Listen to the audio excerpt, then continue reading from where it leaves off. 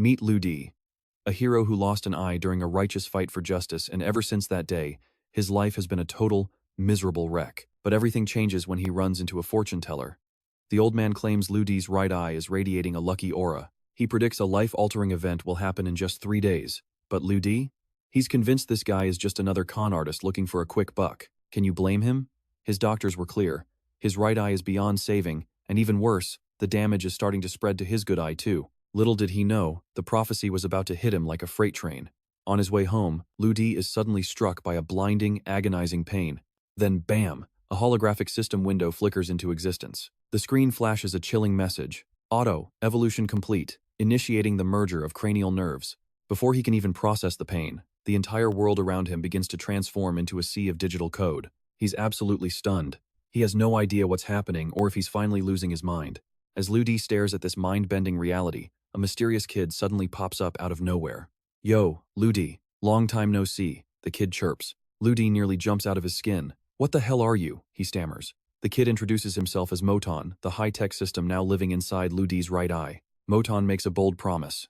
With the system's help, Lu Di is about to become a completely different man. Knowing Lu Di is still confused, Moton decides that showing is better than telling. He grabs Lu Di by the hair and points him toward a girl nearby. Suddenly, a glowing arrow appears, pointing directly at the girl's head just like a quest marker in a high-end video game. She's in danger, Moton warns. Before Lu Di can react, the system plays a vivid simulation of exactly what's about to happen. In the vision, a stray fountain pen falls to the ground, causing the girl to trip and faceplant right into a massive billboard. Fueled by his heroic instincts, Lu Di lunges forward. He snatches the pen out of midair just in time, and the girl walks away without a scratch. Moton gives a satisfied smirk. It looks like Lu Di is finally starting to get the picture. The fortune teller wasn't lying after all. Out of his greatest tragedy, Lu Di has stumbled into a miracle. He's officially become the main character of his own fantasy novel, complete with his very own cheat system. Wait, hold on, Lu Di. Moton's expression suddenly shifts to dead serious. Several vehicles carrying high-level threats are approaching your position. The warning is instantaneous. A fleet of cars screeches to a halt, and a group of intimidating men in black suits steps out, looking like they mean business. Their target? Lu Di. And they're heading straight for him. Moton quickly runs the numbers. These guys aren't average thugs, their physical stats are off the charts. According to the data, they might even be elite military personnel. Moton scans the lead car, a silver Rolls-Royce, plate number A555, linked directly to the Yulong Medical Corporation. Yulong is a global titan in the medical world. Moton doesn't detect an immediate threat yet, but he tells Lu Di to keep his guard up. Right as the tension peaks, Lu Di's right eye begins to act up again. A new notification pops up. Optimizing physical structure. Initiating muscle enhancement protocol. The process is so seamless that Lu Di barely feels the change. Within seconds, the Yulong team is standing right in front of him. After confirming his identity, the men politely but firmly invite Lu Di to come with them. Moton calculates that they aren't hostile, so Lu Di decides to play along and hops into the luxury ride. As he opens the door, the system pings. Beauty detected inside. But she looks seriously annoyed.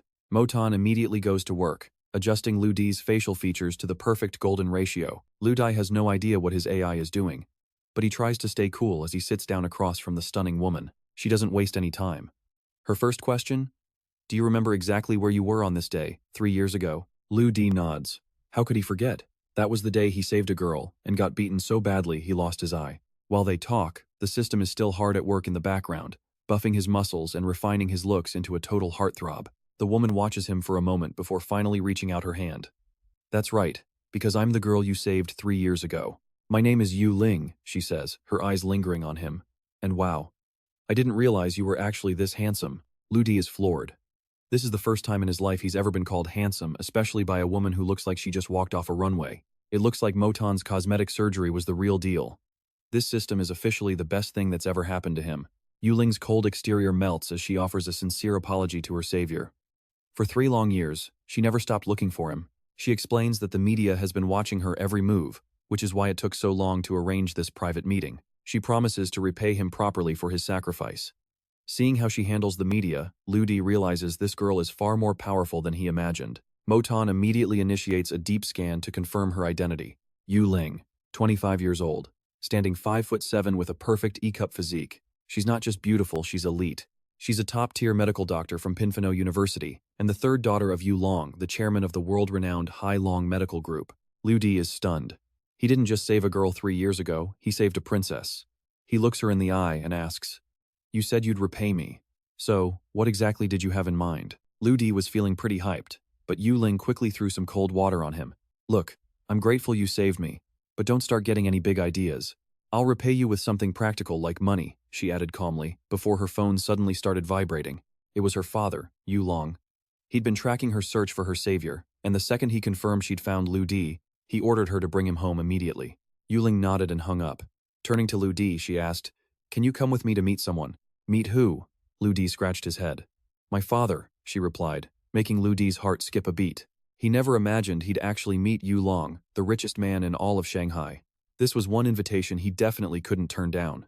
As the car merged onto the road, Yulong fell into a dead silence. Lu Di sat there, feeling more than a little awkward. He was her literal lifesaver, so why was she acting like he was some random stranger? "Ever since I was a kid, most people have only approached me for the wrong reasons," Yulong explained out of nowhere. Lu Di just gave a simple "oh" and went quiet. To be fair, her logic actually made a lot of sense. Since she wasn't talking, he used the time to process everything that had just gone down.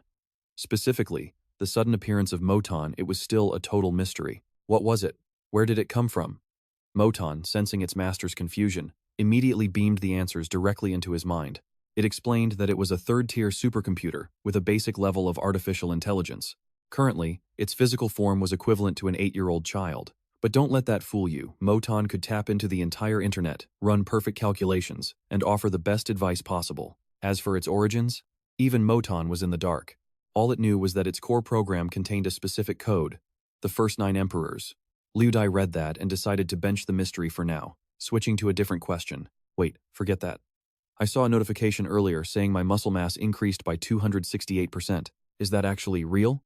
Moton confirmed it with zero hesitation, even noting that Lu Di's standard punch now packed 100-kilogram force. Too bad he couldn't test it out in the car. Feeling bored, he decided to kill time. Lu Di stretched his arms and reached for a book sitting nearby, but the sudden move made Yulong jump in her seat. "Hey, what do you think you're doing?" She instinctively shielded her chest. "Relax, I'm just grabbing a book," he laughed. "With that much guard up, no one's ever gonna marry you." Lu Di started cracking up, leaving Yulong feeling totally embarrassed. She hated to admit it, but in that moment, she found his smile actually kind of charming.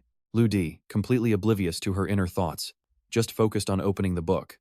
But the second he flipped to page 1, his system automatically kicked in, activating his data eyes to scan the entire thing. At first, Lu Di had no clue what Moton was doing, but then the system started dumping the book's entire content directly into his brain. It was insane. One glance and he'd memorized 10 lines instantly. He started flipping pages at lightning speed, finishing the whole thing in seconds. The constant thwip thwip thwip of the pages was starting to give Yulong a massive headache. "Mr. Lu, are you actually reading that? If not, quit showing off." Honestly, with an opening like that, most guys would have bragged. But Lu Di stayed humble, jokingly claiming it was just too hot in the car, and he was using the book as a fan. The car eventually pulled up to a massive, sprawling estate that looked more like a palace than a house. In the courtyard, the entire Yu family staff and all of Yulong's siblings were already lined up. Apparently, Yulong himself had demanded they all show up to give their benefactor a proper, high-class welcome. 2 of the younger daughters, the 4th and 5th sisters, were visibly annoyed. To them, Lu Di was just some jobless, fresh-out-of-college kid. Even if he did save their sister, they didn't think he deserved this level of VIP treatment.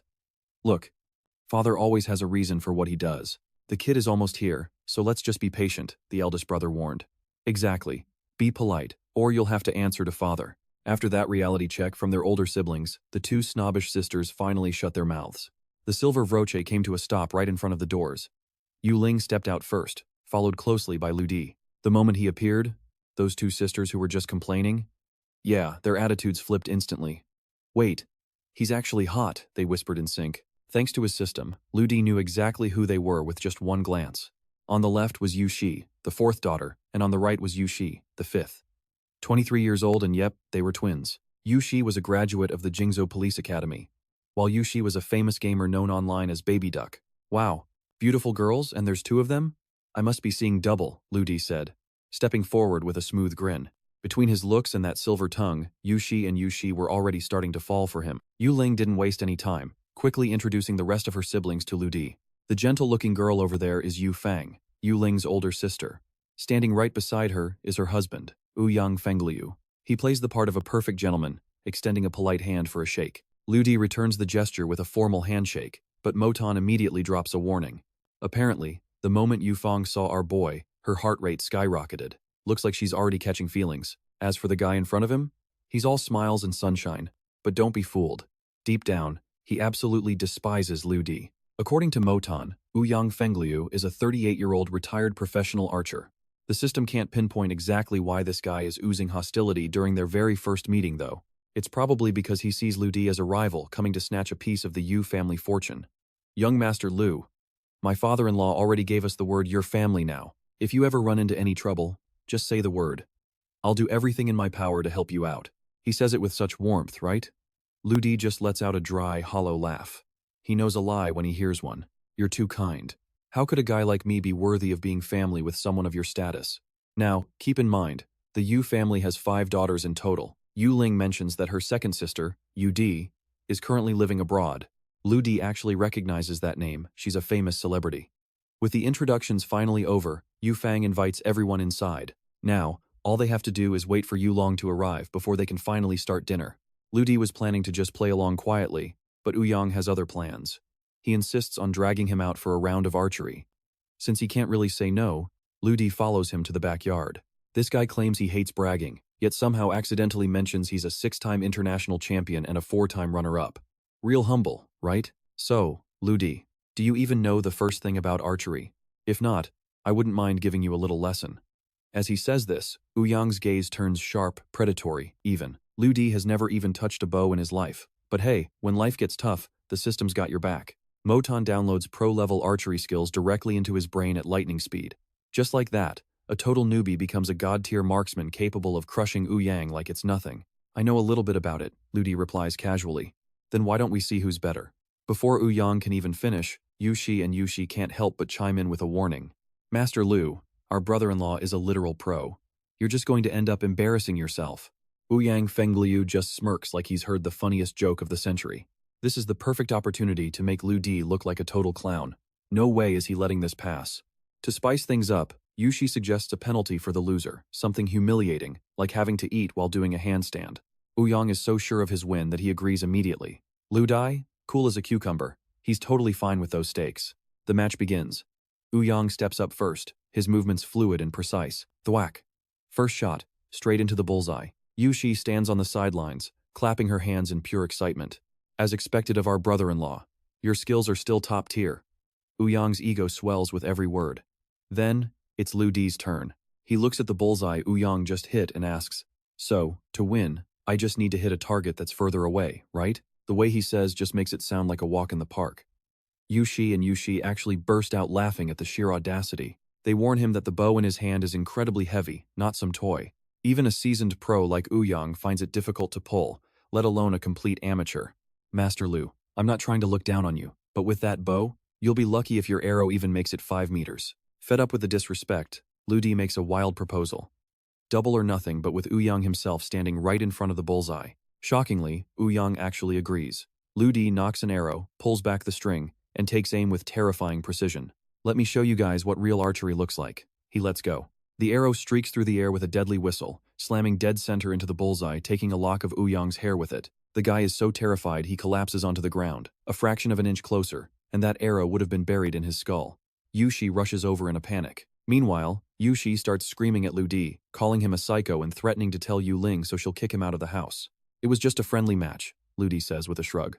Yushi helps Ouyang up. To be fair, he is the son-in-law of Shanghai's richest family. One second he was pale with fright, and the next, he's already back to his calm, collected self. It's fine, Master Lu and I were just testing each other's skills. Don't make such a big deal out of it, he tells the girls. Ouyang Fengliu walks over and claps Lu Di on the shoulder, praising his impressive shot. On the surface, he's a good sport, but Moton sends a chilling alert. This guy's hatred for Lu Di has officially hit the point of no return. Without another word, Ouyang turns his back and tells everyone to head inside for dinner. The game is over for now. Master, I just saw it with my own eyes. He bent a solid steel arrow with his bare hands. This isn't normal human strength, Moton warned again. One thing was clear. Lu Di needed to be extremely careful around this man. A massive feast was laid out. The 5 children of the Yu family and Lu Di took their seats, waiting for the head of the clan to arrive and start the banquet. Ouyang Fengliu sipped his tea calmly, his face a complete mask of indifference. Lu Di stole a few glances at him. He couldn't wrap his head around it. Where did this insane power come from? Could he be practicing some kind of demonic arts? I mean, since Lu Di has a literal system now, the idea of someone using dark cultivation in the modern world wasn't exactly impossible. Just as he was lost in thought, a raspy cough echoed through the room. The head of the Yu family, Yulong, had finally appeared. At 75, his health was fading, but his power in Shanghai? Still absolute. Moton noted that Lu Di didn't need to be on guard against this old man, because deep down, he was kind-hearted and a known philanthropist. After greeting Lu Di and taking his seat, Yulong got straight to the point. First, he apologized to Lu Di for taking 3 long years to track him down.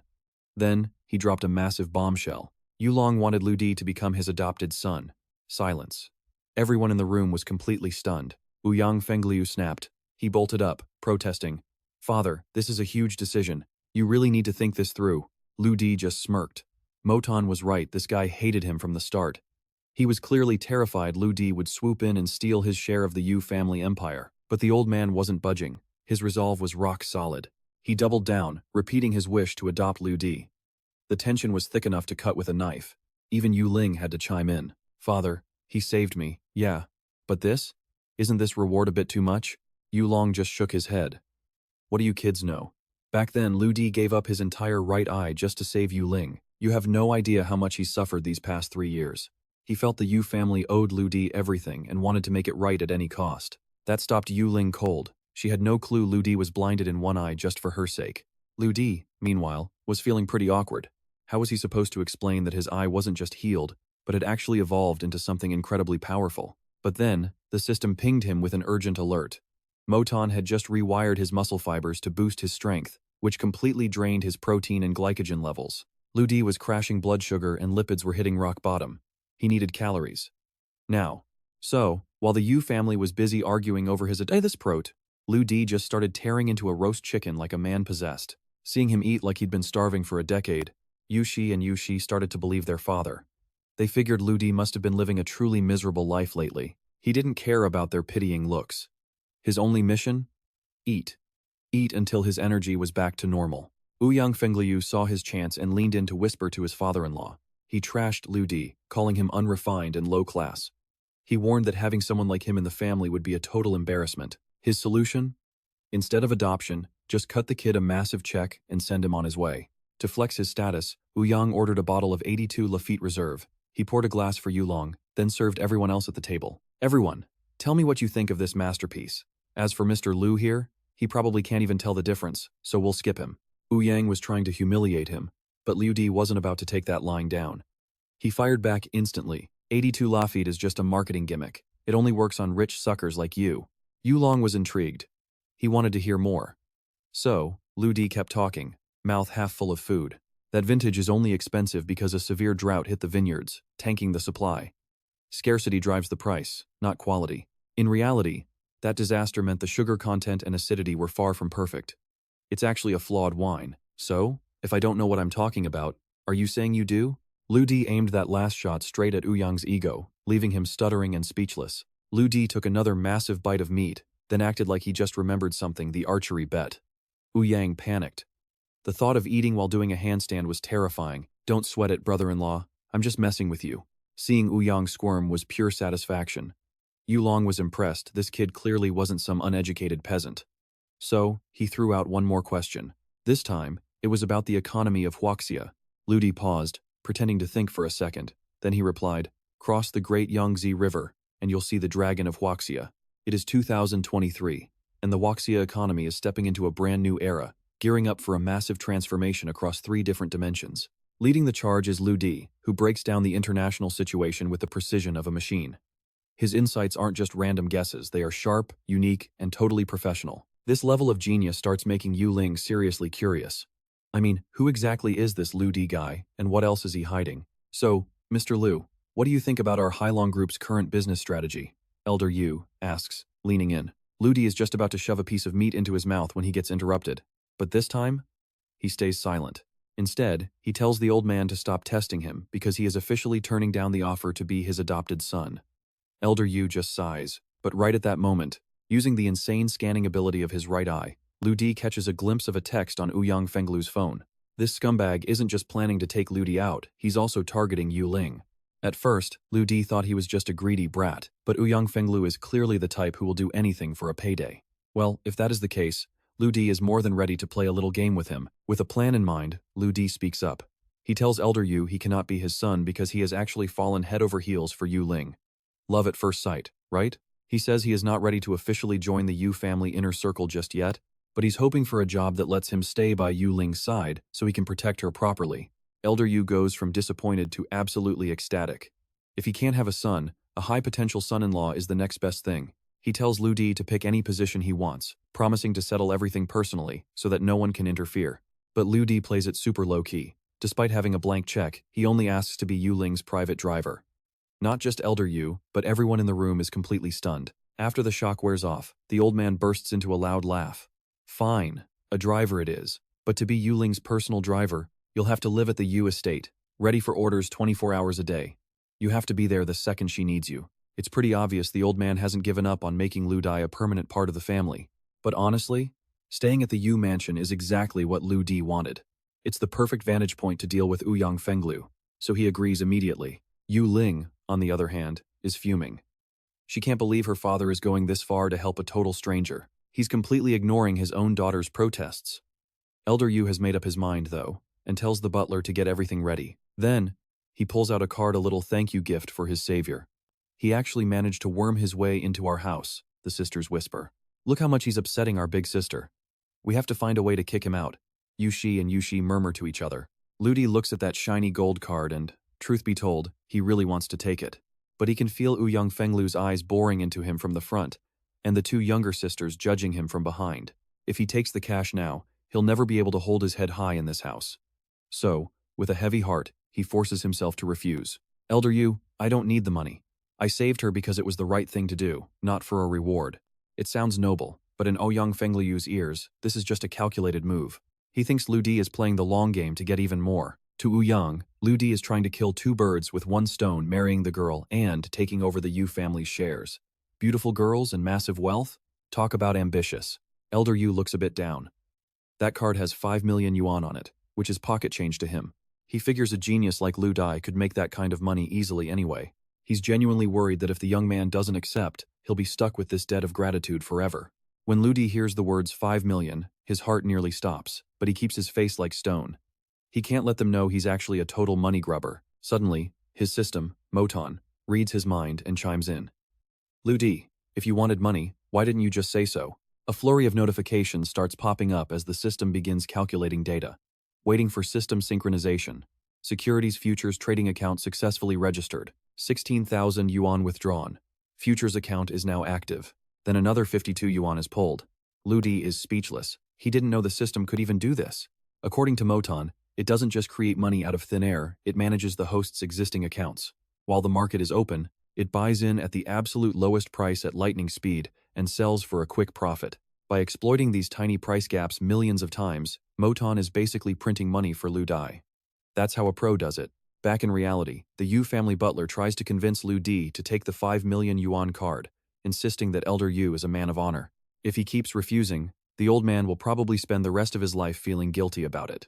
Honestly, Lu Di doesn't even need that 5 million anymore. Thanks to Moton's high-speed trading, his account balance just hit 7.5 million in a matter of minutes. But since the butler is being so pushy, he plays along and finally accepts the card.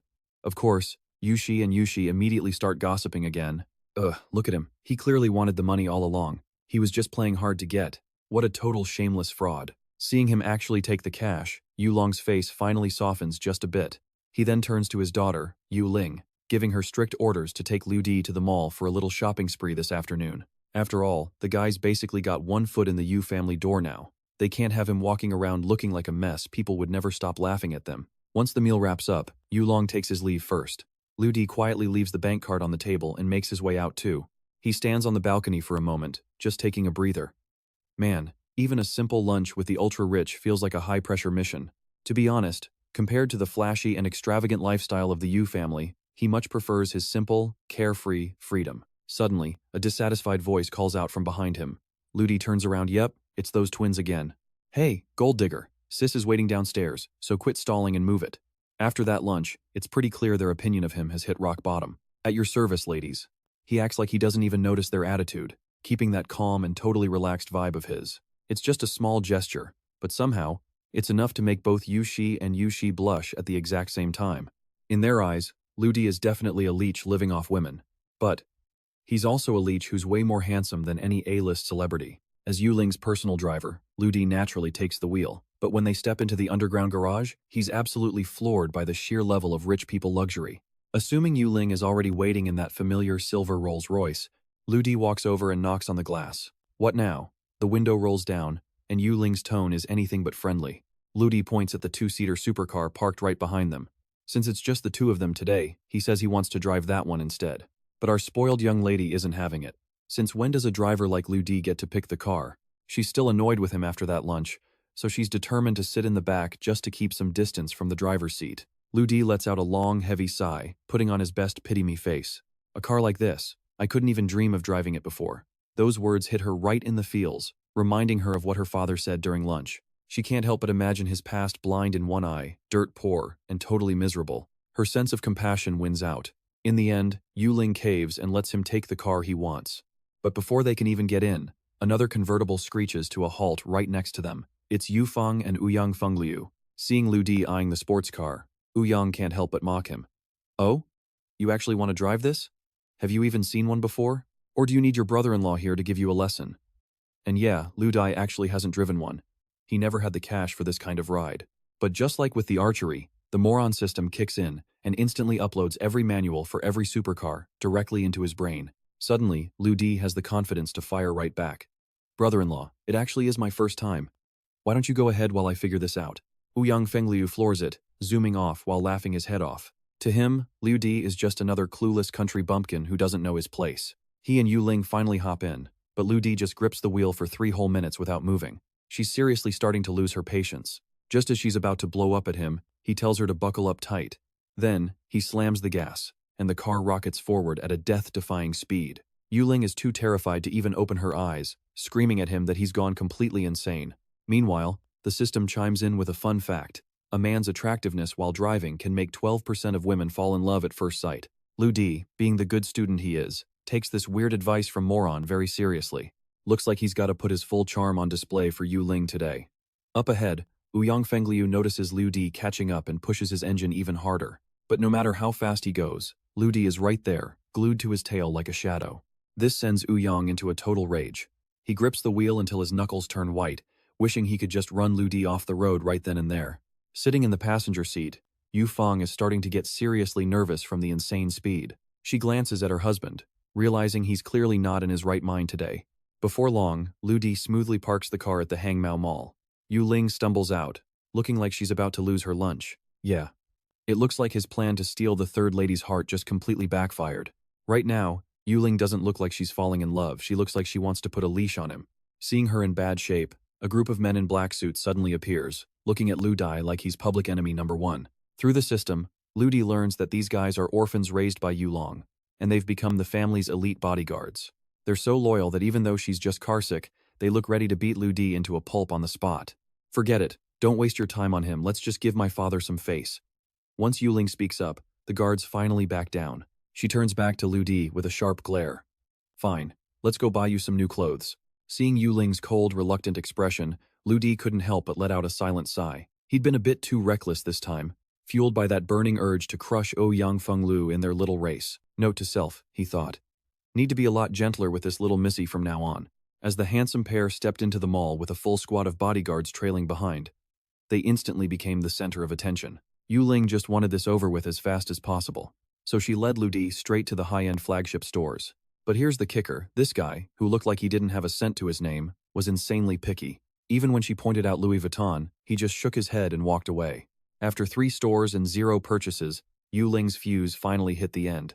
Liu Di, are you doing this on purpose just to mess with me? She exploded. I mean, just look at him acting like a picky king while dressed like a peasant. Liu Di felt like he was about to be eaten alive by this high-maintenance heiress. But he didn't give her the chance. Instead, he grabbed her hand and dragged her straight toward a budget men's clothing shop.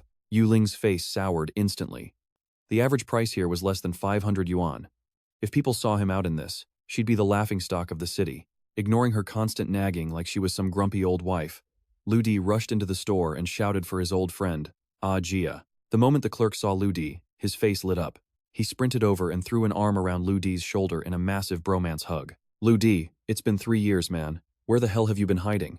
Ah, Jia laughed, practically beaming. Wait, are you finally back for good? You here to boost my sales today? Honestly, my numbers don't matter, just give all the credit to Lele, Ah Jia said, scratching his head with a selfless smile. Lu Di frowned. Ah Jia was his best friend from college, and he'd been head over heels for Sun Lele for years. The problem? That girl never gave him the time of day. It was honestly hard to watch. Ah Jia was a brilliant student back in the day, yet here he was, working as a retail clerk after graduation, and somehow, he was still the same happy-go-lucky guy. Eager to share the joy, Ah Jia called Sun Lele over, but she showed up with the same nasty attitude as always. She took one look at Lu Di and squinted with pure suspicion. Well, did you finally strike it rich? She sneered, her eyes darting toward the elegant Yulong standing nearby. Lu Di, is this your girlfriend? Aren't you going to introduce us? Yulong didn't skip a beat. He's just my driver, she corrected coldly. The moment the word driver left Yulong's mouth, Sun Lele's expression shifted to pure disgust. She flipped her hair and turned to walk away. Before leaving, she made sure to whisper to Ajia to handle the guest himself, warning him not to let Lu Di buy anything over 300 yuan. She was terrified he wouldn't be able to afford it. Sorry, Lu Di. Lele's just been in a bad mood lately. Ah, Jia apologized, still making excuses for her as he started showing Lu Di around. Knowing Lu Di's style better than anyone, Ajia quickly picked out a few outfits that were a perfect fit. When Lu Di stepped out of the fitting room, Yulong's jaw practically dropped. She couldn't believe it. These budget clothes looked like high-end designer gear on him. When it came time to pay, the shirt was 368 yuan, the pants were 400, and the shoes were 330. Yulong winced. Yeah, he looked great, but the price tag? It felt almost embarrassingly cheap. So, the commission for this goes to Ajia, right? Lu Di asked. How much commission could you possibly get from this junk? Just pay and go, Sun Lele snapped, her annoyance peaking. But then, Lu Di said something that nearly made her knees buckle. For these 3 items, he wanted 200 of each. Ah, Jia, being his college buddy, knew Lu Di's bank account situation better than anyone. Seeing Lu Di drop cash like this, he genuinely thought his friend had found a sugar mommy. Sugar mommy my ass, it's only 200,000 yuan. Swipe it, Lu Di said, handing over his card. Ever since Moton helped him dominate the stock market, this card was sitting on at least 34 million yuan. Seeing him finally spend some real money, Yulong finally felt a bit of relief. At least he was finally acting like he belonged in the Yu family. After the clothes, Lu Di dragged her straight to a luxury lighter boutique. He zeroed in on a limited edition lighter, encrusted with a 2-carat red diamond. Price tag? 1,030,000 yuan. Without blinking, Lu Di pulled out his card and swiped it. Yulong was baffled. A 300 yuan outfit paired with $1 million lighter? What do you know? Lu Di teased. I need a lighter that feels right when I smoke. Every man needs one thing on him that's top tier. It's like taking the bus to a VIP lounge, he added. Save where you should, splurge where you want, simple as that. With the shopping done, they headed for the exit. But just as they reached the parking garage, Lu Di told Yulong to wait for a second. A few minutes later, just as she was starting to get annoyed at the wait, he reappeared holding 2 ice cream cones. Yulong took the ice cream, completely unaware that this was the most cliché yet most effective flirting move in the book. She couldn't even bring herself to look him in the eye, so she took a big bite of the ice cream just to break the awkward tension. That's when it hit her. She'd spent her life eating luxury delicacies at the Yu mansion, yet this simple 10 yuan ice cream tasted incredible. A small smile played on her lips. See? You don't have to look so grumpy all day, Lu Di noted. A young girl should act like one. Lu Di was about to lean in and flirt some more when suddenly, the sharp click-clack of high heels echoed toward them. Both of them turn around at the same time. And surprise, it's Sun Lily. She's playing the old classmate card as an excuse to get his contact info. She's practically begging for his WeChat, even dropping heavy hints about how lonely her nights are, and how they should catch up. Lu Di actually agrees. Not because he's falling for this gold digger's trap, but because he's planning to teach her a serious lesson later on. But before they can even exchange a few words, Yulong drags him away, looking absolutely fuming. Hurry up and grab your bags, she snaps. We've got other things to do. You can hear the bite in her voice, someone's definitely jealous. Looks like Lu Di's plan to charm the third young lady is actually working out. Meanwhile, Sun Lili watches them walk away, her eyes locked onto Lu Di the entire time. Back in the day, she looked down on him because he was poor. But now, he's handsome, rich, and a total catch. Lili decides right then that she's not letting this man go. As soon as she gets home, she fires off a message to him. She's playing it very carefully. Hey Lu Di, you there? I'm sending you Situ Yan's info like we talked about. Lu Di just gives her a cold, one-word reply. She doesn't even notice the cold shoulder and keeps pushing her luck. She mentions that his ex-girlfriend already has a rich boyfriend now, so maybe he should consider her instead? But a second later, she realizes she's been blocked. She loses it, slams her phone down, and screams about him being a total jerk. At the same time, over at the Yu family villa, Yu Shi is watching the guards haul in piles of shopping bags, and she is not happy. She's ranting about how this leech is spending so much money on her sister's dime. Yu Shi is right there with her, but then she gets a mischievous look in her eyes. I've got an idea. Let's give him a little surprise later. Cut to the northern Wanghai district. Lu Di's car finally pulls up in front of a mysterious, run-down building. Yulong steps out, totally suspicious. Why are we here, Lu Di? She wonders if he's trying to remind her of the debt she owes him for saving her 3 years ago. Lu Di just smirks. Relax, your imagination is getting a bit too wild. That sets her off. Wild? And who gave you permission to call me a wild girl anyway? He doesn't even answer, just pushes the door open and leads the way in. Yuling's jaw drops at the sight inside. Is this a horror movie hospital? She sticks to him like glue, trembling. Lu Di, seriously, what is this place? Still no answer. He just keeps walking deeper into the shadows. Suddenly, they see an old man holding a wooden stake. Yuling lets out a scream, making the old man turn around with a massive scowl. Little Lu, tell your girl to pipe down. I'm trying to save someone here. Before she can react, he plunges the stake right into the chest of the man lying on the bed. Yuling panics. As a medic, she can see the patient has pleural effusion, and this crazy old man is using a stick? No prep, no sterilization, nothing. This is completely reckless, she cries out. The old man just shrugs. Since you know so much, you handle the bandaging. Surprisingly, Yuling steps up and takes over. Meanwhile, the old man turns to Lu Di. Hey kid, you bring me any booze this time? Lu Di just smiles. Old man Da, I finally made some real money. Yuling watches them, wondering what kind of bond they actually have. Half an hour later, the two men finish their chat. It's time to head out. Lu Di and Yuling hop back in the car and hit the road. Old man Da and a couple of kids wave them off from the door. Don't forget the wine next time, brat. Inside the car, Yuling can't hold it in anymore. What was that place, really? A hospital, he says calmly. Old man Da is the only doctor there. He treats the poor that everyone else ignores. Yuling is stunned. And those kids? Orphans, Lu Di explains. Old man Da took them all in. Her heart softens. But how do you even know him? Lu Di's expression goes dark as he remembers. 3 years ago, the night I was stabbed and blinded. I was dying. Old man Da was the one who saved me. Yuling's face goes pale. She clenches her fists, the guilt hitting her like a truck. Lu Di, I'm so sorry. He doesn't miss a beat. If you're that sorry, why don't you spend the night with me to make it up? And just like that, the guilt is gone. You shameless pervert, she snaps, biting her lip. Lu Di just laughs. Relax, I'm just messing with you. She glares at him, still fuming. A moment later, she speaks up again. Old man Da in that hospital. They clearly need help.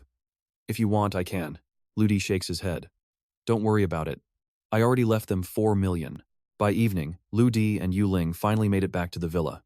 The two younger sisters, Yu He and Yu Shi, were already waiting by the door, practically jumping out to meet them the second they arrived. Big sis, you're finally home. But the moment Yu Shi turned her gaze toward Lu Di, her voice instantly shifted into a nasty, mocking tone. Hey pretty boy, your room is all set. Here's the key. Lu Di reached out, took the key with a calm smile, and simply said, thanks. But right then, Mo Zong whispered a warning in his ear. These two sisters were definitely up to no good. Yuling, thinking they were being helpful, chimed in. Yu Shi, Yu He. I'm impressed. You guys actually stepped up and cleaned the room in advance? Then she asked. So, which floor is he on? Yu Hai flashed a purely malicious grin. Sub-basement level 2, all the way at the very back. Yeah, the B2 basement. The second she heard that, Yuling's face went pale. But Yu Shi just shrugged it off like it was nothing. Big sis, don't forget he's just the driver. Did you really expect him to stay in a VIP suite? Yuling hesitated, biting her lip as she stole a worried glance at Lu Di. She started to stammer. Maybe we should. Wait. But Lu Di didn't seem to care at all. He just calmly interjected. Having a roof over my head is more than enough, thank you. If there's nothing else, I'll head down to rest for the night. As they watched him walk away, Yuling still felt a heavy weight of guilt in her chest. Is it really okay to treat him like that, she wondered? Yu Hai just scoffed. Please. That moocher is just trying to play you, big sis. He's not even in our league. On the other side of the villa, Lu Di followed their directions and headed deep into the basement level. Staring down the corridor ahead of him, he couldn't help but comment, damn, I didn't expect the hallway in B2 to be this incredibly long. Right then, Mo Zong spoke up. You see the cameras, right? Lu Di gave a small nod. Those two kids are probably glued to a computer somewhere right now, waiting for my tragic moment. And he was right, the sisters were huddled together, watching his every move through the lens. Yushi was practically vibrating with excitement. Look, the pretty boy is in the hallway. I already cut the power lines there. She looked absolutely thrilled with herself. We're being so mean, aren't we? But honestly, I can't wait to see him trip. But the second she finished speaking, the iPad screen suddenly lit up with light from the hallway. She shrieked in shock. What? How are the lights back on? And the surprises didn't stop there. Ludi effortlessly stepped over the hidden wires and even dodged a spray of marbles shot from a dark corner like it was a walk in the park. He casually made it all the way to his door. Seeing this, the two sisters let out a twisted, wicked laugh. Fine, but how was he going to avoid the trap at the door? But they were in for a disappointment. The iPad suddenly lost its signal, and their faces turned sour. Is this place haunted? Meanwhile, the moment Ludi stepped inside, a bucket of water fell from the doorframe, but he caught it. Effortlessly, he set the bucket down on a cabinet, a small smirk playing on his lips. Those girls really went through a lot of trouble for these little pranks. Ludi took a quick look around. Aside from being a bit chilly, it actually didn't feel like a basement room at all. That's when he spotted something tucked away against the wall in the corner. He pulled back the dusty cover to reveal a piano. Running his fingers gently over the keys, he whispered to himself, my childhood dream was actually to become a professional pianist.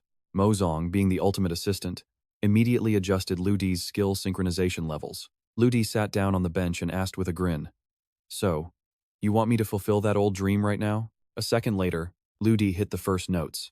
As the melody filled the room, his soulful voice began to carry the tune. Through those bitter days, when the freezing winds howled, we stood our ground, never showing fear. Though the waves tried to drown us and the storms raged on, we braved the dark of night and the sting of the rain. Wings beating against the darkness, ripples dancing through the streets. My mind is drifting to a higher state of being. The lyrics seemed to float through the air. Liu Di was completely immersed in the moment, his fingers flying across the keys with incredible speed. One beautiful verse followed another. Even Mozong, watching from the side, couldn't help but offer some rare praise. Incredible. You humans and your art. Truly unpredictable. Oh. And the video has finished uploading. Ludi blinked, totally caught off guard. Mozong just buzzed around happily. A song this good?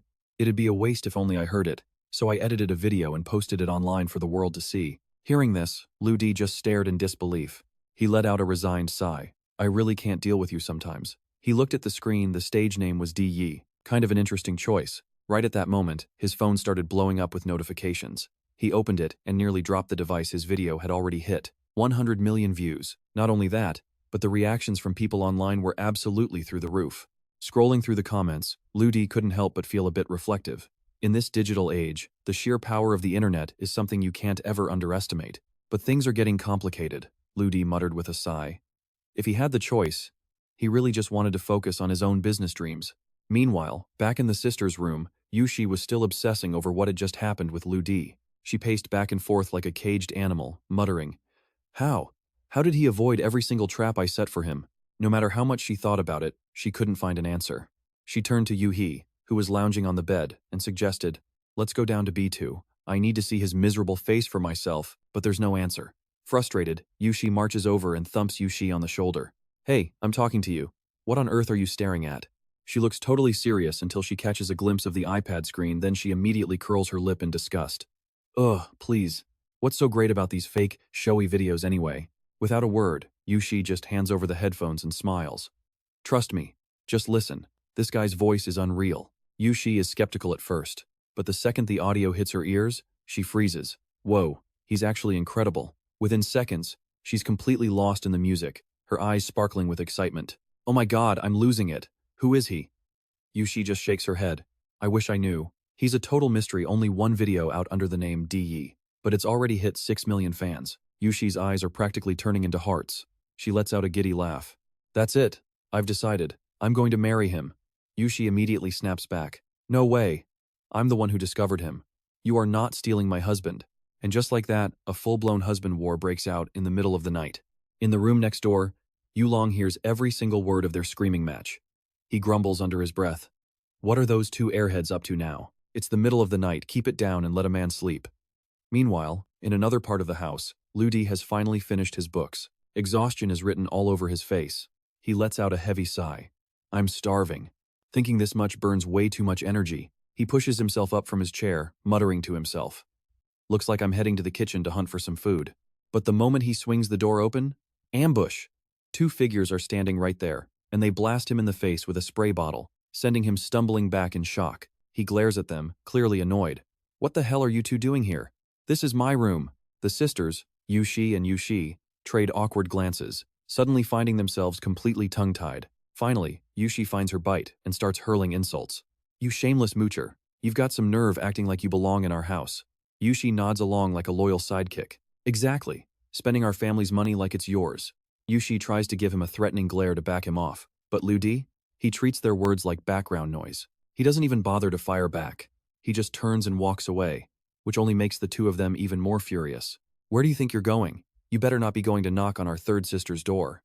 Ludi doesn't give them so much as a backward glance as he disappears down the hall. Seriously, those two are a special kind of crazy. Yushi and Yushi just stand there, staring at his back, totally speechless. Over in the kitchen, Ludi is already busy prepping ingredients for a late-night meal. The Moton system is one step ahead, merging master-level cooking skills directly into his mind. Ludi gives a silent nod of thanks to the system, unaware that the sisters are currently creeping around the corner, spying on him. Yushi whispers suspiciously. Wait, is he actually going to cook? Yushi smirks. Let him. Just wait until he burns everything to a crisp. Then we can charge him for wasting the food. Inside, Ludi is in the zone, completely ignoring his shadow stalkers. He starts with the green onions, then moves to the eggs with practiced ease. Once the prep is done, he fires up the stove. Outside, Yushi is actually starting to look, mesmerized. She realizes she's getting sucked in and immediately snaps herself out of it. Focus, shy. Don't fall for this moocher's tricks. She turns to her sister and nudges her. Wake up. Don't forget why we're here. Yushi jumps, nodding reflexively. Right, we're here to kick him out. They stay glued to their spot, and before long, the smell of finished food starts wafting through the air. The sisters look at the plate in front of Ludi, and their eyes are filled with pure, unadulterated awe. The result is a plate of egg-fried rice that looks like a work of art. Ludi looks toward the door and casually asks, You guys want some? It catches them totally off guard. They want it, they really want it, but Yushi keeps her guard up with a cold huff. As if. We have our pride, you know. Ignoring the drama, Ludi takes a bite, and man, he can't help but marvel at his own work. Each grain is perfectly separate. That bounce with every bite is incredible. The scent of the green onions just dances on the tongue. It's like a symphony of flavors. Watching him eat, the sisters are practically drooling. Ludi lets out a soft chuckle and raises an eyebrow. Well, what happened to the pride of our two great young ladies? That was the breaking point. Pride? Flung out the window. They dive into the plate, shoveling the rice into their mouths like they haven't eaten in days. They really are just big kids at heart. A few minutes later, the plate is licked clean. But don't think for a second that these two are going to be nice. Yushi wipes her mouth and smirks. Listen, Ludi, we aren't eating for free. This meal was worth exactly 1 yuan. Yushi nods in agreement, which means you still owe us 499 yuan. Ludi is speechless at the pettiness, but he just gives a small nod. Fine, whatever. By the way, where's Ouyang today? Yushi answers quickly. The second sister and the oldest brother-in-law have their own place. They don't live here. Usually, it's just the three of us and our third sister. Hearing this, Ludi's lips curl into a knowing smile. So, you're telling me this place is only filled with 3 little airheads? Yushi narrows her eyes. Ludi, what are you planning? Planning? Ludi lets out a low chuckle, but he doesn't say another word. He turns to leave, tossing a chilling warning over his shoulder. You girls better keep your eyes open when you sleep tonight. Yushi and her sister freeze, the color draining from their faces. Wait, what's that supposed to mean? Why the sudden serious face? Ludi leaves them standing there, completely lost, as he vanishes toward a nearby building under the cover of night. His right eye suddenly glows with a faint, pale, pink light. In an instant, the world changes. He can see through the dark as clearly as day. He narrows his eyes, his mind racing in the silence. What kind of twisted game is that scumbag Ouyang Fengliu planning to play with Yulong? It's no secret that Yulong is the biggest obstacle standing between Fengliu and total control over the Yu family's massive fortune. The realization hits Ludi like a physical blow, sending a surge of adrenaline through his veins. Could that monster actually be planning to kill her? Right then, Mo Zong chimes in with a status update. Relax, I've got this entire estate under my thumb. If anything moves, you'll be the first to know. Ludi nods grimly. That playboy Fengliu, can you track his every move? Mo Zong responds instantly, his digital voice smooth and calculated. Depends on the cameras in his private quarters, but honestly, the guy hasn't done anything suspicious all day. In fact, he's currently enjoying himself. With a flick of his wrist, Mo Zong projects a live feed of Fengliu's room. Our boy watches as the trash is literally living it up, one girl on each arm. looking like the king of his own pathetic. He glances at the woman beside him, a twisted smirk playing on his lips. You're okay, but compared to Yushi and Yushi, you're still lacking. One day, once the Yan family is mine, I'll have those sisters serving me exactly how I want. He leans in to kiss her, and click. The screen goes black. Watching this, Lu Di is absolutely livid. This absolute scumbag married the eldest sister and still has the nerve to fantasize about the other two? Pure trash. He heads back to his room, his blood still boiling. The next morning, Yulong is waiting downstairs, but there's no sign of Lu Di. Where is he? She snaps, clearly annoyed. Tai Si steps forward quickly. Third miss, I've knocked twice. He's still dead to the world. Should I have Old Li drive you instead? No. Yuling's answer is instant. It has to be him. My driver doesn't get to sleep in. Go back and knock until he's awake. Tai Si turns to go but stops. Lu Di is already walking in from the main gate. He's jogging? Yuling's brow furrows as he approaches and holds out a bag. Fresh buns, Lu Di says, still catching his breath. Ran an hour to get these for you. Yuling isn't buying it. That shop is over 20 kilometers away. You're telling me you went there and back in an hour? She rolls her eyes. Please. Lu Di, stop trying so hard to look like a fitness junkie. Who are you trying to fool? But right then, Tai Si's earpiece crackles. A report comes in. Sir, we followed him. He actually did it. 40 kilometers in 60 minutes. Tai Si is stunned. Brother Lu, your stamina? Honestly, I'm impressed. Lu Di just shrugs it off with a casual smile. Too much praise. Are we leaving soon?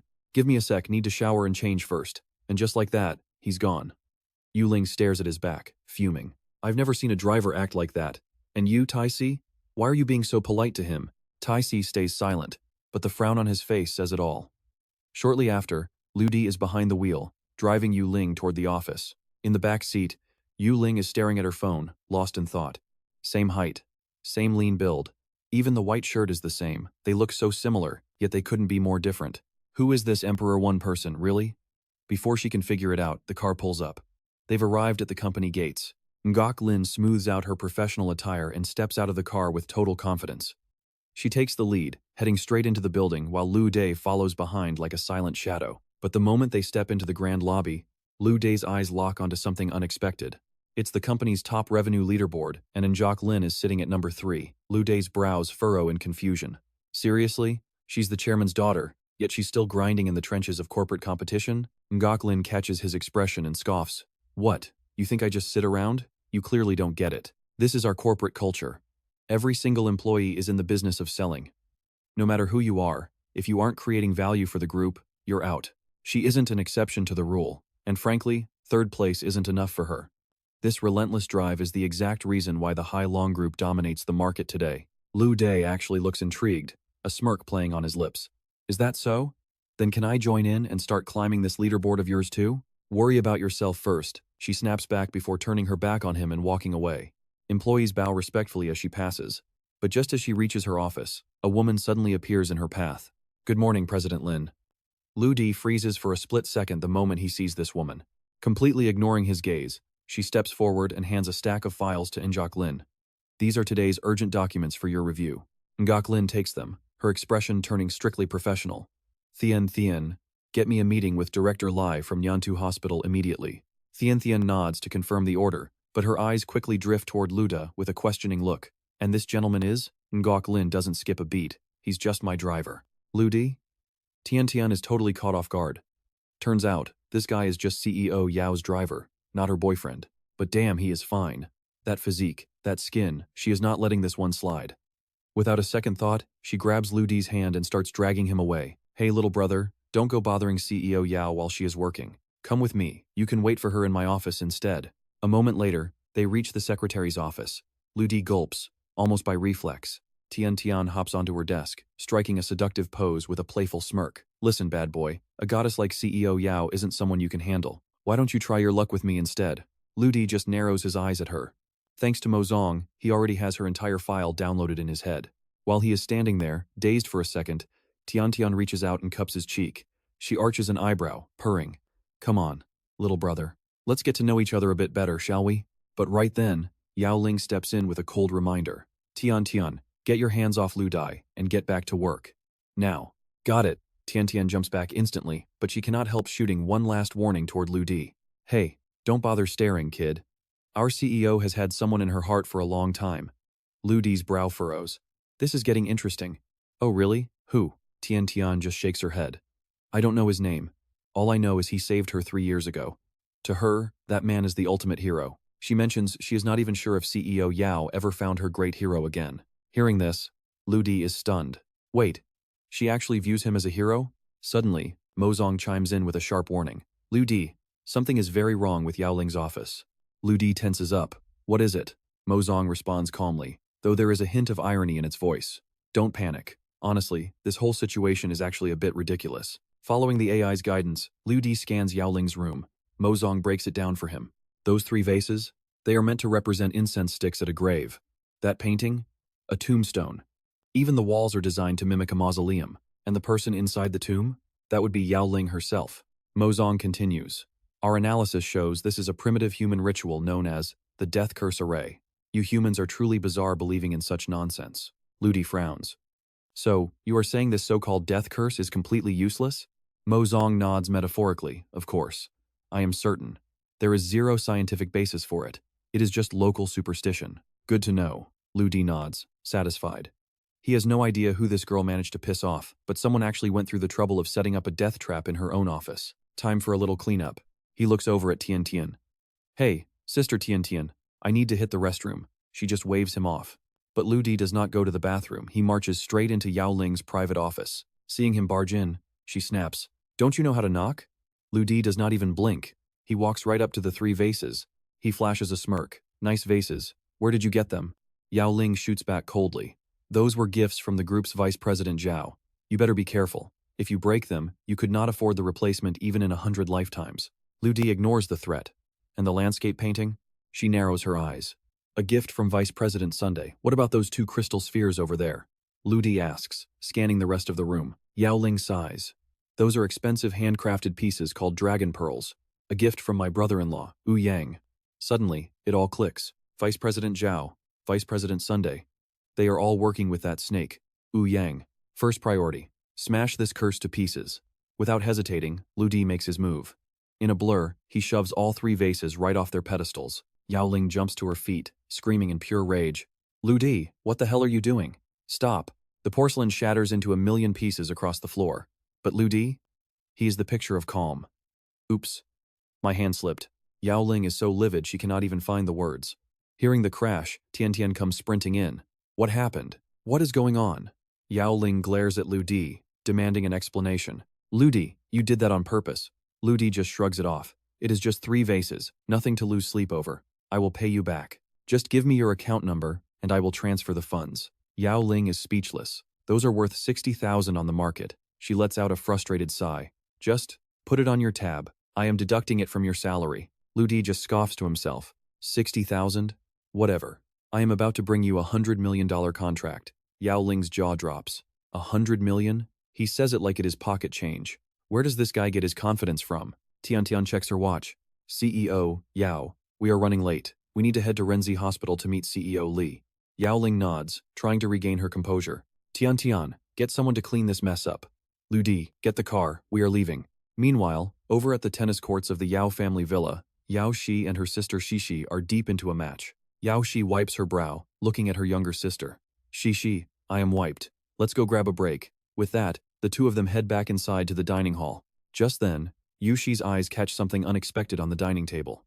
Tucked right under a dinner plate is a bank card. Yushi gasps in total shock.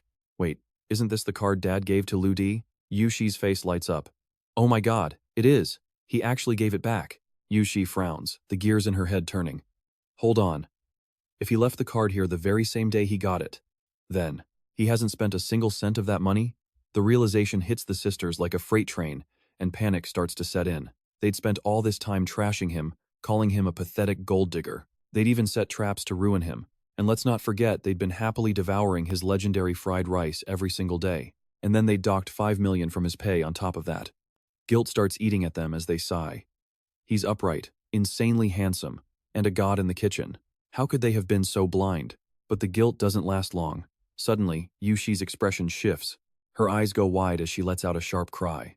Wait, if he didn't use this card, where did those designer clothes come from?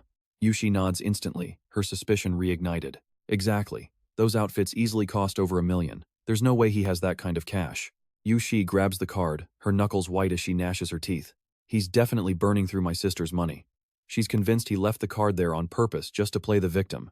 In her mind, he's trying to make them feel bad while secretly bleeding Yulong dry to fund his luxury lifestyle. She lets out a cold, disgusted scoff. Acting like an innocent saint while being a calculating snake, he's absolutely terrifying.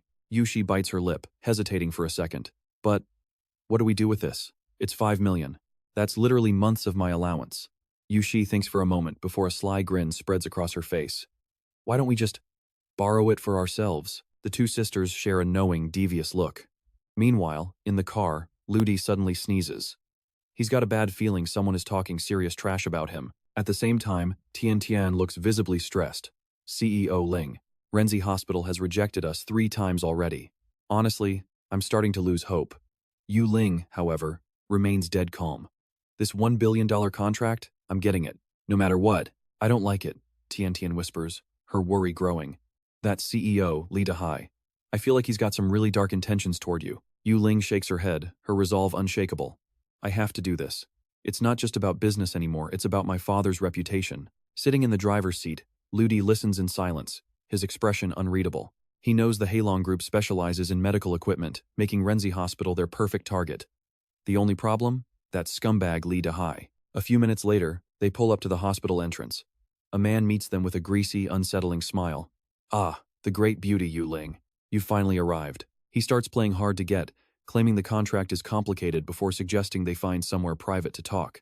Meanwhile, in the background, Ludi isn't just sitting around. He quietly activates Mozong. Dig up everything you can on this Li Dahai. In an instant, Mozong flashes a detailed dossier right before his eyes. His name is Li Dahai. He started his career as a bottom-feeding fake medicine peddler. It gets worse. This hospital has a history of misdiagnosing patients and using counterfeit drugs, leading to hundreds of accidents. But thanks to his connections, it was all swept under the rug without a single penalty. Ludi's blood begins to boil as he reads the reports. He curses under his breath. The gates of hell must be empty, because the demons are all walking among us. If a monster like this doesn't rot, then justice truly is dead. Unaware of the danger, Yu Ling tries to stay professional. CEO Li, if you just reconsider our products, I can go back to the board and secure some exclusive discounts for you. Everything is negotiable, right? Li Dahai raises an eyebrow, a predatory glint in his eyes. Everything? Well, we can't exactly talk business out here in the open. How about we book a private room at the Huya Lounge nearby? We can talk over dinner and drinks. A private room? Ludi snaps, his voice cutting through the air like a blade. He glares at the man. You're asking a respectable lady to a private lounge to talk business? If word got out, how is she supposed to show her face in this city? Yu Ling lets out an exasperated sigh and shoots Ludi a warning look. Ludi, shut your mouth. She turns back to Li Dahai, forced to swallow her pride. CEO Li, please excuse him, she says softly. He's just a new driver. He doesn't know how things work yet. Oh, just a driver? Li Dahai sneers, looking Ludi up and down with pure contempt. Listen, kid, when the big bosses are talking, you keep your mouth shut if you know what's good for you. He tilts his head back, oozing arrogance. You need to realize I have powerful people backing me. If they aren't happy, then forget this deal. I'll make sure no one in the entire city of Haishi dares to work with you ever again. Yu Ling's jaw tightens, her anger simmering just below the surface. She takes a deep, shaky breath and looks him in the eye. Fine. If I agree to this dinner, will the contract be signed? Li Dahai nods smoothly. If you come personally, I'll do my absolute best to make it happen. But I have conditions. Yu Ling's brow furrows. First, we only eat. Second, my assistant Tian Tian comes with me. Li Dahai doesn't even blink. Of course, no problem at all. He agrees instantly. In his head, he's already celebrating. Buy one, get one free. He's hitting the jackpot tonight. As they head out, Ludi stops and tells them to wait a moment. Yu Ling finally loses it, snapping at him. Just who do you think you're talking to right now? Wait, you actually want us to stay here and wait for you? Ludi stayed perfectly calm. Didn't you say everyone at the Heilong Group is in the business game? That everyone needs results?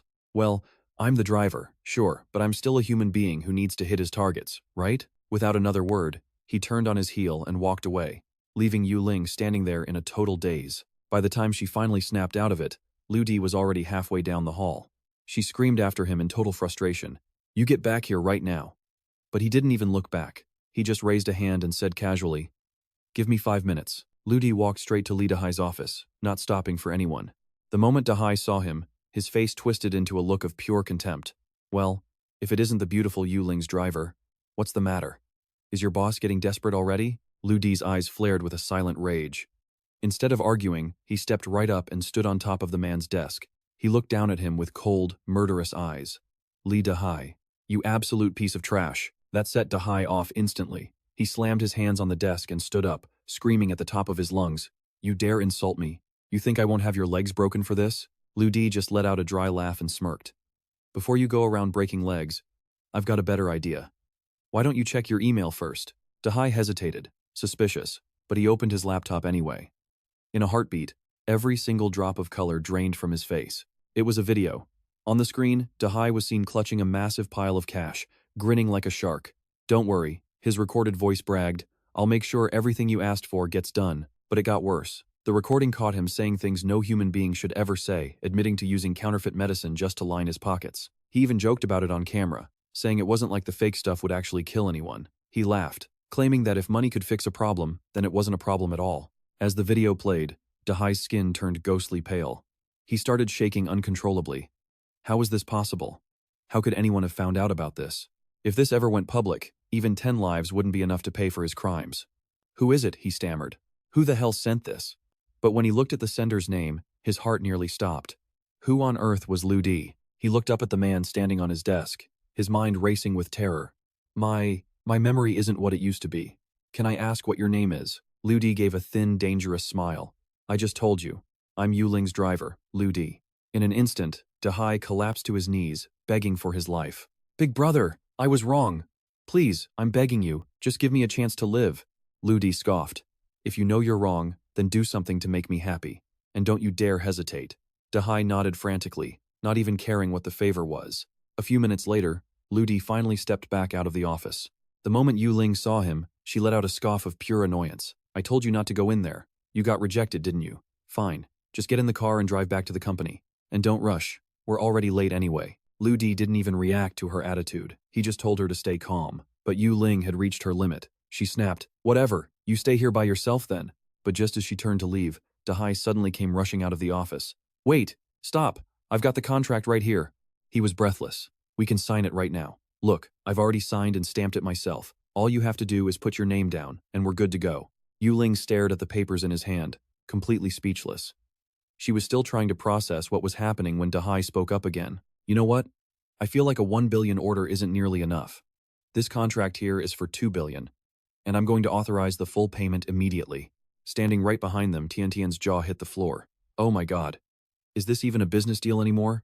It looked more like he was begging her to take his money. Yuling was panicking internally as she scanned the contract. Everything looked perfect. President Li, are you serious? Dahai didn't hesitate for a second. He nodded like his life depended on it. Absolutely. President Yu, please, tell me this is acceptable? After a moment of stunned hesitation, Yuling finally nodded. All right. She took the pen and signed her name, still feeling like she was in a dream. Even as they drove back, Yuling couldn't shake the shock. In all her time at the group, she had never seen a deal this massive. A contract like this was enough to launch anyone straight to the top of the sales leaderboard. Right then, Tiantian chimed in excitedly. President Yu, Mercy Hospital just sent the transfer. The entire 2 billion is already in our account. Yuling gave a small dazed nod. Okay, I see. Her eyes drifted to the rearview mirror, looking at Lu Di in the driver's seat. She couldn't hold it in anymore. Lu Di, what exactly did you say to Li Dahai back there? Did he sign this because of you? Lu Di didn't even try to play it cool or hide it. He answered casually. Well, here's the thing. I'm actually a pretty legendary hacker. I managed to dig up some of Li Dahai's darkest secrets just now, and I used that dirt to squeeze him a little bit. Yuling didn't buy it for a second. She figured he was just joking around again and let out a long, weary sigh. Lu Di, can you just be normal for once? Seeing her reaction, Lu Di just chuckled. Fine, fine. You caught me. The truth is, Li Dahai is actually my uncle. You happy now? That left Yuling even more speechless. While Tiantian couldn't help but let out a little giggle, Lu Di just shrugged at the two of them. Anyway, what's the commission like at our company for a deal like this? Yuling did some quick math in her head before answering. It's about 10 million. The finance department will transfer it to you once we're back. But to her surprise, Lu Di shook his head. Forget it. Just put the sales credit under your name.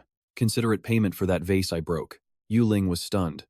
Back then, when he said he'd get a contract to pay for the vase, she thought he was delusional. He was actually telling the truth. Before she could even wrap her head around that, Lu Di added, And the leftover 4 million? Consider that a little extra for your emotional distress. Look, if you've got free time, go see a therapist, Ludi says, sounding surprisingly serious. Don't bottle everything up and suffer alone. After all, you've got me, your personal great hero, protecting you. These words send Ling into a total panic. Her face turns bright red as she bashfully snaps back. A great hero? You? In your dreams? Standing nearby, Thien catches their little exchange and can't help but let out a knowing smirk. Oh, those two definitely have something going on, she whispers to herself. A few moments later, down in the company lobby, the office gossip mill is already spinning out of control. Everyone is losing their minds over how Ling managed to land that massive $2 billion contract. Some people even recognize Lu Di. The rumors are nasty, they're convinced she's basically his sugar mommy. But as they're busy trashing her behind her back, they realize they aren't alone.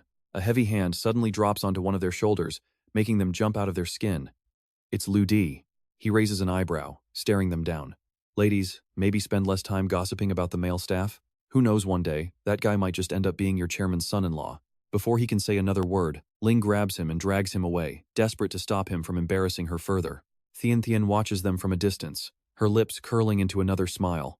Yeah, there is definitely something spicy happening between those two. Meanwhile, over at Dai Hai's hospital, the man is frantically making a call. His voice is trembling with pure panic. Boss, Black Fox, we're in trouble. All my private files were leaked by some driver from the Jade family. He grits his teeth, his voice dripping with absolute malice.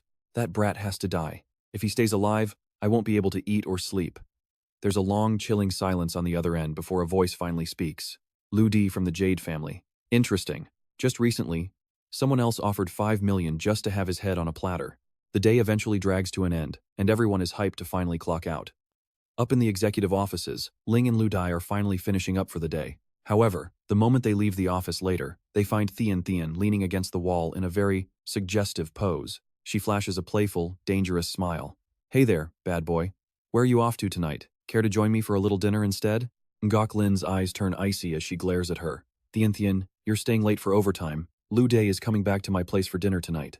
Thien is visibly stunned by the sharp command. Lu Di doesn't say a single word, he just turns around and heads straight for the car. Once they're on the road, Lu Di finally breaks the silence. You know, I just realized something incredibly strange. Ngok Lin frowns. What is it now? He lets out a soft chuckle, glancing her way. The second Thien starts flirting with me, you lose your cool. Face it, you're totally jealous. Ngok Lin explodes. Lu Di, shut up and stop talking nonsense. He doesn't argue, just keeps a smirk on his face as he drives them home. By the time evening rolls around, a mouth-watering feast is spread across the Njo family dining table. When the two sisters see the incredible spread, their eyes practically light up with pure joy. It smells heavenly. I'm not waiting another second to eat. Even Ngok Lin is stunned. She never expected her driver to have a secret talent like this. Lu Di broke the silence first. Everyone, just sit down and eat. No need to be formal. Hearing that, Njo Hai and her sister didn't hesitate for a second and picked up their chopsticks. Well, we won't hold back then. But before they could even take a bite, their eyes widened in total shock. Right across from them, Lu Di was absolutely inhaling his food. This was all part of Mozong's plan. The next step for him was a complete genetic breakthrough. See, the massive amount of nutrients he was absorbing was actually strengthening his body from the inside out. After devouring an insane amount of food, Lu Di had already reached a level that would crush most ordinary humans. He was in a league of his own now. A moment later, Ngok Lin chimed in with a grin. Hey Thi, since we ate so much, let's go get some exercise. Ngok He immediately looked annoyed. Are you serious, sis? You want to go back to the boxing ring again? Ngok Lin nodded and turned to Lu Di with a challenge. You're coming too. I'm definitely going to beat you to a pulp. The two sisters were already giggling, imagining Lu Di getting wrecked in the ring. Lu Di just gave her a stunned look and asked, Wait, you're sure you want to box with me? Ngok Lin gave a firm nod and snapped, I'm positive. Now stop talking and let's go. Before long, they were at the gym. Ngok Lin had already changed into her workout gear and strapped on her boxing gloves. She raised an eyebrow at Lu Di. How are you going to fight me dressed like that? Lu Di stayed calm and replied, I'll just take my shirt off. But I need to ask one more time. Are you absolutely sure you want to do this? No Ja, Lin just scoffed. Stop wasting my time. As soon as the words left her mouth, Lu Di whipped off his shirt and tossed it aside. The three sisters froze, their jaws hitting the floor. Ngok Hai blurted out, Holy, he's so handsome. That face, that physique. Lu Di noticed their reaction and looked down at his own body. Was this the new human form Mozong was talking about? Meanwhile, Ngok Lin was totally flustered. Was this really the same guy? Then, Lu Di spoke up. So, where are we doing this? His voice snapped Njok Lin out of her daze, and she shook her head to focus. She couldn't believe she was fangirling right now. They were supposed to be fighting. Even though she was a high-level fighter, seeing his rock-solid muscles made her nervous. If he got close, she wouldn't even be able to fight back. Thinking about that, Njok Lin actually started to hesitate. Seeing her space out, Lu Di asked, "Can we hurry this up a bit?" That immediately annoyed her. "Wow, you really are cold-hearted, aren't you? Wait, you're actually going to hit a defenseless girl like me?" Yulong asks, her eyes wide with disbelief. "I mean, didn't she just spend the last 5 minutes begging for a fight? I confirmed it twice, didn't I?" She snaps, her frustration hitting a boiling point. She starts shouting, calling Lu Di a total straight man with absolutely zero tact. Lu Di just gives a cold, indifferent shrug. "Look, Comrade Yu," he says with a bit of a pout, "if you just admit defeat right now, I'll let you off the hook for today." "Me? Admit defeat to a guy like you? Never." Yuling's temper flares even higher as she clenches her fists, ready to scream her head off. But before she can even finish her sentence, a sudden noise echoes from outside the room. A deep, gravelly voice cuts through the air. "Third young lady, I heard you were sparring with Mr. Lu, so I came specifically to see the show. It's Tai Si." He turns his gaze toward Lu Di, sizing him up. "Mr. Lu, it's pretty obvious the young lady isn't in your league. How about I go a few rounds with you instead?" Yuling frowns, her eyes narrowing as she watches him step forward. This guy is a beast. Adopted by her father at age 10, he's been trained in martial arts his entire life, once even taking down over 10 thugs single-handedly without taking a single scratch. 3 years ago, he failed to rescue her from some punks in time, and that guilt? It's been eating him alive ever since. Meanwhile, TSI is secretly analyzing Lu Di. The guy ran 20 kilometers in less than an hour without breaking a sweat. He's definitely not human. He's strange, maybe even a little dangerous. Thinking quickly, Tai Si shifts into a lethal combat stance. "Mr. Lu, let's get started," he says, his eyebrows raised in challenge. Lu Di gives a slight nod. "Pardon my rudeness then." TC clenches his fists, it's game on. Seeing the intensity in the air, Yuling can't help but shout out a warning. "Tai Si, take it easy on him. Know when to stop, try not to actually break anything." Tai Si immediately nods his head. "Don't worry, third young lady, I've got this." He looks back at Lu Di, his voice full of pride. "I joined the army at 15. Special Forces. 163 missions under my belt. I've got plenty of medals to my name. So, tell me, Mr. Lu, where exactly do you come from?" Lu Di can't help but feel a bit of respect for this battle-hardened veteran. He slowly speaks up. "Brother Tai Si, I'm just a guy from a tiny city. I've just picked up a few little tricks along the way, that's all." Tai Si's eyes narrow. He isn't buying that humble act for a second. He growls out a response. "If you're not going to be honest, then let's see what your fists have to say. If you won't talk, I'll just beat the truth out of you." The second he finishes speaking, he lunges forward like a predator. He throws a vicious punch, but Lu Di?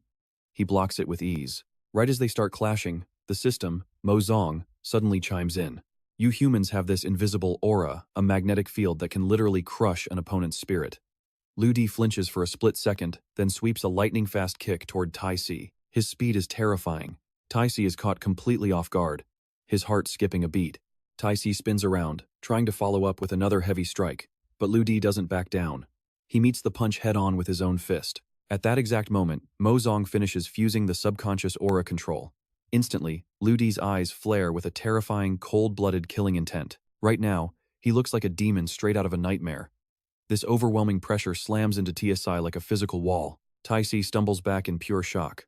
"Is this guy Lu Di from the depths of hell?" he thinks. "This isn't some normal guy. No way. This guy has to be military and not just any soldier, but the absolute elite of the elite.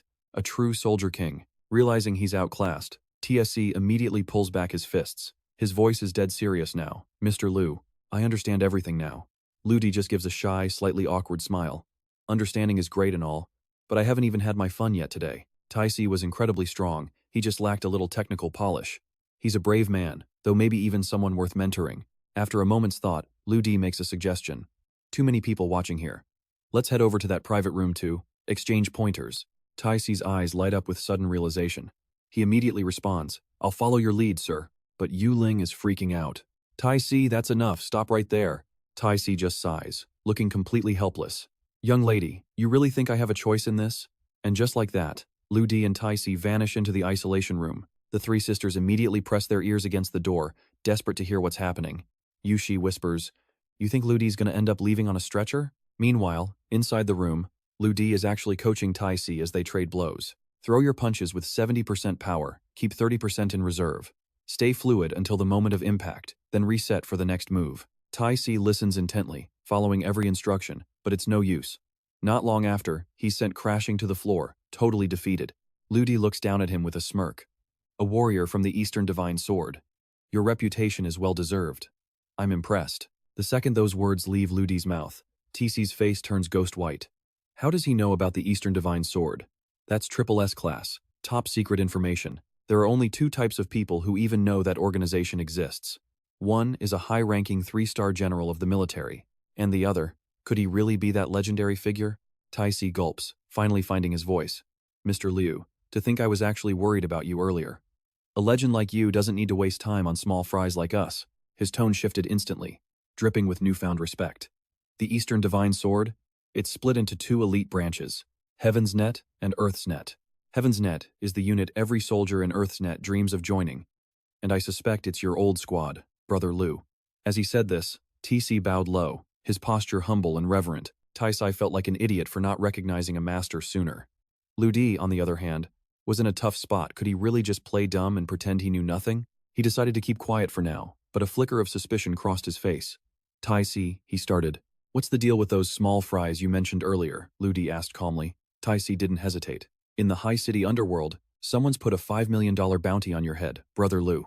Lu Di blinked, genuinely caught off guard. An open contract on his life? For 20 years, his existence had been pretty much average, nothing special at all. He didn't exactly have enemies, but things had changed since he joined the Yu family.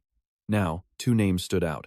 First, there's the guy who thinks Lu Di is a roadblock to his power grab. That would be Ouyang Feng Lu.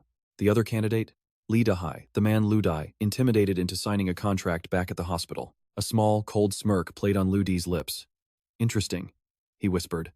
TC stepped forward again. Brother Liu, my brothers and I have some weight in High City. If you want, I can send Tai Lu and the others to settle this mess for you permanently. But Lu Di just shook his head, declining the offer. No need. By the way, where did you say this $5 million prize came from? Tai Si answered quickly. The word on the street is that it was posted by the Black Fox, the big boss of the high city underworld. Lu Di's eyes narrowed. So, the guy Ouyang Feng Lu was calling that day. It was him? Forget the bounty, Lu Di said, brushing it off. Don't worry about it. Let's just get back to training another day. He turned to leave, but Tai Si called out to him. Wait. My old instructor, He Shan, just arrived in High City recently. 2 years ago, the old man was promoted to the Heaven's Net organization. If he finds out you're here, Brother Liu, he'll be absolutely thrilled. Lu Di couldn't help but chuckle softly. Is that so? Well, let me know before old He shows up, okay? Tai Si nodded instantly. You got it, Brother Liu. As Lu Di stepped out, he couldn't help but sigh. Did his cover have to be blown this quickly? Now that he was exposed, how was he supposed to explain his insane level of strength? He walked out, his mind a total mess of confusion and worry. The second Yulong saw him, she rushed over, her face full of concern. Lu Di, are you okay? Did something happen? Snapping out of his thoughts, Lu Di gave her a shy, awkward grin. Hey now, Miss Yu. Acting like this in public isn't exactly a good look for you, is it? That earned him a cold huff of annoyance. Yulong pulled away, refusing to give him the satisfaction of an answer. Lu Di just waved goodbye and headed out. Moments later, TC walked out too. Yulong caught his eye immediately. What happened in there? She demanded. Without hiding a thing, Tai Si told her everything. Her jaw practically hit the floor. Wait, you're telling me Lu Dai beat you? She cried out, unable to believe it. Tai Si gave a small nod. Third young lady, I can't tell you much more than that. But with Brother Liu by your side, you never have to worry about your safety again.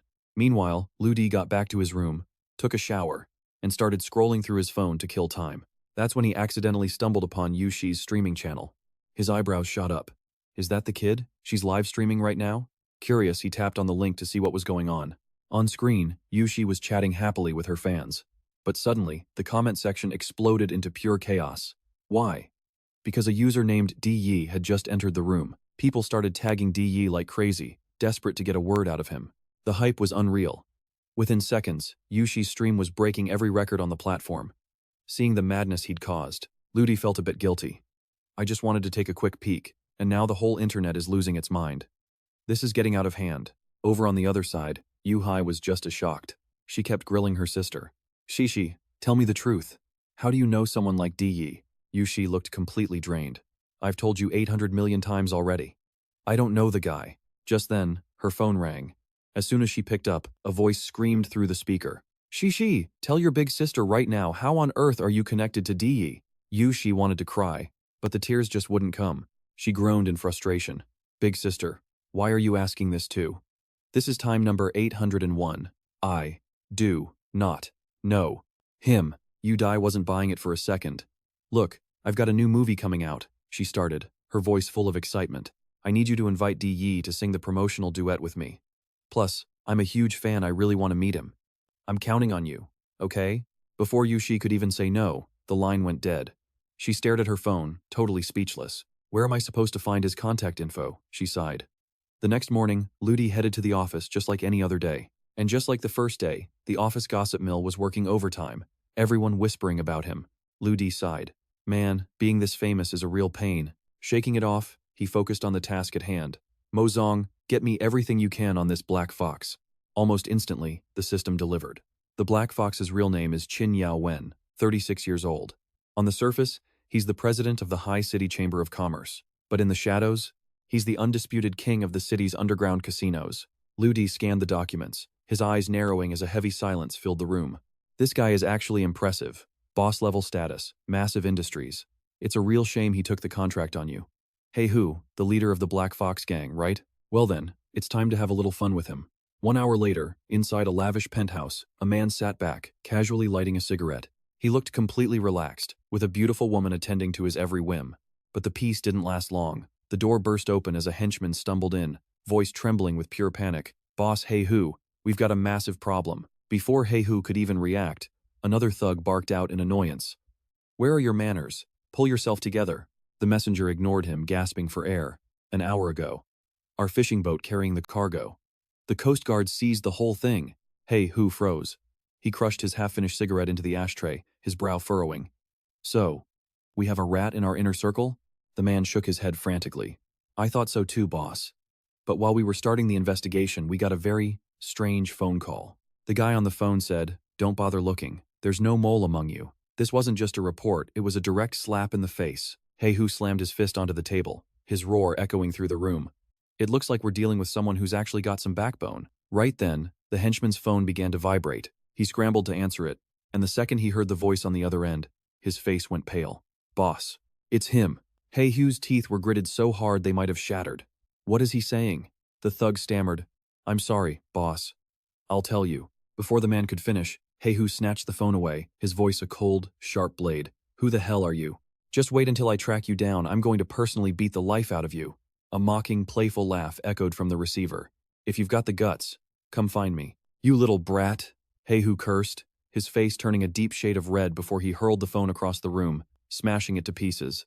Just then, the woman by his side leaned in, her voice a soft whisper. Boss, why don't we just track the signal? That hit him like a lightning bolt. Hey Hu immediately started barking orders. Do it now. Hire the best underground hackers money can buy, find him at any cost. Move.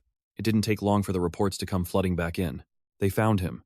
The target was chilling at a game center right next to the Miss nightclub. At that moment, Hey Hu's eyes were filled with nothing but pure, murderous intent. He barked out a final command. Send 20 men, no, make it 30. I want that brat dragged back here alive. Then he sat back, waiting for the inevitable results. But suddenly, his own phone rang. He frowned, a chill running down his spine.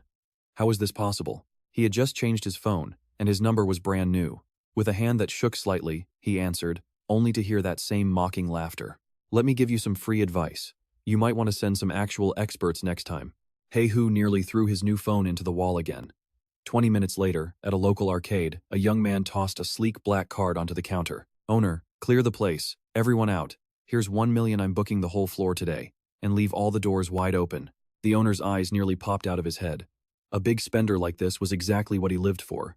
He grabbed the card, nodding like a man possessed. Of course, of course. As the owner scurried away, he couldn't help but wonder, was this some insanely rich heir, or just a pampered idiot looking for a fight? Moments later, the peace was shattered. The heavy, rhythmic thud of combat boots echoed through the hallway. Within seconds, a massive group of armed thugs swarmed in, surrounding the lone teenager. They didn't waste words. The mob charged forward all at once, aiming straight for the center of the room where Ludi stood. But the kid? He didn't even flinch. He casually took a drag from his cigarette, a bored expression on his face. Honestly, He was just hoping they'd actually make this fun for him. With a flick of his wrist, he tossed the lit cigarette away. It looked like a random move, but the butt struck a scarred thug right in the forehead with pinpoint accuracy. Before the thugs could even blink, Ludi vanished. He tore into their formation like a hurricane, delivering a kick that sent one man flying across the room. At the same moment, another thug swung a blade at his head, but Ludi was already 10 steps ahead. He spun effortlessly, driving a powerful punch straight into the man's ribs. He moved like a shadow, appearing and disappearing within the crowd as the air filled with the sounds of broken bones and desperate screams. In just 5 minutes, over 100 men were sprawled across the floor, groaning in agony. Ludi swept his gaze over the wreckage, his voice turning cold. "Tell Hey-Hu I'm bored. I think it's time I pay him a personal visit." Ludi realized he'd have to handle this himself. A short while later, back at the Black Fox base, Hey-Hu stepped out of his office, only to see a henchman sprinting toward him, looking like he'd seen a ghost. "Boss, it's bad, the 100 men we sent. They've all been wiped out." Hey-Hu's face turned deathly pale. He hissed through gritted teeth. "All of them? How many people did the enemy bring? To take down 100 of my guys, they must have had at least 200 fighters." But he was dead wrong. The henchman's voice trembled as he dropped the bombshell. "Boss, there was only one, and he's unnaturally strong." "One person?" Hey-Hu screamed. "Is he some kind of monster?" He never expected this in his wildest nightmares. He immediately roared out a new order. "Find them. Get me the Iron Fist and Scythe. I refuse to believe our group's elites can't take down one single brat." The lackey jumps into action, grabbing his phone to make the call. "Brother Dao, the boss's orders everyone to the front lines. Take that kid down once and for all." The voice on the other end is cold. "Don't sweat it. We're already on our way." Hanging up, the henchman turns back to Black Tiger with a smug look. "Relax, boss. Those demons are more than enough to turn that brat into a memory." But the words barely leave his mouth when boom! A massive explosion rocks the room, and the heavy door is literally blasted into pieces. Black Tiger and his man whip their heads around, eyes wide, only to see a lone silhouette standing amidst the smoke and debris. "Jack? What happened to the kid?" Black Tiger shouts, panicking. But instead of an answer, Jack's body just collapses face first onto the floor, revealing a pair of long legs stepping calmly into the room. It's Ludi. And he didn't just knock, he fought his way straight into the heart of their lair. The moment they lay eyes on him, the air changes. It feels like they've been dropped into a desolate wasteland, a scorching heat radiating from Ludi that has them breaking out in a cold sweat. For a split second, they see a majestic figure looming behind him, an aura so terrifyingly powerful, it feels like their hearts might just stop. Black Tiger is shaking like a leaf, his pupils shrinking in pure, unadulterated fear. He blinks rapidly, trying to clear his head and find his composure. When he opens his eyes again, Ludi is standing right there, inches away. The henchman leans in, his voice barely a whisper. "Boss, did you see that? That weird vision? I almost fell to my knees just now." Black Tiger doesn't answer. He just stares at Ludi, his brow furrowed. This kid, there's something seriously wrong with him. Suddenly, Ludi breaks the silence. "Come on, guys, let's talk some sense here." He walks right up to Black Tiger, playing the part of the innocent victim. "I'm just a kind-hearted soul, a young man who wouldn't even hurt a fly, much less an animal. And yet, someone in the underworld puts a $5 million bounty on my head?" He raises an eyebrow, staring the boss down. "Boss Black Tiger, does that sound like justice to you?" Under the sheer weight of Ludi's presence, Black Tiger finds himself stumbling back, completely overwhelmed. "Look, big brother," he stammers. "I just run the night market business. We don't have a grudge against you. This has to be a misunderstanding." Ludi just scoffs and pats his shoulder. "You're not the one I should be talking to. I'm here for the real Black Tiger." That single sentence sends a fresh wave of terror through both of them. The henchman's voice trembles as he protests. "Boss, the man standing right in front of you, he is Boss Black Tiger." Ludi just smirks. "The legendary leader of the Black Tiger gang? I'll admit, your strategy and your puppet show are impressive, but I'm giving you 10 seconds. Come out here and apologize." The fake Black Tiger is paralyzed with fear, unable to utter a word, while his subordinate just hangs his head, terrified to even breathe. A few seconds later, the rhythmic click-clack of heels echoes through the hallway. The henchman looks up in shock. "Isn't that Ruo Yi? The maid who's always by the boss's side? Since when did she become the real Black Tiger?" She walks straight up to Ludi and bows deeply, her voice full of respect. "My deepest apologies." Black Tiger admits her mistake. So that's the twist. The real power behind the gang was the maid all along. Ludi, however, doesn't look surprised in the slightest. He keeps his cool, his voice steady. "I have everything on you guys. All your secrets, all your data. And that includes the true identity of the mysterious Miss Black Tiger." Ruo Yi's heart skips a beat. She's completely exposed. She stares at him, her mind racing. Who is this guy? How could he possibly know who she really is? And what on earth does he want? Fearing the worst, she speaks up quickly. We'll cancel the hit immediately. We'll even bring the client straight to you. Just, please, give me a way out of this. Lu Di just shrugs, looking completely indifferent. If I wanted to take out the people behind this, no one could stop me. I'm still not seeing any real sincerity here, Miss Ruo Yi. She frowns, biting her lip before making a desperate offer. If you'll have us, the Black Tiger Gang will follow your every command from now on, including me. Just, please keep my identity a secret. Lu Di doesn't say yes or no. Instead, he drops a question. The person who put that $5 million price tag on my head. Do you know who it is? Ruo Yi realizes it instantly. No wonder the name Lu Di sounded so familiar. It's him, she replies quickly. His name is Zhao Zi. He's one of the vice presidents over at the Hai Long Group. Zhao Zi? Not Ouyang Feng Liu? Lu Di asks, surprised. Suddenly, his system, Mozong, flashes the data on this new player. Turns out, Zhao Zi was one of the masterminds who set up that deadly soul-killing array for Jade Spirit last time. A dark, knowing smile spreads across Lu Di's face. VP Zhao Zi, huh? Interesting. He turns his gaze back to Ruo Yi. Did you guys also get a job to kidnap Jade Spirit? Ruo Yi nods without a second thought. Yes. That was also Zhao Zi's request. Lu Di scoffs. Looks like Feng Liu isn't a total idiot, he knows how to use a human shield. When he doesn't respond, Ruo Yi asks hesitantly, do you want me to go grab him and bring him here right now? Lu Di shakes his head. No need, but I want you to send out a message. For every one of Zhao Zi's teeth you bring me, I'll pay $1 million. That, we can do. Ruo Yi nods, but she's clearly baffled. But, what do you even want with his teeth? Lu Di flashed a mysterious smirk and shrugged his shoulders. No need for you to worry about it. Besides, your order was simple, 1 per day, no more. Ruo Yi didn't ask questions. She just nodded, eyes sharp with loyalty. Understood. Whatever you need, the Black Fox Gang is at your absolute disposal. Then she leaned in, asking, so, do you want to meet the real big shots behind the scenes? Lu Di gave a slight nod. The leadership of the Black Fox Gang isn't changing. It'll either be you or that body double of yours. But if they ask, just tell them to call me by my alias, D. Air. And with that, he turned on his heel and disappeared into the night. After wrapping things up, Lu Di was heading home for some peace and quiet, but life had other plans. He heard a desperate scream for help and spotted 2 guys aggressively chasing down a pair of girls. He looked closer and yep, it's the Yushi sisters. They were cornered by a couple of low-life thugs, their faces pale with pure terror. The thugs were grabbing at them, and Lu Di watched from a distance, thinking, seriously? Those 2 again? Trouble just seems to follow them like a shadow. He sighed, feeling like he must have owed them big time in a past life. With a heavy breath, he started walking over. He followed them into a massive building where the sisters had been dragged. The place was packed, crawling with all sorts of people. He blended into the crowd, eyes scanning the room, searching for any sign of those 2. He finally spotted them. A young punk was blocking their path, a smug grin on his face. Whoa, there. The game hasn't even opened yet. Why the rush to leave? That's not how we play, is it? Yushi let out a cold hiss. We already lost over 6 million. Isn't that enough? Now, how did they end up in this mess? Well, after finding Lu Di's card on the table, these 2 thought it was a brilliant idea to hit the casino. But let's be real, 2 amateurs like them had zero chance in the underground gambling world. They bled money like a broken faucet. It didn't take long for the reality of the situation to hit them, and they were instantly regretting every single choice that led them here. Back to the present, that punk just kept laughing, enjoying every second of their misery. You owe me $1 million, he sneered. Your rich girls dropping a few thousand should be like pocket change for you, right? Yushi shook her head, her voice like ice. We don't have it. The guy's temper flared instantly. No money? Fine. Then you can pay off that debt with your bodies. He'd been in this game for a long time, but he'd never had the chance to see what it was like to sample a pair of twins like them. Hearing that filth, Yushi immediately tried to walk away. We'll get the money from home and come back to pay you then. But they didn't even get 2 steps before they were blocked again. You think this place is a damn farmer's market? You think you can just come and go whenever you feel like it? The punk raised an eyebrow, his tone turning dangerous.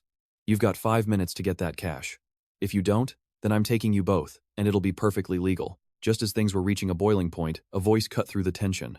Man, and here I thought this was something actually important. Everyone froze as Lu Di strolled into view, looking completely bored. Turns out, it's just over a measly few million. The second she saw him, Yushi's eyes lit up. Lu Di, hurry up and help us. The punk sneered. What, you want to play the hero? Lu Di just sighed. Look, these 2 are definitely a massive pain in the neck, but I can't exactly let you humiliate them while I'm standing right here. Yushi's temper flared up again. How dare he call them that? We know you're broke, she snapped.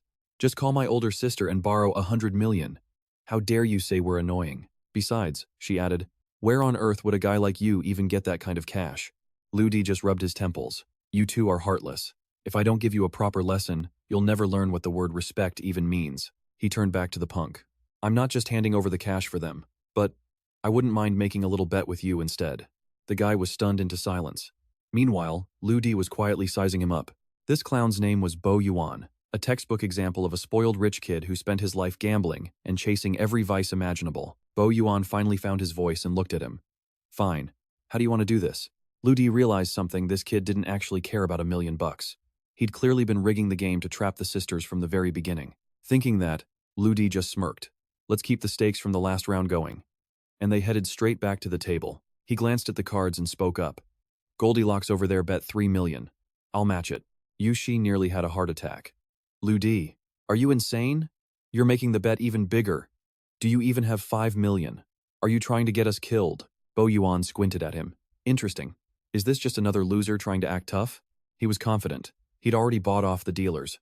There was no way Lu Di's hand was going to beat his. Thinking he had the upper hand, he barked out, 6 million, but Lu Di didn't even flinch. How about 100 million? You going to follow, or what? Back there, Yushi was trembling. She bit her lip and screamed, Lu Di, do you have a death wish? Bo Yuan let out a dry laugh. Man, you almost had me for a second. You're talking about 100 million, but have you even exchanged your chips? I want a fun check. Now, get the casino manager out here. 10 minutes later, the casino staff walked up, bowing deeply. Here is your card, sir. The verification is complete. The funds are indeed there. On top of that, our casino is personally issuing you a VIP black card. We'd be honored to have you back to play anytime. Seeing this, Bo Yuan started sweating bullets. He couldn't believe his eyes. Was this kid actually for real? The staff member gave a slight nod. Sir, your deposit of 100 million is fully verified and active. Hearing those words, Bo Yuan's face turned absolutely ghostly. He had finally run into a wall he couldn't climb. His entire net worth was exactly 100 million. But he wasn't the only one stunned. The two sisters, Yu Shi and Yu Shi, were in total shock. How did Lu Di have this much cash? According to their investigation, his family was just ordinary. Refusing to go down like this, Bo Yuan scrambled to call anyone who could lend him money.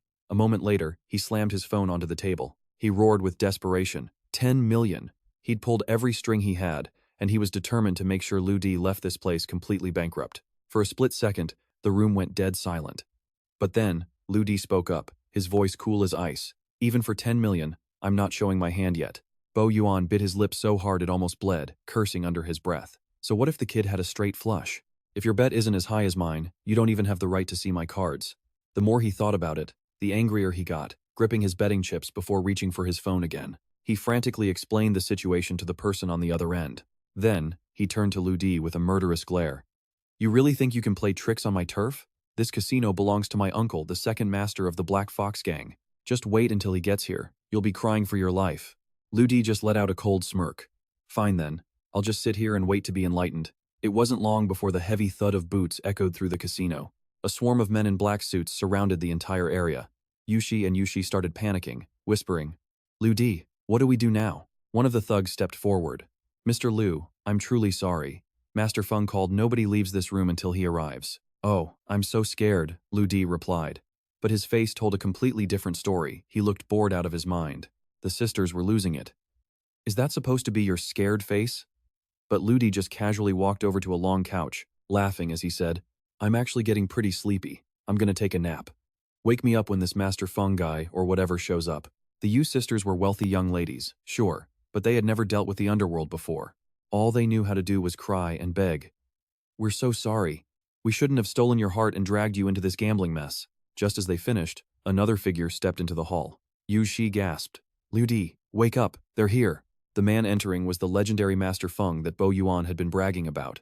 The second Bo Yuan saw him, he ran over like a kicked puppy to file a complaint. Uncle, you're finally here. I've been bullied so badly. The brat who cheated me out of my money is right over there. Hearing this, Master Feng let out a cold snort. I want to see exactly who in this city has the guts to mess with a member of the Feng family. Bo Yuan barked orders at everyone to clear a path. Move! Get out of the way! On the other side, Yushi was shaking Lu Di's shoulder in a pure panic. The Black Fox guy is here. Wake up now. Once the subordinates formed two rows, Bo Yuan pointed aggressively at the man lounging on the sofa. That's him. That's the brat. But the moment Master Feng saw Lu Di casually resting with his eyes closed, His entire expression did a complete 180-degree turn. He cried out in absolute terror, Master Dier. Ouyang was stunned. Master who? Uncle, don't just stand there. Tell the boys to charge in and hack him to pieces. He turned to Master Feng's men, shouting for them to attack, but not a single person moved an inch. He got desperate. Uncle, do it. I'll take full responsibility for the consequences. But before he could finish his sentence, Master Feng's fist connected squarely with his jaw. Ouyang went flying, crashing hard onto the floor. He clutched his bleeding face in total confusion. Uncle, you hit the wrong person. The guy you want is right there. But Master Feng ignored him, barking a new order. Everyone, beat this blonde idiot into the ground. Ouyang had no idea what was happening as the gang members swarmed him, delivering a brutal group beatdown. 10 minutes later, his face was swollen so badly he looked more like a pig than a person. Then, the sisters watched in disbelief as Master Feng walked up to Liu Di and bowed deeply. Sir, it's done. He's been dealt with. Yushi and Yushi just stood there, jaws dropped. What the hell was going on? Finally, Liu Di opened his eyes and sat up. He didn't seem surprised at all. He just gave a slight, indifferent nod. Then I'll be taking my leave. Seeing him stand up, Master Feng quickly rushed over to light a cigarette for him. Master, regarding the money that Brat lost to you, I'll have it delivered to your car personally. You can collect it whenever you like. Liu Di took a calm puff of the cigarette, then glanced back at the two sisters. Let's go. He didn't even give Master Feng's crew a second glance as he turned and walked out of the casino. The moment the door closed, Master Feng turned to the broken Ouyang and hissed, Of all the people to provoke, you chose him? He is the absolute overlord of the high city underworld now. That is Master Dier. Outside, Liu Di didn't care about their reactions. He led the Yu sisters toward the exit. He shot them a quick look and said, Time to head home. After a moment of stunned hesitation, the sisters' entire attitude toward him completely changed. They look at him with genuine regret, their voices soft. We're so sorry. We never should have taken that 5 million your father gave you just to gamble it away. Thank you for saving us today. Liu Di doesn't even look up, his expression unreadable. Forget it. That 5 million was effectively the Yu family's sentiment anyway. It belonged to your father, not me. He continues coldly, Don't bother thanking me. I only stayed because I didn't want to watch the Yu family legacy crumble into nothing. Hearing this, the Yushi sisters let out a sharp, shocked gasp. Wait, why would you say that? Liu Di winces, covering his ears at their high-pitched volume. But they aren't done, leaning in close. And what was that back there with the Black Tiger gang? Why on earth were they so terrified of you? Liu Di just brushes it off with a lazy shrug. Oh, them? Just a friend of mine. You know how it is sometimes you have to trade a few punches before you get to know someone. The Yushi sisters aren't buying it for a second, their lips curling into a pout. Yeah, right. Keep your secrets then. We know a total lie when we hear one. Right then, Liu Di's phone explodes with a ringtone. Before he can even say hello, Yuling's sharp, irritated voice blares through the speaker. Liu Di, where have you disappeared to this time? Shift is almost over, get your back to the company right now or else. Liu Di grunts a vague response and hangs up, dragging the two sisters back with him. A short while later at the Heilong Group headquarters, he reaches the director's office only to find Qian blocking his path. She leans against the doorframe, a playful, knowing smirk dancing on her lips. CEO Yu just stepped out and couldn't find a single driver available. So, as a little punishment, she's ordering you to take me on a date tonight. In your dreams, Liu Di snorts, completely unimpressed. He brushes past her, pushing the office door open. But the moment he sees the woman sitting at the desk, he freezes in his tracks. His eyes narrow as he watches her, calmly wiping fresh blood off her hands. Well, eldest Miss Yu, he says, his voice laced with suspicion. Did you just come back from a killing spree or something? Yuling tosses the blood-stained tissue onto the desk and sighs. I was just visiting old man Da. I had to help him handle a few messy procedures. Liu Di studies her for a long moment. Despite her cold exterior, a flicker of genuine respect crosses his mind. She really does have a heart of gold beneath all that ice. Before he can say anything else, Yuling slides a thick stack of documents across the table toward him. Take a look at this list. I need your opinion. She leans back, her brow furrowed. Old man Da is incredibly eccentric and difficult to please. I'm planning to personally donate a massive shipment of medical supplies to his cause. Liu Di looks at the list and shakes his head. You're going about this all wrong. Next time, just bring the man some high-quality alcohol. Do that, and he might just adopt you as his own daughter. Yuling's eyes widen in disbelief. Is old man Da really just a functioning alcoholic? She quickly makes a mental note to check. Then, she grabs her bag and stands up. Liu Di, we're heading to the bank. Move it. He frowns, clearly not in the mood for more errands. The bank? For what? Yuling rolls her eyes, letting out a sharp, frustrated huff. Isn't it obvious? I need to withdraw a large amount of cash. Now stop asking questions and get to the car. Meanwhile, on the other side of the city, a heavy-duty military vehicle is parked discreetly near a local bank. A soldier steps out, moving with practiced precision as he enters the building. He checks his watch and reports in. Instructor, we have 10 minutes left. As soon as the bank officially closes and the last of the civilians are cleared out, we can begin. He pauses, adjusting his gear. Once the coast is clear, our simulated tactical exercise will be a go. Inside the vehicle, Instructor Heishan snorts with pure disdain. That old fossil Duanhua actually wants to test his troops against my men? He's delusional. Who even comes up with a bank robbery simulation for a drill anyway? The soldier nods, a confident smirk on his face. Instructor, if I'm being honest, Commander Duanhua's men don't stand a ghost of a chance against us. Hey, Sean chuckles, his eyes gleaming with arrogance. Don't say I didn't give old man Duan a chance to save face. I even brought my greenest rookies for this one. He leans back, his voice dripping with pride. But even my rookies are leagues above the rest. These boys are elite operators who've outclassed the best special forces in the world. These aren't just soldiers. They are the absolute peak of the Tianluo organization. He Shan, the legendary instructor, and Grey Bear, the fierce captain of Team A. Grey Bear looks over at He Shan, his face a mask of focus. Instructor, the 6 rookies are already in their positions. The rules are simple, Grey Bear continues. If they pull off the heist successfully, we win. If Duanhua's soldiers manage to catch them, he takes the victory. He Shan scoffs, crossing his arms. That old man is far too confident for his own good. He's about to taste a very bitter defeat. Let's sit back and enjoy the show. At that exact moment, Liu Di and Yulong pull up to the very same bank. Talk about bad timing, they've just walked right into the middle of He Shan's secret war game. The second they step through the doors, the AI Mo Zong's voice rings out in Liu Di's mind. Warning, Liu Di. Based on my calculations, a major security incident will occur in this bank in exactly 5 minutes. Liu Di's gaze sharpens as he scans the room. He notices several individuals who definitely don't look like ordinary customers. Analyzing targets now, Mo Zong reports. There is a 69% probability that those hidden objects are firearms. Furthermore, the background data for these 6 individuals is completely blank. They don't exist in the system. Liu Di lets out a soft, amused chuckle. So, someone is actually planning a professional bank heist? And right when he's trying to have a quiet day. Of course, because peace and quiet are apparently too much to ask for. He decides to play it cool for now, following Yulong to the counter while keeping a close eye on the robbers. The transaction is quick. Yulong pulls out a thick envelope of cash and turns to him. Here, take this. She thrusts a stack of bills into his hand. I know you're flat broke.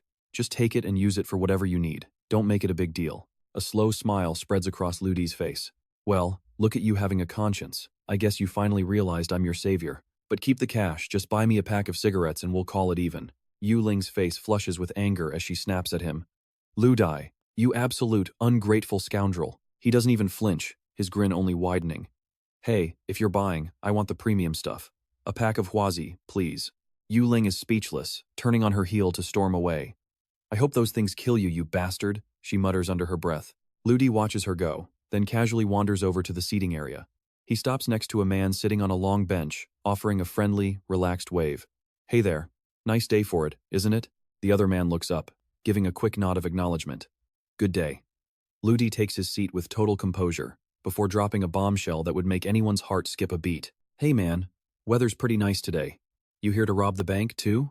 Yeah, the weather really is. The guy starts to agree, but stops halfway as his brain finally catches up. His eyebrows instantly furrow into a hard, straight line. He bolts upright, eyes wide with shock. Wait, what did you just say? Liu Di just lets out a soft chuckle and smirks. Sorry for the interruption then. The words are barely out of his mouth when his fist explodes forward, connecting right with the guy's face. The impact sends the man flying backward, coughing up a spray of fresh blood. Back in the command center, He Shan is so stunned he nearly drops his tea. What the hell is going on? Grey Bear scrambles to respond, his voice tight. Reporting. Instructor, I've checked all the files on Chief Duan's men. This guy isn't one of ours. Meanwhile, back at the bank, the commotion has drawn a crowd, and people are starting to rush toward Liu Di. In the blink of an eye, he's completely surrounded by a mob of hostile figures. Without a single word, they lunge at him. Too bad for them. Liu Di lands a devastating kick that sends one guy spitting blood, and he doesn't stop there, taking them down one by one. Like a god of war dropped into the middle of a brawl, Liu Di tears through the circle. In a flash, he sent the entire group flying. Finally, only 2 guys are left standing in the break room. They share a quick look and nod, silently deciding to go all out. But before they can even make a move, Liu Di is already in their faces. He shows absolutely zero mercy, dropping both of them where they stand. Looking down at the bodies littered across the floor, Liu Di can't help but let out a cold, satisfied smirk. Mission accomplished. Watching this through the monitors, Heishan's face turns pale with shock. This is impossible. 7 of my elite soldiers, down in just 12 seconds? Even Grey Bear is in total disbelief. Is this guy for real? He scowls deeply, his brain struggling to process what he just saw. Heishan snaps out of it and barks an order. Grey Bear, go out there and bring that kid back alive. Grey Bear doesn't waste a second, nodding and jumping into action. He bolts through the door without hesitation, sprinting toward the bank at top speed. Meanwhile, back in the bank's break room, Liu Di looks over the pile of defeated men and pouts. I gotta say, for bank robbers, you guys were actually pretty good. Too bad you picked the wrong path. Just as he finishes his sentence, a pair of long, powerful legs step into view. Grey Bear is now standing right in front of him. Liu Di narrows his eyes and mutters, "Another one? This guy's got some serious presence. Guess I'll actually have to try with this punch." While Liu Di is still sizing him up, Grey Bear throws a massive punch. Liu Di sidesteps it effortlessly, and the fist slams into the floor, leaving a literal crater in the ground. Without missing a beat, Liu Di counters with a heavy strike directly to Grey Bear's chest. That single blow sends Grey Bear flying across the room, slamming hard into the back wall. He struggles to get up, clutching his chest in total shock. How? How did you dodge that? Back at the base, Heishan is losing it. His face has gone completely dark with rage and confusion. Just then, Yulong walks in from outside, cutting the battle short. She looks around, totally confused. Liu Di, here's your stuff. Wait, what the hell happened in here? Liu Di blinks, then quickly puts on his best innocent face. Oh, nothing. This bank almost got robbed. But then, a super handsome and talented young guy showed up and single-handedly took down the whole gang. Before she can ask anything else, he grabs her hand and starts leading her out of the building. None of that matters now. Let's just get out of here. This isn't a good place to hang out. Yulong follows him, totally dazed. Wait, but where's that guy? The hero you're talking about? Liu Di just chuckles. You're looking at him. But hey, I know you don't believe me. She gives a dismissive snort. Yeah, right. Stop bragging. Did you just get caught in some massive gang fight or something? Inside the bank, Grey Bear can only watch their retreating backs. He tries to lean against the wall to give chase, but his body just won't move. The pain in his chest is overwhelming. He can only growl under his breath. You little brat, don't let me catch you again. 10 minutes later, the robbers are being carted off on stretchers, leaving the bank looking like a total disaster zone. Heishan watches the scene, his eyes practically spitting fire. Suddenly, another man appears beside him, wearing a mocking grin. Hey, old hey. Remember how you were bragging about your unbeatable soldiers? Who knew they'd get wiped out by a random civilian? Hey, Sean glares at him and snorts. Shut it, old Duan. That was a fluke, a total accident. An accident? Duanhua laughs coldly. In my city, we don't have accidents like that. My ordinary citizens are tough, but my special forces? They're on a whole different level. Heishan ignores the jab and heads back to the command center to rewatch the footage of Liu Di's fight. He can't help but be impressed. That kid, his raw power, his reaction speed. It's all S rank. If I could just get him to join us. The more he watches, the more certain he becomes. Without looking back, he barks an order at Grey Bear. Grey Bear, you've got 12 hours. Bring that kid to me. Grey Bear nods, though he's still a bit stunned. Instructor, you're actually serious about recruiting him? Heishan looks him dead in the eye. Join us? With that kind of talent, he might even be the one taking over my job someday. More importantly, with you in the picture, the plan can finally go live. Just then, Duanhua walked up, clapped Heishan on the shoulder, and grinned. Old hey, it's not every day you visit High City. How about I play host tonight? Pick any place you want, just the two of us. We're drinking until we're both under the table. But Heishan didn't hesitate. He smacked Duanhua's hand away with a sharp thwack. Then, he let out a cold snort. Drink with your grandmother, you old fox. We aren't settled yet. Grey Bear, we're leaving. With that, he led his man straight out the door. Duanhua watched them go, pouting like a kid. Fine, don't drink then. What's with the attitude? But the second the door clicked shut, Duanhua's face went stone cold. He beckoned someone over from the shadows. Director Sun, he whispered, his voice sharp as a blade. I'm giving you 10 hours. I don't care how you do it, but find that kid from the video. Director Sun nodded frantically. Just like Heishan, Duanhua was desperate to recruit Liu Di. He wanted to turn the kid into the ultimate god of war for the Super Police Bureau. That old man Heishan wanted to snatch him away? Not on his watch. No chance. Little did they know, Liu Di was completely oblivious to the targets on his back. At that moment, he was busy driving Yulong home. But Mozong? Mozong knew everything. It chuckled in his ear. Liu Di, you're officially famous. Liu Di glanced at it, confused. Mozong, talk sense. What are you on about? The system took its time to explain. Just now, at least 4 different computer networks were trying to dig up your life story. Specifically, they're matching your face to that bank heist video. Hearing this, Lu Di didn't panic. Instead, he just let out a soft laugh. A true hero leaves no trace, and his name stays hidden. Mozong caught the vibe immediately. Understood. Deleting the trail now. At that exact moment, He Shan's team was closing in. So was Duanhua, who was scrolling through data in the back of his car. Then poof, everything vanished. The data simply blinked out of existence. He Shan roared in fury. Where are my tech experts? What just happened? Duanhua was having the same nightmare. God damn it, he cursed, his face turning red. His tech lead scrambled, voice trembling with pure terror. Sir, it's all gone. Every single scrap of data and video footage related to that young man has been wiped clean from the servers. There's not a single trace left. He Shan could only let out a helpless, frustrated sigh. Meanwhile, at the highest level of the Yu family villa, Yulong was relaxing in his private study. His butler, Ah Fu, walked in with a folder. Master, you might want to see this. It's quite interesting. Yulong reached out and took the file. It was the latest revenue report for the group's employees. And there, sitting proudly at the #1 spot, was Yu Ling. Ah, Fu smiled warmly. Master, the third young lady has been performing exceptionally well lately. But Yulong just sighed. I'm her father. Ah Fu, I know exactly what my daughter is capable of. He stood up from his chair, staring out at the distant horizon. Tell me, Ah Fu, what do you really think of this? Ah Fu took a moment to gather his thoughts. Master, the real focus here isn't the numbers, it's Lu Di. The young man is a genius, his talent is as clear as day. Yulong let out a tired, complicated sigh. Ah Fu, I'm getting old. No matter how much more I do for the Yu family, I'm afraid I don't deserve to have a talent like that under my wing. A man like Lu Di? He's a once-in-a-millennium genius. Pure, raw talent. Ah Fu nodded in agreement, but his expression turned hesitant. From what I've seen, though, Master Lu doesn't seem particularly interested in joining the Yu family at all. Of course he isn't. With that kind of power, a little arrogance is expected. He's still young, after all. Yulong nodded slowly. That's why you need to find a way to make him stay. We need him to lock himself to the Yu family. Then, he issued a direct command. Ah Fu, do 2 things for me.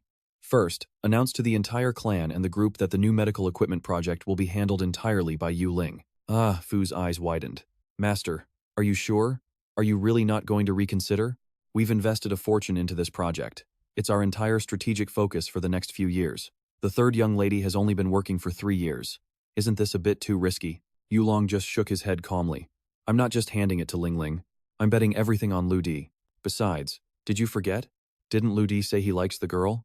The light bulb finally went off in Afu's head. He nodded quickly. I understand now. I'm sure Master Lu won't let you down. With a soft chuckle, Yulong looked satisfied. Luck was on my side. At least my daughter is charming enough to bewitch a kid like Lu Di. Ah Fu didn't press further on that. And the second thing, Master? Yulong spoke slowly, his eyes narrowing. Second, in 5 days I'm returning to High City to host a grand family banquet at the Yu estate. My 2 troublesome sons are finally coming back from abroad, so they'll be there too. It's time for the younger generation to get together and get to know each other. He paused, remembering something important. Oh, that's right. An old friend of mine just arrived in High City on a mission. He's a big shot in the military. Ah Fu's brows furrowed. Are you referring to General He Shan, Master? That's the one. Yulong nodded, pouring himself a cup of tea. He took a slow sip before continuing. This time, I'm going to build a platform high enough for these young people to stand on. Tell Duanhua to come along as well. He and He Shan have been frenemies for years. It's time they all met face to face. Later, Lu Di met with Hua Long, a man who had been a rival and friend to He Shan for years. Meanwhile, back at the Yu family estate, Lu Di and Yu Ling return to a scene of total chaos. Smoke is everywhere. Yu Ling's heart drops as she coughs through the haze. What's going on? Is the place on fire? Lu Di is just as confused, shaking his head. No clue. Let's get inside and check it out before the whole place goes up. They rush toward the dining room, but the second they crack the door open, a thick gray cloud hits them like a wall. It is blinding. Both of them immediately cover their noses, struggling to breathe. Through the smog, they spot the culprits, the younger sisters, Yu Shi and Yu Shi. Big sis, Lu Di, you're finally back. Yu Ling is hacking and wheezing from the fumes. She manages to gasp out, What on earth are you 2 doing in here? Yu Shi just flashes a nervous, awkward grin. Well, we spent the last 2 hours making a special thank you dinner for Lu Di. Wait, what? Yu Ling can't believe her ears. These 2? Cooking? Yu Ling stares at them in pure shock, while the quiet Dan Mo just nods in confirmation. This is actually happening. Yu Shi looks surprisingly sincere for once. Look, big sis, we know we messed up before. We were wrong about Ludi, so we wanted to show some real heart. Our very first time in the kitchen, and it's all for him. Before Ludi can even process this, the sisters grab him by the arms and drag him toward the table. Hurry, sit down, you have to try it. Ludi sits there, totally dazed, and slowly lifts the cover off the dish. He freezes, his eyes go wide. What exactly is this supposed to be? Yushi is quick to explain. It's golden egg fried rice, just like yours. Okay, maybe it stayed on the heat for a little too long. Yushi jumps in, desperate for him to like it. Ludi, we really gave it our all. Please, just one bite? Ludi stares at the charred black mass on the plate, completely speechless. It looks more like coal than food. But then, his system, Mozong, chimes in with a dire warning. Analysis complete. The dish is loaded with benzopyrene, a high-level carcinogen. Basically, it's pure poison on a plate. Ludi's face turns pale. He realizes if he doesn't act fast, he's a dead man. Wait, stop, he bluffs. You know what? I forgive you. For everything. No need to eat. The sisters start cheering, thinking he's just being sweet. Ludi doesn't wait for a second invitation. He takes the chance to slip away and vanish before they change their minds. With Ludi gone, the sisters turn to a very confused Yulong. Big sis, we need to talk. Something serious. She looks at them, totally lost. What is it now? What's the secret? They slide a small card across the table. This is the bank card Dad tried to give Ludi. He left it right here on the table a while ago. They explain the truth. Since day one, Ludi hasn't touched a single cent of their father's money. He's not the gold digger they all thought he was. Not even close. Yulong stares at the card, stunned. If he didn't come to the Yu family for the money, then why is he here? Could it really be for her? She immediately shakes the thought away, her face heating up. No, no way. What am I even thinking? That's impossible. But Yushi isn't done yet. Sis, for real, Ludi is actually loaded. Yulong nearly chokes. Loaded? How much are we talking about? Yushi starts counting on her fingers, throwing out massive, uncertain numbers. Maybe 100 million? 200 million? Yuling's jaw drops. He has a net worth of over 100,000? Are you serious? Yushi shakes her head, her voice dropping to a whisper. No, sis. Try at least 10 billion. We don't even know the full amount. Yuling's world flips upside down. 10 billion? That puts him at the very top of the elite rich list. How could a guy like him hide that much cash? There's no way. That's insane. After a long silence, she narrows her eyes, suspicious again. Okay, how do you two even know this? Give me the truth. The sisters hesitate, looking at each other before finally confessing in low voices. We saw him at the casino. He dropped 10 billion on a single bet like it was nothing. Yuling's blood boils at the word casino. A gambler? What is this guy's real endgame? Seeing her get angry, the sisters scramble to defend him. Wait, big sis, don't get the wrong idea. Ludi isn't a bad guy, trust us. When Dad gets back, we'll tell him everything. But Yulong isn't convinced. Not yet. She knows she has to be careful for the sake of the family. We need to investigate him properly, she says firmly. We need to know who he really is. For now, act like nothing happened. Don't let him know we're on to him. The sisters nod immediately. Don't worry, sis. We've got this. Yushi and Yushi don't hesitate. They've completely changed their tune. They don't have a grudge against Ludi anymore. Just as they finish their secret meeting, a heavenly aroma fills the air. Ludi walks back in, carrying a fresh plate of his own egg-fried rice. He gives them a charming smile. Ladies, all that whispering must have worked up an appetite. Why don't you try some real, authentic, golden egg fried rice? The sisters' eyes practically turn into hearts as they dive in, taking a big spoonful. Yushi gasps mid-chew. Ludi, this tastes totally different from the last batch. It's incredible. Yulong just watches him, her mind a mess of confusion. Is he a hero or a villain? A billionaire or a gambler? She can't tell anymore, and it's driving her crazy. With a heavy sigh, she finally gives in and takes a bite. The moment the rice hits her tongue, her eyes light up. It's perfection. Ludi just smiles calmly. I swapped out one ingredient this time. I used ginkgo seeds. They're a bit bitter, but they're perfect for clearing out toxins and cooling down heated tempers.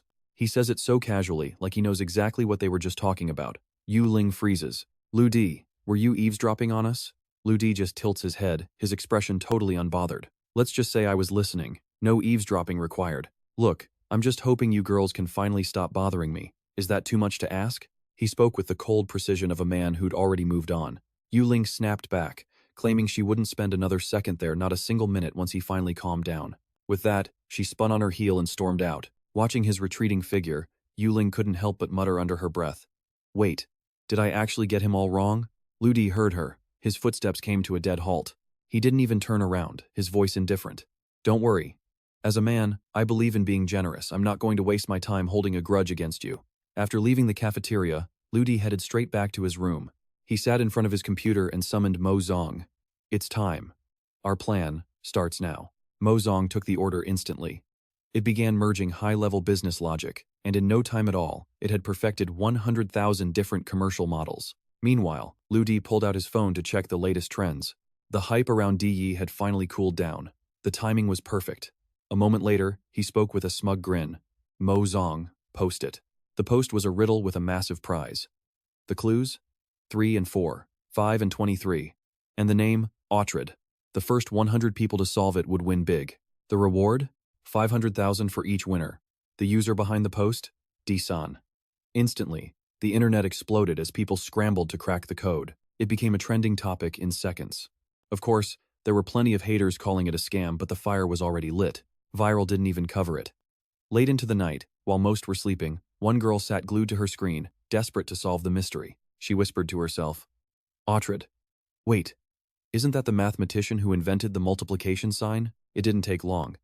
A user named Xiao Hua from Meng University finally posted the solution. Is the answer 12 and 115? She asked. But the comments were brutal, calling her naive and claiming the whole thing was just a cruel prank. Little did they know, her phone suddenly buzzed in the total darkness of her room. A notification flashed. She was right. 500,000 had just been deposited into her account. Seeing the numbers, she burst into tears of pure joy. It's real. It's actually real. Mom, my college tuition. It's finally taken care of. In a flash, news of the payout set the internet on fire. All those skeptics who talked trash earlier, they were losing their minds. This was exactly what Ludi wanted. Go ahead, fight, argue, doubt.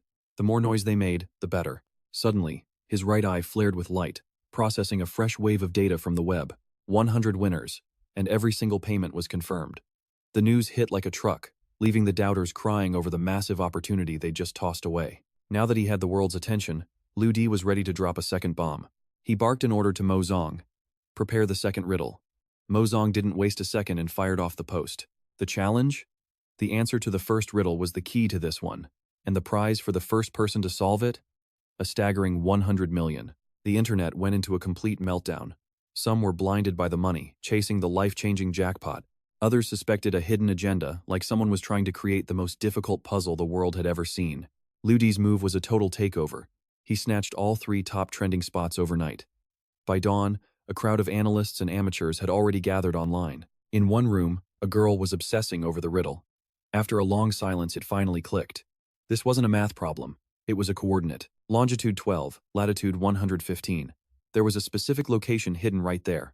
Her fingers flew across the keyboard, searching for those exact coordinates. Bingo. Immediately, a notification blared across the screen. Congratulations to Teacher He for solving the second riddle. The answer is the Mini. The internet was baffled. The Mini? What the hell does that even mean? The night of chaos passed. The next day, Ludi was still there, eyes locked onto the monitor. A smug smirk played on his lips. Mo Zong, it's time. Let's get to the main event. The new post was different. Hello, stranger. Are you like a lone star in the vast galaxy? This third question had no prize money. Instead, it promised to help you find your soulmate. And right below it, a mysterious QR code. Nobody cared about the words, they just wanted to scan that code. It led them straight to an app called Z Mini. Downloads started flooding in. In a small room, a guy was stuffing his face with a hot dog while waiting for the app to install. 5 seconds flat, and he was in. Following the system's prompts, he quickly typed in his nickname. Almost instantly, the system began analyzing his personality. The guy scoffed, "Yeah, right, another one of these. These apps are all the same total garbage. I haven't even put in my info yet, and it's already trying to play me?" But then, the system displayed its findings. As he read the lines, his entire face went pale. It was dead on. It described him perfectly. And it wasn't done, the system pinged him.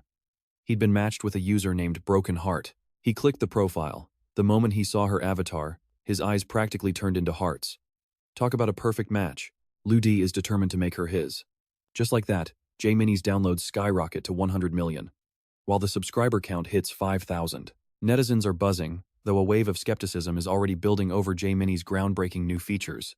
Watching their reactions, Ludi smirks with satisfaction. Thanks to Mo Zong, he can perform precision analysis and flawless matchmaking. Not only does this filter out every bit of illegal content on the mini app, but it also keeps the entire platform crystal clear and professional. Meanwhile, the rest of the world is starting to realize just how terrifying Lu Di's talent actually is. This guy is a straight-up business prodigy. In just one night, he used 150 million in capital to turn this app into an unimaginable viral hit. On the flip side, at an internal meeting for a rival conglomerate, the CEO is absolutely losing it. "Where the hell did this J-Mini come from?" he roars. His assistant trembles, quickly replying, "President Lee, it's a tech company called Creator. They just developed and launched the app." President Lee's eyes narrow in pure disbelief. "A company that literally just got its license has this much power? Are you kidding me?" The assistant nods frantically. "Since J-Mini launched, our user base dropped 4% in an instant, and honestly, it's still plummeting. 4% in a single night?" President Lee's face contorts with rage. This has never happened to them before. "I heard J-Mini can analyze a user's entire personality. Copy that tech for me now." The assistant's face goes pale. He's shaking as he stammers out, "President Lee, we already tried, but our technical team, they just aren't on that level yet." Hearing this, Lee slams his desk in a blind fury. "Trash, you're all useless trash." Little does he know, Lu Di couldn't care less about his temper tantrum. Our main character is still laser-focused, watching the internet's reaction unfold. After a moment, he speaks up. "Mozong, J-Mini is blowing up. We need a real office after all. We're a legitimate company now." Mozong doesn't hesitate for a second. "Small stuff. What are your requirements?" Lu Di doesn't need much, just something high-end, imposing, and prestigious enough to make everyone else feel small. Mozong doesn't say another word. He activates his systems, and suddenly, a hologram of a building appears before Lu Di. It's the tallest skyscraper in Sea City. We're talking about the top 3 floors of the Rongdang building. It's got a private mini-golf course, a rooftop terrace, and a massive total area of 5,432 square meters. Lu Di takes one look and gives a satisfied nod. "Not bad. Buy it." Mozong continues. "I've also screened 300 elite employees for you.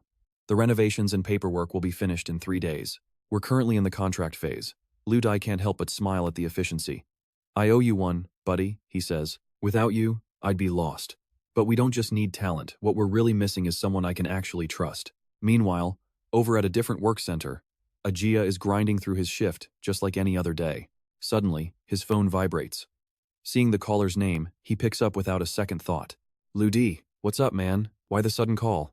On the other end, Lu Di gets straight to the point. "Ajia, I remember back in college, you had a dream of starting your own business. You weren't afraid of anything back then." Ajia chuckles, a bit of nostalgia in his voice. "Man, those were just the naive words of a kid." But Lu Di drops the bombshell. "I just opened a company. You interested in coming over to help me out?" Ajia's eyes widen. He's stunned, his heart racing with excitement. But then, he hesitates. "Are you sure I'm the right fit for this?" Lu Di doesn't even blink before answering. "I believe in you. This is absolute trust between best friends." As they're talking, a woman named Li walks over, glaring with pure annoyance. "It's barely morning and you're already slacking off? Get to work." Ajia glares back at her. His voice goes cold. "Soon Li, it's been 3 years. 3 years, and you haven't given me a single smile. Well, guess what? I'm done. I quit." Before she can even react, he kicks his desk over with a loud bang. He rips off his work jacket and scoffs. "And another thing, Sun Li, remember this, you don't have the right to call me Ajia." He tells her his real name is Zhang Tianjia and tells her to drop the fake act before walking out of the building for good. Back at the Yu family estate, Lu Di is stretching and taking a deep breath after a long night of work. Suddenly, someone approaches from behind. "Lu Di, let's head out early." Lu Di turns around, startled. Yulong is standing there, looking stunning in a blue dress. She's dead serious as she says, "We have some very important guests coming to the company today." Lu Di can't help but sigh. He pulls out his phone and sends a quick text. "Meet me at the Rongdeng building at 4 in the afternoon." Soon after, the two of them hop in the car and take off. Yulong slides a small box toward him. "We left in such a rush. I figured you hadn't eaten yet. I brought some baozi for you." Lu Di takes a steamed bun, a playful smirk dancing on his lips. "Since when did you get so nice? Offering favors for no reason. You must be up to something." She just lets out a soft, annoyed huff. Yuling's beyond annoyed. "What kind of appetite do you even have?" she snaps, telling him she bought 30 buns just to see if he'd choke on them. Lu Di just lets out a soft chuckle, totally enjoying the tease. She can't help but wonder. Is this really the successful man type that girls are supposed to fall for? She glares at him again, calling him a chatterbox. But then, a moment later, she remembers what those 2 kids, Yu-Shi, mentioned earlier. Curiosity finally wins out. "Seriously, where did you get all that money?" she asks. He casually explains that he co-founded a company called Creator with a friend. Creator? Sounds sketchy at best. Yulong sighs, feeling totally helpless, before looking him in the eye with a serious suggestion. Ludi, if you ever actually need help, just say it. You don't have to act all tough and powerful for my sake. Hearing that, Ludi can't help but smirk. Oh, since you put it that way. I actually have a few secrets I should probably tell you. Her eyes go wide with interest. What secrets? She whispers. He leans in close, right by her ear. The truth is, I'm a pretty amazing singer. Want a private show? Yuling's face immediately drops into a scowl. She pouts, turning her head away. Hard pass, just focus on the road and drive. Silence fills the car once more as they pull up to the massive Heilong Group headquarters. The second they step inside, the office gossip mill starts spinning. Everyone's whispering about how President Yu and her young eye candy look like a match made in heaven. They play it cool, ignoring the noise as they head straight to their offices. Honestly, Ludi couldn't care less about the rumors. From his desk, he steals a glance at Yulong. He's still wondering who's the big shot visiting today. Before he can figure it out, Feng Lu pushes the door open, leading someone inside. The guy with him has a face swollen like a balloon. Ludi has to hold back a laugh. Looks like Black Tiger's bounty worked like a charm. Zhao Jie's teeth were collected fast. But wait, these two aren't the guests Yulong is actually waiting for. Inside the CEO's office, Feng Lu sits down and immediately notices something is very wrong. He panics. Ling Ling, where are those 3 vases the vice president gave you? I don't see them anywhere. Yulong just sighs. Accidentally broke 'em. Feng Lu's face goes pale instantly. Broken. Those were priceless. Who did it? Yulong groans. Who else? That guy Lu Di. First day on the job and he already smashed all 3. Feng Liu is screaming internally. That brat Liu Dai isn't just some random guy. Of all things to break, he shattered a 7 million yuan death array that took a fortune to set up. He glares through the glass at Liu Di, who's just sitting there across from them. Gritting his teeth, he thinks, everyone's watching, so I'll play nice for now. But next time, you're dead. Yulong notices the tension but doesn't pry. She gets straight to business. So, when is our guest finally getting here? Feng Lu turns back to her with a smooth smile. Just a moment. Meanwhile, Lu Di signals Thian to come over. Hey, gorgeous Thian. Come here, I've got a question for you. She struts over, acting all annoyed. Ugh, you're so frustrating. What is it now? Lu Di raises an eyebrow. What's with the massive setup today? Who are we rolling out the red carpet for? Thian rolls her eyes like he's an absolute idiot. Are you serious? De Yi, the god singer, ever heard of him? He's coming to our company. Lu Di's face instantly freezes. He lets out a quiet, holy crap. Thian laughs at his shock. Of course he's starstruck, she thinks. She leans in closer. It gets better. Last night, the chairman put President Yu in full charge of this project. She gives a little wink. Turns out, Yulong has an old friend who owns a big entertainment agency. And guess who's their star artist? Yep, De Yi. This friend says he can get the superstar to do our promo. Word is, this guy is a handsome, rich overseas Chinese. Thian's already dreaming of a boyfriend just like that. Liu Di just forces a smirk. Great. A fake is about to run into the real deal. At that exact moment, a luxury motorcade pulls up outside the Heilong building. A stylish young man steps out, followed by a whole entourage. He looks up at the skyscraper and smiles. The overseas Chinese boy is finally back. After 3 years of grinding abroad, he's arrived. From now on, he mutters with an arrogant grin. No one in the Heilong group or the Yu family will ever look down on me, Lu Ziming, again. And with that, he struts inside. Seconds later, he's in Yuling's office. She jumps up to greet him. Ziming, it's been so long. Feng Liu joins in, acting like they're best friends, patting his shoulder. Ziming, my man, how've you been? Is Master De Yi with you? Ziming doesn't answer right away. He pulls up a chair and makes himself comfortable. Then, he leans back coolly. A superstar like De Yi doesn't just wander around in public. I'm here to handle everything on his behalf. Feng Liu blinks, then immediately starts nodding along like a total fanboy. Right. You're totally right, Ziming. A legend like De Yi can't just walk in here. Our fans would probably tear the building down just to get to him. Lu Ziming narrowed his eyes at him, a smug grin plastered on his face. That's a given. Master De Yi's influence is on a global level right now. Ouyang Fengliu didn't miss the chance to suck up, nodding in total agreement. If Master De Yi represents our group's latest home products, the sales numbers, man, they'll be absolutely staggering. Hearing this, Lu Ziming's expression turned dead serious. Master De Yi only signed with my agency because he was grateful for the help I gave him back in the day. Fengliu stood there nodding like a woodpecker, his voice dripping with pathetic, dog-like flattery. It's all thanks to you, Brother Ziming, truly. Through you, our group finally gets to partner with Master De Yi. This is a massive honor for us. He confirmed that the $3 million appearance fee Ziming asked for wasn't an issue. They could sign the contract today. At that, Ziming let out a mocking snicker. He only agreed to that $3 million fee as a favor to Yulong. He arched an eyebrow, throwing a pointed look her way. Yulong, who had been silent until now, finally spoke up. Since the price is settled, can we talk about the actual performance plan? Her brow furrowed instinctively. She wasn't about to let this opportunity slip. Luckily, she'd spent all night prepping a strategy, but before she could move, Fenglu stepped in with a stack of documents, smiling like a snake.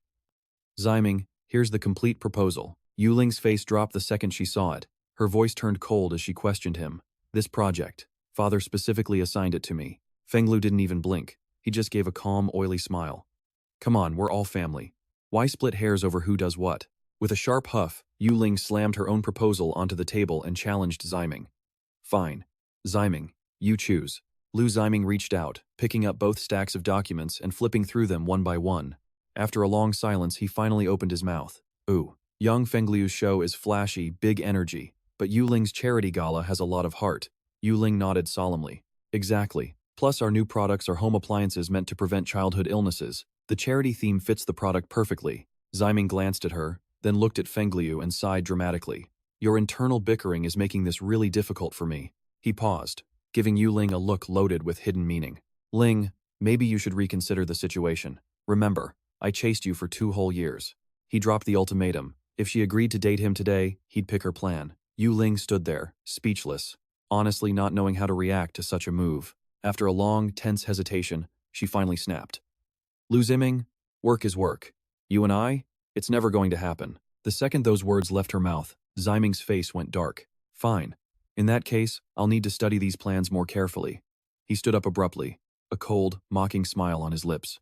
As for my decision, wait until the day of the Yu family banquet. He turned back to them with a chilling question. If Yulong found out he rejected Yuling's plan, wouldn't the old man be disappointed? Yulong panicked, while Ziming just gave a villainous smirk. Where's that talented young man the old master kept talking about, anyway? Right then, the sharp click of a lighter echoed through the room. Suddenly, Lu Di walked in from outside. Ziming jumped, visibly startled. What the hell? Are you a ghost or a person? Lu Di took a long drag of his cigarette, then tilted his head with a smirk. Are you blind? You ever seen a ghost smoke before? This shot sent Ziming into a rage. He glared at the newcomer.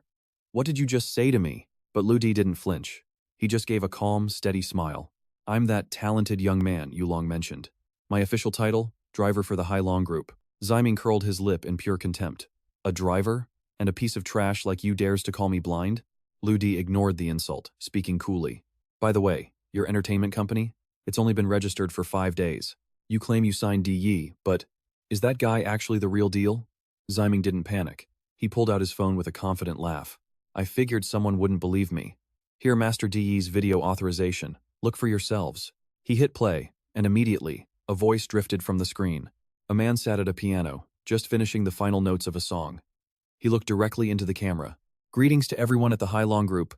I am the singer, Di. Regarding our partnership, I've given Lu Ziming full authority to decide. Hope to see you soon. In that split second, his face was clear. Mozong quickly fed the intel to Lu Di. This kid is just a student from a top-tier music academy. Lu Di couldn't help but let out a cold laugh. He looked at Ziming, arching an eyebrow mockingly. Impressive. Truly impressive. President Lu, how about we make a little deal? Ziming let out a dismissive snort. Go ahead. You want an autograph? A photo? I can make it happen. Lu Di didn't care about that. He slowly crushed his cigarette into the ashtray on the table. Then, with total calm, he dropped the bomb. Let's settle this. If that Di is a fake, should I break your left leg or your right one? The room went ice cold. Ziming's face turned pale as he screamed in fury. You wouldn't dare. Even Feng Lu, standing right there, couldn't help but snap in anger. Lu Di, the video evidence is literally staring you in the face, and yet you're still here making a scene for no reason. Yulong knew his personality was impulsive, but even she reached her limit this time and spoke up to warn him. Lu Di, don't worry about the performance anymore. Didn't you say you were donating medical equipment to Elder Da? Just go now, the sooner the better. Lu Di shot her a quick glance before giving a casual nod. He turned on his heel to leave, a nonchalant smirk playing on his lips as he called back. I'm really looking forward to seeing everyone's performance, you know. Under the shocked gazes of everyone in the room, Lu Di slammed the door behind him and vanished. That arrogant exit left everyone fuming. A little while later, Over at Elder Da's clinic, Lu Di finished up his work and sat down for a quiet chat with the old man. I really admire you, Elder Da. No matter what happens, you always stay so incredibly calm. Elder Da took a slow sip of his wine, arching an eyebrow as he looked at the young man. Is our little Lu Di feeling mistreated by the outside world? Lu Di shook his head slightly, his voice dropping low as he confessed he was just feeling a bit lost. Hearing this, Elder Da let out a playful chuckle. Look, I'm old, kid. Naturally, my personality has leveled out over the years. But you? You're different. The young should be daring, fighting for what they want, letting out that anger. Well, it definitely feels a lot better, doesn't it? Lu Di immediately threw his hands up in mock defense, denying it instantly. Me? I wouldn't dare. Elder Da watched him intently for a long moment before laughing. I know you best, boy. You've been carrying the weight of those past traumas for years now. You do the work of 3 people, then come back here smiling and laughing while taking care of these kids. But I can see the resentment burning deep inside you. Lu Di froze, completely unsure of how to react to that. The old man continued, his voice heavy with meaning. I'll tell you one more thing. When it's time to hate, then hate. When it's time to run, then run. Lu Di didn't understand a single word of it. He just stared back with a blank, confused expression. Elder Da frowned at him. Suddenly, his tone turned dead serious. Wait, aren't you that brat? The bank boy that every military force on the planet is currently hunting down? Everything clicked. The realization hit Lu Di like a lightning bolt, so that's what this was all about. He let out a dry, awkward laugh, earning a cold snort from Elder Da. Laugh your head off, why don't you? I'm tired. If you're done, then get lost. Lu Di knew it was getting late, so he stood up and pushed the door open to head out. Elder Da didn't forget to see him off, offering one final piece of advice before he disappeared. Remember this. You can kick the mangy dogs, but never do anything that goes against your conscience. Got it, old man. Lu Di replied with a nod before walking away. That afternoon, Lu Di had an appointment. He stood waiting under the shade of a massive ancient tree. While he waited, Mozong chimed in with a massive update. In just 8 hours, the download count for Jerini had absolutely exploded, surpassing 400 million. Lu Di shouted in pure shock. Are you serious? That's insane. Mozong chuckled proudly. That's nothing. I just updated the Genie group chat feature. It's now categorized into over 3,000 interests with no member limits. Just as Mozong predicted, the internet was going wild. Everywhere you looked online, people were praising the god-tier app that was Jerini. Lu Di beamed with satisfaction once Genie stabilized. The advertising offers were going to be massive. Meanwhile, over at the headquarters of the Polar Bear Group, CEO Li and his team were locked in a high-stakes meeting. He glared at his subordinates, his voice cold as ice. Have you identified the company behind this Genie app yet? His secretary answered immediately. CEO Li. We've checked. It's registered under Disan, a complete newcomer. The company isn't profitable yet. They likely don't have enough capital to keep this going. Hearing this, CEO Li pulled out a file to scan the details. A moment later, he turned to the man beside him. Vice President C2, I'm giving you 10 billion. Go buy their technology. Vice President C2 didn't dare hesitate, replying instantly, Understood, CEO Li, consider it done. Back with Lu Di, the person he had been waiting for finally arrived. Tianjia approached, looking sharp in a gray suit, a wide grin on his face. Lu Di, look at you. You're looking pretty lean, man. Lu Di smirked back. I've been hitting the gym lately. You, on the other hand? You're looking a bit soft. Tianjia let out a light huff, rolling his eyes. Cut the crap. Moving past the banter, the two of them quickly entered the Looking at the towering skyscraper ahead, Tianjia couldn't help but feel impressed. You really opened your new company here? The rent must be astronomical. Lu Di just gave an indifferent shrug. With a playful pout, Lu Di said, just come inside and see for yourself. Before the words even finished, he was already heading in. Watching his back, Tianjia hurriedly called out, Wait, hold on a second. But Lu Di kept walking, leaving his friend with no choice but to run and catch up. The two of them stepped into the elevator. As the floor numbers climbed, Tianjia gasped in surprise. Wow, you picked a really high floor, didn't you? Lu Di didn't answer. The elevator kept soaring upward until it finally came to a halt on the 87th floor. The doors slid open, and the sight that met Tianjia's eyes made them go wide with pure shock. Before him was a massive, high-tech office buzzing with people. He couldn't help but exclaim, What kind of geniuses get to work in a place this incredible? Lu Di walked beside him, explaining as they went. Ajia, our company is in the tech and instant messaging sector. The first version launched yesterday. Now, I need you to build the staff, handle the reception, and manage daily maintenance. The money and the people? I'm leaving that to you. Hearing this, Tianjia asked in disbelief. You're not joking, are you? Lu Di shook his head calmly. Not at all, brother. Our strength? It's on a whole different level now. Zhang Tianjia's expression flipped in an instant. He looked at him, completely skeptical, and asked, "Oh, really? Just how big are we talking here?" Lu Di smirked, his eyes gleaming. "Big enough that we can officially reject every single person trying to buy us out." Sadly, Tianjia wasn't buying a word of it. He scoffed having startup dreams was great and all, but this sounded like straight-up bluffing. Lu Di didn't flinch. "When those big companies come knocking, you'll be the one to handle them. I'm staying behind the curtain unless it's a total emergency." Tianjia threw an arm over his shoulder, convinced it was just a joke, and decided to play along. "Man, you're really something else." He glanced around and nudged him. "Let's head into the office and keep talking." Lu Di gave a playful wink, the mystery deepening. Then, with a sharp grin, he added, "It's a deal then. You're the CEO, and I'm the chairman in the shadows. My only job is counting the cash." Tianjia couldn't help but burst out laughing. "Titles? Please. These labels are totally useless. CEO just means I'm the errand boy, the secretary is me, and the janitor is also me." Lu Di gave him a thumbs up and whispered, "You're still number one."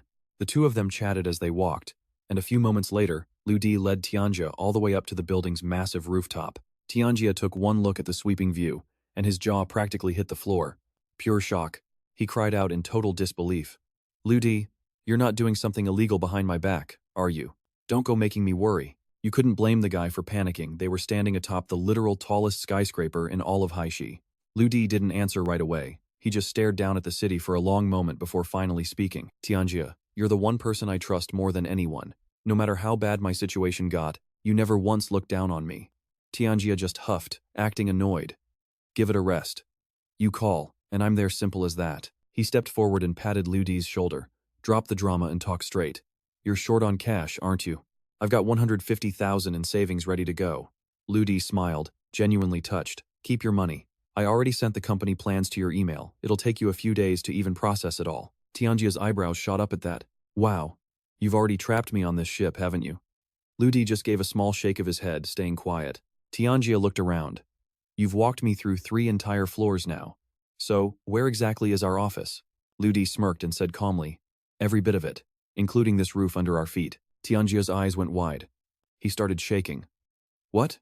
3 whole floors? What kind of crazy company are you actually running?" Lu Di replied casually. "The name is Creator. Our first product? The Mini." Tianjia just stood there like a statue, completely frozen. The words simply wouldn't come out. Seeing his friend's brain short-circuit, Lu Di couldn't help but chuckle. "Well, Comrade Zhang Tianjia, you're the CEO of Creator now. You should probably start looking the part, right?" Finally, the reality of it all started to sink in. He scratched his head, blinking fast. "You're right. I definitely need a makeover." Lu Di laughed. "I've got an extra villa and a car lying around. I'll have someone get those over to you later." "A spare villa and a car?" Tianjia gasped, unable to believe his ears. Lu Di didn't bother explaining. He just laughed, threw his arm over Tianjia's shoulder, and they headed back down together. Once everything was settled with Tianjia, Lu Di headed back to the company, and, like clockwork, drove Yulong home. But as they passed a high-end clothing store, Yulong suddenly spoke up. "Lu Di, stop the car for a second." He frowned, confused. "What's up? We haven't even reached the manor yet," Yulong explained softly. "My father is hosting a massive banquet at the manor in 4 days. Every major player and elite in the city will be there. My father wants you to attend with me." She admitted his casual look was a bit much. Some people in those circles only judge by what they see, and she didn't want him being looked down on. She gestured toward the shop. "This is the most exclusive suit shop in Haishi. I'm going to buy you a proper set." Lu Di let out a soft, amused laugh.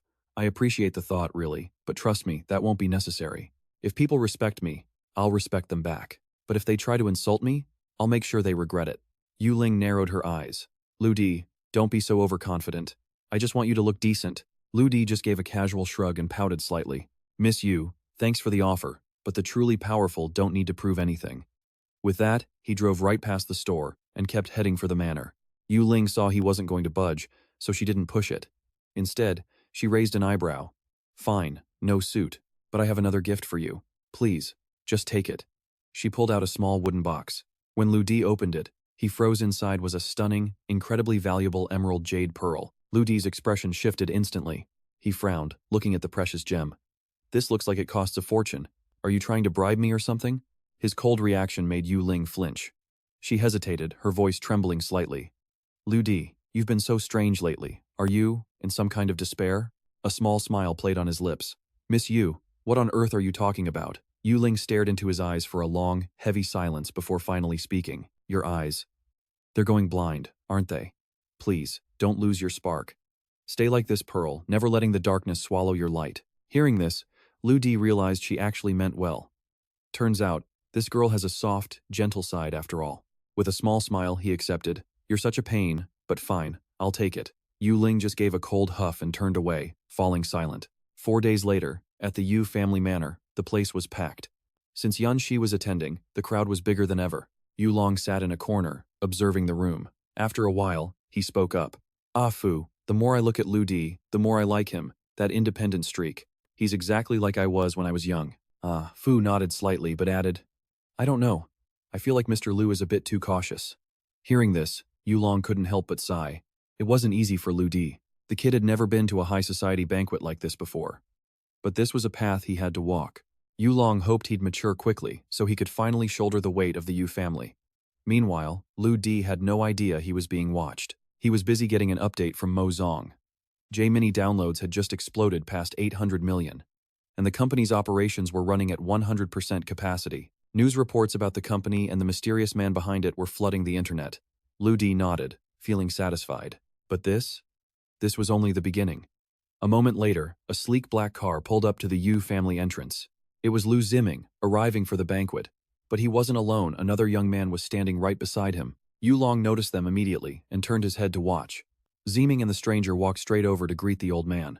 Ziming spoke first. Uncle Yu, it's good to see you. The young man next to him followed suit, bowing quickly. I'm Tian Cheng. It's an honor, uncle.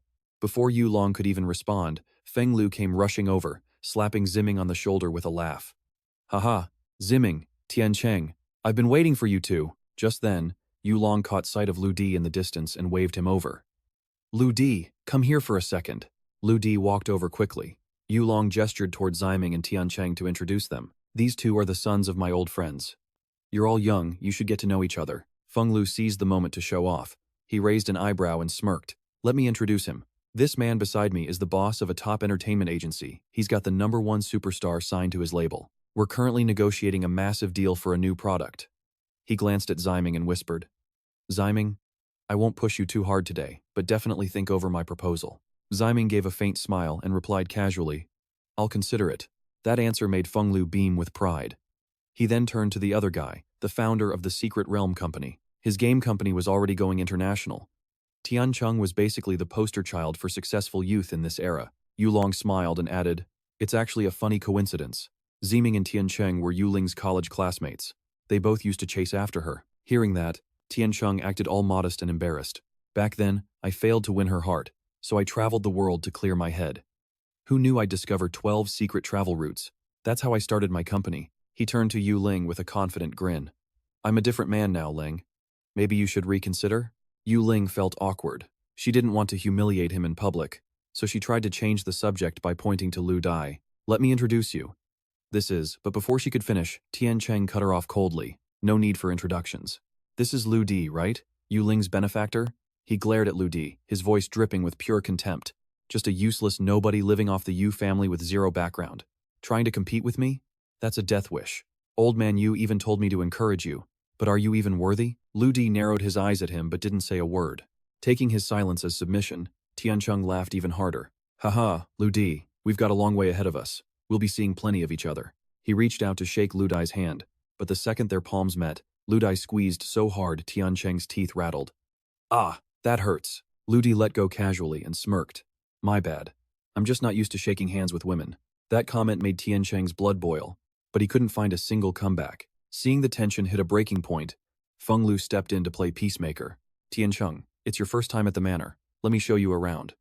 With that, Feng Lu led Ziming and Tian Cheng away. Watching them leave, Yulong couldn't help but chuckle. Ah, young people, the smell of gunpowder is everywhere the moment you meet. Lu Di glanced at him and smiled. Old man, to be honest, they aren't even worth that much effort. That response made Yulong even happier. He laughed and patted Lu Di's back. Spoken like a true member of the Yu family. Having pride is good. Go ahead and fight, this old man has your back. Meanwhile, in a quiet corner of the party, the three villains huddled together. You could tell just by their faces they were up to no good. Feng Liu shot a warning look at Tian Cheng. You were too impulsive. How could you be so disrespectful right in front of old man Yu? He reminded them that they all knew Lu Di was trash, but if they wanted to take him down, they had to stay united. Ziming and Tiancheng both asked at the same time. So, what's the plan? Feng Lu leaned in close, his voice a low hiss. Tradition dictates there will be speeches later. When that happens, we don't give him a single chance to show off. He then looked at Ziming. When it's time, announce that you've chosen my plan. I'll personally add an extra 200 million to the DE appearance fee. Ziming instinctively frowned, hesitating as he asked, won't Jadeling hate me for this? Feng Lu just chuckled, shaking his head with a nonchalant smirk. Not a chance. On the surface, the old man put Jadeling in charge, but in reality, he's relying on Lu Di. The elder's already been completely brainwashed by that guy's sweet talk. He claimed that once your true colors are exposed, Ziming will finally have his chance to get close to Jadeling. See? It's the perfect opening. Makes sense. Ziming's face instantly brightened, a mischievous glint in his eyes. He didn't doubt Feng Lu for a second, honestly. He looked like he'd just won the lottery. Having hooked his fish, Feng Lu shifted his gaze toward Tiancheng and spoke up. I guarantee your company's third investment round will be a massive hit. When the time comes, don't hold back, boldly announce your plans to go public. Tiancheng looked down at his hand, still throbbing with pain. His expression was grim, and he didn't say a single word in response. Seeing his reaction, Feng Lu pressed on. Tiancheng, listen to me. If you can't endure the small stuff, you'll never achieve greatness. We need to crush him with pure, overwhelming power. Tiancheng bit his lip hard, finally nodding. Brother Feng Lu, thank you. If I had lost my cool back there, I would have made a complete fool of myself. From here on, I'll follow your lead. The two exchanged a dark look and a slow nod. Just like that, their sinister plot was set in stone. Meanwhile, Lu Di was completely oblivious to their little scheme, still casually chatting away with Jadeling. Suddenly, an annoying voice interrupted them. He turned toward the sound, only to see Tiancheng and Feng Lu strutting toward them. Tiancheng put on his best sincere face and said, Lu Di, I really overstepped earlier. My bad. He even went as far as throwing a friendly arm over Lu Di's shoulder. He chuckled, acting like they were best buds. You're a benefactor of the Jade family, and you even drive for them. As family friends, we should definitely show you some respect. Lu Di knew exactly what this snake was up to. He coldly shrugged off the arm and curled his lip in disgust. Save the fake pleasantries. I don't need respect from a bunch of spoiled, superficial brats like you. Tiancheng's blood boiled. He looked ready to explode right then and there. On the other side of the room, Elder Jade Dragon was resting while watching the youngsters mingle. That's when a Fu rushed over with some urgent news. Master, I just got a call. Miss Nam is here for a surprise visit. Jade Dragon's eyebrows shot up in pure shock. Miss Nam? Which Miss Nam? A Fu quickly clarified he meant Nam Ruoyi, the daughter of the legendary Nam Tianhai from the capital. Jade Dragon's pupils constricted. He could barely believe his ears.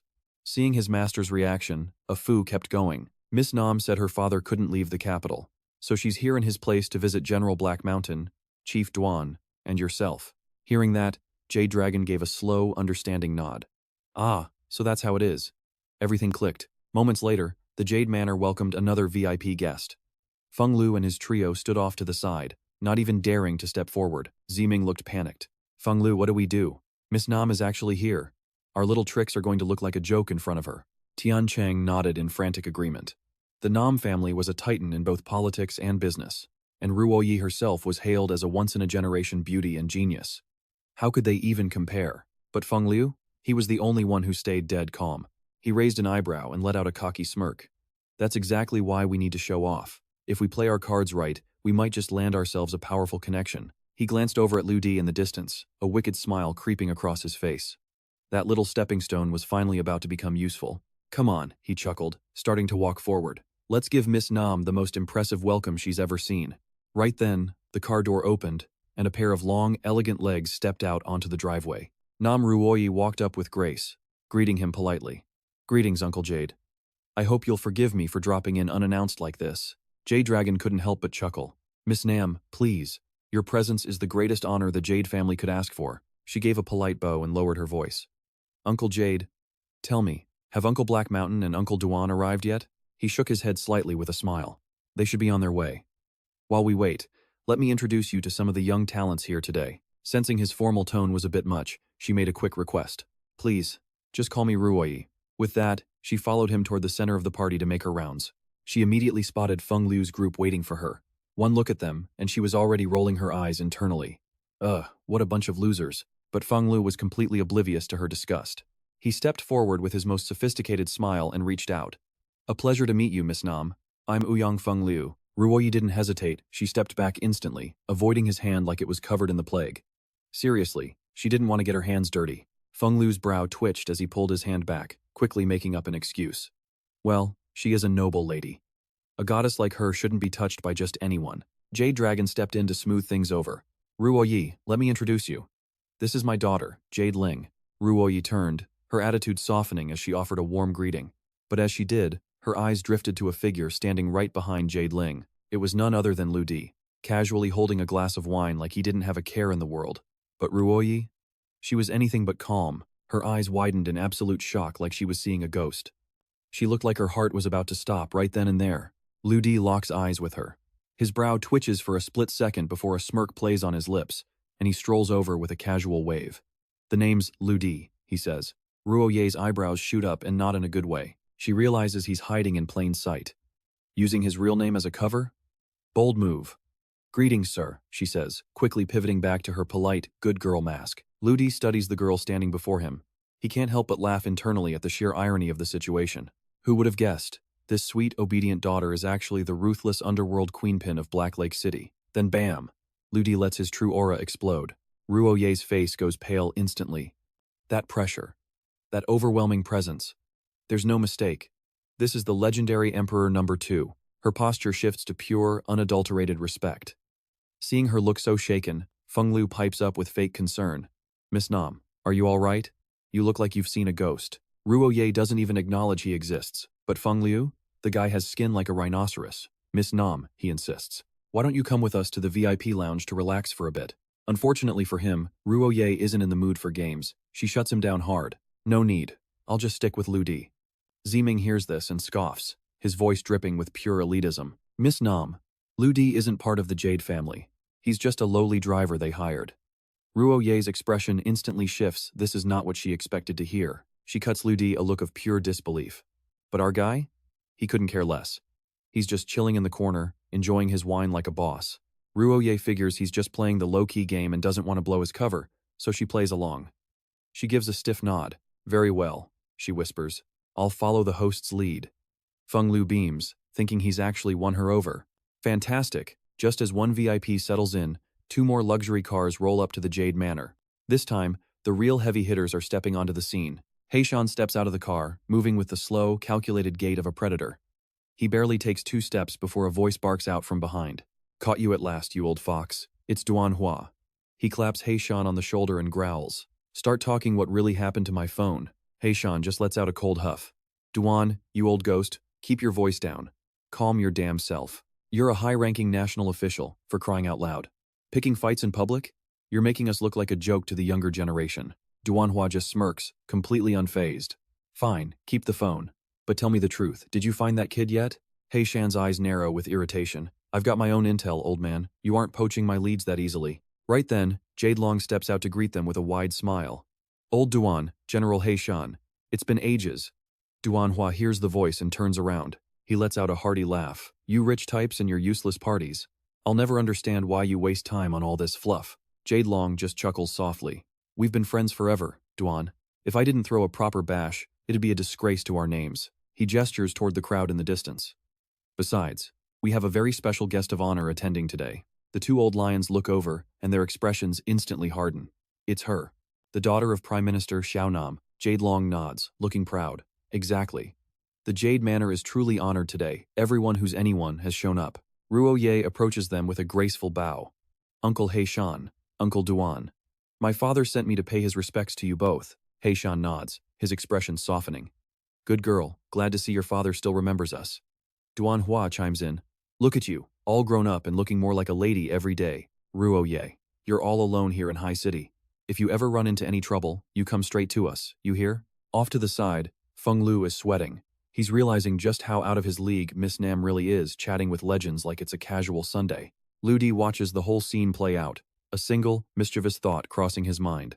I wonder how these big shots will react when they find out their sweet niece is actually a brutal gang boss. Of course, the old legends have no idea what Lu Di is thinking. Heishan is still taking in the view, looking genuinely impressed. Gotta hand it to you, Long. This place is spectacular. Duanhua pops a beer, grinning. High City isn't just about the scenery, Heishan. It's the hidden dragons we have here that really matter. He's mid-sentence when his eyes lock onto a figure standing deep in the crowd. PFFFT. He spits his beer everywhere. Him? He stammers, his eyes nearly popping out of his head. He starts sprinting forward without a second thought. Sean is completely baffled. Duan. Where the hell are you going? Duan doesn't even look back, so Sean lunges and grabs his arm. Stop right there. Duan Hua shoves him off, his face dead serious. Let go of me, Sean. Don't you dare get in my way. Sean isn't backing down an inch. They stand there, chest to chest, glaring like they're about to throw hands. Yulong is just speechless. What in the world is happening? A moment later, Sean turns to Yulong. Old Jade, you've got a lot of young talent here. Start introducing them. The mood shift is so sudden it gives everyone in the room whiplash. Yulong blinks, trying to keep up. Sure. Right this way. He leads the two powerhouses toward the group. Let me introduce you. But the two old men don't care about the rich heirs. Their eyes are locked on one person and one person only. Liu Di. Duanhua doesn't even wait for a formal introduction. So, young man, what exactly do you do for a living? Shan crowds in right after him, looking desperate. Any hobbies, interests? Talk to us. Feng Lu and his crew? Their jaws are officially on the floor. Wait, how is Liu Di still the center of attention at today's banquet? The guests whispered. They have to do something to stop this, right? Right then. Shan suddenly turned to Yulong with a sharp glint in his eyes. Old Yu, it's been 10 years since our last game of chess, hasn't it? Yulong gave a slow nod and replied, Let's go then. Time to get things ready. As they walked away, Shan lowered his voice. If I win this time, you owe me big time. One request, no questions asked. The moment they were out of sight, Feng Lu didn't waste a second. He snapped his fingers, signaling the group to move. Everyone's eyes snapped to him as he flashed a calculated smile. Listen up, everyone. We still have some time before lunch, and the manor has plenty of ways to keep us entertained. Why don't we have some fun? Ziming was quick to jump in, nodding along. Great idea. I've heard Feng Lu is a legendary archery champion. Let's head to the range and see some real skill. Feng Lu hesitated for a split-second. Archery wasn't the plan today. He quickly pivoted, looking toward Ziming and his crew. Actually, he started, I heard Ziming is a master equestrian, and Tian Cheng, he's a total pro with a gun. Lucky for us, this manor has both a world-class riding arena and a shooting range. A few minutes later, the group arrived at the manor's stables. This wasn't just any barn, it was packed with some of the rarest, most expensive horse breeds on the planet. Ziming stepped forward and picked out a massive stallion with a deep brown coat and a frame like solid granite. He turned back to the crowd, his face practically glowing with arrogance. This right here? An iron hoof stallion, born in the rugged mountains, he bragged. Their hooves are hard as diamonds. It's the ultimate warhorse, the kind only a top-tier rider can even dream of handling. Before the words even left his mouth, Ludi calmly walked over. Without a word, he reached out and gently stroked the horse's head. Ziming's eyes widened. Hey, Ludi, I'd watch it if I were you. This beast has a nasty temper. Standing nearby, Feng Lu just curled his lip in pure contempt. Ziming's right, Feng Lu added. That horse has been at this manor for ages, and not a single person has managed to tame it yet. Ziming smirked, looking completely full of himself. I've had the honor of testing him before. Trust me, he's a nightmare to break. Ludi didn't even look at him. He just made a casual after-you gesture. Is that so? Then why don't you show everyone how it's done? Ziming's face instantly went pale. He hesitated, sweating slightly. But then he caught sight of Ruo Yi standing nearby. He couldn't look like a coward now. He took a deep, shaky breath. Fine. Since Miss Ruo Yi is here today, I'll give you all a performance you won't forget. With that, he marched over to the stallion and patted its head. He jammed his foot into the stirrup and swung himself up into the saddle. For a moment, he actually looked like he knew what he was doing. The crowd burst into applause, cheering him on. Ziming gave the horse a confident pat on the rear, signaling it to go. But nothing. The stallion just stood there, still as a statue. Panic started to set in. Why aren't you moving? Go! Move! Ziming hissed. The crowd's cheers died down into an awkward, uncomfortable silence. Only Ludi seemed completely unbothered. It was like he'd seen the script already. He let out a cold, mocking laugh. He looked Ziming dead in the eyes and said calmly, I'll give you 10 seconds. Get off that horse. Now. Ziming flipped. Ludi, what the hell do you know? He's just building up power. Just wait. He didn't even finish the sentence before the horse suddenly went absolutely berserk. It happened in a flash. Ziming wasn't ready. The stallion bucked with insane force, sending him flying face-first into the dirt. Feng Lu and the others gasped in horror. Ziming scrambled up, his face red with pure humiliation. He immediately turned on Feng Lu, pointing a finger and screaming, What kind of garbage horse are you keeping here? Feng Lu stood there, stuttering, with no idea how to explain it. But Ludi cut him off. The problem isn't the horse, it's you. This is a purebred Mongolian iron hoof. It's a warrior born for the battlefield. It charges for heroes. It doesn't bow to weaklings.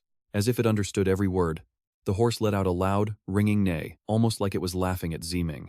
Lu Di raised an eyebrow, his gaze piercing.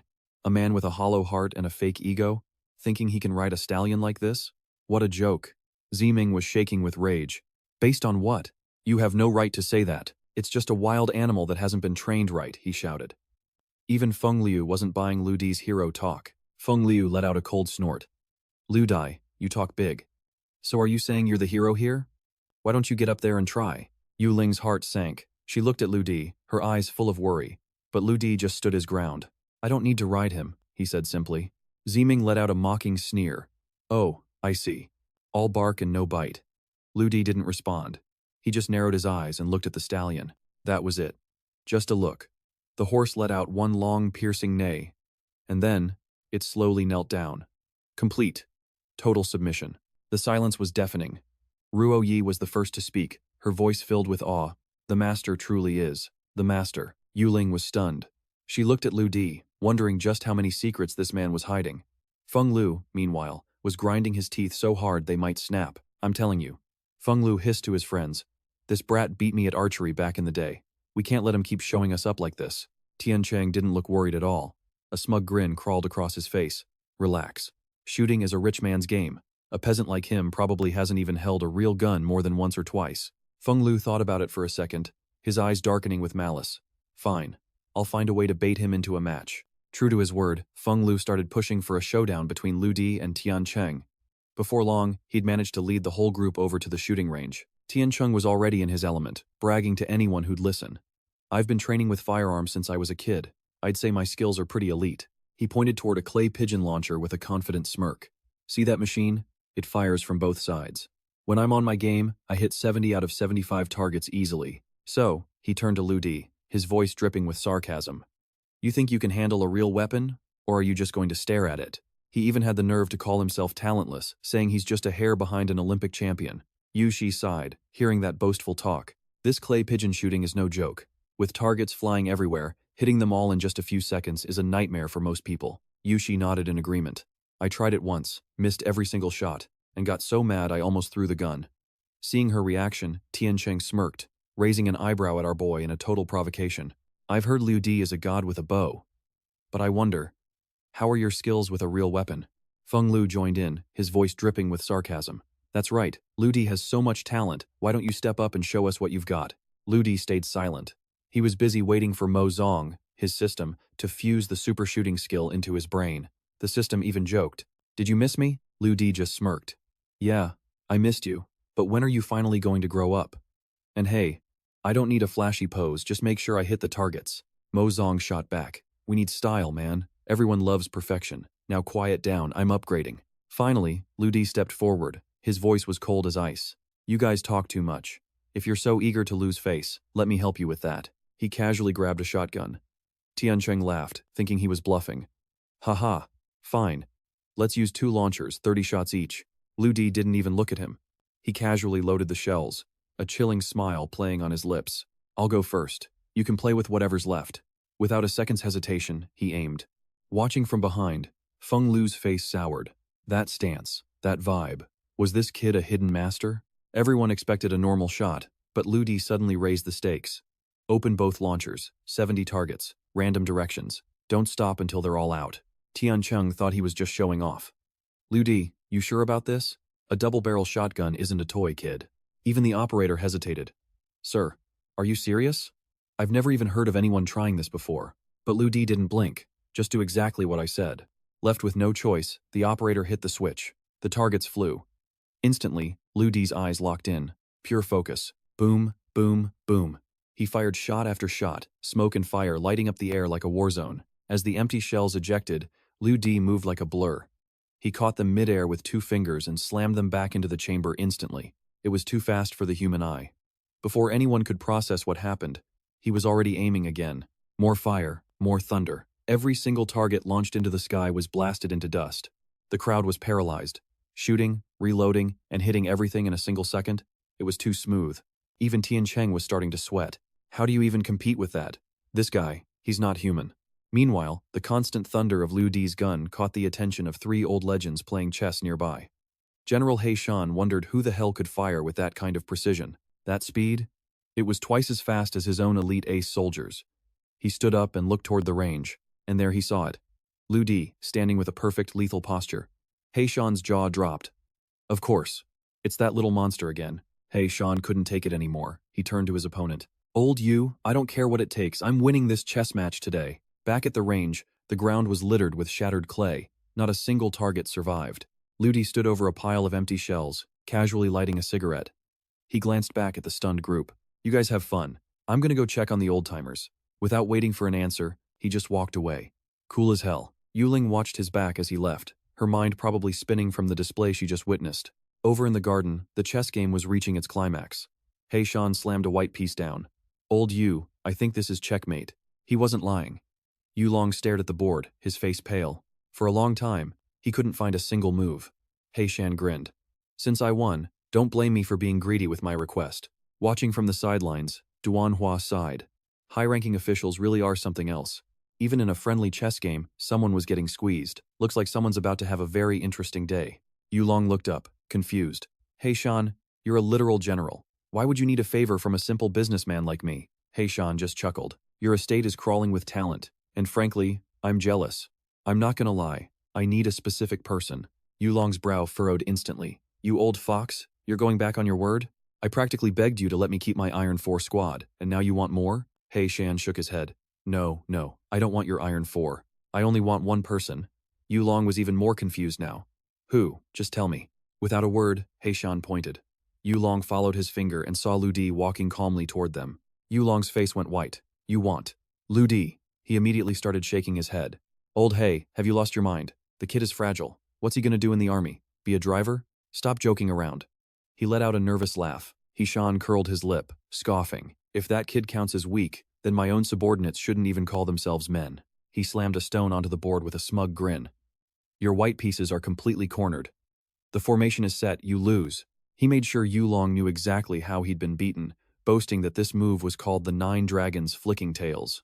A tactic so complex even a grandmaster couldn't solve it. Yulong grumbled, clearly annoyed. Old He, you can't be this ruthless. That's just low. But right then, a hand suddenly appeared, snatched up a piece, and dropped it onto the board without a second thought. Yulong's eyes nearly popped out. Liu Di? Liu Di didn't even look at him. He just stared at He Shan and smiled. General He Shan, I suggest you take a much closer look at that board. He Shan leaned in, his eyes scanning the new layout. Suddenly, his entire face went pale. He stared at Liu Di in pure shock, his voice trembling. Little brother, what do you call a move like that? Liu Di just smirked. The Hedgehog's Awakening. Duanhua nodded, his eyes filled with genuine praise. Brilliant. At first, you only show a belly that looks soft and vulnerable, but in the next breath, you're crushing the enemy under steel quills that are razor sharp. Absolutely masterful. He Shan let out a long sigh of admiration. Fair enough. Since the game is broken, old you, why don't we go another round? Yulong just shook his head. Forget the rematch. I'm starving. Is the banquet ready yet? Moments later, the group made their way to the manor's grand dining hall. The table was a mountain of legendary delicacies, looking absolutely incredible. Yulong and the two powerhouses took the center seats of honor. Yulong raised a glass, beaming. Today, we welcome the great He Shan and Duanhua. Let's enjoy this feast while we hear what our talented youth have been up to. Silence. The atmosphere turned heavy in an instant. You could see the nerves written all over the faces of Tiancheng and Ziming. Seeing no one brave enough to speak, Yulong looked at Yuling and laughed. Ha, it seems the youngsters are playing it safe today. Ling, why don't you start us off? Yuling stood up, composed and professional. As many of you know, the Sea Dragon Group is officially up and running. We're launching a charity event called God of Song. This isn't about making a sale or hitting targets. It's about bringing people together to raise funds for those in need.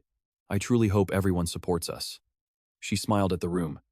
Thank you. The two old legends, He Shan and Duanhua, gave a slow nod.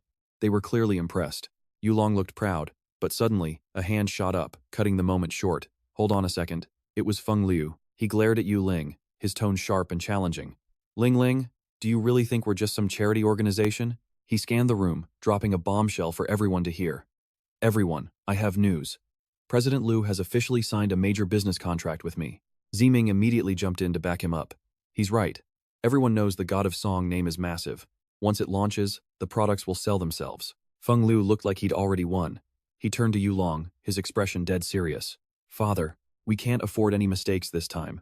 We need to prioritize real business over everything else. Yuling's heart sank, her face full of worry as she looked at her father. The tension in the room was suffocating. Then yawn. Lu Di let out a massive, bored yawn, completely shattering the high-stakes vibe.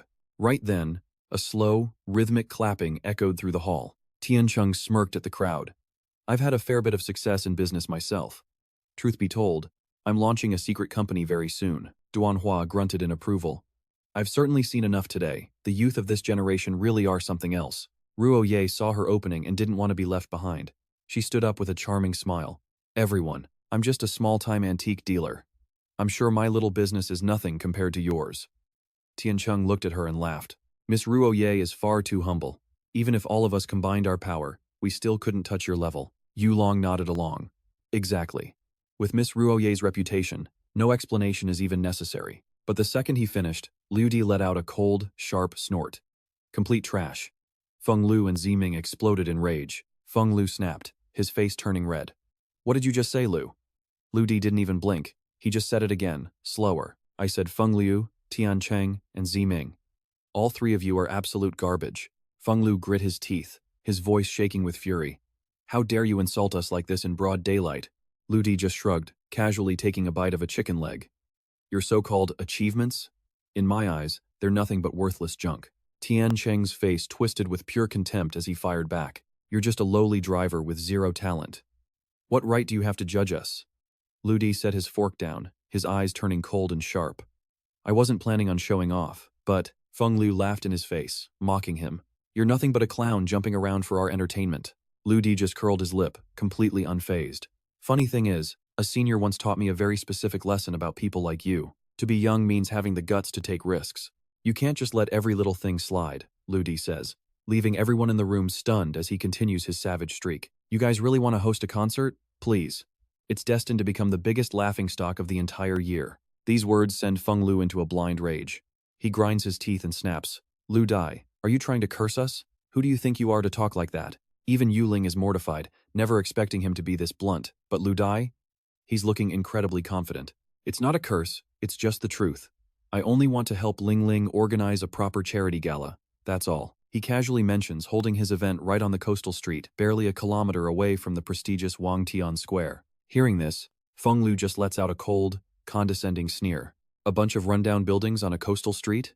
You really think you can compete with the Hao family's Wangtian Square? Get real. Tiancheng joins in the mockery. Lu Di, did you take a hit to the head? You're starting to talk absolute nonsense. Lu Di just smiles calmly. Rich coming from a crooked businessman like you really have the nerve to laugh? Your tourist routes are literally destroying vital farmland, he calls him out. You even stole land from farmers without giving them a single cent in compensation. Tiancheng's face pales instantly, his body trembling with guilt. You're just making things up. Where's your proof? Lu Di just narrows his eyes and gives a faint smile. Just you wait. Within 1 hour, someone is going to hand you a bill for that 500 million debt. The party is spiraling out of control. Yulong finally loses his patience and starts scolding him. Lu Di, what is wrong with you today? Talking such complete nonsense. I'm honestly so disappointed in you. Tiancheng quickly nods in agreement. I suggest we kick Lu Dai out so he can calm his head. But Lu Dai just smirks. Wait, I'm not even finished yet. Before he can say another word, bang! Someone slams their hand onto the table in pure fury. Feng Lu glares at Lu Di, his voice dripping with indignation. Enough. Mocking us is one thing, but how dare you try to slander Miss Ruo Yi? Tiancheng chimes in too. I'm actually curious. Miss Ruo Yi is practically perfect. What kind of lies could you possibly invent about her? Lu Di just glances over at Ruo Yi and mumbles her name. Miss Ruo Yi, huh?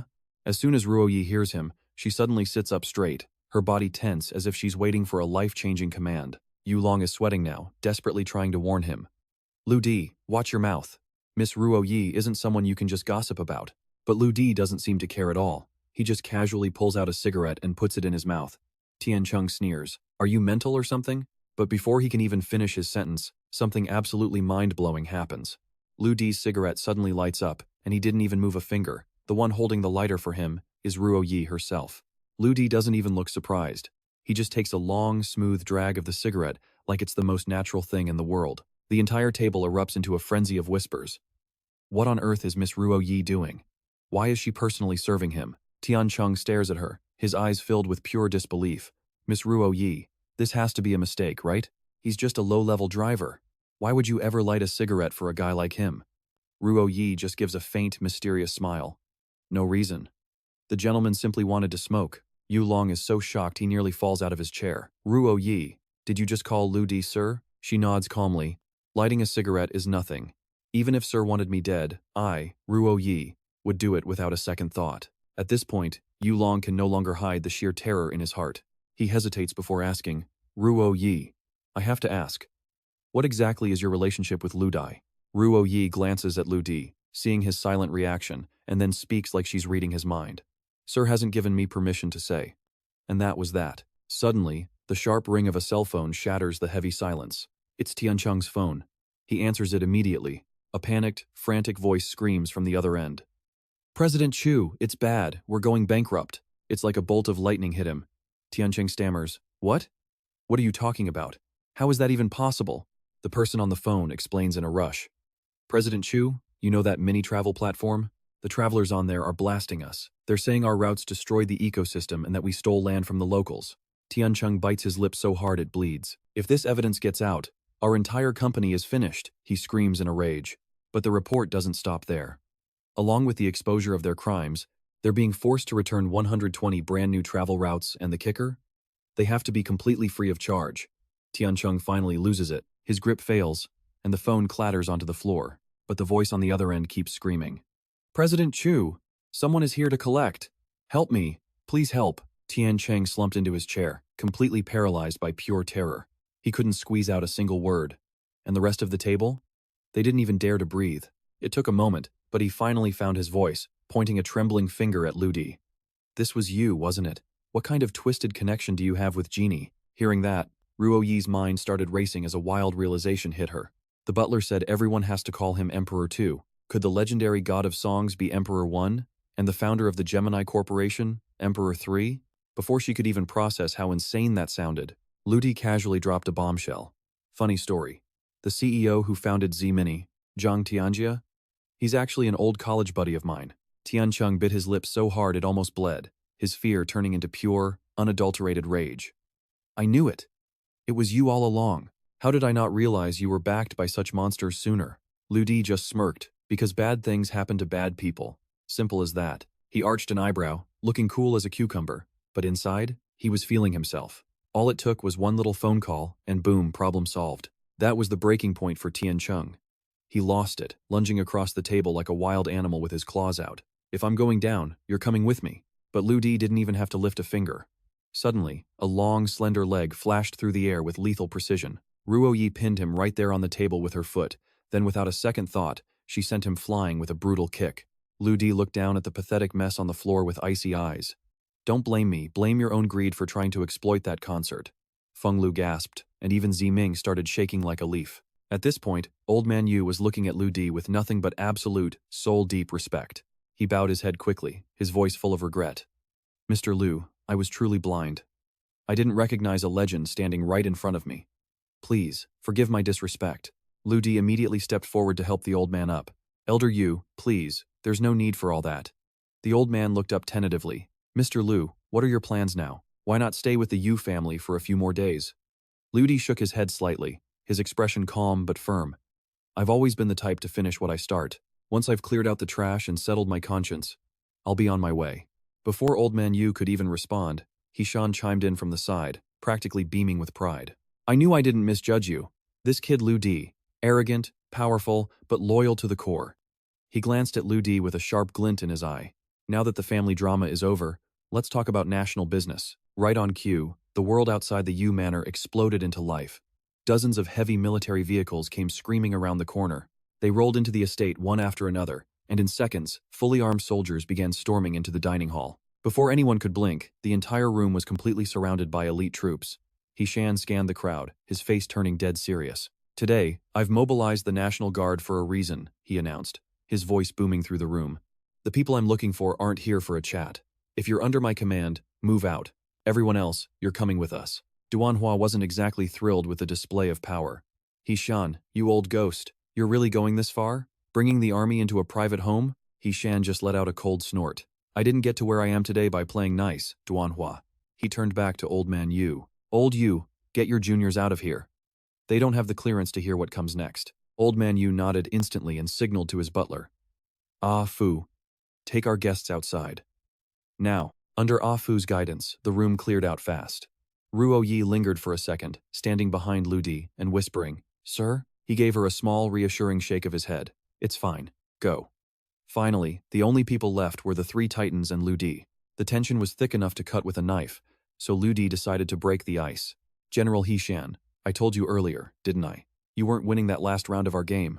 He Shan let out a hearty laugh. You little brat. You've got the younger generation eating out of the palm of your hand. I have to give it to you, I'm impressed. But then, his face went stone cold. He barked out an order. Lu Di, stand at attention and answer me. Lu Di straightened his back instantly. Present. He Shan stared him down, his voice dropping to a whisper. Consider this, a personal plea from me to you. Lu Di blinked, totally lost, and scratched his head. General, what are you? He Shan hesitated for a heartbeat before speaking again. I'm being dead serious with you, kid. I value talent more than life itself, but this time, I'm praying that what I'm about to ask doesn't end up costing you yours. Lu Di was getting more confused by the second, just staring at the general, not knowing how to react. Before He Shan could explain, Duanhua cut in. The military has been brewing a secret project for a very long time, he said, his voice heavy with gravity. For any normal person, this would be a straight-up suicide mission. But for someone like you, maybe just maybe it's different. Lu Di narrowed his eyes. I need details. Exactly what are we talking about? Duanhua opened his mouth to answer, but He Shan threw up a hand to stop him. Wait, this is top-secret national security. The moment you hear the details, you're committed. You have to come with me. No turning back. Hearing that, Lu Di didn't even hesitate. He shrugged and poked his lip out. In that case, I don't want to hear it. Problem solved. He Shan was left speechless, his face turning a lovely shade of frustrated purple. You're going to be the death of me. Meanwhile, outside the manor, a lone figure approached the gate with slow, steady steps. The guard on duty spotted the newcomer and called out, Hey, old man, this is a restricted area. This area was under strict martial law, a place where you definitely shouldn't be wandering around. But the man who showed up was none other than Old Man Da, though he looked completely different today, dressed in sharp, formal clothes. He gave a small smile and spoke up, Hey kid, take a look at this first. Then you can decide if you're going to let me in or not. The guard looked at him with total suspicion and asked, Look at what? Without saying a word, Old Man Da reached into his pocket and pulled out a prestigious medal, pinning it to his chest. The second the guard saw that emblem, he snapped to attention, standing tall with a look of pure respect. Salute to the veteran hero, he barked. Old Man Da just chuckled softly, waving it off. I only got this for saving some kids back on the battlefield. What hero? It's nothing special. Just let me in so I can visit a few of my old friends, all right? The guard nodded quickly, his tone changing instantly. Please, wait right here, sir. I'll go announce your arrival immediately. Meanwhile, inside the manor's dining room, He Shan had lost his patience. Since playing nice didn't work, he was using his status to force the issue. Lu Di, whether you want to go or not today, you're coming with me. But just as those words left his mouth, a deep, calm voice cut through the tension. Little He. Hearing that familiar voice, He Shan spun around instantly. His face went from pure rage to absolute shock as he gasped. Big brother, what are you doing here? Even the powerful Duanhua and Yulong stood up, bowing respectfully to greet the newcomer as their elder. Lu Di looked over, and seeing the old man, he blinked in surprise, calling him Old Master. Da raised an eyebrow and smiled. No wine for me? Before Lu Di could even move, Duanhua was already pouring a glass with both hands. Boss, please have a drink. But Old Man Da just gave a cold snort, refusing to take even a single sip of the offered wine. Seeing this, Lu Di walked over with a bottle of his own and laughed. Old Master, I specifically prepared a bottle of top-shelf erguo just for you. Give it a try. Hearing that, Old Man Da nodded, finally looking satisfied. Lu Di is the only one who truly gets me. This boy helps me run the clinic every day, so listen up, no one is allowed to take him away. He Shan started to panic, his voice pleading. Big brother, I have a mandatory military mission to complete. Can't you give me a little face here? Old Man Da just curled his lip. Not a chance. Yulong tried to step in and mediate.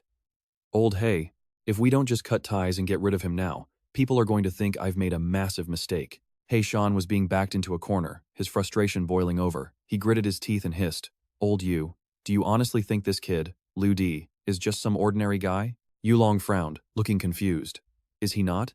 He Shan didn't answer directly. Instead, he asked a pointed question. You know the level of the soldiers under my command, right? Yulong gave a slow nod. I know. Heishan glanced at Lu Di, then back at Yulong, and dropped a bombshell. A while back, a few of my soldiers had a little misunderstanding with Lu Di.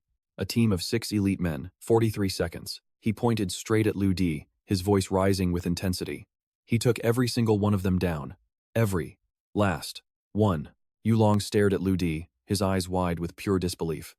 Seeing that reaction, Heishan pushed even further. Don't think that just because there are plenty of soldiers here today, they could actually stop him. If he really cuts loose, they might not even be his match. Yulong couldn't believe his ears. He stared at Lu Di for a long moment before finally lowering his head in a respectful bow. It seems I was the one who was blind to greatness. At that moment, Old Man Da spoke up again.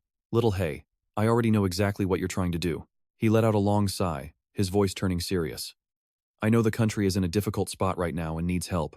Hey, Shan gasped in shock. I should have known. Even a top-secret matter like this couldn't be hidden from you, big brother. You've been keeping busy, haven't you? Duanhua chimed in, nodding in agreement. Big brother is still being begged to return and lead the research and development department. He's definitely busier than all of us combined. Old Man Da nodded slowly, his expression calm. When the nation's fate is on the line, everyone has a duty, and as an old man, I'm willing to lend a hand with this matter.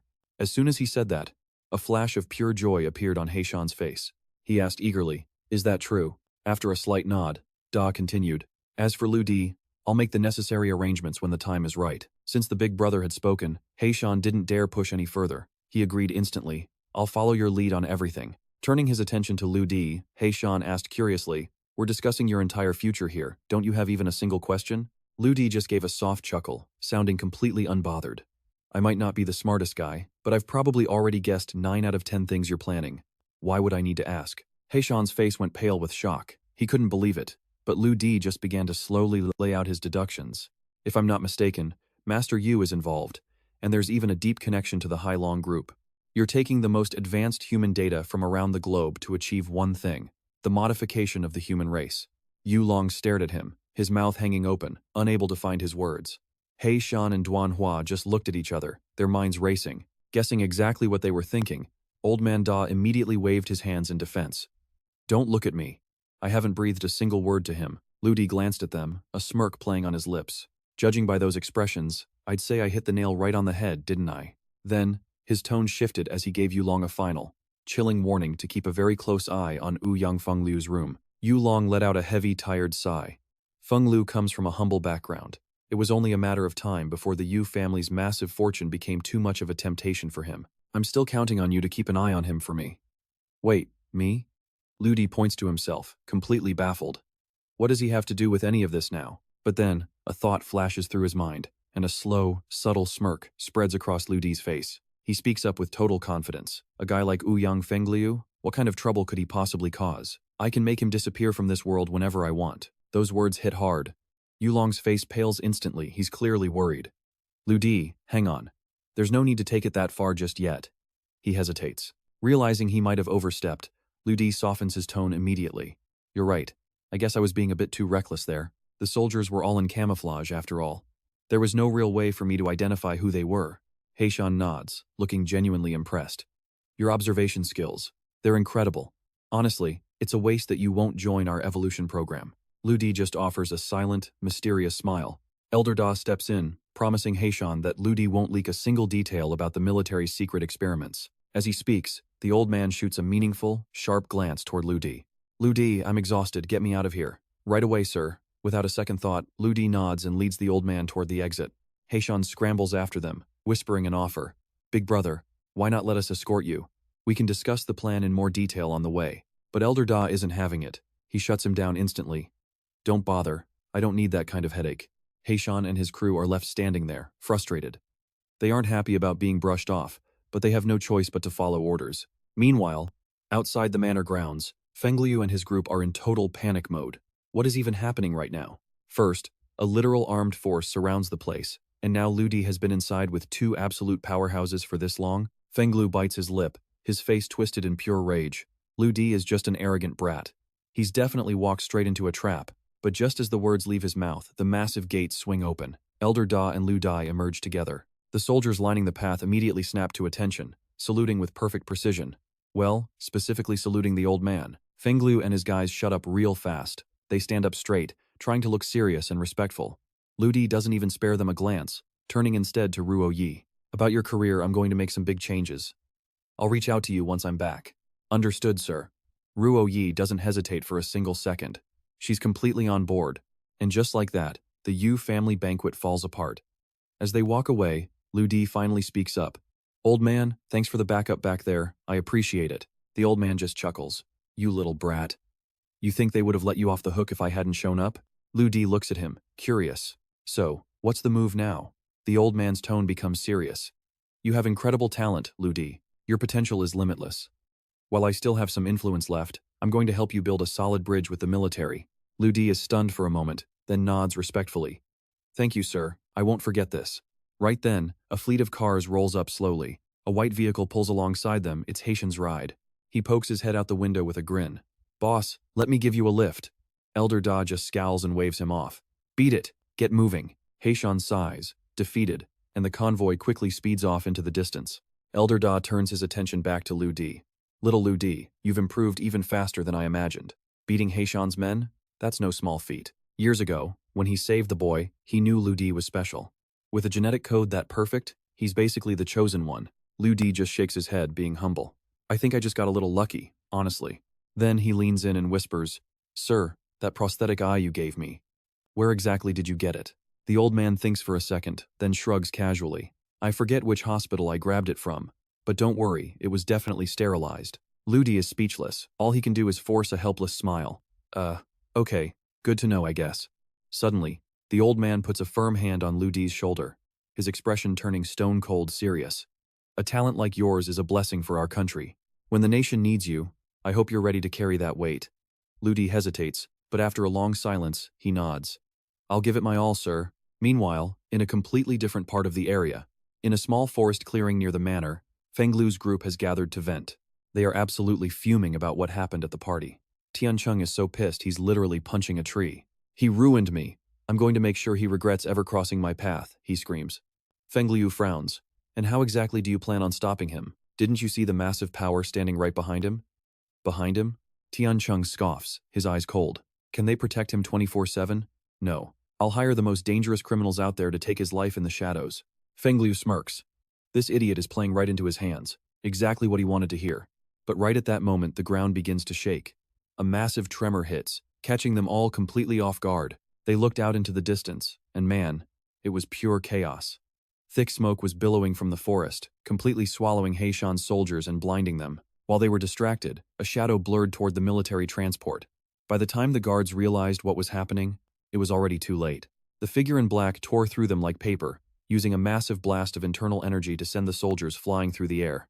Without missing a beat, the attacker lunged at the nearby car, channeling raw power into a fist that shattered the reinforced glass instantly. Meanwhile, high up on the cliffs, the entire scene was being watched by Old Man Tuo and Lu Di. Tuo stayed calm, though his eyes were sharp. Looks like someone's after Xiao Heizi, he muttered before glancing at Lu Di. Think you can stop her? Lu Di didn't answer right away. He was busy tracking her. Her speed and power were definitely on a whole different level from your average fighter. But fear? Not a chance. He kicked off the ground with explosive force. In a flash, he vanished from the cliff, diving straight into the fray just as the female assassin ripped the car door open. She leaned in, hunting for her target, but her eyes suddenly went wide with pure shock. He Shan wasn't just sitting there, he lunged out of the car, meeting her with a devastating energy blast of his own. She barely managed to block the impact. Sensing an opening, she drew a hidden dagger, ready to end him with a quick strike. Not today. Suddenly, a new player crashed the party. Lu Di dropped from the cliffs, fist clenched and ready to strike. With zero hesitation, he buried a heavy punch right into the female assassin's chest. Boom!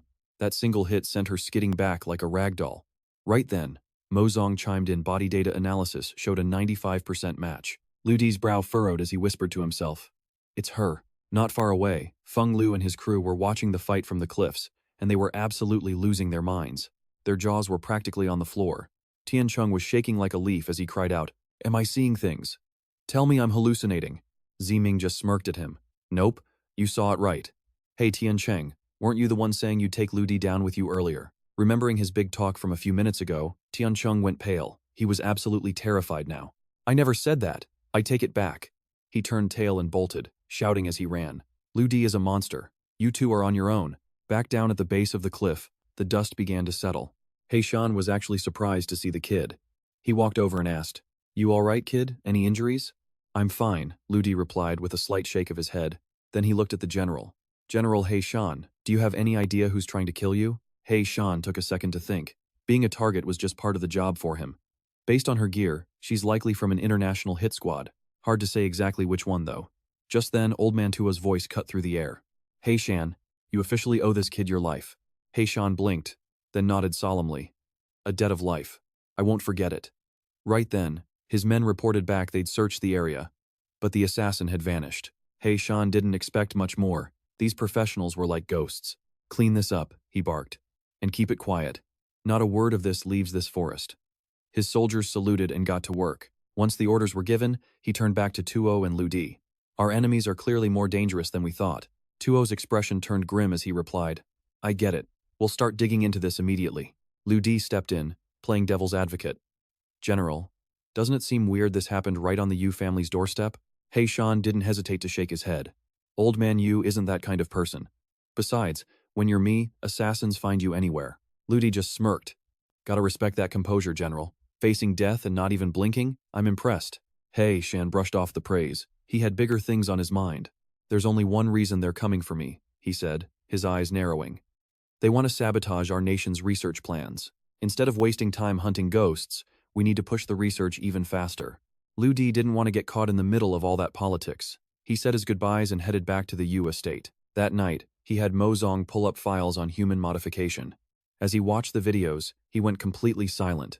What was happening at the Yu family home was way more twisted than he imagined. He needed a plan. And just like that, the night was over. The next morning, Lu Di ran into Yulong the moment he stepped out. "Hey, CEO Ling, where are we heading today?" Yulong looked startled for a second. She hesitated, then spoke softly. "Mr. Lu Di, my father told me. He said you're an honored guest now, so I'm not allowed to yell at you anymore." Lu Di leaned in close, a playful spark in his eyes. "Well, I've got something to tell you." Yulong hesitated for a heartbeat, then slowly nodded. "All right, I'm listening. In that case, why don't we pay the Muyan Psychological Clinic a visit?" Lu Di doesn't press for details. He simply follows her down to the yard, and they drive off into the city. Their car weaves through the traffic. Lu Di focused on the road while Ingok Lin sits in the passenger seat, clearly lost in thought. Her thumb nervously clicks her ballpoint pen over and over, a dead giveaway that she's anxious. Lu Di catches her reflection in the rearview mirror and hesitates before speaking. "Miss Noak, is there something weighing on your mind?" Ngok Lin looks up, meeting his eyes through the glass. Her brow furrows as she asks, "I want to know who you really are." She can't help but wonder just how many times she's completely misunderstood this man in the past. Hearing her question, Lu Di freezes for a split second, unsure of how to even begin explaining himself. Seeing his hesitation, Ngok Lin sighs and shakes her head. "You don't want to talk about it? Fine. I guess I don't really have the right to ask anyway." Lu Di remains silent, a faint, mocking smirk playing on his lips. Identity. Such a strange thing, change a title, and suddenly the way the world treats you shifts completely. Since he isn't talking, Ngok Lin tries a different angle. "About the concert, you aren't planning on making a total fool of yourself, right?" Lu Di scoffs, his lip curling slightly. "Do I really look like the type of guy who enjoys being humiliated?" Ngok Lin searches his face for a long moment before saying firmly, "Honestly, even if you lose, I won't hold it against you." A genuine smile breaks across his face as he jokes, "Well, if that happens, you'll just have to treat me to a round of snacks." Ngok Lin blinks, her confusion obvious. "Snacks? What on earth do we need snacks for?" Lu Di glares at her playfully and shrugs. "To feed the kids, of course. Otherwise, who else is going to help you perform?" Her face pales as the realization hits her like a truck. "Wait, are you saying you want the disabled children from the clinic to join us on stage?" Lu Di nods without a hint of hesitation. Hearing this, Ngok Lin's resolve hardens. "Fine. Then when the time comes, I'll bring the kids to the festival and we'll show him exactly what we're made of." As they talk, the car pulls up and stops in front of a small, unassuming clinic. Ngok Lin is the first one out. She shoots Lu Di a sharp, warning look. "Lu Di, I'm serious. Keep this trip a secret. Not a word to anyone." Lu Di just flashes her a mischievous, "I know something you don't" grin. "Don't worry. Everyone has their off days. Your secret's safe with me." Ngok Lin puffs out her cheeks in frustration, but she knows she can't do anything to stop his teasing. She turns to the door and presses the bell. It doesn't take long before a stunning woman steps out from the shadows of the clinic. When the woman sees who's standing there, a flicker of genuine shock crosses her face. Suddenly, Mozong chimes in with a warning for Lu Di. "Careful. She looks like a polite professional, but on the inside, This woman is pure poison. Her name is Li Muyan, 26 years old. She holds a PhD in psychology from Galen University and is a top-tier master of hypnosis. Muyan walks up to Njok Lin with a practiced warm smile. Lin, come on in. It's only then that she notices the man standing beside her friend. Her eyes narrow slightly. And this is? Nok Lin quickly introduces him. I think I mentioned him. This is Lu Di. Muyan blinks, her gaze lingering on him with disbelief. Lu Di keeps it professional and gives a polite nod. Nice to meet you. But as soon as he speaks, he notices something chilling. Her eyes light up with a strange hunger, and she actually licks her lips like she's looking at a delicious prize. Once the greetings are over, they head inside. The clinic is spotless and perfectly organized. Lu Di doesn't say a word, simply taking a seat in the waiting area while the two women talk. That's when Mozong suddenly screams in his ear.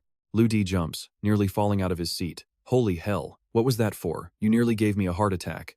Mozong ignores his complaint, his voice urgent. Lu Di, listen. I just hacked into this wild doctor's computer, and I found something insane. The wild doctor? Lu Di frowns, whispering under his breath. The woman from just now? What did you find? Logs. Detailed behavioral records of everything you've done, Mozong replies calmly. It's a complete profile, mapping everything from his personal hobbies to his most recent movements. Mozong continues his report. She's broken down every single one of your actions, analyzed your motives and psychological triggers, and used it all to draft a perfect hypnosis plan. Lu Di's brow furrows. She's analyzing me? Check the files for Njok Lin. Does she have records on her too? Mozong runs a quick scan. Ngok Lin has been here at least 3 times a month for the last 3 years, but there's zero medical data on her. Looking at these files, Li Muyan is playing the part of a legitimate doctor perfectly. Lu Di can't help but let out a cold, sharp laugh. A legitimate doctor? Is that right? Despite the danger, Lu Di stays put, waiting patiently. And sure enough, the predator decides to approach the prey on its own. Li Muyan emerges from the back office, carrying a steaming cup of tea which she sets down on the table beside him. She flashes him a gentle, soothing smile. Lin has been under way too much pressure lately. I've convinced her to take a quick rest. Then, she sits down directly across from him, her posture shifting into something suggestive, seductive. Lu Di smirks inwardly. Step 1 of the hypnosis plan. Rattle my mental state. Muyan leans in, her voice silky. Mr. Lu Di, being Nok Lin's driver must be absolutely exhausting, isn't it? Wouldn't you like to just relax your mind for a bit? She tells him she can guide him into a deep, incredibly restorative sleep through simple suggestion. This is it. Step 2 of the plan. Disguising the hypnosis as a simple relaxation service. Lu Di remains silent, watching her every move. Muyan's fingers drift toward a remote control sitting nearby, her eyes never leaving his. She leaned in close, voice dripping with honey as she teased him. Brother Lu, people usually don't even get a chance to experience this kind of service, you know? Consider this a special treat since I'm doing it for Yuling's sake. Muyan shot Lu Di a flirtatious, playful look, whispering softly, Is that all right with you, Brother Lu? If it weren't for Mozong's warning earlier, Lu Di might have actually fallen right into this girl's sweet trap. He was fully on guard, but he still nodded, playing along with her game. Seeing him agree, Muyan's smirk grew even more satisfied. She flashed a radiant smile and said, That's perfect. Brother Lu, go ahead and lie down in whatever position feels most comfortable for you. Lu Di gave a casual nod and leaned his head back against the chair, looking completely relaxed. That's when Muyan pulled a watch from her pocket, holding it right in front of Lu Di's face. Brother Lu, focus, she said calmly. Just keep your eyes on the watch. Lu Di followed her lead, his eyes locked onto the watch as it swung back and forth, back and forth. Muyan thought she had him hook, line, and sinker, but she had no idea that Lu Di was 10 steps ahead and knew exactly what she was trying to pull. He'd already called out to Mozong. As she started her hypnosis, the system immediately fused ancient Greek subconscious techniques with a powerful anti-hypnosis shield for him. Muyan was totally oblivious to the secret collaboration between the man and the machine. She continued her act, her voice becoming slow and rhythmic. Lu Di, listen to my voice. Your body is feeling heavy, relaxed. You are completely at peace. Lu Di's eyes instantly went dull, looking totally vacant as her voice kept droning into his ears. You're walking barefoot now, on a warm golden beach. The sunlight in the distance is getting brighter and brighter, soaking into you. I'm going to count down from 3. When I'm done, you'll trust me completely and tell me every single one of your secrets. Seeing his gaze dissolve, Muyan began the countdown. But the second she hit 1, things took a sharp, unexpected turn. Lu Di calmly reached out and flicked his lighter. He took a long drag of his cigarette and blew a cloud of smoke right into her face. Her eyes? They were the ones that went completely dead and vacant. He reached out, tilting her chin up with a smug grin. All right, Muyan. Tell me, are you still a virgin? Having completely lost her consciousness, Muyan answered with brutal honesty. No. The first time was in the dorms with a senior, and after that, I had a few flings at the clinic. The more she talked, the more Ludi realized he'd heard way too much information. He immediately ordered her to shut up. Talk about a wild lifestyle. He took another deep breath and gave his next command. Tell me the truth, why did you try to hypnotize me in the first place? Muyan droned out her reply. Lingling wanted to know your secrets, but she changed her mind yesterday. I was just too curious about you, so I came to find you while she was asleep. Ludi didn't dwell on that for long and moved to the real question. Why did Yulong go to your clinic to begin with? Muyan's response was mechanical. She has a hidden passive-aggressive personality disorder. Every time she clicks her pen, she's actually fighting against the disease. Ludi's brow furrowed instinctively. This caught him completely off guard. He pressed further. What's her current condition? Muyan replied flatly. It's complicated. Her subconscious feels like her true personality isn't lovable. She's desperate for someone to finally acknowledge who she really is. Ludi nodded slowly, then asked the source. How did she end up like this? Muyan responded like a programmed robot. Two possibilities. One, she's too powerful, but because no one recognizes her, her personality warped. Two, it's genetic. Dissociative identities are sometimes hard-coded right into the genes.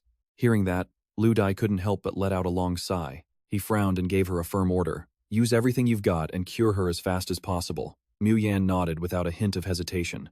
Understood. With that settled, Ludi crushed his cigarette into the ashtray and gave a cold warning. And one more thing, don't you ever try to target me again. He even planted a false suggestion in her mind that she had actually succeeded in hypnotizing him. As soon as he finished, he clicked his lighter off. Just like that, Muyan snapped out of it, startled. To sell the lie, Ludi pretended he was just waking up, stretching and letting out a big yawn. Man, I slept like a baby. Muyan didn't suspect a single thing. She stood up immediately and said, Brother Lu, you keep resting. I have some work to finish up. With that, she turned around and hurried back to her room. She went straight to Yuling's side and whispered excitedly, Ling, wake up! I just successfully hypnotized Ludi. Yuling's eyes shot open in pure shock. She cried out in frustration. Didn't I specifically tell you not to do that? Muyan didn't think she'd done anything wrong and stayed perfectly calm. Don't tell me you aren't dying to know who Ludi really is? Yuling hesitated for a moment, but eventually, her curiosity won. Fine, so what's the deal with him? Muyan smirked and leaned in. Ludi? That guy has over 80 different personalities. He's a total, absolute freak. Yuling's face went pale instantly. She gasped in disbelief. Muyan, you're joking, right? That response clearly annoyed Muyan. She narrowed her eyes and asked, Are you seriously questioning my medical expertise right now? Yuling realized she'd stepped over the line and quickly shook her head. No, I'm not. But what about his true identity then? Muyan keeps her cool as she explains the situation. Ludi is just an ordinary guy who happens to have some very powerful friends. Yuling is about to argue, but her phone suddenly rings, cutting her off. Without a second thought, she picks it up. Someone on the other end says something, and in an instant, the color drains from her face. She rushes outside immediately, shooting a sharp look at Ludi, who's still lounging in his chair. We have to go home right now. Something happened at the house. Ludi just knits his brows slightly and lets out a casual hum. Let me guess, did something happen to Big Sis Yufang? He stands up from his seat with a knowing smirk on his lips. Was it a car accident, or maybe a bad fall?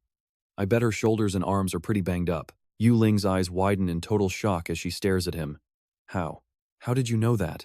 Ludi just chuckles softly. I noticed her energy was looking pretty dark lately. I figured a bloody disaster was heading her way. Yuling puffs out her cheeks in frustration and snaps at him. Ludi, seriously? She knows he's using his mysterious tricks again, but she's powerless to stop him. There's no way she can force his secrets out of him right now. With a helpless sigh, she turns to leave. Fine, let's just go. I heard a gang attacked her right in front of our house last night, but to her surprise, Ludi flat out refuses to move. He shrugs his shoulders like it's no big deal. I'm not going. Even if I go, it's not like her injuries are going to magically heal faster. Yuling bites her lip, giving him one last look before nodding. Fine, I'll go by myself. And just like that, she rushes out of the clinic, her footsteps echoing in the hallway. Suddenly, Mozong chimes in. This is the only path without surveillance cameras between the spot where General Heishan was assassinated and Yufang's villa. Ludi goes silent for a moment. It's the perfect place. Yufang's gear is definitely hidden somewhere around there. He decides to leave the search to Tai Si. That guy never misses a thing. While he's lost in thought, Muyan walks out from the back room carrying a plate of fresh fruit. She sets it down on the table with a quick, graceful motion. Ludi grins at her. Not bad. I even get a snack? Muyan's eyes are practically sparkling like stars right now. She leans in excitedly. I'm not gonna lie. You're honestly the most handsome guy I've ever met. Lu Di can only let out a defeated sigh. Didn't he tell her during the hypnosis session that he was the kind of man who would never submit to anyone else? Mozong pops up again just to mock him. Looks like you forgot something. Pal, her favorite thing in the world is adventure and exploration. Mu Yan has no idea what's going through Lu Di's head. She shyly holds out her phone. Can we add each other as friends on here? Lu Di glances at her screen. Since she's been such a loyal supporter of his products, he decides to go ahead and agree. He pulls out his own phone and lets her scan his code. But as soon as she sees his profile name, Mu Yan lets out a shocked cry. Lu Di? Your name on here is Di-san? You're posing as that legendary tech genius? Aren't you afraid your account will get banned? Lu Di just gives her a confident, mysterious smile. If my account ever gets blocked, I guess I'll just have to record myself cooking my own dinner as a performance. His joke works like a charm. Mu Yan covers her mouth as she giggles. Wow, you're actually really funny. Lu Di doesn't comment, but right then, his phone buzzes with a new message. It's from TC. Master Lu, I found the item. Seeing those words makes Lu Di's smile widen. He quickly types back a reply. Keep it safe. I'm going to need it once the performance is over. A few days later, every single news headline is dominated by one thing: the upcoming performance by the mysterious Di Yi. This news makes Ouyang Fengliu absolutely ecstatic. He thinks Ziming actually pulled it off and convinced Di Yi to make a public announcement. He immediately calls for a massive press conference. Hello everyone, I am Ouyang Fengliu, Vice President of the Yulong Group and the man in charge of the legendary Di Yi's show. On behalf of the corporation, I am officially announcing that the event will take place at 8 p.m. on June 19th. The stage will be set up at the Wanghai Outdoor Plaza. Since it's an open-air venue, the audience won't need to buy any tickets. It's free for all. This announcement sends the entire internet into a complete frenzy. Everyone is dying to see the legendary Di Yi in person. Because of the hype, massive advertising deals start pouring into Fengliu's pockets like a literal waterfall. But while he's celebrating, Ziming is losing his mind. He feels like he's seeing a ghost. He's completely baffled. How did Di Yi actually post that? Meanwhile, over at the Yu family estate, things are getting loud and chaotic. The second Yulong enters the courtyard. She sees a group of workers struggling to move something massive. It's covered by a heavy cloth that's flapping wildly in the wind. Something about it catches Yuling's eye, making her stop in her tracks. Suddenly, a strong gust of wind rips the cover completely off. Underneath sits an ancient piano. She recognizes it instantly. It's the old, forgotten relic that's been gathering dust in the basement for years. She thinks back to the video of Di Yi she saw earlier. This piano. It looks exactly like the one in the video. Every single detail matches. A wild theory flashes through her mind: is Lu Di actually Di Yi? But she quickly shakes her head. That old piano has been out of tune for a decade. Wait! Everyone, stop for a second, she calls out. Without hesitating, she walks over and takes a seat on the bench. She's been playing since she was a kid, and as soon as her fingers brush the keys, her heart skips a beat. The piano. It's been perfectly tuned. She freezes in total disbelief. Two movers are rushing past, quickly warning her, "Miss, please don't get in the way. We've got a delivery to make." Yuling's gut feeling keeps eating at her all the way until the 19th, the big day for Emperor First's massive concert. Just as expected, the outdoor stage at Seaview District is absolutely mobbed, with fans screaming Emperor First's name at the top of their lungs. Hearing the deafening roar from the crowd outside, Feng Liu and Ziming are backstage, looking absolutely thrilled with themselves. But over in a different area, another show is about to start. Unlike the absolute chaos on the other side, this place is hauntingly quiet. This is the venue for Yuling's charity performance, and honestly, the vibe is night and day. While Yuling waits, a humble banner is raised, showing a message of thanks to Sister Ling from the Sea Dragon Company for her gifts to the kids. Seeing this, Yuling and Ruo Yi start clapping with big smiles. A moment later, two little boys run up.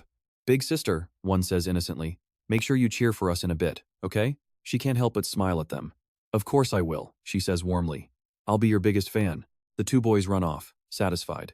Yuling then glances at Ruo Yi, her expression turning a bit apologetic and uneasy. "Miss Ruo, I'm so grateful you showed up, but I'm sorry the place is such a wreck." Ruo Yi just gives a soft, effortless laugh. "I truly admire what you're doing here," Ruo Yi replies. "Besides, I feel like as long as there are good men around, a place can never really be shabby." Yuling is caught off guard, not quite sure how to handle that comment. But just then, two more guests arrive on the scene. Yuling blinks in surprise as she looks over.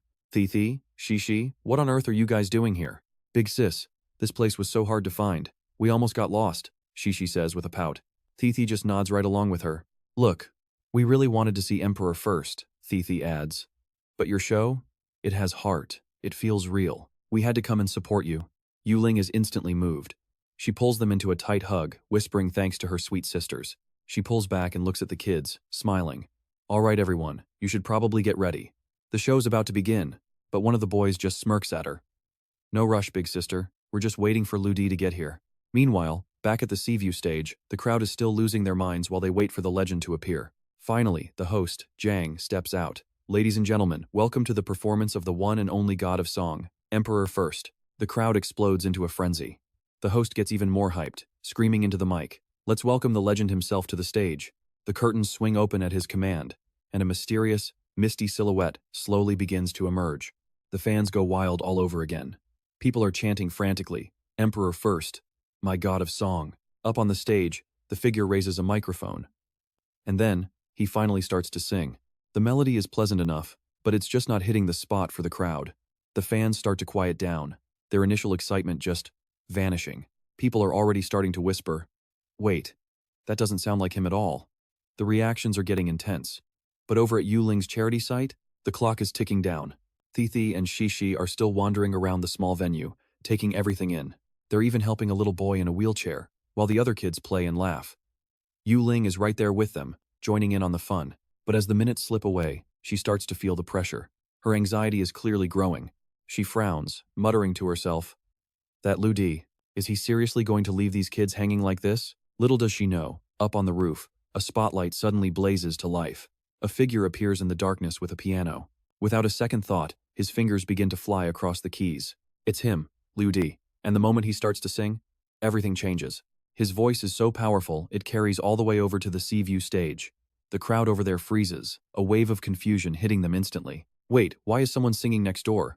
And why does it sound 100 times better than this guy? Someone screams out, this Emperor First is a fake. The real one is over there. And just like that stampede, the entire crowd ditches the main stage and sprints toward the charity site. A massive thundering of footsteps shakes the entire building. Yuling is nearly knocked off her feet by the vibrations coming from the ground. She panics. What's happening? Is this an earthquake? She sprints to the window and flings it open. Before she can even process it, she sees a literal tidal wave of people charging toward them, screaming at the top of their lungs. Emperor First, we're here for you.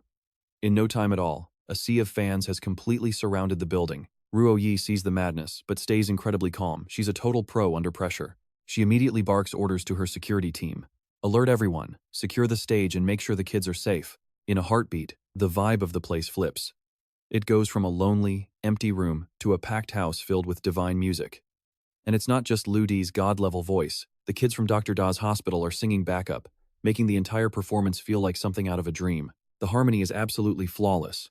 The crowd is mesmerized, with some people unable to stop themselves from asking, what kind of godly voice is this? It's legendary. Man, I've got goosebumps all over. That voice? Absolutely incredible. He's on a whole different level. Inside the room, Old Man Da is taking it easy, slowly sipping his wine. He glances out the window with a smirk and mutters, keep it up, kid. You've got this. A moment later, Emperor One's performance finally comes to an end. He stands there on the edge of the rooftop, back turned to the massive crowd as he begins to speak. Now, keep in mind, this hospital is for the poor, the ones who can't afford treatment. It's a place most people usually look down on. But kindness? That's just part of being human, isn't it? He thanks everyone for their compassion today, urging them to live with a good heart. And just like that, Ludi tosses a small wooden box into the air. It streaks through the sky like a bullet, landing perfectly in Yuling's hands. Then, his voice rings out, a gift for the young miss of the Yu family. Remember, do good deeds, and don't worry about the path ahead. As the words fade, his figure vanishes into thin air without a trace. He's gone. Down below, the crowd starts buzzing, all eyes fixed on a stunned Yuling. On the balcony above, the two sisters, Yushi and Yushi, are floored. They rush over to Yuling, demanding to know, sister, do you actually know Emperor One? Quick, show us. What did he give you? Yuling nods silently and opens the box. Inside sits a glowing pearl, and it looks very, very familiar. Yushi lets out a sharp gasp, her eyes nearly popping out of her head. No way, I'm so jealous. Emperor One actually gave you a rare pearl? But Yuling just shakes her head. This isn't a pearl, it's called the Eternal Eye. Yushi's eyes widen in shock. The Eternal Eye? Wait, that name sounds so familiar. Suddenly, it clicks for Yushi. Sister, isn't this that priceless treasure you spent millions on just to get your hands on it? Yuling nods slowly, her voice soft. Exactly. And after I bought it, I gave it to Ludi. The sisters are absolutely speechless. Then why did Emperor One have it? And why would he give it back to you now?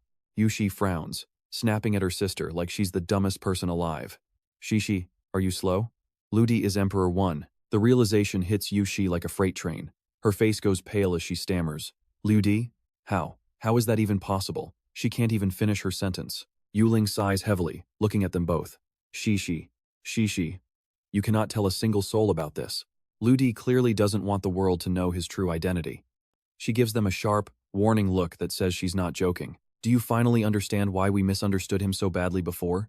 The sisters look at her, totally confused. Wait, why? Yulong stares up at the night sky for a long moment before finally speaking. Because he and us, we aren't even living in the same world. Yushi nods in total agreement.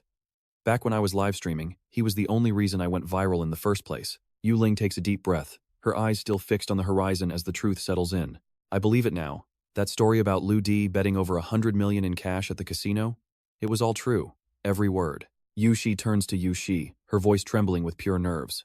Shishi, do you think he'll ever forgive us for how we treated him? Yushi bites her lip, shivering slightly. Forgive us? Honestly, he probably doesn't even care enough about us to hold a grudge. Panic starts setting in. Both sisters turn to Yulong and blurt out, Sister, we have to go home. Right now. Yulong labels them with a confused look. Wait, why the rush? They don't even hesitate as they turn to leave. We need to move Lu Di to the luxury suite on the 5th floor immediately. They sprint off before she can say another word, leaving Yulong standing there in a daze. She looks at the box and whispers, Lu Di, will you actually come back? She clutches the wooden box tight, her heart racing. Meanwhile, back at the outdoor stage, the massive crowd has vanished in an instant. Feng Liu's face is twisted with pure rage. 500 million, gone, just like that. He clenches his fists until his knuckles turn white. Hissing through gritted teeth, Lu Di, I'm taking you down to hell with me. He roars at the empty space. Where the hell did that coward Lu Ziming go? The man he's looking for? Oh, he's already halfway gone, running for his life with his fake Emperor 1. They saw things were going south and bolted before the mob could tear them apart. But in the middle of their desperate escape, the fake Emperor 1 trips over his own feet and hits the dirt hard. He looks up at Lu Ziming, who isn't even slowing down, and begs with a shaking voice, Brother Ziming, help me! Don't leave me behind. Ziming just snarls back at him without looking. Get lost. I told you to practice your act, but you wouldn't listen. You're on your own now. Survive or die. I don't care.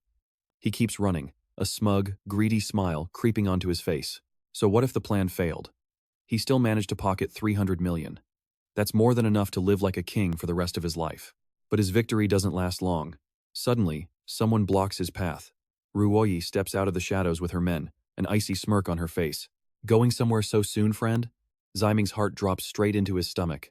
And it gets worse. A group of rough-looking thugs appears behind him, looking like they stepped straight out of a nightmare. Ruoyi tilts her head, her eyes cold as ice. The boss mentioned you had a little bet with him. Ziming tries to play it cool, but his voice is shaking. Bet? What bet? I'm not taking it. Ruoye didn't seem to care one bit, just rolling her eyes. My boss told me to give you a message, though. Ziming's face went pale instantly. He stammered out. What? What message?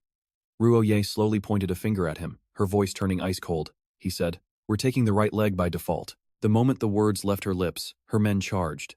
Within seconds, the trap was sprung. Blood-curdling screams echoed through the dark alleyway. The next morning, after a night of absolute chaos, the staff at Hailong Company gathered together, sensing the storm. News about Emperor 1 was plastered all over the front pages. Someone finally snapped and confronted Feng Lu. Vice President Ouyang, you owe us an explanation. Now. But Feng Lu didn't even blink. He just sat there, looking completely unbothered. Explanation? For what? Why would I explain anything? I just didn't see it coming, that's all. President Yulong glared at him, a clear warning in his eyes. Feng Lu, what kind of attitude is that? You've become a massive disappointment. Honestly, if it weren't for Yuling's performance bringing in some revenue, they'd be completely ruined right now. Feng Lu wasn't backing down, though. He gritted his teeth, cursing under his breath. That Lu Day sneaky bastard. Playing one move to my face and another behind my back. This was the last straw for Yulong. He finally exploded in pure rage, unable to take the disrespect anymore. Feng Lu, you're clearly not in your right mind. Stay away from the group's business. Just go home and take care of Yufeng. Feng Lu just let out a cold, sharp laugh. Suspending me? Fine. Do whatever you want. With that, he turned on his heel and stormed out of the meeting room like he owned the place. The shareholders left behind were absolutely fuming at his arrogance. That kid is getting completely out of hand. He messes up and then acts like that? Yulong, You seriously need to get your son-in-law under control. Yulong didn't say a word. He just let out a frustrated huff, but truth be told, he saw this coming a mile away. Outside, Feng Lu marched straight into the elevator, his blood boiling. He hammered the down button repeatedly until the doors finally opened on the 4th floor. The moment he stepped out, his personal team was already waiting for him. President Ouyang, did those old fogies give you a hard time? Feng Lu just sneered. What those fossils think doesn't matter anymore. All I care about now is crushing Liu Day. Without another word, he turned and stepped into a high-tech secret laboratory. The lead researcher looked at him with massive hesitation. President Ouyang, I really don't think your body can handle this. This drug was just developed. We haven't run a single human trial yet. It's too dangerous. But before the man could finish, Feng Liu cut him off with a gaze like ice. What's the predicted success rate for the enhancement? The professor frowned, whispering. Less than 10%. 10% is plenty. Feng Liu nodded without a second thought. The professor's brow furrowed as he tried one last time to talk sense into him. But sir, this hasn't been approved. Even if it works, it's a violation of the law. It's completely inhumane. Hearing this, Feng Liu's subordinate snapped. Listen here, old man. The previous version of the drug wasn't approved either, was it? But you didn't have a problem injecting that into President Ouyang back then, did you? Why start talking about ethics now? You already crossed that line a long time ago. Stop acting like some kind of saint. Feng Liu spoke up, his voice low and manipulative. Professor Li, I've always believed in you. Your talent is being wasted here. He asked if the professor didn't crave the ultimate success he'd sought his whole life. This is your chance. Don't waste it. Professor Li's face twisted. He was torn, but in the end, his scientific ego outweighed his fear. He finally gave a slow, solemn nod. Fine, let's do it. Half an hour later, Feng Liu was strapped tightly to a surgical table. Professor Li prepared the enhancement serum, approaching with a massive syringe in hand. He gave one final warning. President Ouyang, success or failure. It's all up in the air. There is a very real chance you might. Feng Liu didn't want to hear it. Shut up and just do it. Now. Professor Li sighed and didn't hesitate any longer. He plunged the needle deep into Feng Liu's arm. As the glowing liquid drained into his veins, the professor stood back, his face a mask of pure tension, waiting for the reaction. The room fell into a heavy, suffocating silence, broken only by the rhythmic beep, beep, beep of the heart monitor. Then, after 2 seconds, Feng Liu's body began to convulse. Cold sweat poured down his face, and his muscles twisted as if he were being torn apart from the inside. Seeing this, his subordinate panicked. Professor Li, is he going to die? The professor's expression was grim. He watched the monitors intensely. This is a completely new reaction. His physique is unlike anything I've ever seen. If this actually works, Feng Liu's strength will go way beyond our wildest predictions. Suddenly, Feng Liu let out a guttural, earth-shattering scream that shook the entire lab.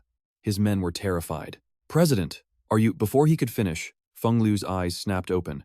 He sat up instantly, snapping the heavy leather restraints like they were made of paper. Water, he rasped. His subordinate backed away, trembling in pure shock. This strength, it's insane. It was done. The enhancement was a total success. Feng Liu stood up, his body practically radiating raw power. He threw his head back and erupted into a manic, triumphant laugh. Yes, this is it. This is what it feels like to be a demigod. Meanwhile, Professor Li is glued to the monitor, tracking every single data point as Feng Liu's enhancement process reaches its peak. A moment later, the tension leaves his face. He turns with a huge grin, exclaiming, President Ouyang, the results are beyond my wildest dreams. This serum, it's a perfect match for you. But Feng Liu doesn't care about the chatter. He leaps off the medical bed, tosses on his clothes, and prepares to head out immediately. Seeing his impatience, Professor Li quickly suggests, President Ouyang, wait, we need to head to the testing grounds to measure your new strength. However, his subordinate has a much more tempting idea. President Ouyang, forget the tests. Why don't we just find that brat Liu Di and get our revenge right now? Feng Liu just shakes his head, a wicked smirk playing on his lips. He is in no rush. Ending that kid too quickly? That would be no fun at all. To prove his point, he casually grips the corner of the surgical bed and crushes the solid metal like paper. Meanwhile, over at the Hai Long group, the board meeting led by Dong is still in full swing. They are busy reporting this month's massive sales figures to Yulong when the doors fly open. Feng Liu struts in, cutting them off mid-sentence. Yulong glares at him, his face a mask of pure annoyance. Feng Liu? What are you doing here? Looking for more trouble? Feng Liu just walks up calmly, a confident look in his eyes. Father, it is done. The serum research is a total success. The room goes dead silent. Yulong's face pales as he stammers out, What? How is that even possible? Right on cue, Feng Liu's assistant slams a thick stack of documents onto the table. Chairman, see for yourself, he says solemnly. Feng Lu leans in, his voice cold and steady. Father, I didn't just read the reports. I tested it on my own body. It works. Yulong's eyes widen. Instead of being happy, he is furious. Are you insane? Do you have any idea what would have happened if that trial failed? I knew the risks, Feng Lu replies, unfazed. But for the sake of this company, I would risk everything. And just like that, the tables have completely turned. The same shareholders who were dragging him through the mud seconds ago are now tripping over themselves to sing his praises. Feng Lu soaks in the worship, his ego swelling by the second. He smirks at his father-in-law and says, Father, I think it is time. Let us invite General He Shan here to witness this miracle for himself. Yulong hesitates. This is a massive move, but he knows he cannot stop now. Soon enough, General He Shan's helicopter is touching down on the corporate helipad. The general wastes no time, heading straight for the elevator with his powerhouse bodyguard, Grey Bear, trailing close behind. He finds Yulong waiting and narrows his eyes. Old Yu, tell me you are serious. You are saying the experiment worked? And on your own son-in-law, of all people? Yulong gives a sharp nod, his voice low. See for yourself, General. The results speak louder than words. He Shan locks his gaze on Feng Lu before turning to his man. Grey Bear, step up. Give us a real punch. Grey Bear nods, ready to show off. Understood. The giant of a man steps forward, positioning himself right in front of the high-tech measuring machine. He coils his strength, channeling every ounce of power into his fist before exploding forward. Boom! The machine screen flickers wildly before settling on a staggering 200. Yulong cannot help but be impressed. The Heavenly Net organization is on another level. That is world-class heavyweight champion power right there. But Feng Lu just shrugs off his coat, looking completely bored. My turn, he says calmly. He clenches his fist, steps in, and delivers a lightning-fast strike to the same machine. This time, the numbers do not just climb, they scream. The display goes into a frenzy, skipping digits so fast it is a blur, until finally, the machine starts to smoke. It is overloading. Yulong's jaw hits the floor. Unbelievable, he gasps. He has literally broken the scale. His power is off the charts. General He Shan's eyes sharpen. Grey Bear, Feng Lu spar. I need to see if this raw power actually translates into real combat. For the first time, Grey Bear hesitates. He saw that punch. He knows exactly what he is looking at. Feng Lu lets out a mocking laugh. With all due respect, General. Grey Bear is not even in my league. He flashes a wicked, predatory grin. Why waste time? Does the Yu family not have that famous prodigy the military brass is so obsessed with?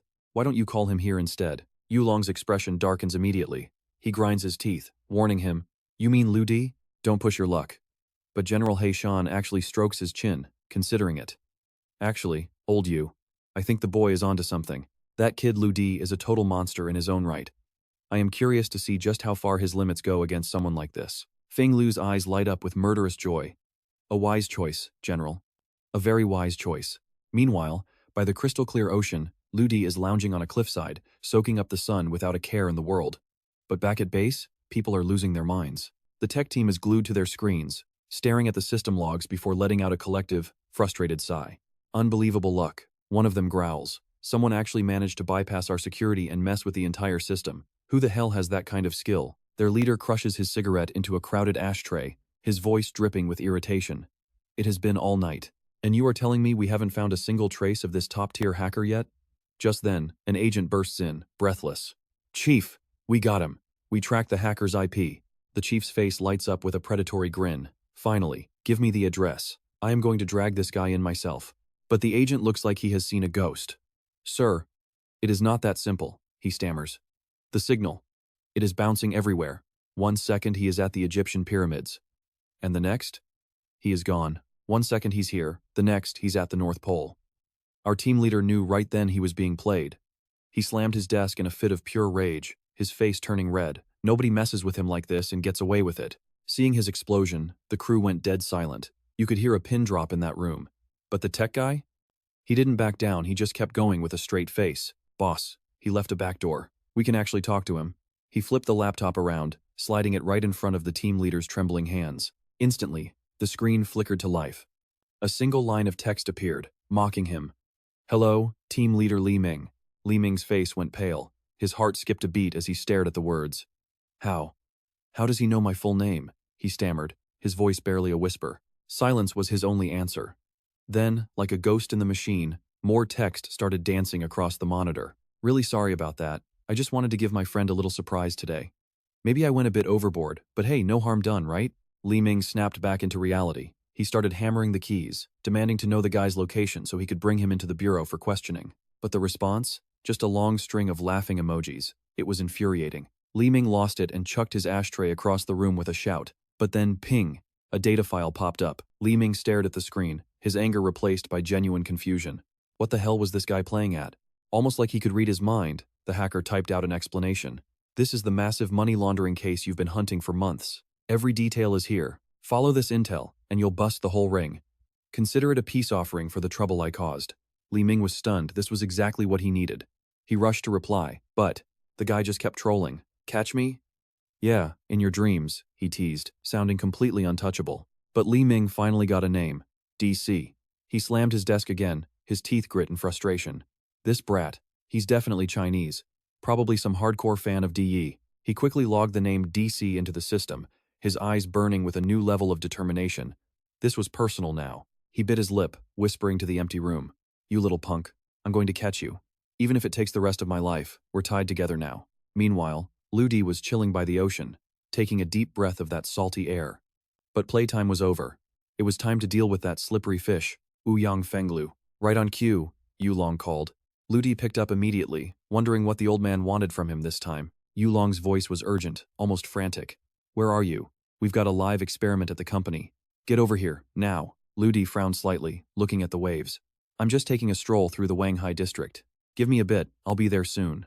Yulong hung up and turned to Heishan with a sigh. Ludi's on his way. Should be here in about an hour, but just 10 minutes later? Ding! The elevator doors on the 4th floor of the Heilong group slid open. The guy who was supposedly miles away just appeared. He strolled out with a casual smirk, waving at the shocked crowd. Hey guys, hope I didn't keep you waiting too long. Heishan's jaw hit the floor. An hour? You said an hour. How the hell are you here in only 10 minutes? Yulong was just as baffled, his eyes wide. Ludi, explain yourself. How did you get through the restricted gates? That's a $200 million security system. Ludi just chuckled like it was nothing. Oh, I know a bit about computers. I cracked the system, fixed the bugs, and even added a few extra firewalls while I was at it. You're welcome. Then he tilted his head, looking around the room. Anyway, didn't you guys call me here to take down Ouyang Fenglu? Hearing that, Fenglu let out a scoff from the back, his face twisted in pure contempt. Beat me? Kid, you're dreaming. As soon as the words left his mouth, a blinding golden light erupted around him. His muscles started bulging, his clothes shredding under the pressure of his growing frame. He bared his teeth, his voice a guttural growl that echoed in the lab. A weak little ant like you? I'm going to use you as a literal punching bag. Ludi just squinted at him, looking bored out of his mind. Seriously? Are you done with the monologue yet? Some of us have places to be. Fengliu's eyes flared with murderous intent. In such a hurry to die? Fine. I'll make it quick. He stepped back, planting his weight, and then boom! He launched forward like a heat-seeking missile, moving faster than the eye could follow. Ludi, move! Get out of there! Heishan screamed, pure panic in his voice as the monster approached. But Ludi just stood there. He didn't even flinch. Yulong's heart nearly stopped. Ludi, what are you doing? Our boy was like a stone statue, totally unfazed. Right as Fengliu reached him, Ludi didn't even break a sweat. He just casually lifted his leg and delivered a single, effortless kick. Crash!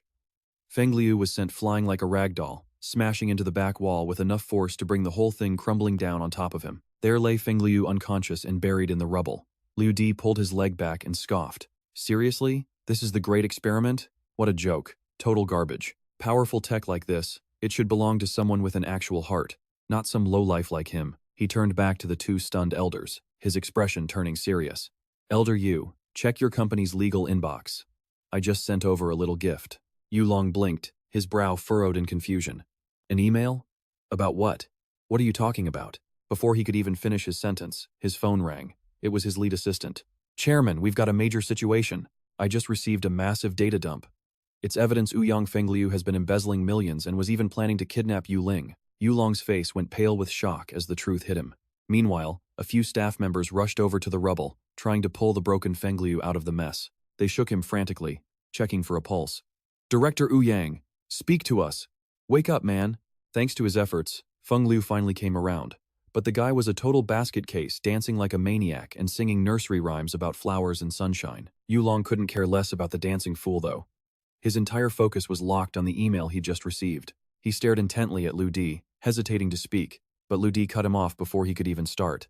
The nation's fate is everyone's responsibility, Lu Di said firmly. I'll help with the soldier upgrades, just give me some time. Since he put it that way, the two big bosses didn't push him further and let him leave. The moment Lu Di stepped out of the building, he looked at the sky and let out a long, heavy sigh. High society drama is a nightmare.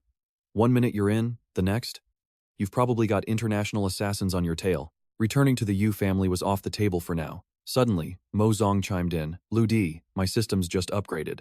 I need a place to hide and start the mechanization process. Lu Di raised an eyebrow. What do you need from me? Mo Zong immediately pinged a location for him. The spot was perfect, but there was one small catch. It was currently owned by Haishi University. Lu Di scoped out the area for a moment, then gave a confident smirk. This place? Leave it to me. Time to call in some old favors. Meanwhile, over at Haishi University, a professor was mid-lecture, deep into his subject. He talked about powerful AI systems that could combine all human knowledge to achieve true production consciousness. But the real challenge? Keeping them under control. Outside, Lu Di listened in while Mo Zong bragged that not all AI are created equal. Once my code fully updates, I'll be exactly what that old man is talking about, Mo Zong boasted. Only problem? The upgrade was stuck at 1%, and there was no telling how long the rest would take. A while later, the professor finally walked out.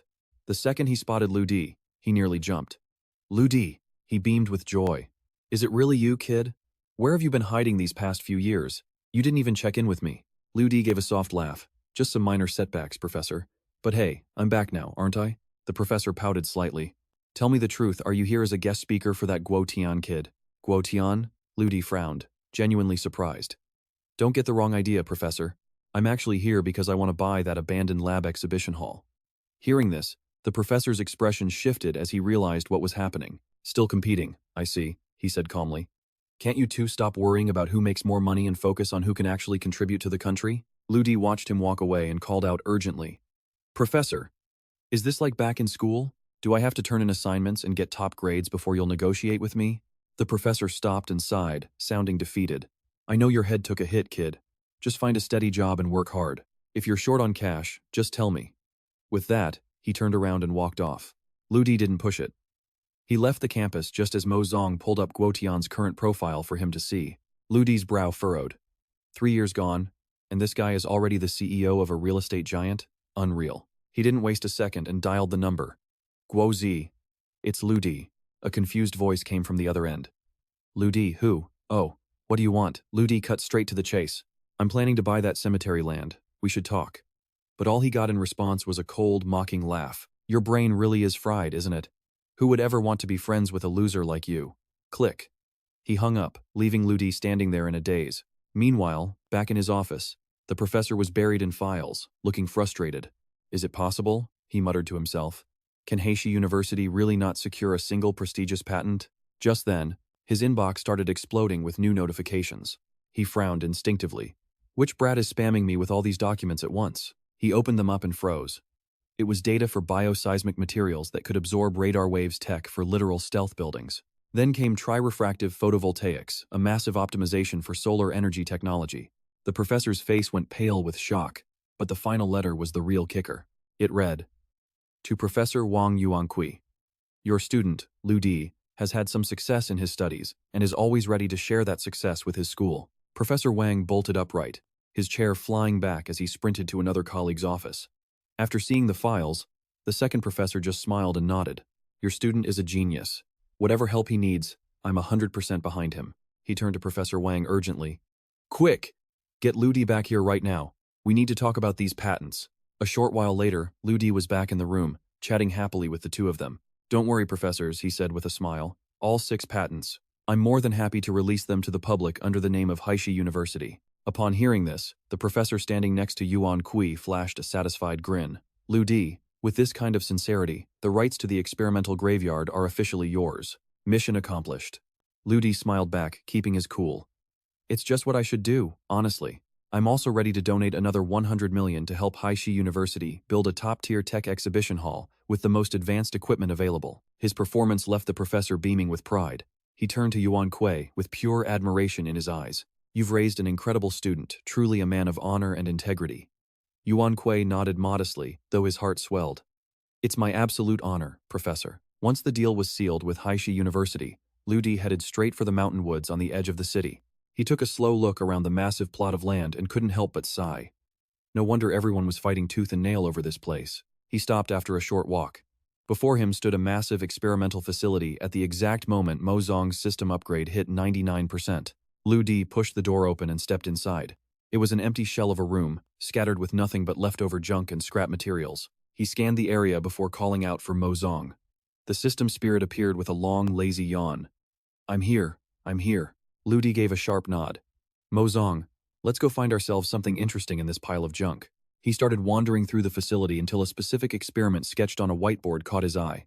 His brow furrowed as he muttered, Now, this is unique. Mo Zong took one look and nodded. A tiny calculation error was the only thing that had led to its failure. Lu Di went quiet for a moment before asking, Can I fix this? Mo Zong didn't waste a second, fusing a high-level repair skill directly into Lu Di's mind. Suddenly, his hands moved with expert precision, flawlessly fixing the failed experiment. A few moments later, Lu Di finally spoke up, his voice filled with awe.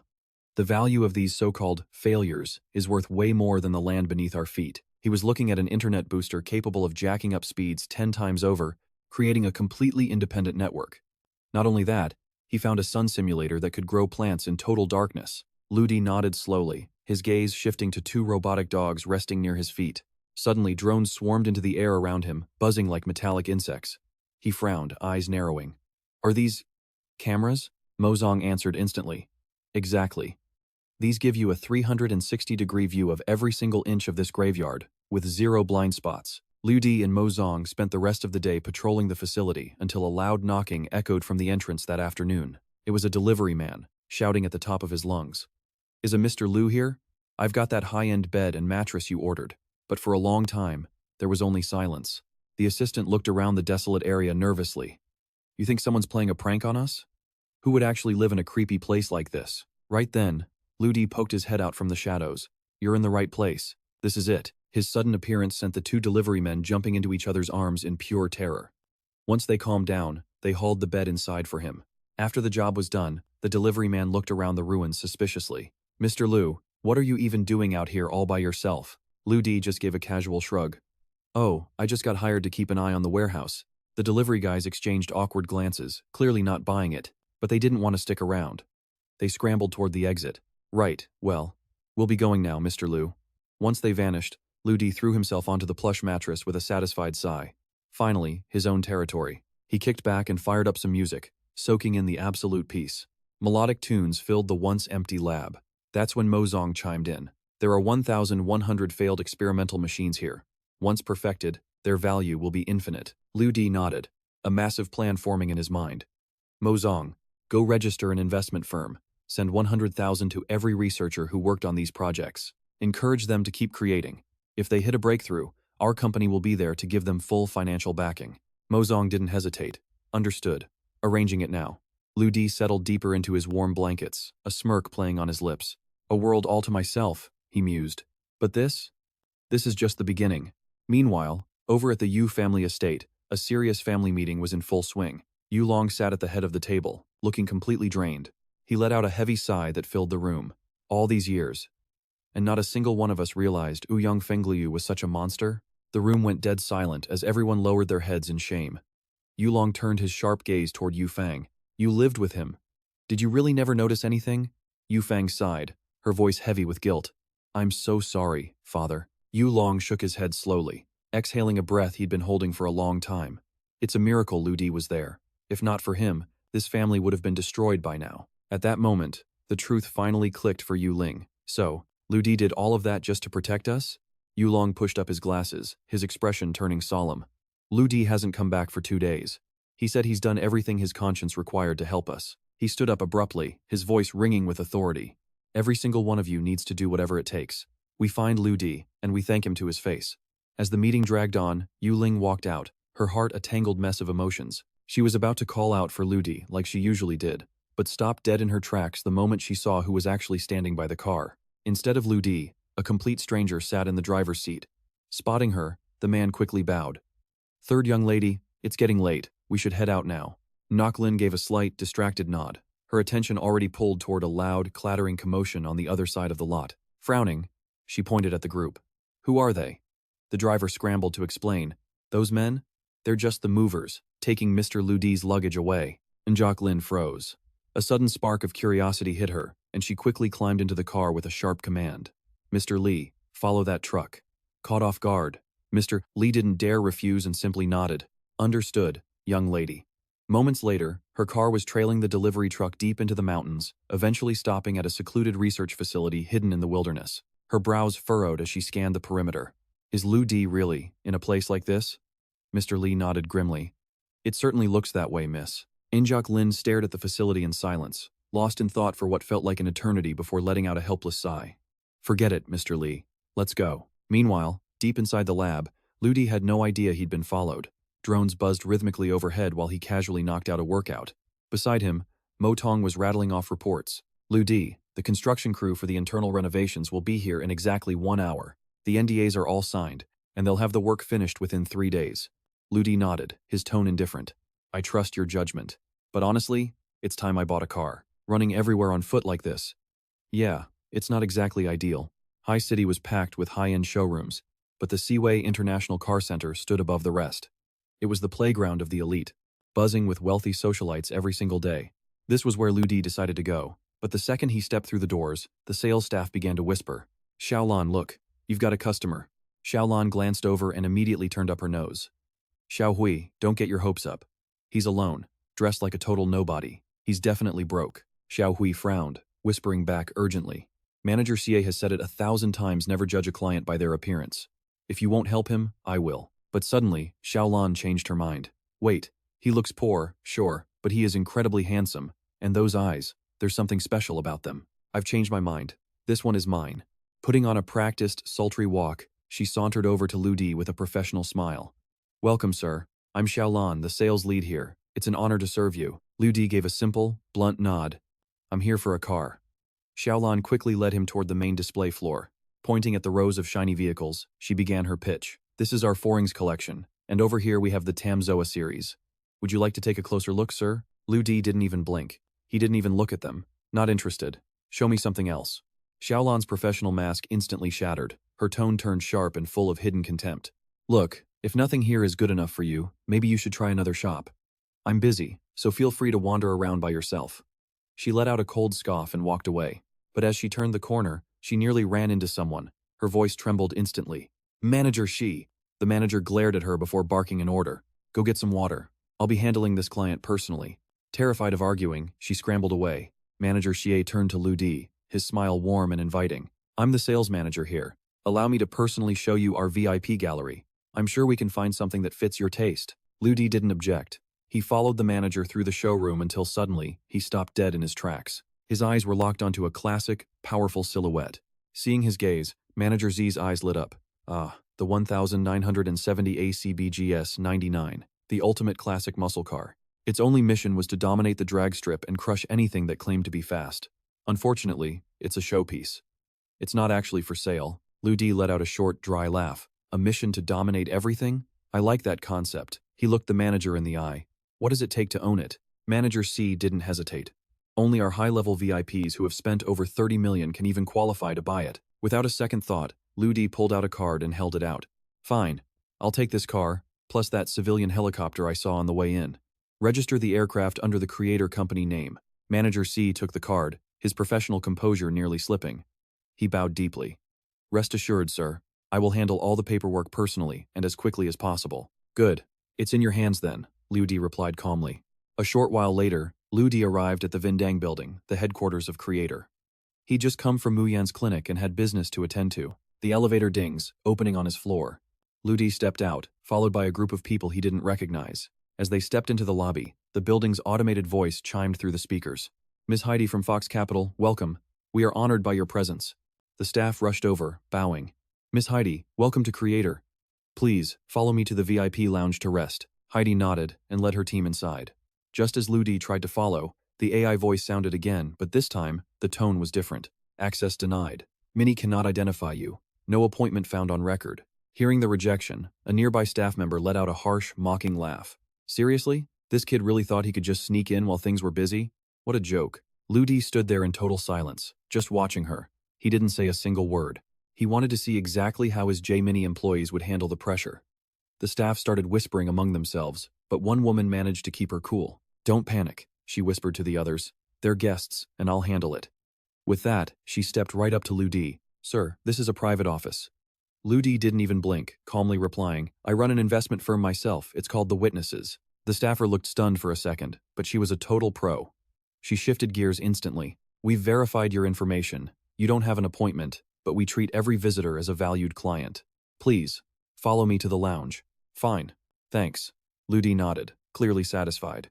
The employee signaled for him to follow, leading both him and Hadina straight to the VIP lounge. She was incredibly attentive, even bringing Hadina a fresh cup of coffee. "Miss Hadina, here is your mocha. I also brought the flowers you like. I hope they make your stay more pleasant." Hadina gave a slight nod and took a sip. Then, she asked coolly, "Is President Zhang still tied up? I need you to arrange a meeting with him immediately." The staffer flashed a practiced, professional smile. Her answer was perfectly polite but gave nothing away. "I'll certainly try my best." She then turned back to Lu Di. "Sir, our database doesn't show your personal preferences. What would you like to drink?" Lu Di let out a soft chuckle. "Plain water is fine. Besides, the person I'm here to see, he'll be arriving any minute now." The staffer nodded and left, leaving only Lu Di and Hadina alone in the room. Lu Di quietly checked his phone. A message from Tianjia popped up. "I'm here. Let's go grab some food." Right then, Hadina suddenly spoke up. "You really think you can close a deal acting like this? Genie doesn't even have your info, and you don't even use their products. Talk about a complete lack of sincerity." Lu Di looked up from his screen and gave her a very polite, almost mocking smile. "Is that so? Well then, President Hadina, what do you think I should be doing?" She smirked, her voice full of confidence. "Obviously, you need to understand every single detail, the good, the bad, and everything in between." She set her coffee cup down and leaned in, getting serious. "Look at this company. Creator. It seems perfect on the surface, with no flaws at all. The only problem? The people at the top just don't have enough ambition." As soon as she finished, her secretary whispered a quick warning. "President Hadina, you're saying a lot. Do you even think a guy like him understands?" Hadina just laughed softly. "I can see Mr. Liu has the looks though. He definitely has potential as a PR guy. Ever thought about jumping ship and working for me?" Just then, the door swung open. Tianjia walked in. Hadina and her secretary jumped to their feet. "President Zhang, it's an honor to see you." But Tianjia didn't even look at them. He walked straight to Lu Di, grinning from ear to ear. "The Mala hot pot place near the school?" Lu Di nodded. "Let's go." After checking in with Lu Di, Tianjia finally realized there were other people in the room. He quickly made the introduction. "Oh, right. Manager Hadina, this is Lu Di. He's that ghost chairman who's never in the office I was telling you about." The second those words hit the air, Hadina's face completely froze. She stammered out an apology. "President Zhang, President Liu, please, I was out of line. I didn't recognize you." Lu Di didn't bother to respond. He just turned to leave with Tianjia. They'd only gone a few steps when Hadina scrambled after them. "President Zhang, President Liu, wait!" She rushed ahead to block the door, her voice low and desperate. "Is there any way I could convince you both to let me join you for lunch?" Lu Di didn't hesitate for a second. "Pass. We've already got a date with some Mala hot pot." With that, they brushed right past her, but she wasn't giving up that easily. "Then, President Liu, could I at least get your contact info?" Lu Di glanced back with a smirk. "If it's fate, you'll find me on J-Mini." A little while later, at the Mala hot pot shop, Mama Lee walked out carrying two massive bowls, grumbling at them. "You two brats, you haven't come to see me since graduation. Look at you, you're both skin and bones." The brats she was scolding were, of course, Lu Di and Tianjia. Tianjia just laughed. "Mama Lee, it's because we haven't been able to eat your cooking that we've gotten so thin." She gave a dissatisfied huff, but her eyes were kind. "I knew you boys weren't eating right. Today, you're going to eat every bit of this." She set the food down and headed back to the kitchen. Immediately, the two of them made a bet whoever finished last had to clean up. Tianjia shouted, "Start!" and began shoveling food like his life depended on it. But his speed was nothing compared to Lu Di. He groaned in frustration. "You freak! Are you a human or a vacuum cleaner?" Lu Di looked up, teasing him. "What's the matter? Why are you eating so slow, like a little girl?" Moments later, both massive bowls were completely empty. Tianjia rubbed his stuffed stomach, looking satisfied. "There's a founding meeting at the company at 2 o'clock today. You're coming back with me." Lu Di immediately shook his head. "No way. I'm staying here to help clean up." Hearing that, Tianjia couldn't help but snap. "You brat, what are you even doing with your life? The company is doing so well now, don't you even want to be there? So, is it true? Is what Professor Wang said right, you're actually some kind of stock market genius?" Lu Di doesn't bother with a long explanation. He just shrugs and says, "Ajia, of all the calls I've made lately, the absolute best one was bringing you in to run this company. With a slight smirk, Tianjia laughs back. Weren't you the one who gave me a shot at changing my life? Your business is my business, period. He tells Lu Di that the company is in good hands. But there's one event Lu Di absolutely cannot miss. Lu Di instinctively frowns, skeptical, and asks, what is it now? Tianjia slowly explains that under the name of Creator Company, he's sponsored this year's class reunion and the venue, the company's very own rooftop. Lu Di is genuinely shocked. He mutters under his breath, you don't seem like the type to chase clout like this. Tianjia just scratches his head awkwardly. I'm not. But our dear former classmates? They definitely are. You have no idea how they've been talking about you behind your back for the last 2 years. Honestly, it makes my blood boil. He wants everyone to see the truth that Lu Di is on a level none of them could ever hope to reach. Lu Di is a bit speechless, but he doesn't say no. He just nods. All right, fine. But let's not go overboard when the time comes. Having secured an answer, Tianjia beams. Great. I'm heading to class then. I'll leave the cleaning to you. With that, he turns to leave. But after only 2 steps, he stops and looks back. Keep that race car for yourself. It's way too loud for me. Oh, and don't forget class reunion tomorrow. And just like that, Lu Di is left alone at the Mala Hotpot shop to start the cleanup. He hums a tune, feeling pretty good. The little shop actually feels alive and vibrant for once, but that peace doesn't last long. Someone shows up to kill the vibe. It's Situ Yan's family, her father, Situ Zhou, and her mother, Li Yuexiu. Seeing him, Situ Zhou puts on a fake, friendly face, grabs Lu Di's hand, and smiles. Xiaoliu, it's been ages. Li Yuexiu chimes in from behind. A few years without seeing you, Xiaoliu. And this is what you've reduced yourself to? Lu Di isn't in the mood for their nonsense. Before she can even finish her insult, he cuts her off. What do you people want? Li Yuexiu gives him a look, her smile full of hidden agendas. Ask your boss for a day off. We need to find a place to talk. Lu Di has zero interest in going anywhere with them, but he doesn't want them causing a scene and ruining Auntie Li's business. He ends up following them to a restaurant. The second they sit down, Li Yuexiu starts digging up the past. Xiaoliu, about what happened back then. Don't hold a grudge. Realizing his wife is rambling, Situ Zhou cuts her off. Yuexiu, enough. He looks straight at Lu Di. I'll be blunt. I need your help. So, it's a favor, of course. Why else would people like them come looking for the Lu Di they once despised? He explains the situation. Situ Yan found out that Lu Di is tight with Tianjia. They want an introduction. Apparently, Situ Zhou has tried to meet the big boss several times but kept getting shut out. Hearing this, Lu Di can't help but let out a dry laugh. You're trying to force an acquisition. Of course he won't see you. Situ Zhou puts on an act of being a dignified victim and sighs. I really have no other choice. The group issued a final order. He at least shows a bit of a pleading attitude, but Li Yuexiu, not a chance. Her tone is dripping with contempt. That Zhang Tianjia has a prestigious status now. He's probably forgotten a friend like you ages ago. Lu Di just shakes his head. Ajia isn't like other people. Seeing that Lu Di isn't giving them a straight answer, she resorts to her usual tactic, throwing money at the problem. This is just the fee for the introduction. If it works, you get another 50,000. That's probably more than you'd make in years at that restaurant, right? She slams a stack of cash onto the table. It's like she's tossing a bone to a dog. But Lu Di doesn't even spare it a glance. He stands up, his voice cold as ice. Only because of Situ Yan. I'll mention it to Ajia. Goodbye. Without another word, he turns and walks out. This disrespectful attitude absolutely infuriates that bitter woman, Li Yuexiu. She glares at her husband. Who does he think he is? He hasn't even done anything yet, and he's acting all high and mighty. He's completely unreliable. Situ Zhou frowns and sighs in frustration. It looks like that's the only way left. But honestly, this family is thick-skinned. When he was down, they treated him like trash. Now that they need something, they come crawling back. Talk about a reality check. Back in the city, the wind is howling, but the heat is still suffocating. The square is packed with people coming and going. Li Ming looks at Lu Di and says, this reunion is going to be like a party for a vampire clan from those movies. Lu Di just chuckles. Li Ming, looking at you. Life hasn't been too kind lately, has it? Li Ming takes a drag of his cigarette, looking annoyed. Lately, I've run into this elite hacker. I'm trying to track him down, but I can't even find his shadow. Hearing that, Lu Di pats his shoulder with a smirk. Don't rush it, take your time. Who knows? Maybe he's closer than you think. Li Ming pulls the cigarette out of his mouth, fired up. Damn right. I'm definitely gonna catch him. If I don't, I'm retiring from this business for good. Just then, a provocative voice rings out from a distance. Well, it's Guo Tian, arriving with a whole squad behind him, ready to start trouble. Li Ming, why are you hanging out with that brain-dead loser? Can he even form a coherent sentence anymore? Li Ming snapped back immediately. Guo Tian, have you lost your mind? Are you guys really this bored? Go back to drinking your pathetic champagne and leave us alone. One of the guys in the back tried to play peacemaker. Alright, Guo Tian, let's just go drink. As they walked off, Li Ming muttered under his breath, still fuming. He called them exactly what they were, arrogant dogs who looked down on everyone.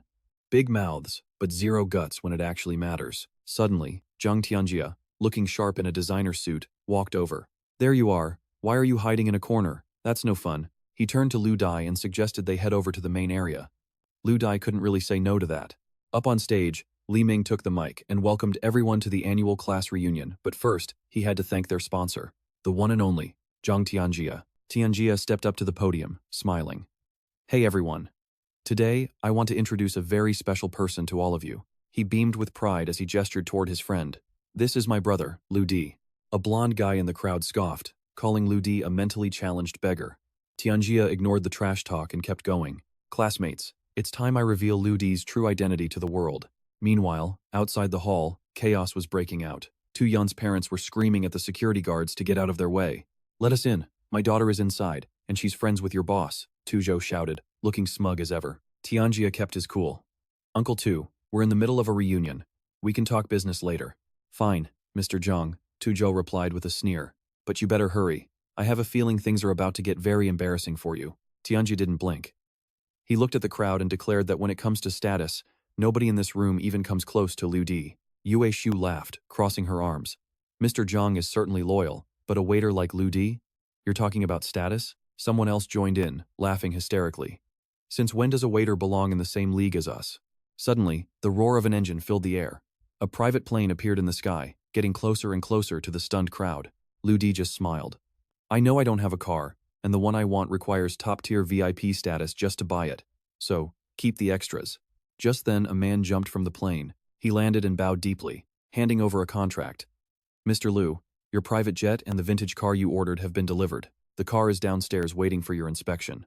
Lu Di nodded in approval. Manager C, your efficiency is impressive. I'm satisfied. Suddenly, a blond man approached, looking incredibly proud.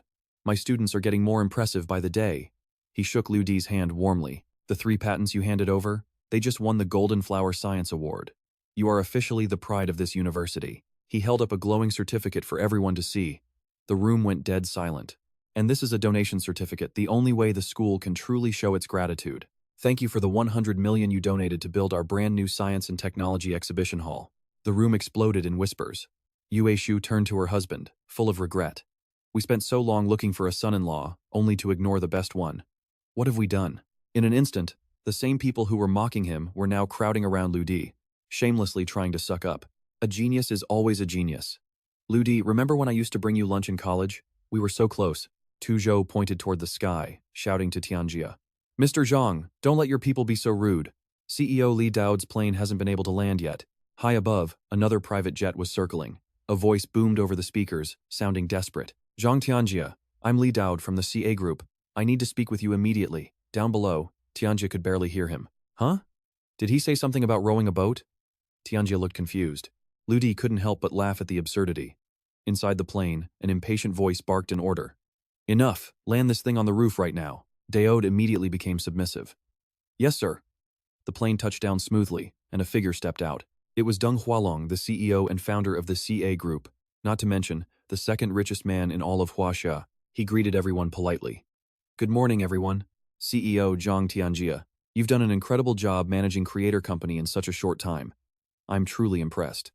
Then, he got straight to the point. I didn't come here for him, though. I came to meet the real founder standing behind Creator Company. Lu Di stepped forward, placing a hand on Tianjia's shoulder. Mr. Deng, your reputation definitely precedes you. Standing tall under the bright sun, Lu Di introduced himself with total confidence. I am Lu Di. It's an honor, Mr. Deng.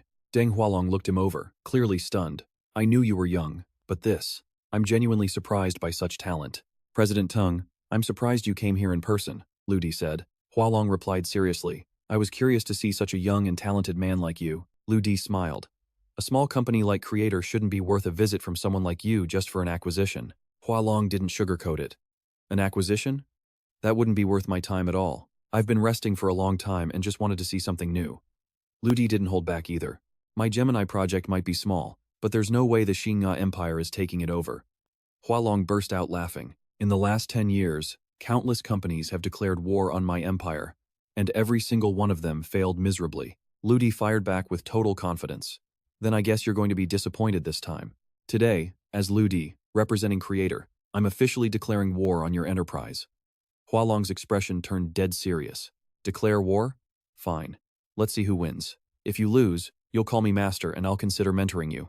Lu Di then set his own terms. If you lose, you must publicly admit defeat on Gemini. If I lose, I'll hand over Malega willingly. Hualong smiled, looking genuinely entertained. Very well. The news of the bet spread like wildfire almost instantly. Headlines started popping up everywhere. One read, "Two titans clash the bet that sparked a massive corporate war." Another headline screamed, "A rising business star meets his doom. Is destruction the only outcome?" Photos of Hualong and Lu Di were plastered all over the internet. Tianjiop stared at his phone, eyes wide. In just a few hours, the news had reached every corner of the world. I'm honestly curious. Who took this photo? I don't remember anyone being at that angle, Tianjiop wondered. Lu Di just smirked and lit a cigarette. Suddenly, a notification popped up. It was a message from Hadina asking, "President Lu, are you free tonight?" Lu Di turned to Tianjiop and said, "Take tomorrow off. You're going to be very busy in a few days." Then, he turned to leave. "Where are you going?" Tianjiop asked. Lu Di simply replied, "On a date." Soon, he was at a massive skyscraper where the sun was still blazing. Hadina was waiting on the sofa. Since Gemini declared war on China, I wonder, is President Lu looking for an investment during this crisis? Lu Di didn't hesitate. With 500 million in assets in our company, I can offer 10% of the shares. The company will be the witness. Hadina crossed her arms. President Lu, are you sure you haven't lost your mind? Gemini is about to collapse, and you're still asking for investments? He lit another cigarette and replied, I'm not begging you. Lu Di took a long drag of his cigarette, his voice cold as he said, This isn't a request, it's a notification. Just then, Hadina's phone buzzed with a sharp notification sound. She checked a message from Lu Di himself. He didn't miss a beat, explaining, Those are risk assessment documents for the company's recent investments. Consider it a gift, something to help you navigate your next move. Hadina's eyes widened as she scanned the files. The company I thought was the absolute best. They've been faking everything? How did you even dig this up? Stubbing out his cigarette, Lu Di simply replied, Let's just call it a sharp eye for detail. Hadina couldn't help but smile, completely impressed by his insight. President Liu, you really were born for this world of investing, she praised. Suddenly knock, knock, knock, someone was at the door. Ruo Yi walked in, flanked by several massive bodyguards. She didn't waste time with small talk. Sir, you promised to guide our team. Turns out, Ruo Yi had been waiting 5 whole days without moving an inch, just hoping for a moment of his time. Lu Di took a sip of water, his expression calm. Ruo Yi, I'm swamped lately. I'll find you when I have a gap. Ruo Yi immediately softened, nodding obediently. You're the only one I trust, sir. I'll be waiting for you, she said before turning on her heels, the sharp click-clack of her shoes echoing down the hall. Hadina raised an eyebrow. And who was that exactly? Lu Di just shrugged.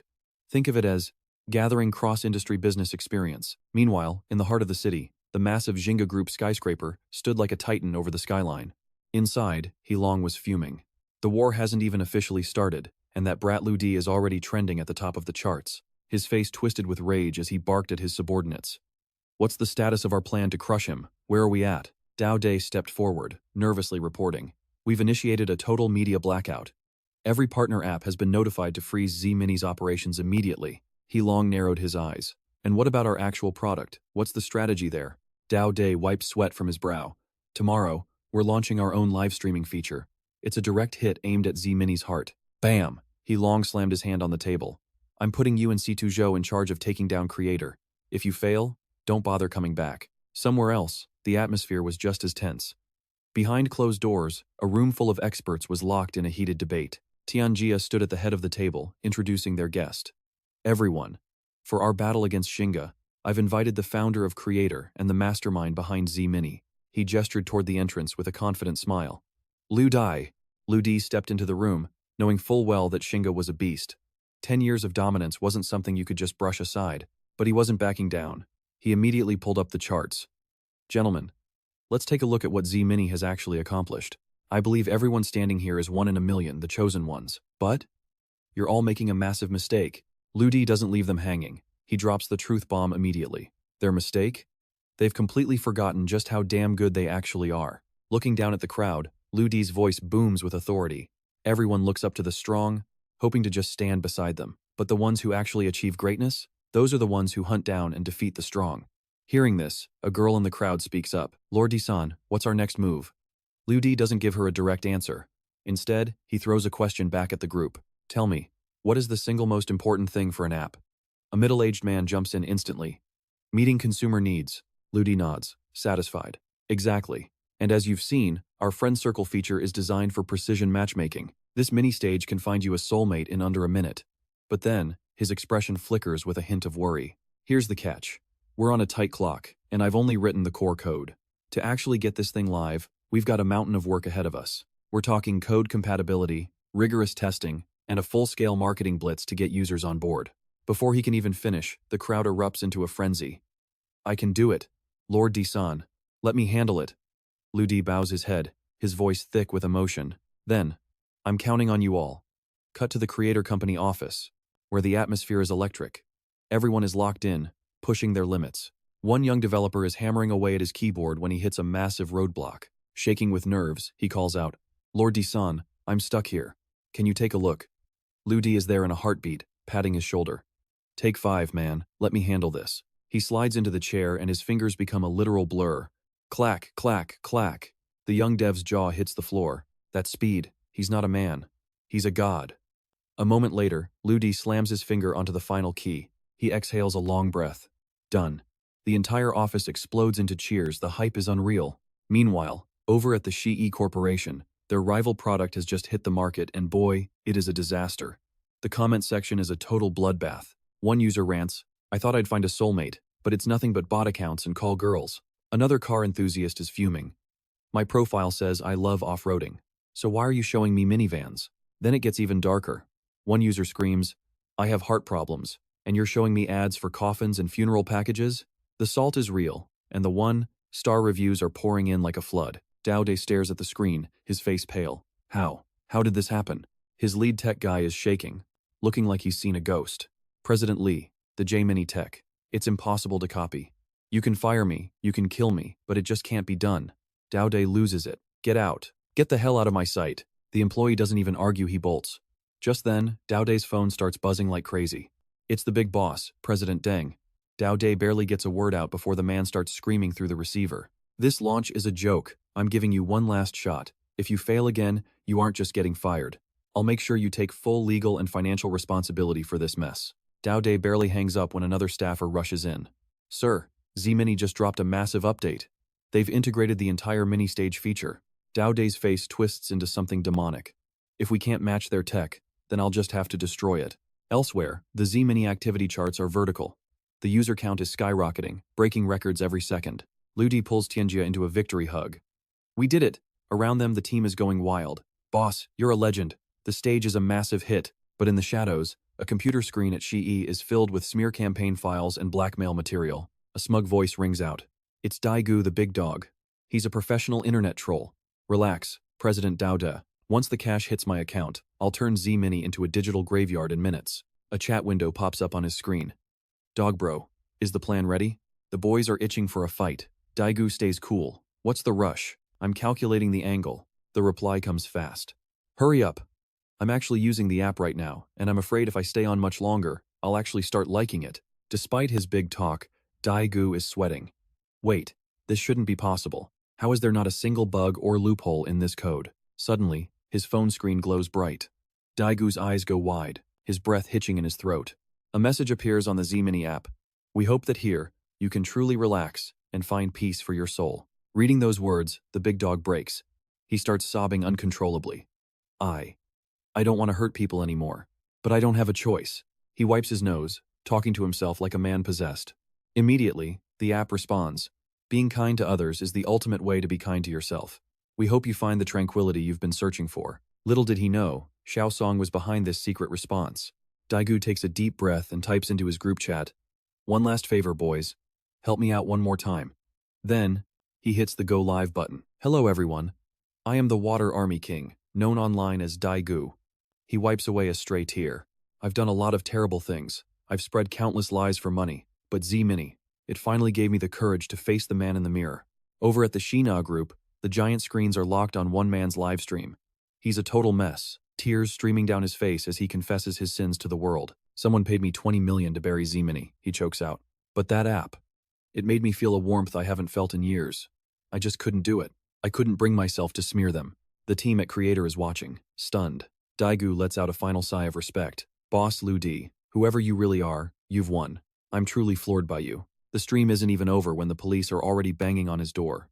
Two officers step into the frame, their faces grim and professional. Zhao Dafu, one of them says, "You've been reported for spreading malicious rumors and defamation.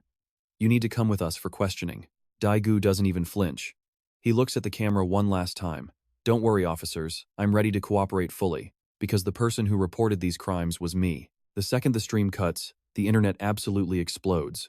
Comments are flying in faster than the servers can handle. Users like Lazy Sheep are scratching their heads in the chat. Wait, who actually paid him?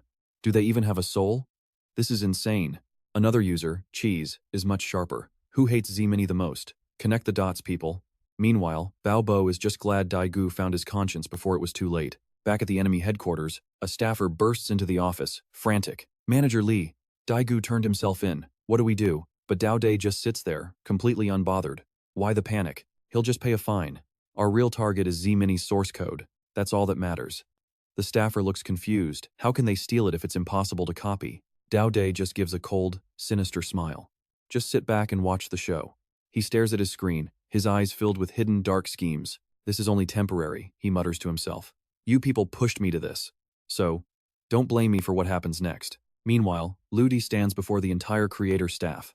They're all glued to the skyrocketing data for Z-Mini, but Ludi keeps his voice steady and grounded. "The users are backing us, sure, but don't celebrate yet. We can't lose sight of our mission just because of a little success." He looks at the crowd, his eyes sharp. "Tell me what's the most important rule when we build software?" In perfect unison, the staff roars back. "The user is the center of everything." Ludi nods, satisfied. "Exactly. Z-Mini exists to help people find their true soulmates. That is our purpose." He paces the room, building the hype.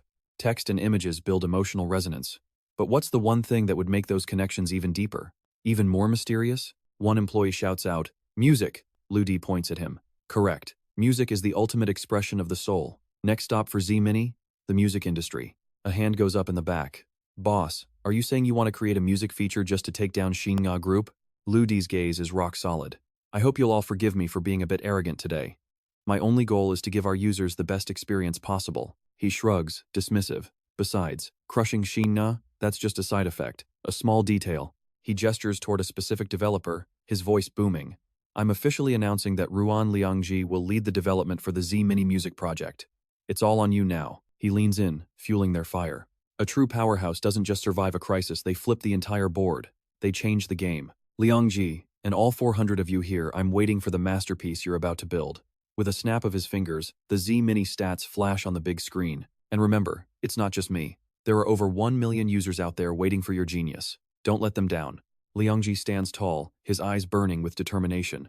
"Boss, consider it done. We won't fail you." The rest of the office joins in, the energy hitting the ceiling. "Mission accepted. We're on it." As the hype settles, Liangji turns to Lu Di. "Boss, sorry to rush, but we need to start brainstorming immediately. We need a war room." Lu Di smiles. "Perfect. Go."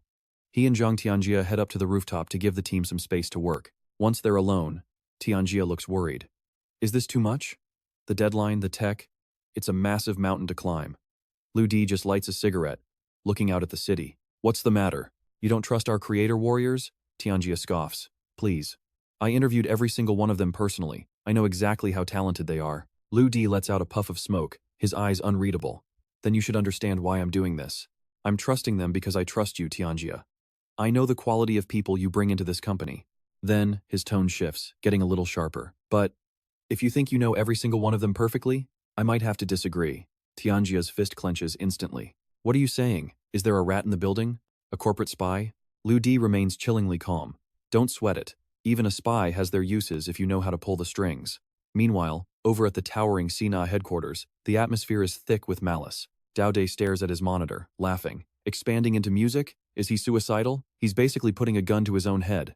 An assistant leans in, grinning like a shark. "Manager Lee, the second they use any song, they're hitting a copyright wall. We can sue them into oblivion the moment they launch." Dao Day is practically vibrating with excitement. "Lu Di, oh Lu Di, you really are just a naive little kid, aren't you?" Back on the roof, Tianjia finally hits the nail on the head. Wait, if you do music, you need a massive copyright library. Did you actually forget about that? Lu Di just pulls out his phone, looking totally bored. Nah, I'm handling it right now. He taps the screen and posts a massive announcement on Z-Mini. Z-Mini Music is now recruiting high-quality creators. Sign with us for the best deals in the industry. Tianjia stares at him, half impressed and half terrified. You brat, you almost had me. But music isn't a joke, not everyone can pull this off. Forget it, I'm not leaving this to chance. I'm going to start contacting copyright holders myself right now. Lu Di stops him right there, no need to rush. He's just finished developing the Music Master project, and all they need to do is upload a mix of today's top-tier and underground tracks. Tianjia hears him out but still turns to leave, clearly skeptical. Look, brother, the feature is cool and all, but we need actual creators. I should probably head out and secure some copyrights first. Watching Tianjia walk away, Lu Di shouts out one last reminder. Hey, don't you dare forget about that Music Master function. Tianjia just looks back with a nervous smile. I'll use it, obviously. I'm just worried the whole thing is gonna flop. But the second Lu Di posts the update, it catches a massive wave of attention. Jiang Hu is practically glued to the screen, hyped about the idea of music that actually matches your mood while you chat. Meow Meow is still scratching her head though. Wait, why collect music like this? Is there some kind of storage issue or what? Fi Fi is way more excited, pointing at the screen. Quick, look! Di is signing his works over to Mini Music. Meanwhile, Lu Di is just chilling at his piano, scrolling through the user comments. I once heard a voice, he thinks, that absolutely shook me to my core. Imagine being at a regular bar, finding the courage to sing, and ending with the entire room on their feet. Right after that thought, Lu Di blasts an announcement on the app. I am officially declaring it right here. My future hits, and the man himself me are officially signing an exclusive contract with the Mini Music. Instantly, his phone starts vibrating like crazy. The sheer volume of contract requests coming in is absolutely insane. Tianjia is over the moon. This Music Master isn't just a tool, it's a high-level music tree that can practically run itself. Later that afternoon, the sun is blazing off the city skyscrapers. Li Daoday is sitting at a massive table with 3 others, his face grim. This is it. We have to team up to take down Z-Mini once and for all. He narrows his eyes, the tension in the room rising.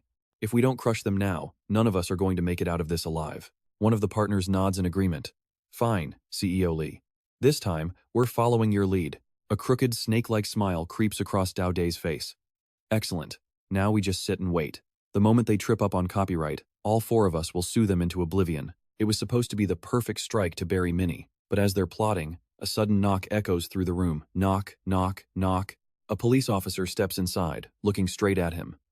Li Daoday, of the Penguin Group, I presume? Daoday stands up, completely blindsided. That's me. Why? The officer doesn't flinch. Your Penguin Music app is being charged with copyright infringement. You're coming with us for questioning. Daoday starts sweating buckets. Officer, you've got the wrong guy. Our app holds the primary copyrights. The officer isn't buying it. God singer Di just signed an exclusive deal with the Mini Music. Your platform is still playing his tracks without permission. Creator company has already filed a lawsuit against you. Outside, the street is already packed with people dying to see the drama unfold. The moment Daoday steps out, he's ambushed. Flashbulbs are going off everywhere, toch, toch, toch, as reporters swarm him. Why would you commit such a shameful act of piracy? One reporter yells. Daoday looks past the crowd and spots Tianjia standing there. He grinds his teeth so hard they might snap. Zhang Tianjia, you set me up, you brat. Tianjia doesn't back down for a second. VP Li, you're the one who played dirty with our copyrights. I'm just here to make sure you pay what you owe. Daoday tries to act tough. It's just 2 songs. I can pay $1 million easily. It's nothing to me. Tianjia just gives him a cold, mocking smirk. Oh, creator company doesn't want your millions. We'll settle for exactly $1. $1? One of the other executives realizes exactly what's happening. This isn't a settlement. It's a total humiliation. A red-haired guy tries to step in to settle the heat. Look, we're all colleagues in the same industry. There's no need to be this ruthless, right? Tianjia doesn't even blink. Ruthless? Me? Don't think for a second I don't know what you 3 were planning. He points a warning finger right at them. The fact that I'm not suing you all is me being merciful. The man gulps, defeated. Then, what is it you want? Tianjia's answer is simple but sharp. When Mini Music officially launches, I expect the 2 of you to step up and publicly offer your best wishes. Afraid of being dragged into the lawsuit, they agree instantly. Done. Whatever you want, just don't take us to court. Tianjia turns his gaze back to Daoday, enjoying the moment. As for you, you pay the $1 fine, and then you give us a full, public apology. Daoday is vibrating with rage. You're only coming after me? Tianjia just grins. Well, yeah. Who told you to be our biggest rival? Those words hit Dao Day like a bolt of lightning. Total defeat. With no way out, he's forced to swallow his pride. Right there, in front of dozens of cameras, he bows his head in a shameful apology. The news cycle explodes immediately. Headlines scream, Penguin Group plays with fire and gets burned after 10 years. Creator sues Penguin. The giant admits guilt for $1 as justice prevails. The entire digital music industry is flipped upside down. After reading the latest reports, Dao Day loses it. He screams in fury, sweeping every file and document off his desk in a blind rage. He grabs his phone, his hands shaking as he grinds his teeth and starts typing a message. Not long after, a massive notification from Penguin Group hits every forum. For the next 18 hours, every single song on the Penguin app is free to listen to for a whole month. In an instant, the floodgates open. Customers swarm the Penguin Group homepage, and the comment section is absolutely drowning in a sea of messages. A user named Australia Lala chimed in, saying that while Shinga's character was trash, their library was absolutely stacked with songs. Another user, Me Na, agreed, praising the fact that free music was just too good to pass up. But right then, Z-Mini Music dropped a bombshell. To protect creator rights, they were switching to a 15 yuan monthly membership model. The kicker? Profits would be split 50-50 with the artists. A user named SickCat immediately backed the creator group's bold move. Charging isn't a crime, they argued. After all, creators need to put food on the table too. Another user, Excellent, also gave the thumbs up, half the revenue going to singers. Z-Mini was legit. Lazy Sheep even declared that they'd happily transfer their remaining membership fee from Shinga to Z-Mini without a second thought.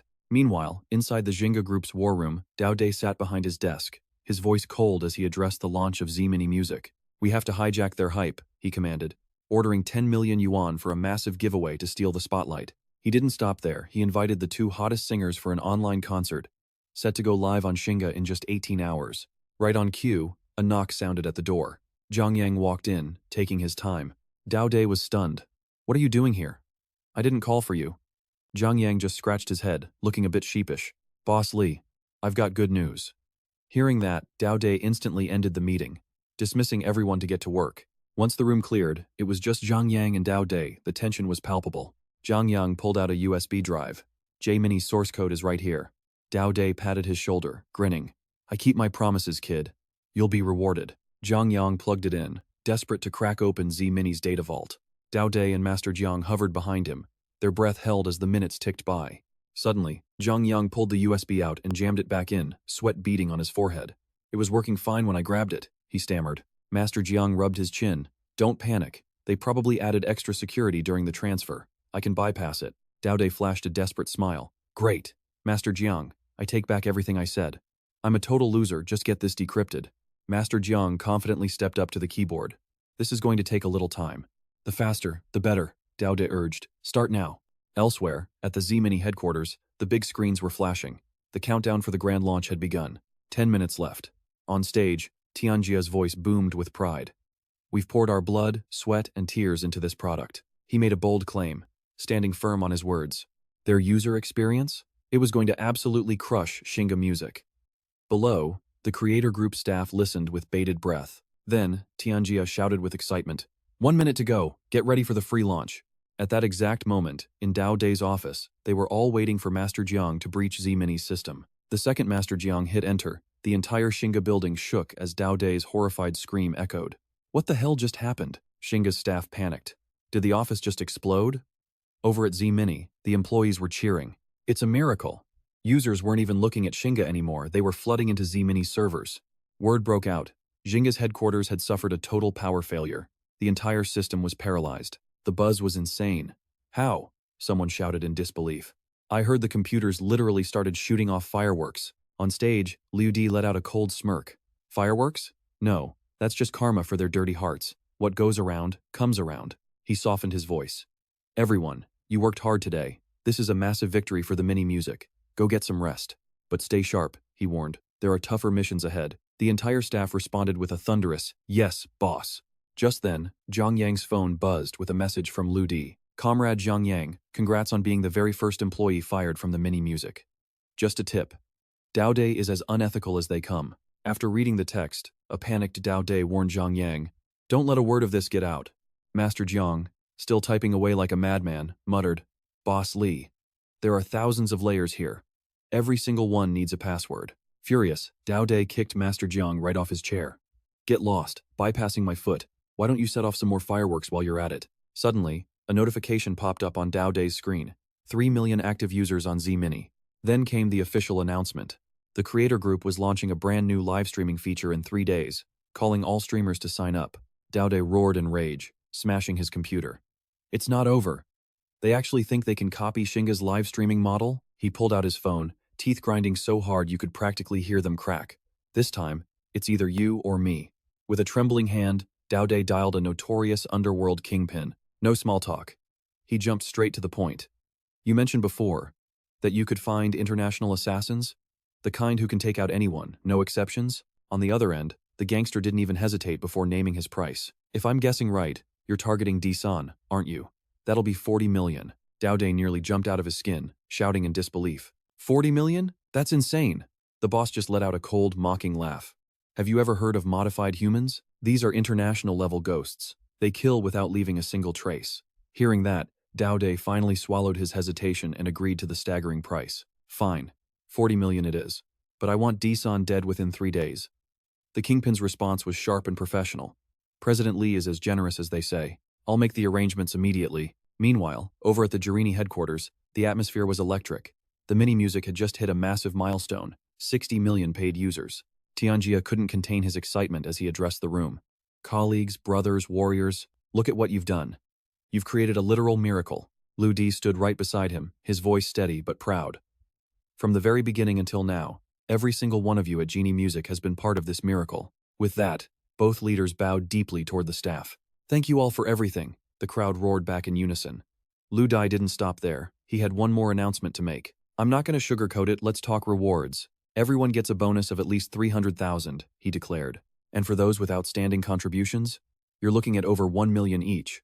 In an instant, the office erupted into absolute chaos as the Genie staff cheered at the top of their lungs. Long live the creator! Long live D-San, they screamed, feeling like they'd just won the lottery. But while they celebrated, things were a bit more tense elsewhere. Xiao Tang's mother was already complaining the moment she saw Liang Ji. Liang Ji, what kind of job do you actually have anyway? She scoffed, crossing her arms. 3 days and 3 nights without showing your face?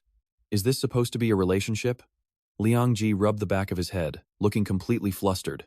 Huh?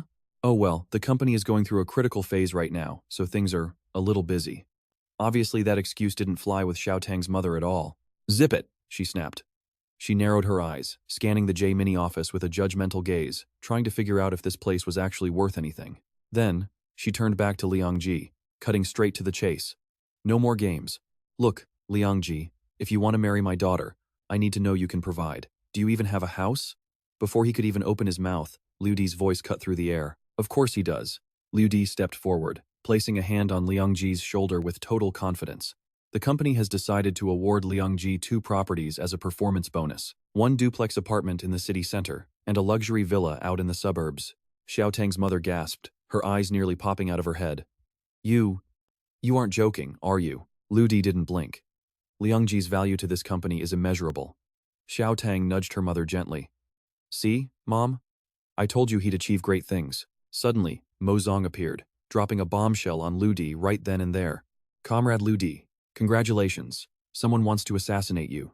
Again, Mo Zong quickly pulled up the hitman's profile.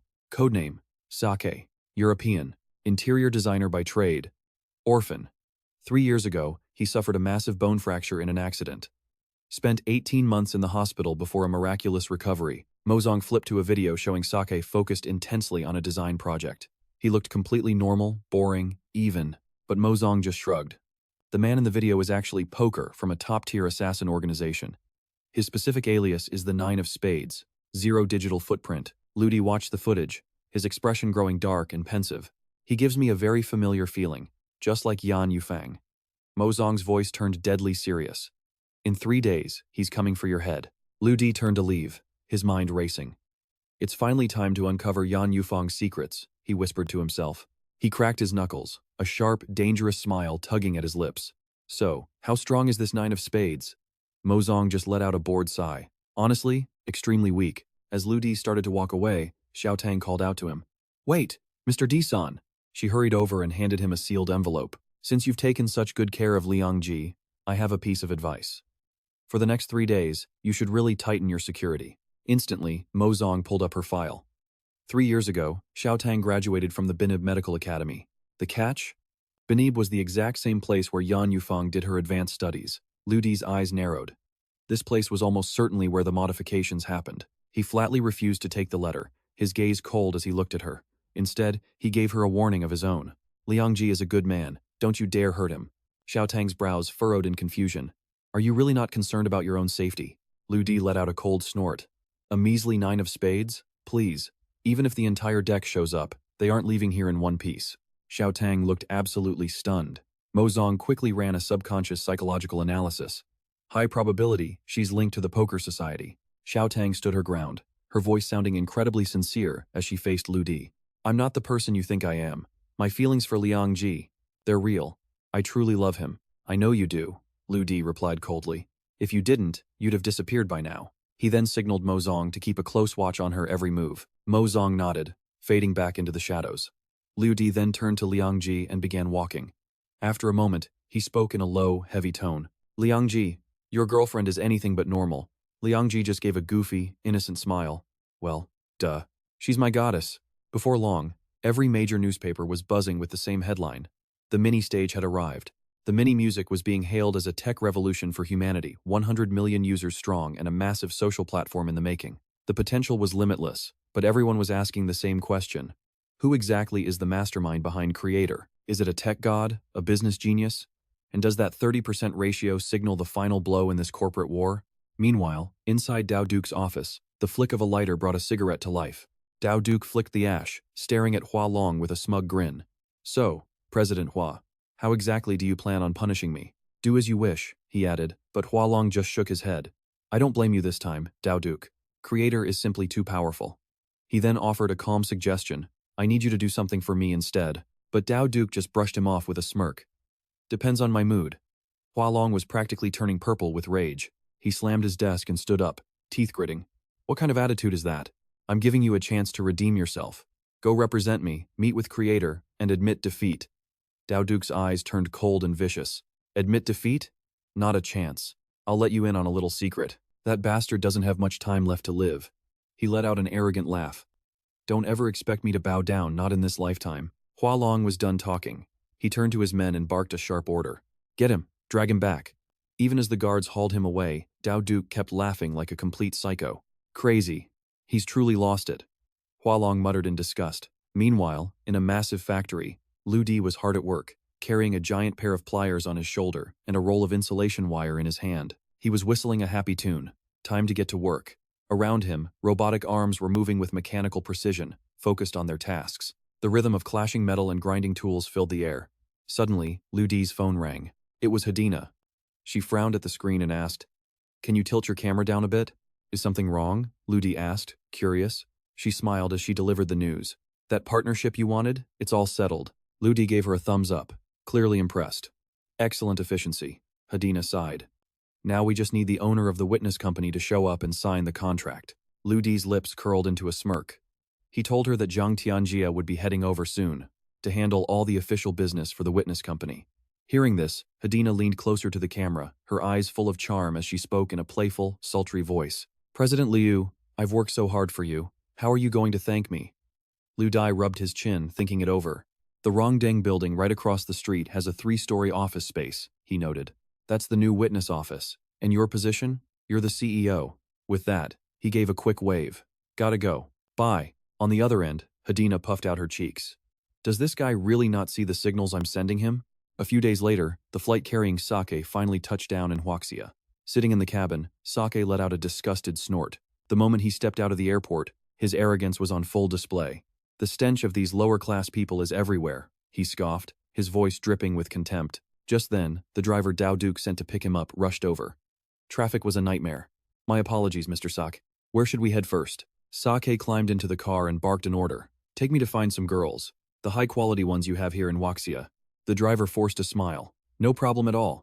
But inside, he was laughing at this clueless foreigner. Today, I'll let you get a taste of some local flowers in this city.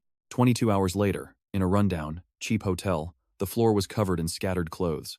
Sake held a cigarette, his face twisted in fury. Was I set up? Next to him, a plus-sized girl was fast asleep, snoring loudly. Feeling him move, she woke up and rubbed her eyes. "Hey, handsome, you're awake." Sake suddenly exploded at her. "Get out." Meanwhile, a notification popped up on Ludi's homepage. "Hey everyone, tonight at 12 midnight, yours truly, Die the Third, will be live streaming the mini. Unfortunately, I have a lot of enemies, and someone even hired an assassin. So, tonight's live stream content, online murder." The internet went into a total meltdown. A user named Stingray Egg gasped. "Die the Third is live streaming a murder?" Another user named Than was skeptical. "Is that even allowed to be streamed?" A user called No Meat joined the hype. "Isn't this a bit too intense?" Back at Dowduke's office, he saw the notification. His face went pale instantly. He scrambled to call the driver, Lao Hu. "Lao Hu, where's that idiot assassin? He's been exposed. Cancel the plan now." Lao Hu's voice on the other end was pure panic. "I'm freaking out here. I can't reach the hitman. My advice? Pack your bags and run." That night, under a bright moon, Sake was creeping through the forest near Ludi's villa. He moved like a shadow, slipping silently through the dense trees. But high up on a lamppost, Xiao was watching his every move through binoculars. He quickly signaled Ludi. "Big brother, that idiot is here." Ludi nodded, looking satisfied. "Get some rest. I've got this." Meanwhile, inside Ludi's office, dozens of monitors are flickering to life, capturing every single twitch and turn of the assassin, Sake. Ludi leans back comfortably with his hands behind his head. He officially kicks off a livestream on his Dasan channel, and the title? Murder Online. In an instant, millions of viewers flood the room. "Hello everyone, I'm Dasan," Ludi says calmly.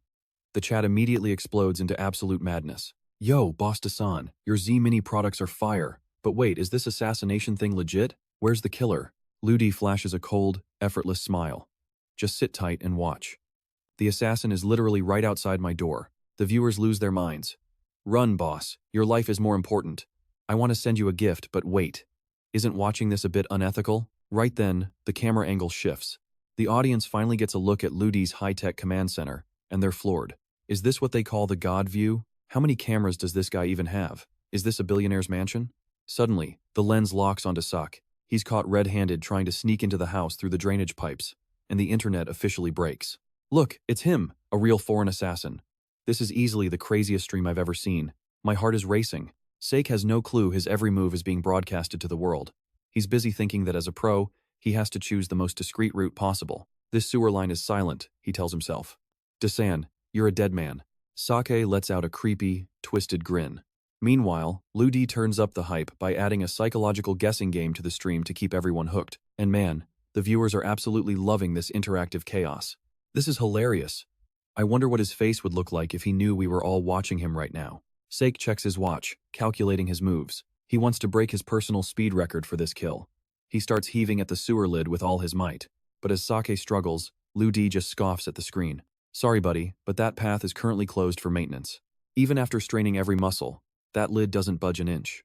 Out of options, Sake actually puts his hands together, looks up at the sky, and whispers, "God, please let this lid open." Then, he gives it one last heave. Success. Sake cheers to himself as he finally crawls into the dark, cramped pipe. Once he's inside, he lets out a cold snort. "I've got the blueprints of this place memorized." "You're finished, Dasan. Ready to die?" he mutters. But at that exact moment, Ludi gives a simple command. "Flush it." A massive wall of water surges through the pipe, sending Sake's soul flying out of his body. The chat is in stitches. Wait. Did Boss Dasan just flush the toilet on him? Viewers start spamming heart rockets for the poor assassin as he starts gagging and vomiting from the sewage. "This guy's life is just tragic now," someone comments. Sake grinds his teeth in pure fury. "Dasan, I'm going to rip you into 1,000 pieces." After dragging himself out of the filth, Sake continues crawling toward the office, with the hidden cameras tracking his every miserable step. The audience is getting restless. "Boss, don't let him get close. Be careful." Just as Sake reaches the office door, aggressive barking echoes from inside. "Damn it," he growls. "A dog?" He quickly whips out a silenced pistol. Rich people always have dogs, he'll just put it down and move on. And sure enough, inside sits a Gugu Generation 2 robot dog that looks incredibly adorable. The viewers are swooning. A robot dog. So cute. Drop the purchase link. Sake, however, just brutally kicks the little machine aside. "Get lost," he snarls. But a second later, the robot's feet lock into the floor, and the cute puppy undergoes a terrifying transformation. Ludi's voice drops to a calm, icy tone. "All right, everyone, time to meet my little demon. Meet the Gugu Generation 2 combat mode." The viewers are floored. Holy crap, is Boss Desan hiring any henchmen? I want in. Pretty sure this version isn't available on the website, someone jokes in the chat. Facing the metallic beast, Sake hesitates. But the dog doesn't give him time to breathe. It lunges forward and delivers a brutal slap that leaves him spinning. Seeing he's completely outmatched, Sake turns tail and runs for his life. Don't leave yet. Ludi laughs to his viewers. The best part is just starting. Sake bursts through the emergency exit, desperate to get away. But outside, a massive wall of police is already waiting. Mr. Sake, you're surrounded. Give it up. Cornered like a rat, Sake goes for broke, pulling a knife and lunging at an officer. Boom! An officer nearby shuts him down with a lightning-fast kick that sends Sake flying into a tree. The chat goes wild watching the beatdown. Nothing beats Waxia Justice. This guy is officially the biggest failure in assassin history. What a legendary stream. Finally, Sake is knocked out cold and hauled away in a police van. The international hitman is finally going to pay for his crimes. The next morning at the factory, Ludi smiles at Xiaoxia. Great job yesterday. He reminds the boy that it's okay to be proud, but he must never lose who he truly is. With those words, Ludi pulls out a sleek robotic arm and hands it to Xiaoxia, telling him that today, he's gifting him a little extra pride. This right here? It's my very first masterpiece, he says. The tech inside is at least 60 years ahead of anything else on this planet. As for its limits, I'll leave that for you to discover and tell me about. Hearing this, Xiaoxia can't hold back his tears, sobbing as he calls out to his mentor. The boy throws his arms around him, whispering a choked-out thank you.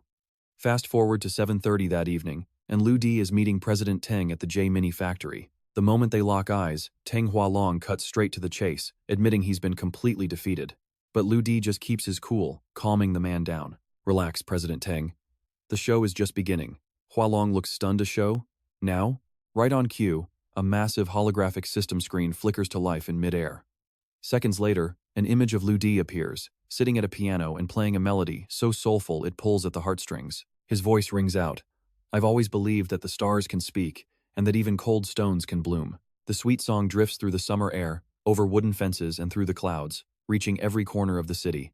One by one, teenagers and young adults push open their windows, eyes searching the night sky for the source of that beautiful voice. Even the staff at J-Mini are completely spellbound by Lu Di's mesmerizing performance, looking like winter plum blossoms caught in a dream. I finally get it. Standing on the rooftop, Hualong can't help but voice his absolute admiration for the man standing before him. He's floored. President Lu, your mind. It's on a level I can't even begin to grasp. He smiles, finally seeing the big picture. I just realized your goal wasn't to crush my company, Exinga.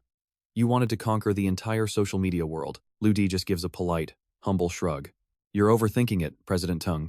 We just looked at things from the user's perspective, that's all. As the piano solo fades and the holographic screen vanishes, it leaves behind nothing but a sky full of shimmering stars. Hualong is still buzzing. It's not just J-Mini that's incredible. That display right there, most magnificent piece of tech I've seen in my entire life. He makes his move. Lu Di, I want in. Let's collaborate.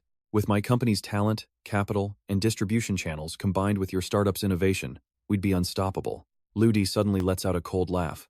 You really think I'm lacking any of the things you just mentioned? He points a finger downward. The 3 floors right beneath our feet? That's my witness company. Hualong is confused. So what? It's just an office address. Do you have the talent? The R&D team? Lu Di's voice is pure confidence. To be honest, inventions like that one? I've got a whole warehouse full of them. Hualong freezes. Wait then. Lu Di just shrugs like it's no big deal. The future you're talking about? If I want it to happen, I can make it a reality whenever I feel like it. Hualong lights a cigarette, his tone turning skeptical. I'm still not convinced. There has to be one thing, at least one area where I've got you beat. He warns Lu Di that he's about to enter the highest level, and that level, it's far more dangerous than anyone realizes.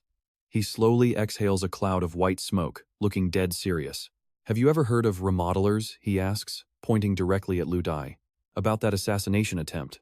I'm ashamed and disappointed it happened, and I won't deny you're a genius, but you have zero combat power. Hualong clenches his fist, and his knuckles pop with a terrifying crack. He declares with total certainty, I can't beat you in business, but when it comes to raw, physical strength, you're nothing compared to me. With a sudden snap, he opens his hand to reveal his metal lighter crushed into 2 pieces like it was made of plastic. Lu Di, however, doesn't even flinch. He slowly walks toward Hualong, his voice as cold as ice. Nothing can stop the march of technological innovation. I understand everything about this top tier you speak of. As he talks, Lu Di reaches down and picks up the broken lighter. His hand tightens. Another crack echoes through the air, and a small, dangerous smirk plays on Lu Di's lips. Once people get rich, they always start looking for other ways to show off, don't they? When he opens his hand, the lighter hasn't just been broken, it's been crushed into a solid, perfect ball of steel. Hualong's eyes nearly pop out of his head. Lu Di. But Lu Di just keeps smiling. Every word coming out of his mouth is sharp and heavy. There's nothing wrong with looking out for yourself, but if you use this kind of power to bully the weak, you can bet there will be consequences. Suddenly, Lu Di's eyes flare with an intense light. Whiz! The steel ball tears through the air like a bullet, slamming into a dark figure hiding in the shadows of the eaves. Hualong stares at where the ball hit, his face a mask of confusion and shock. Lu Di acts like it was nothing, casually brushing it off. Don't worry about it. That guy was just here to kill me. Probably some kind of hidden power card, right? Hualong stares at him, asking the only question that matters. Lu Di, are you a remodeler too? But Lu Di doesn't give him an answer, immediately shifting the conversation to something else entirely. Right now, every move you make is second to mine. Face it, you've already lost. Hualong sighs, reaching out to pull a mysterious black ring from his finger. This isn't just jewelry. It's the ultimate seal of authority.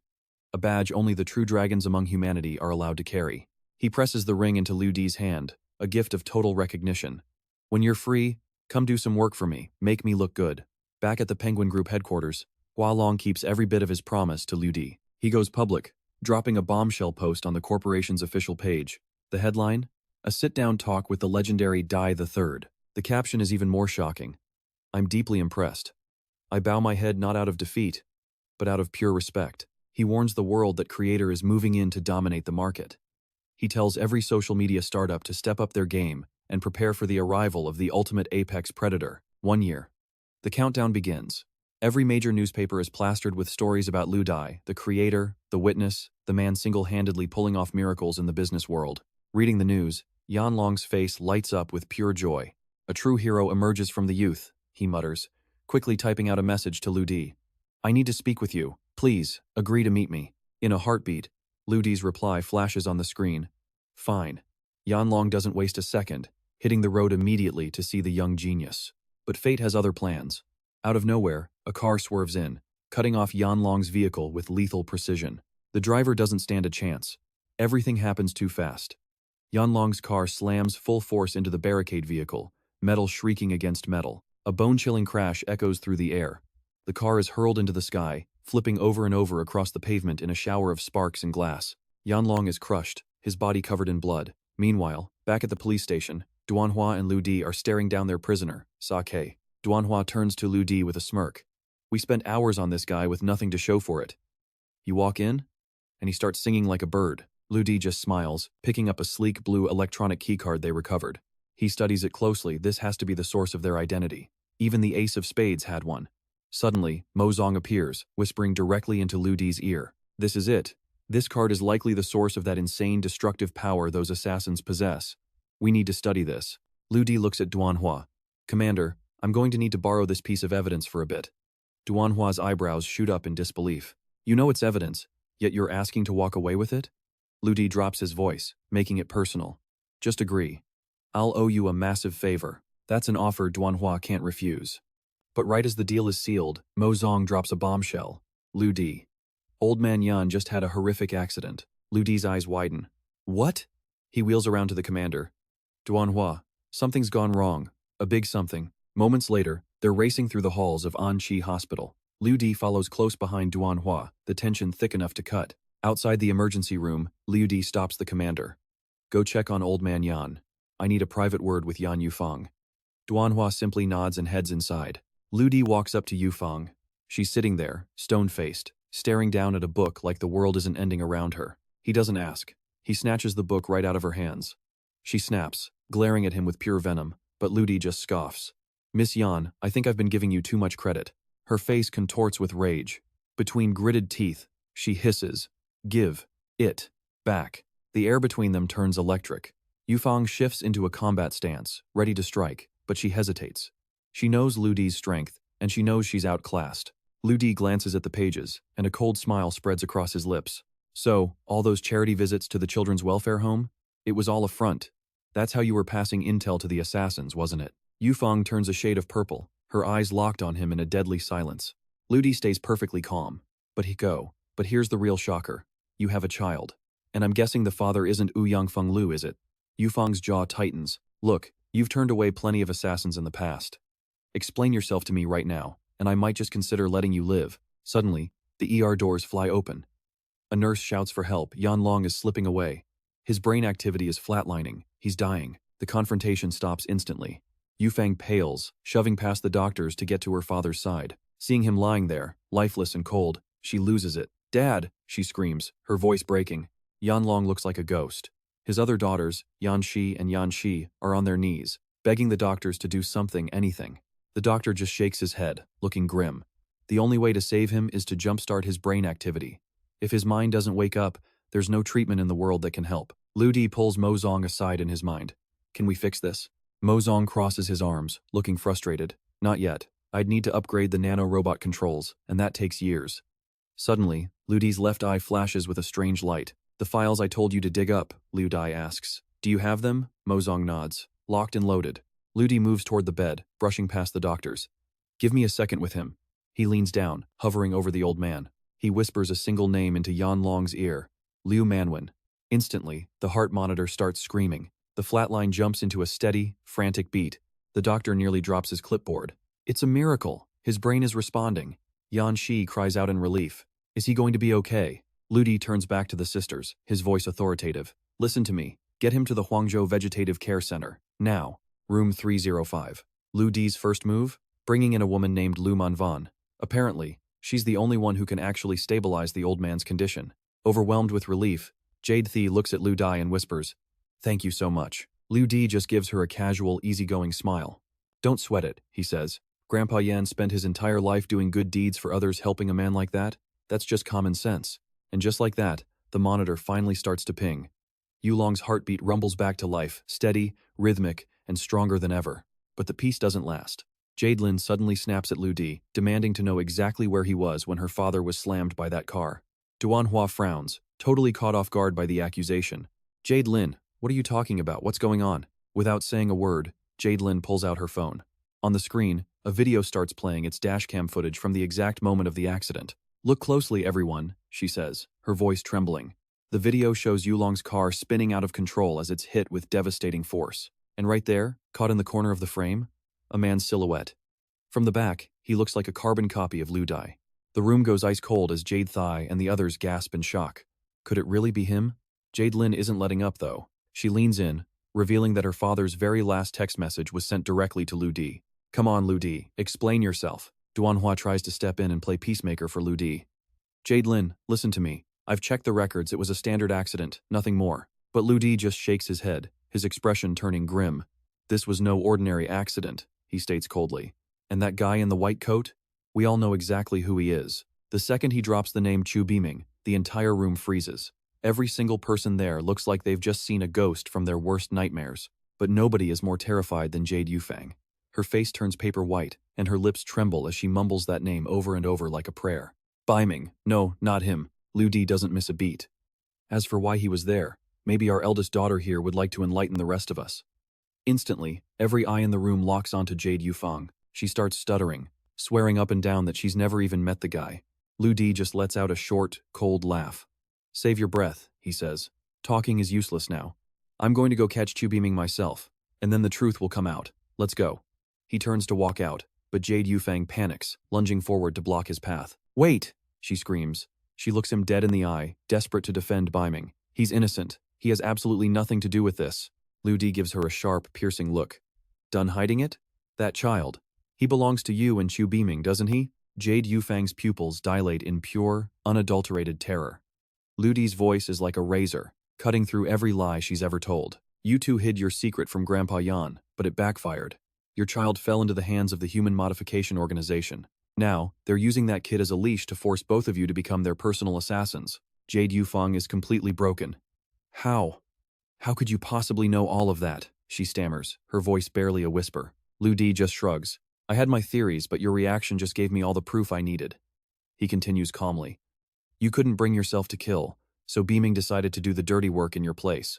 The more Lu Di analyzes the situation, the more Jade Yufang crumbles. She looks like a cornered animal, her face a mask of pure, raw fear. Her hands shake uncontrollably as Lu Di delivers the final blow. "I'm not letting Chi Beiming walk free. This ends today. You can't beat him, Jade Yufeng warns, her voice cracking. I've fought him before. He's on a completely different level than anyone you've ever faced. I'm an A7, and you're maybe an Anin at best. But beaming? He's surpassed level 8. Lu Di just brushes her off like she's nothing. Don't worry about me. Just stay here and take care of Grandpa Yan. Once they're outside, Lu Di turns to Mo Zong. So, what's this modified guy's actual deal? Mo Zong considers it carefully. Look, you're the first stage of the new human race. These modified freaks, they're built on an entirely different system. To put it simply, you're standing in the heavens and they're crawling in the dirt. It's not even a fair fight. Lu Di blinks, a bit surprised. Wait, am I actually that powerful? Mo Zong just sighs. Don't get cocky. You still need to optimize your systems before the fight. Let's move. With that, Mo Zong pulls up a holographic display, streaming a massive library of Beaming's past combat data for Lu Di to study. A smirk plays across Lu Di's lips.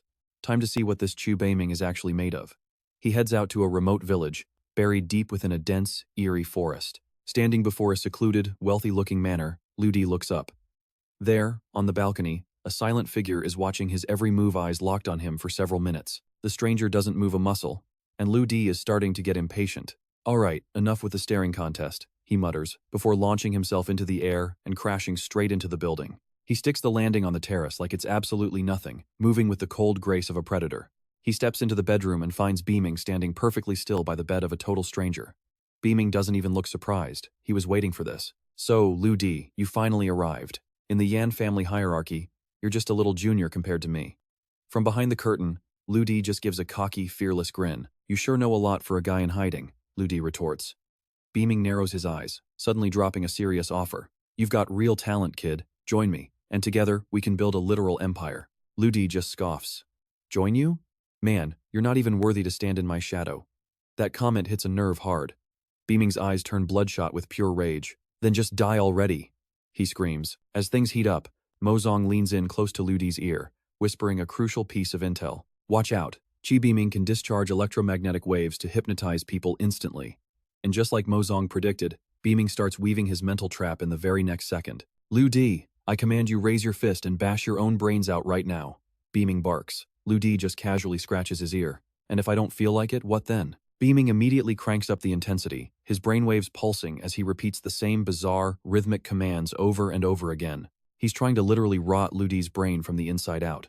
But while he's distracted, Mo Zong is busy scanning the process. It turns out, this guy is using high-end tech to amplify his mental waves. Lu Di just stands there, completely unfazed.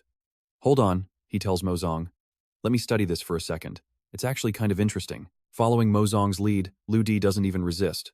His left eye begins to glow with a faint, digital light. Seeing him frozen, Beaming lets out a triumphant laugh. Is that all you've got, Lu Di? You're pathetic. Suddenly, the door is kicked wide open. Jade Yufeng bursts into the room, screaming at the top of her lungs for Beaming to stop, before he makes a mistake he can't take back. Beaming, stop. Please, don't kill anyone else. Lu Di isn't a bad person. He turned back with a cold warning. Yufeng, don't be naive. If we don't kill him, the Poker Association will come for you and the child. Right then, boom! A deafening crash echoed as the entire wall collapsed. Through the dust, a massive, muscular figure suddenly appeared. Yufeng instantly recognized him. It was Big Brother Dadao. He let out a dark, mocking laugh. Queen of Clubs, chasing you for 3 days was worth it. You've given me quite the surprise. Beaming reacted immediately, unleashing a brainwave surge to hypnotize the giant. But Dadao didn't even flinch. He just stood there, scoffing. Impressive power, really. But it won't work on me. To prove his point, he slammed his foot down, shattering the stone floor beneath him. Lu Di watched the show, clearly annoyed by the entrance. He grumbled under his breath. Seriously? You're a real pain, man. You just interrupted my science experiment. Dadao shot him a cold glare. Don't be in such a hurry. You're next. At that moment, Mo Zong whispered to Lu Di, 3 seconds. Release your combat consciousness. Try it. Following the instruction, Lu Di unleashed his power. His eyes suddenly ignited with a brilliant, piercing light. Electricity crackled around his body. He moved like a bolt of lightning, a blur in the air. In a split second, Lu Di's knee slammed into Dadao's chin with bone-crushing force. The speed was terrifying. Dadao couldn't even react. The legendary fighter was down in an instant, eyes rolled back and completely unconscious. Mo Zong checked the vitals. Your current energy levels aren't enough to sustain that state for 177 seconds yet. Should we take out Beaming? Lu Di shook his head. No, I'm done fighting for now. He turned to Beaming with a smirk. Go ahead, keep eroding those brains. I've got more research to do. Beaming roared in a rage. Yufeng had nothing to do with this. I did it all. He lunged at Lu Dai, desperate to attack. But with a single, precise punch, Lu Dai struck him right in the solar plexus. The force sent Beiming flying straight out the window.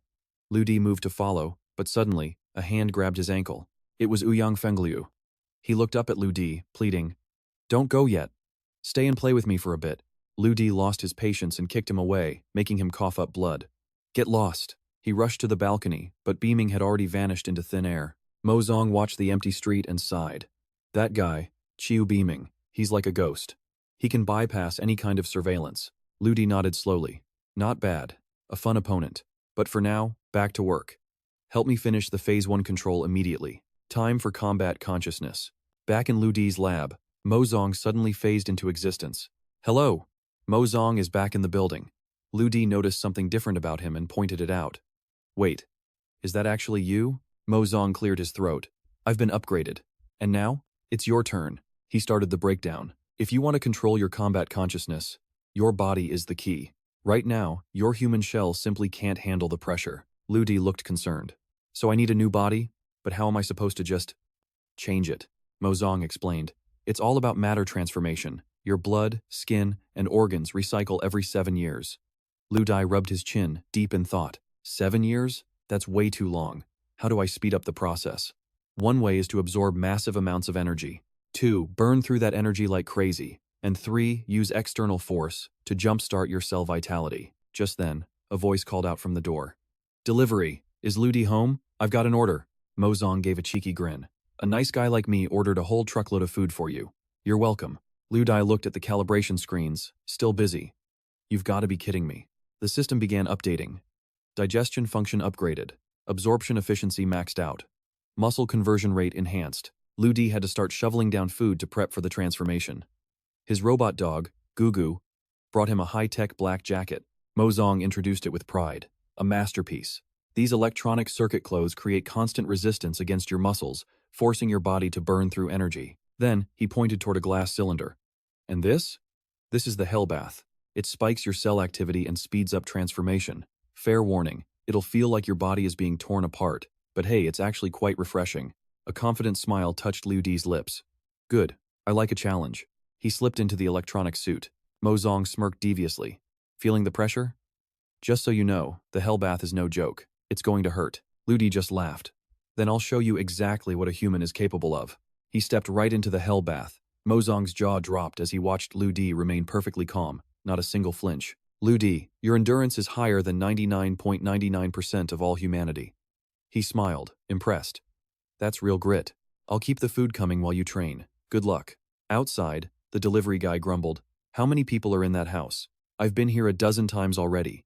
Cut to a cordoned-off crime scene. Police tape fluttered in the wind. The forensic report came back with a shock. The victim was identified as Chiu Beiming, age 30. The right chest and shoulder were pulverized by heavy strikes. Multiple bone fractures, massive internal bleeding. It's a total mess. The injuries happened 20 days ago, but he's only been dead for about 3 days.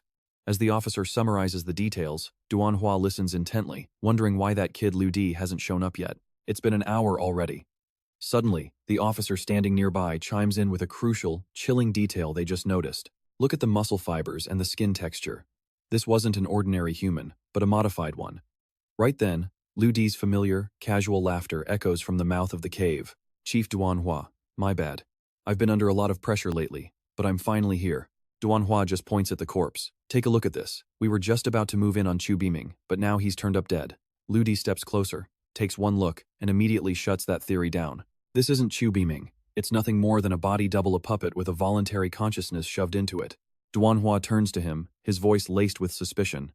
Why do I get the feeling you're actually excited about this? Lu Di doesn't even try to deny it.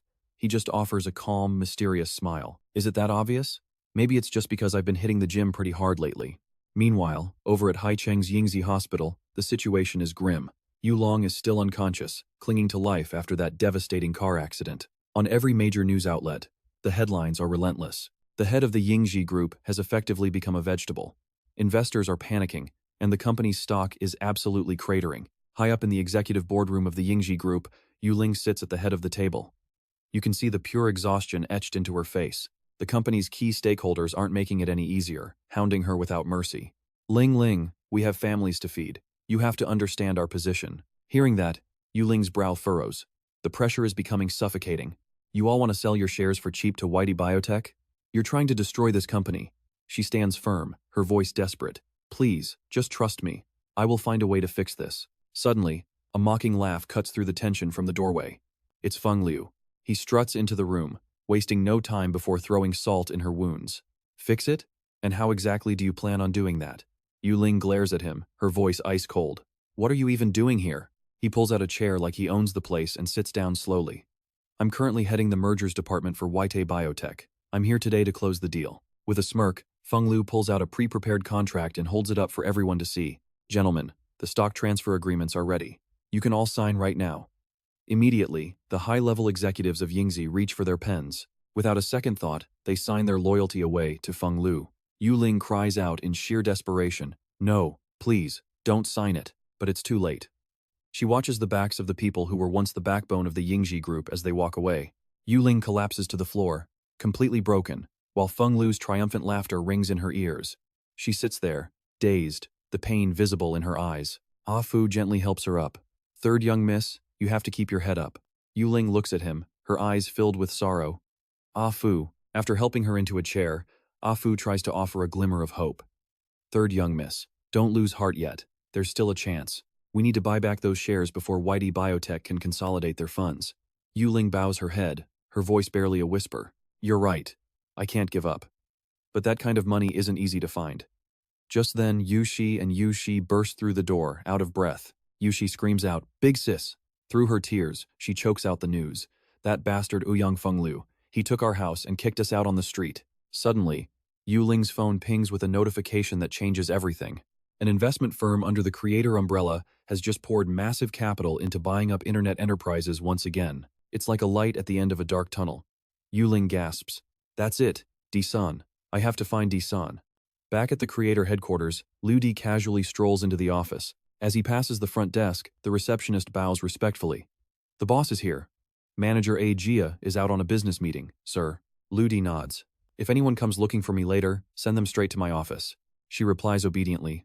"Understood, boss." It was exactly as Liu Di expected. A few minutes later, Yuling arrives at the lobby with Yushi and Yushi in tow. The moment the receptionist sees them, she invites them in. Liu Di was already waiting. "Welcome. Mr. D-san left instructions for your arrival. Please, follow me." Stopping in front of the door, the receptionist introduces the room. "This is Boss D-san's office. Please, make yourselves at home. I'll leave you here." From behind a swivel chair, Liu Di's familiar voice drifts out. "Sit." Yuling is in no mood for pleasantries. She gets straight to the point, her voice trembling with urgency. "Mr. D-san, our group is in a crisis. I'm here to ask for your help to save our shares. I'll agree to any condition you have." Liu Di calmly lights a cigarette, his response cold and detached. "Miss Yu, those words don't really mean much to me." Yuling's eyes burn with determination. "I'm sorry, Mr. D-san, but please, tell me what I have to do to earn your help." Liu Di doesn't even turn his chair around. He just speaks flatly. "There's a document on the table. Answer the questions inside. If your answers satisfy me, I'll help." Yuling opens the folder to find only 2 short lines. Line 1.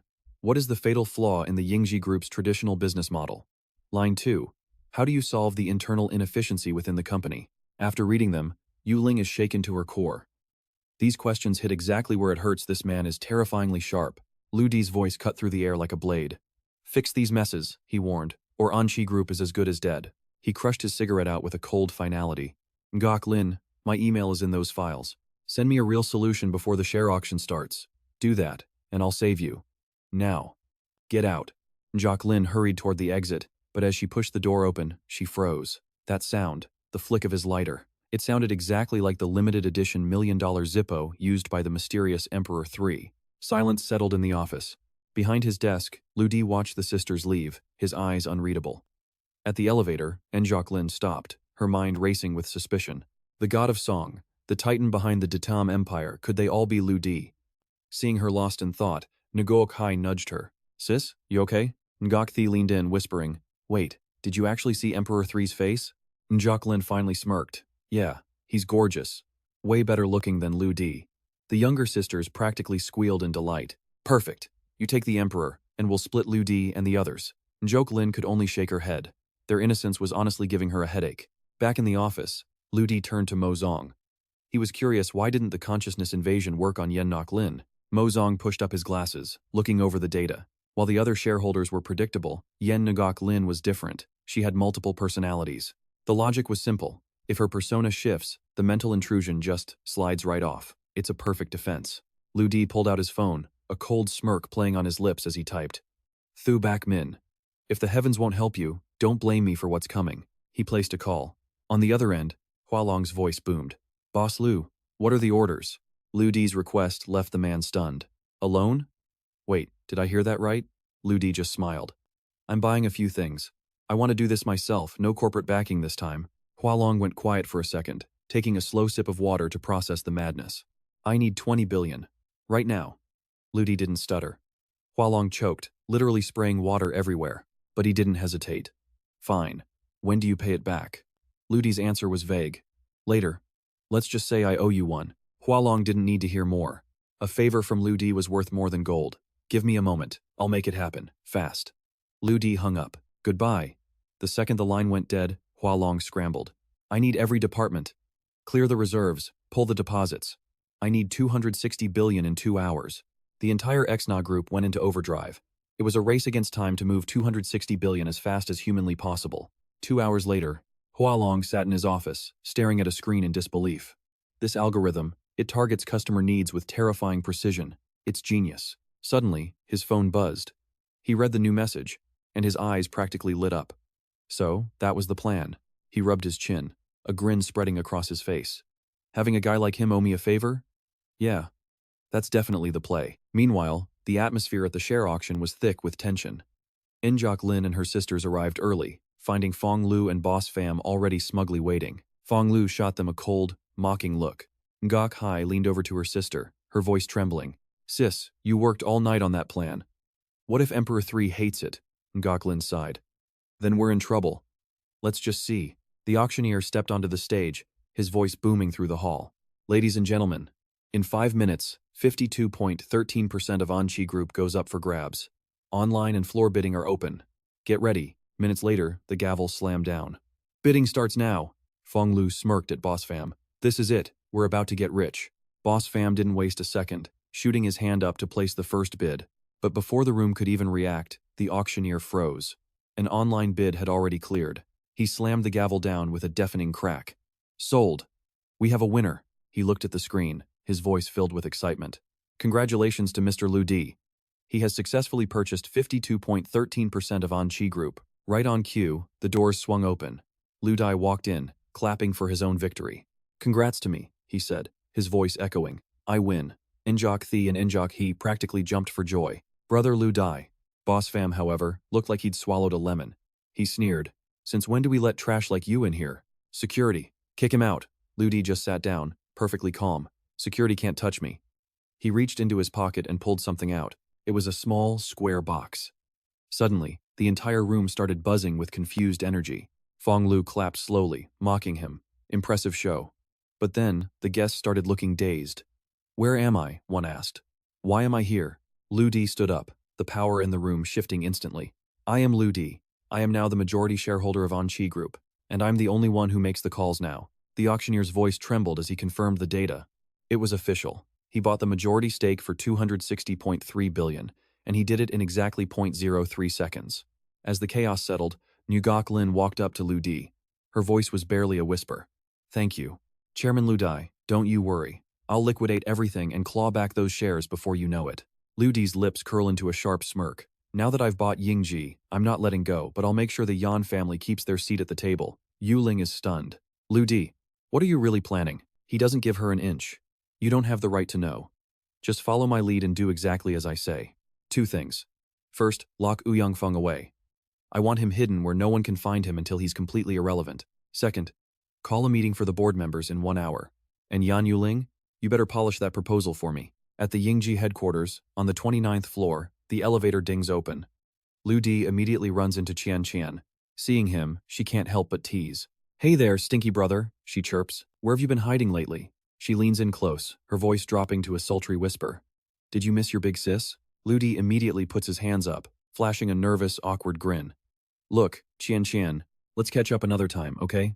I've actually got things to do today. Without waiting for a response, he bolts for the conference room like his life depends on it. Qian watches him go with a sigh. Too bad. The new boss is coming today, and Yulong is definitely not going to be free for you. Ludi finally makes it safely into the meeting room and shuts the door behind him.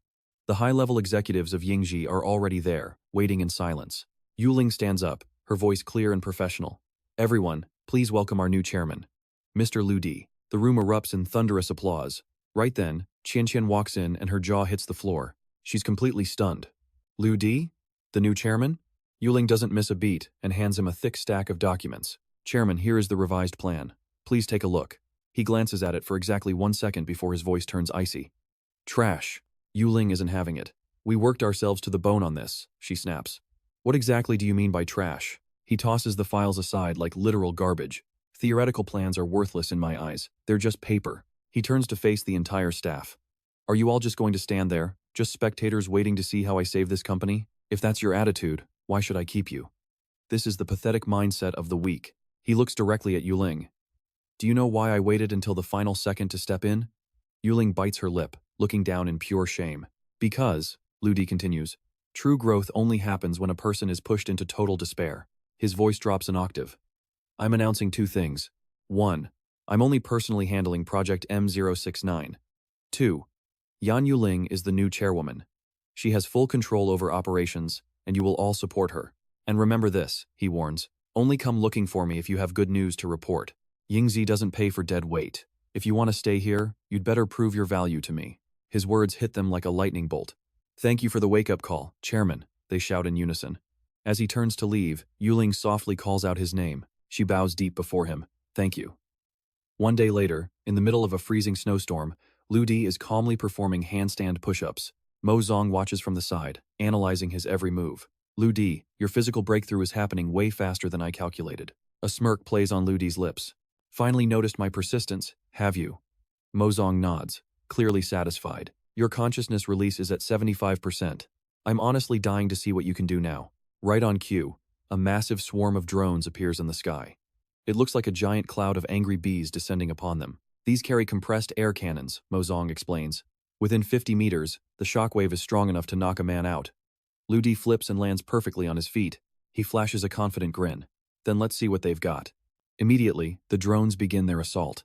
A few minutes of chaos pass. Mo Zong checks the data. Ludi, tell me, what are you feeling right now? A little tingling on my skin, he answers casually. But that's about it. Mo Zong explains that's just the start of his danger sense. He hasn't sensed a real threat yet. But then, everything changes. The drones suddenly shift their formation. Ludi locks in. His pupils constrict. Every nerve in his body is on high alert. Suddenly, a powerful laser beam blasts him. His brow furrows in intense concentration. Your body is much tougher now, Mo Zong shouts. Your perception of pain has been drastically reduced. Ludi's eyes light up. I see. Then watch this. Total madness ensues. Thousands of lasers rain down on him in a relentless, blinding storm. He becomes a blur of motion. Darting left, weaving right, he's moving so fast the human eye can't even track him. He shouts to Mo Zong. I feel like my body can't keep up. It's like my thoughts are moving faster than my limbs. Mo Zong just smiles. That's because the hell armor is literally restricting you. Ludi is drenched in sweat, gasping for every breath. This is the real deal. Mo Zong's eyes sparkle with excitement. Trust me, once you push past that limit, everything becomes effortless. Once your battle consciousness is fully released, no one will be able to touch you. But to master it, you need real, life and death combat. Ludi opens up to Mo Zong about the strange sensations he's been having, describing them as vivid, blinding flashes of light erupting deep within his mind. Mo Zong's expression instantly shifts to dead serious, his hand reaching up to adjust his glasses. That light? It's the future of the human race, he says, because you, Ludi, are the pinnacle of human evolution, a literal new human. Curious, Ludi asks what makes that different from a remodeled human. Mo Zong rubs his chin, explaining that remodeled humans are an affront to nature, an artificial shortcut that goes against the laws of evolution. Ludi presses further. Am I the only new human out there? Mo Zong shakes his head. No. A chosen one like you only appears once every 2,000 years, born specifically to push the entire world toward its next stage of existence. Your ultimate mission? To skyrocket the technological level of this entire planet. Ludi absorbs the gravity of those words, his face reflecting a deep, quiet intensity. The chosen one. He looks up at the brilliant horizon, seeing not just the sun, but the light of hope for all of mankind. 2 months flash by. Mozong watches Lu Di train, a satisfied smirk playing on his face as he analyzes the progress. Seriously, your rate of evolution. It's completely surpassed anything I ever imagined. The system updates. Lu Di's synchronization level has hit a staggering 99%. Right then, the faint, high-pitched buzz of a mosquito cuts through the air. He senses it instantly, tracking the tiny insect as it circles his arm. Snap! With terrifying precision, Lu Di snatches it out of the air. Suddenly, Mozong calls out to him. Yo, Lu Di. Looks like your girl is in some serious hot water. At that moment, the system screen flickers to life, showing live footage from the Misa Guild headquarters. Just an hour ago, a brutal, high-stakes battle erupted at the Misa Guild, one of the most elite organizations in all of High City. A sharp grin spreads across Lu Di's face. Perfect timing. He was just itching to test out his new human abilities. Seeing Lu Di's excitement, Mozong quickly warns him, "Don't get your hopes up too high. These guys are just bottom feeders, absolute small fry. They won't do much for your overall plan." But Lu Di just shrugs it off. Hey, even the smallest scrap of meat is still food, right? Meanwhile, over in Europe, in a quiet town nestled by the Lau River in Germany, a man known as Mr. Box is hunched over an old-school computer, typing away. He's drafting a message. Dear Fiida, I hope you're doing well. Suddenly, his door is kicked open as a subordinate rushes in, screaming in a panic. Sir, everything's gone wrong, Mr. Ban. Mr. Box doesn't even flinch, he just calmly adjusts his glasses, his voice chillingly steady. Relax. Speak slowly. The subordinate takes a shaky breath. Spade K, he's been captured in High City. The culprit is that target, Desan. According to our intel, Desan is a remodeled human. Mr. Box beckons him closer with a soft, eerie tone. Come here for a second. Yes, sir. The subordinate steps forward. A split second later, boom! A gunshot echoes through the room, and blood spatters everywhere. Mr. Box looks down at the lifeless body with cold, dead eyes. He huffs in annoyance. Stupid. How many times do I have to tell you? Don't come looking for me. And more importantly, address me as Mr. Box. Suddenly, his computer pings with a new alert. Dear Mr. Box, China's border controls have loosened. We are clear to resume operations. He walks over, hits a single key, and then without a hint of hesitation, he blows the entire computer to pieces. On the shattered screen, the final lines of the Poker Guild's death list were still visible. King of Spades, 9 of Hearts, 7 of Hearts. Mr. Box grits his teeth so hard they might shatter. Desan, you piece of trash, you killed my children. I'm going to bury you alive. Meanwhile, over at the 5th floor of the MA Guild, the aftermath of the surprise attack was brutal. Yao Wen's arm is shattered, wrapped tight in a thick cast. His men are fuming, teeth bared in rage. Boss, they brought the fight to our doorstep. We can't just sit here and swallow this insult. Yao Wen remains silent, brooding. Right then, his phone starts vibrating. It's Uncle Chi on the other end. Ahoo, we know what happened. Those bastards hit us too. They even went after your third uncle and left him badly injured. Hearing that, Yao Wen's voice drops to a lethal growl. They actually dared to lay a hand on the elders. Uncle Chi's voice sounds heavy with defeat. Ahoo, listen to me. These people have serious backing. Just give them the territory. Yao Wen isn't having it. He slams the phone shut and turns to his men, his eyes blazing. I haven't taken an insult like this in my entire life. Mobilize everyone. Today, we wipe them out. His subordinates roar back in unison. Understood, boss. We're with you until the end. Yao Wen turns to Ruo Yi, his voice softening slightly. This time, let the men handle it. That's enough. He frowns, trying to convince her to walk away. Just pack your things and go home. Go be a young mistress or a wife, just don't stay here. But Ruo Yi isn't backing down. She steps right into his space, her voice iron-willed. If we fight together. If we die together. Suddenly, a familiar voice cuts through the tension from the doorway. It's Lu Di.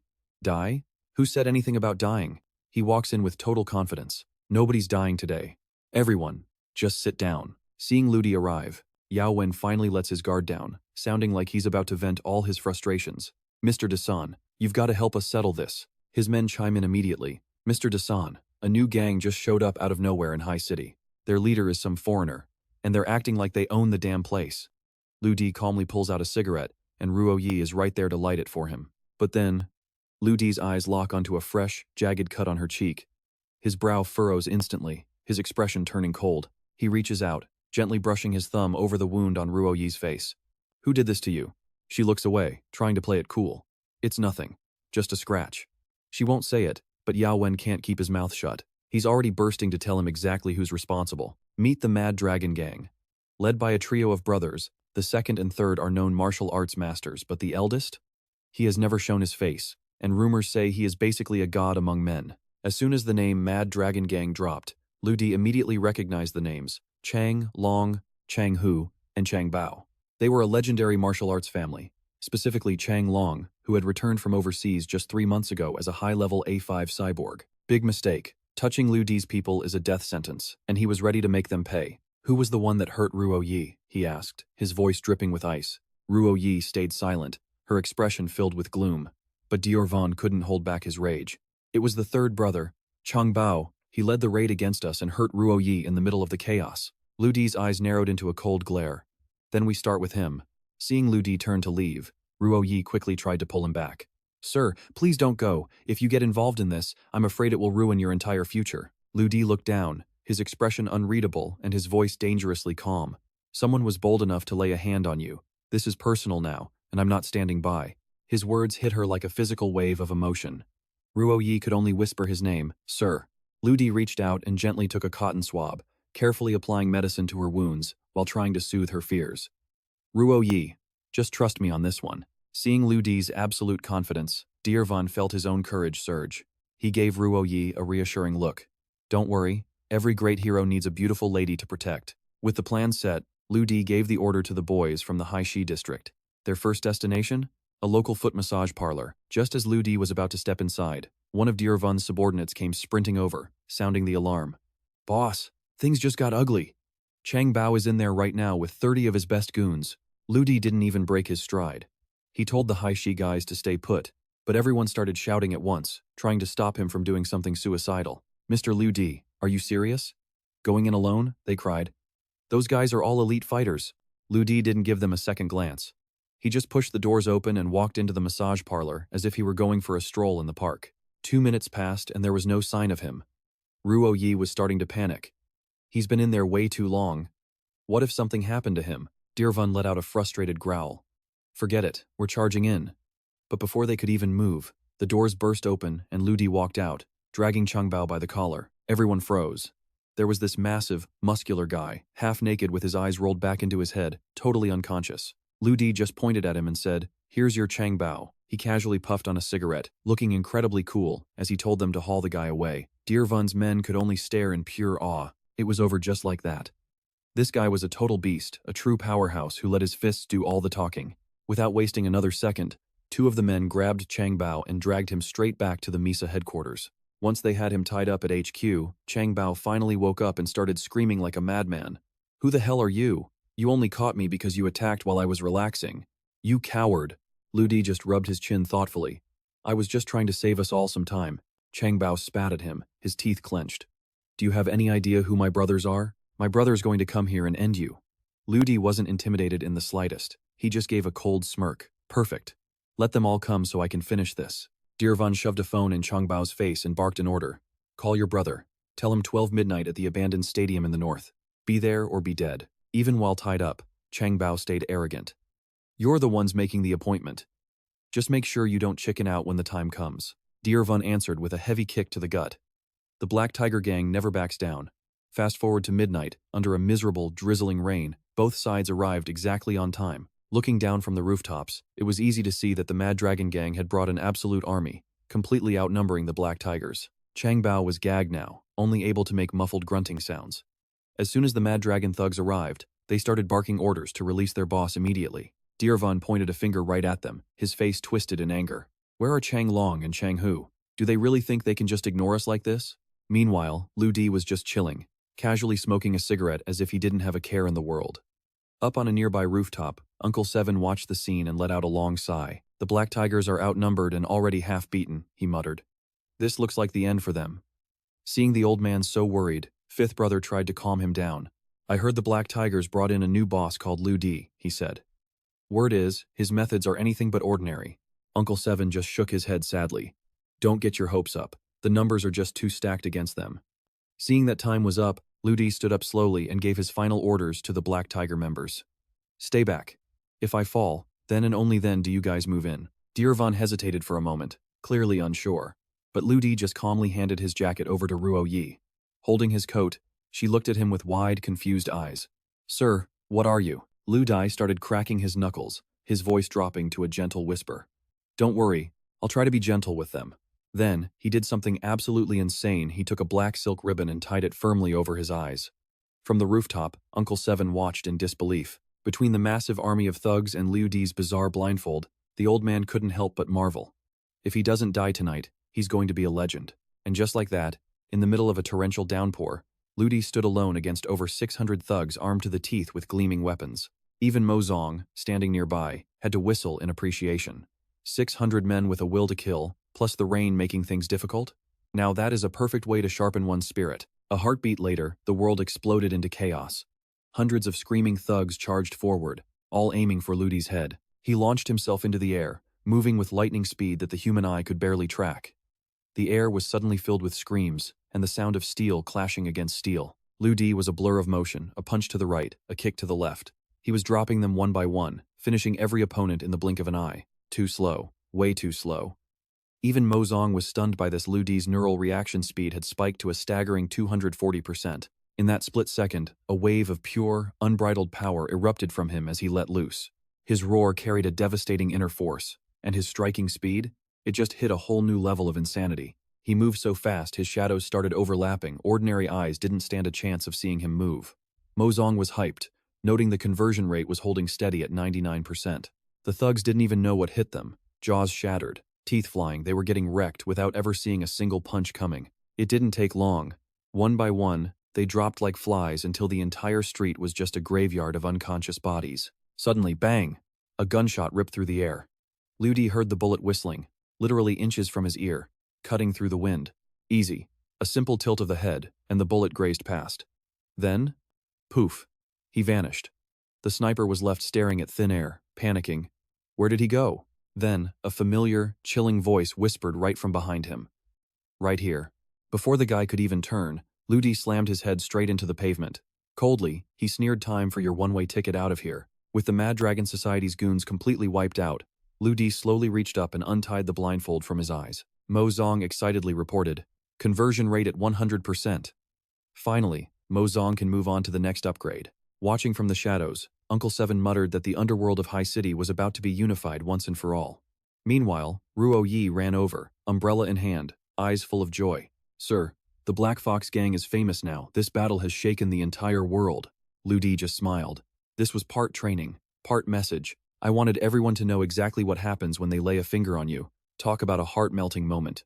Ruo Yi's cheeks turned bright red as she whispered a shy, "Thank you, sir."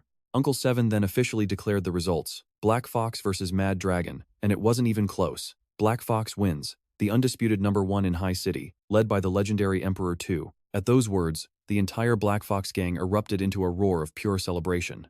Cut to Duanhua's office. He's staring at a report about the street war. Emperor 2, the street-side god of war, blindfolded, taking on 600 men, dodging bullets, and catching snipers. Duanhua looked up at his officers.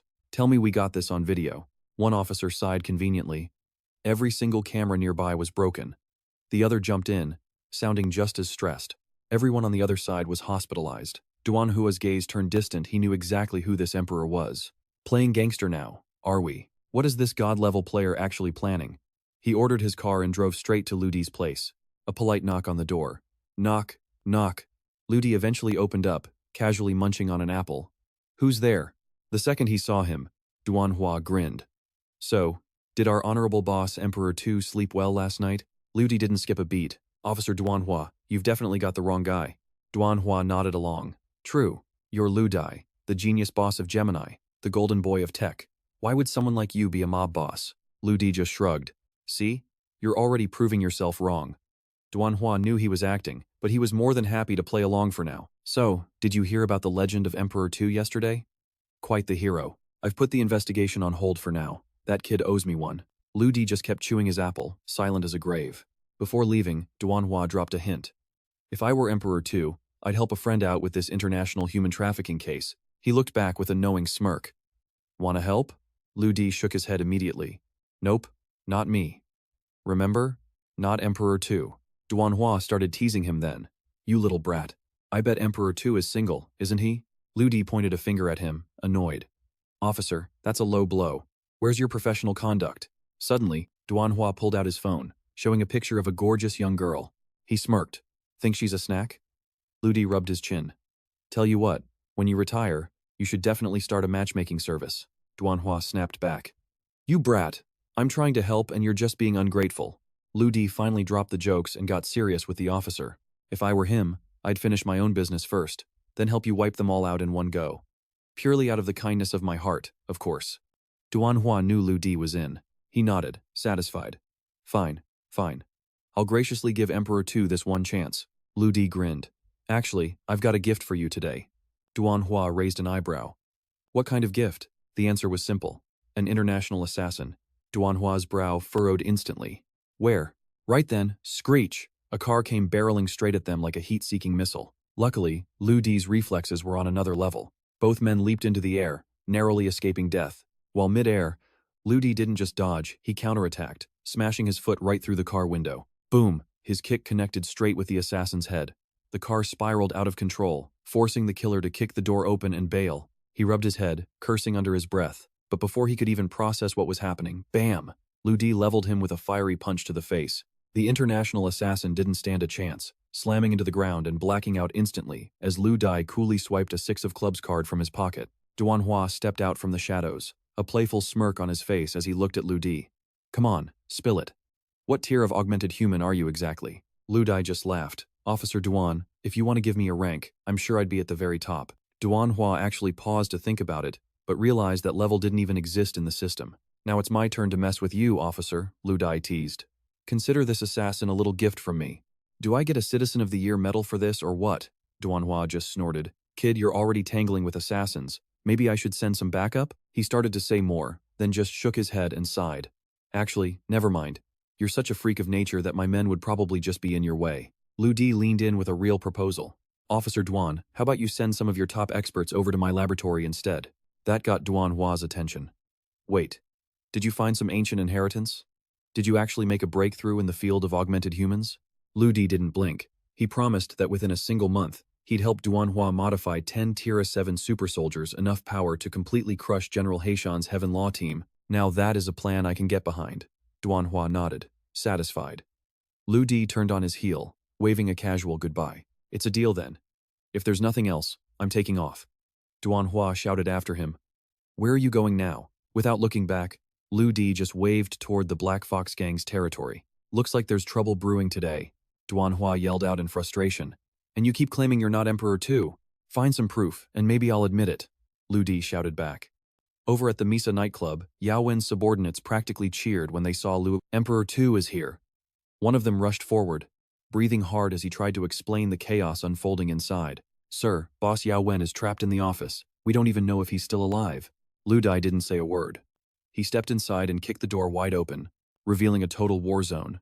Black Fox members were scattered across the floor, beaten and broken. In the center of the room, Yao Wen was being pinned down by Xiao Chun, while one of Changlong's lackeys sat arrogantly on the desk like he owned the place. When Ludi walked in, the lackey's face lit up with a predatory grin. Finally, the big fish has arrived.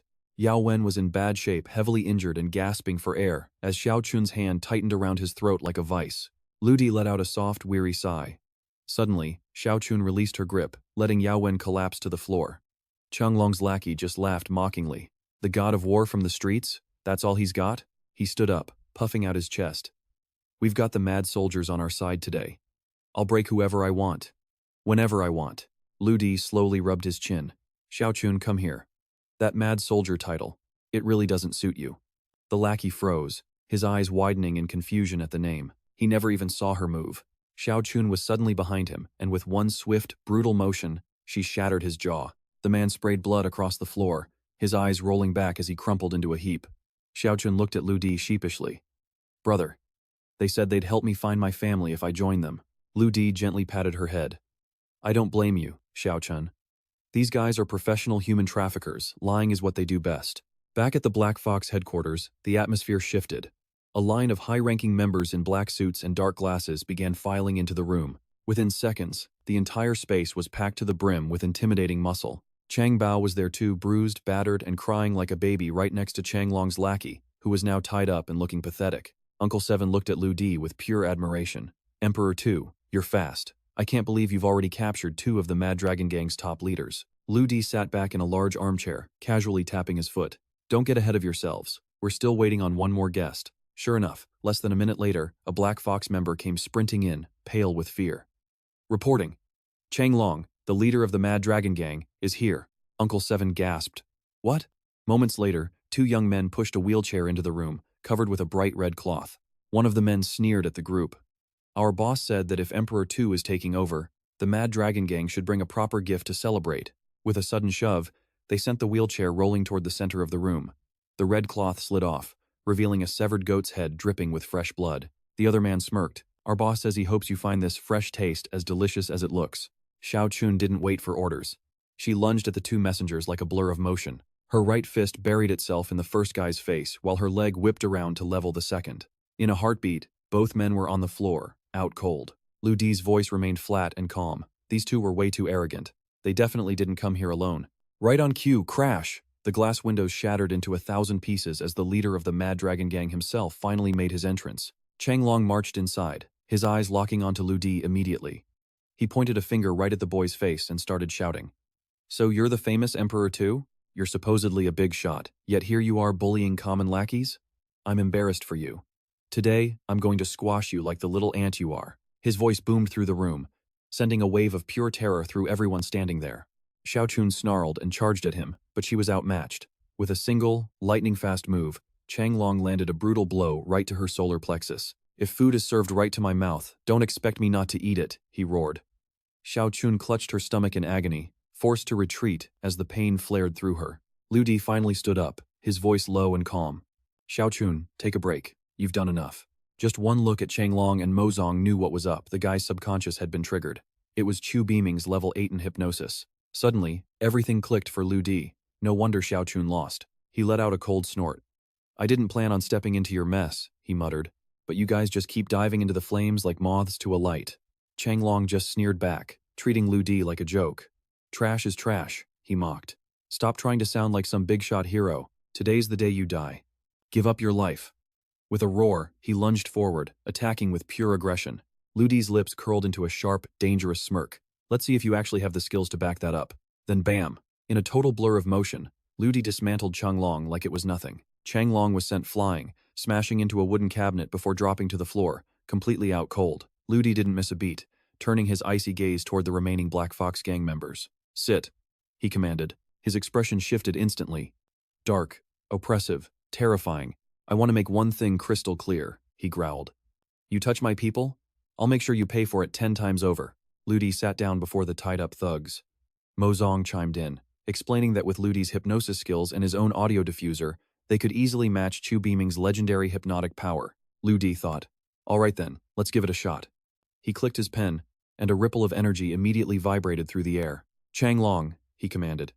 Hearing his name, the unconscious man instinctively muttered, yes. The interrogation had begun. Chang Long, have you ever met Chu Beaming face to face? Chang Long's head bowed low, almost in a trance. Chang Long of the dark web, greets Pavilion Master Beiming.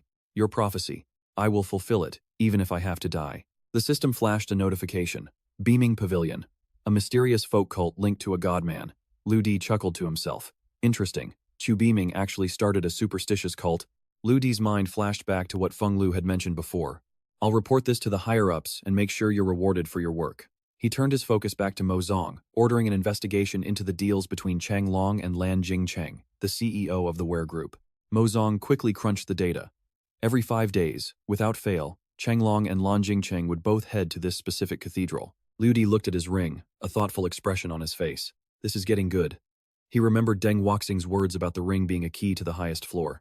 Was the guy actually helping him? A little while later, Duanhua stared at the files in disbelief. He couldn't believe they'd moved this fast. It was the full dossier on the child kidnapping case. He let out a heavy sigh, realizing this was likely just the tip of the iceberg for a much larger criminal empire. Suddenly, one of Duanhua's men rushed in, clutching even more documents. Chief, we've got strange news from the underworld. Apparently, gangs all over the city were abruptly shutting down their nightclubs, bathhouses, and illegal casinos. Duanhua was baffled. What the hell were they up to? Sir, they're claiming they want to go legit, his subordinate reported. They're opening bars, cafes, restaurants, even bookstores. And get this, they're all high-tech. Duanhua scowled. Those thugs? Opening high-tech bookstores? It sounded like a bad joke. Our informants say this all came from the top, the officer continued. It was a direct order from the new second boss. Duanhua rubbed his chin. If that's the case, stop the surveillance. Let them do their thing. At least they're being productive for once. He then paused. By the way, where is Miss Lee? The report says ever since she got to High City, she's just been out partying and having fun. We can't really keep a leash on her, sir. Meanwhile, at a quiet cafe, a waiter set a drink down. Your cappuccino, sir. Ludi picked up the cup with a nod. Thanks. He took a slow, calm sip, his eyes fixed on the cathedral doors across the street. Suddenly, the church bells began to toll. Bong, bong. A pair of footsteps approached the entrance. The guard at the door stopped him, asking for a token. Without saying a word, Ludi raised his hand, letting the ring catch the light. The cultist pointed toward a device mounted on the wall. Welcome, sir. Please surrender any communication devices and step forward for the Eye of Destiny's verification. The system identified it immediately. A high-end retina scanner linked to a member database. Don't worry, I've got this, Mozong whispered. I'm swapping Changlong's data with yours right now. The scanner emitted a soft chime. Ding, respected Godman. Welcome to today's sermon on the divine doctrine. Ludi walked in with total confidence, the guards bowing their heads as he passed. Welcome, Godman. He noted how strict Chu Beaming's security was. They were going to great lengths to protect everyone's secret identities. A follower handed Ludi a heavy ceremonial robe. Up on the altar, a messenger raised his arms to the sky, his voice booming through the hall. Believers of the Ninth Order of God's Net, while our God, Beaming, spreads the word outside, I shall fulfill his mission here. Blending in with the crowd, Ludi realized just how massive the Beaming Pavilion's influence really was. This wasn't just some small-time cult. Believers, report your progress, one by one, the messenger barked. A man in the front row stood up. Messenger, the arrangements at the bank are complete. Ludi glanced at the man's profile as Mozong pulled it up. The guy was the president of Huabei Bank. Then, a blonde-haired man spoke up. Messenger, the 12 media companies are ready to go. Another voice followed. Sir, I've positioned 3 godmen within the military. When the time comes, we will control the public narrative completely. Lan Jingcheng, draped in a heavy cloak, stammered nervously. Messenger, regarding the acquisition of the medical equipment group, it was blocked. But please, give me one more chance. I'll find a better target immediately, I swear it. Watching from the shadows, Ludi realized this man was none other than Lan Jingcheng, the chairman of WBio. The messenger remained eerily calm, stating that the great Beiming god was merciful and would allow a single mistake, consider this a final warning. With those words, the man raised his arms and shouted to the crowd, Prepare yourselves. Welcome the glorious unification of the Beaming Temple. Ludi frowned. A massive game of chess was unfolding, with every world power intertwined on this single board. Shedding his cloak, Ludi stepped toward the messenger, his eyes locked on his target. He activated his hypnosis, amplified by the power of his special pen. Listen up. I am the heavenly emperor of the god realm, and Beaming Shen is nothing more than a general under my command. Under the overwhelming weight of his mental pressure, the disciples fell to their knees in pure reverence. We humble servants greet the heavenly emperor. Mozong chuckled in his ear. Nice one, Ludi. That hypnosis worked like a charm. Ludi didn't miss a beat. From this day forward, I appoint you as supervisory envoys to monitor Beaming Shen's descent. But listen closely to avoid disturbing his mission. He must never know about this. The moment you see this purple magic eye of mine, every follower of the Beaming Temple must obey without question. Do you understand? The followers pressed their hands together, bowing low. We shall follow the divine human's decree. May we ask, what is your holy title? Ludi replied coldly. Call me Divine Human Di Wu. Voices echoed throughout the cathedral. We obey the orders of Divine Human Di Wu. Mozong whistled. Man, that was smooth. Now we just sit back and reap all the rewards. Ludi smiled. Mozong, you're getting better with those idioms. Later that night, Ludi closed his eyes to cultivate, while Mozong buzzed around him, explaining, humanity is only at the first stage of unlocking their subconscious combat potential. In a physical brawl, nobody touches me. But Chu Beaming? His special abilities are a different kind of headache. The AI pouted slightly. Look, if you're interested in these little tricks, I can teach you, but there's a catch. You have to reach the second stage of human evolution before those limits are removed. Mozong crossed his tiny arms. And that only happens after I finish upgrading my genetic analysis and translation programs. Ludi opened one eye and snapped. Then what are you waiting for? Get to upgrading. Mozong huffed, acting like a spoiled brat. All you do is nag. I'm still basically a child, okay?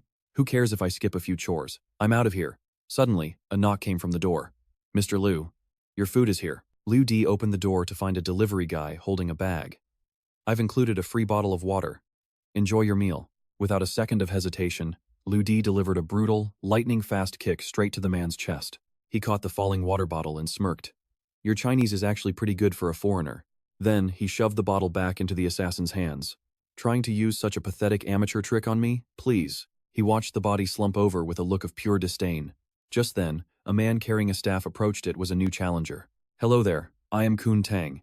I joined the poker club specifically to hunt the strongest. Let's duel, right here, right now." Lu Di simply adjusted his collar, looking completely bored. "Not today. I've got things to do and zero time to play with you." His system flickered to life. Kun Tang, rank B+, possesses a sixth sense for precision strikes. Lu Di ignored him completely and walked toward his car. Kun Tang's teeth gritted in pure rage.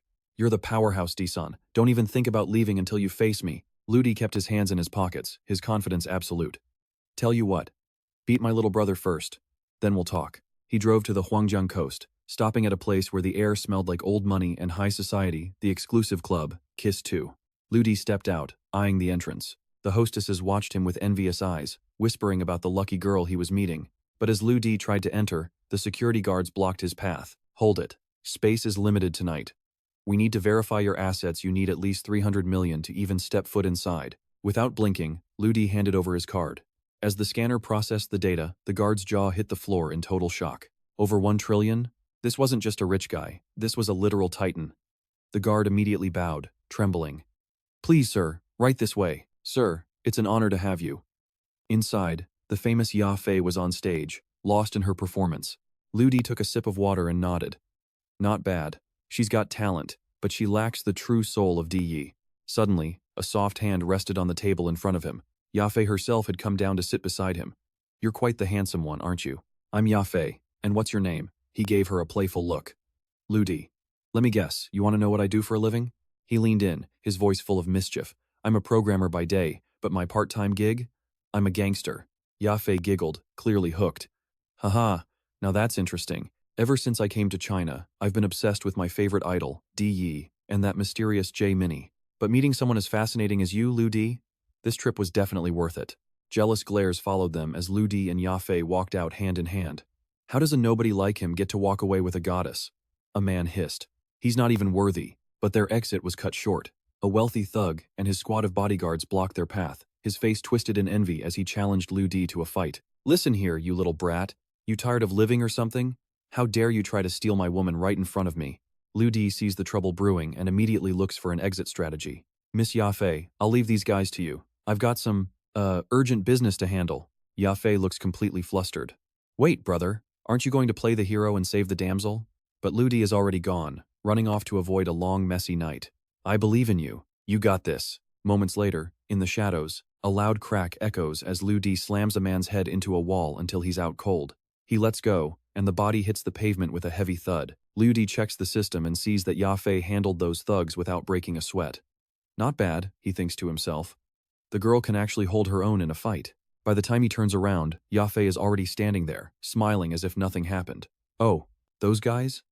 They suddenly found their conscience and decided to leave. Lu Di lights up a cigarette and takes a slow drag. "Is that so? Well, let's just hope they find their way to the light soon. Or at least a hospital." Ya Fei leans in close to him, her voice playful. "Where did you run off to, big brother? Leaving me all alone in front of those scary bad guys. How could you?" "I was just taking care of some real assassins," Lu Di replies bluntly. Her eyes sparkle with admiration. "So brave.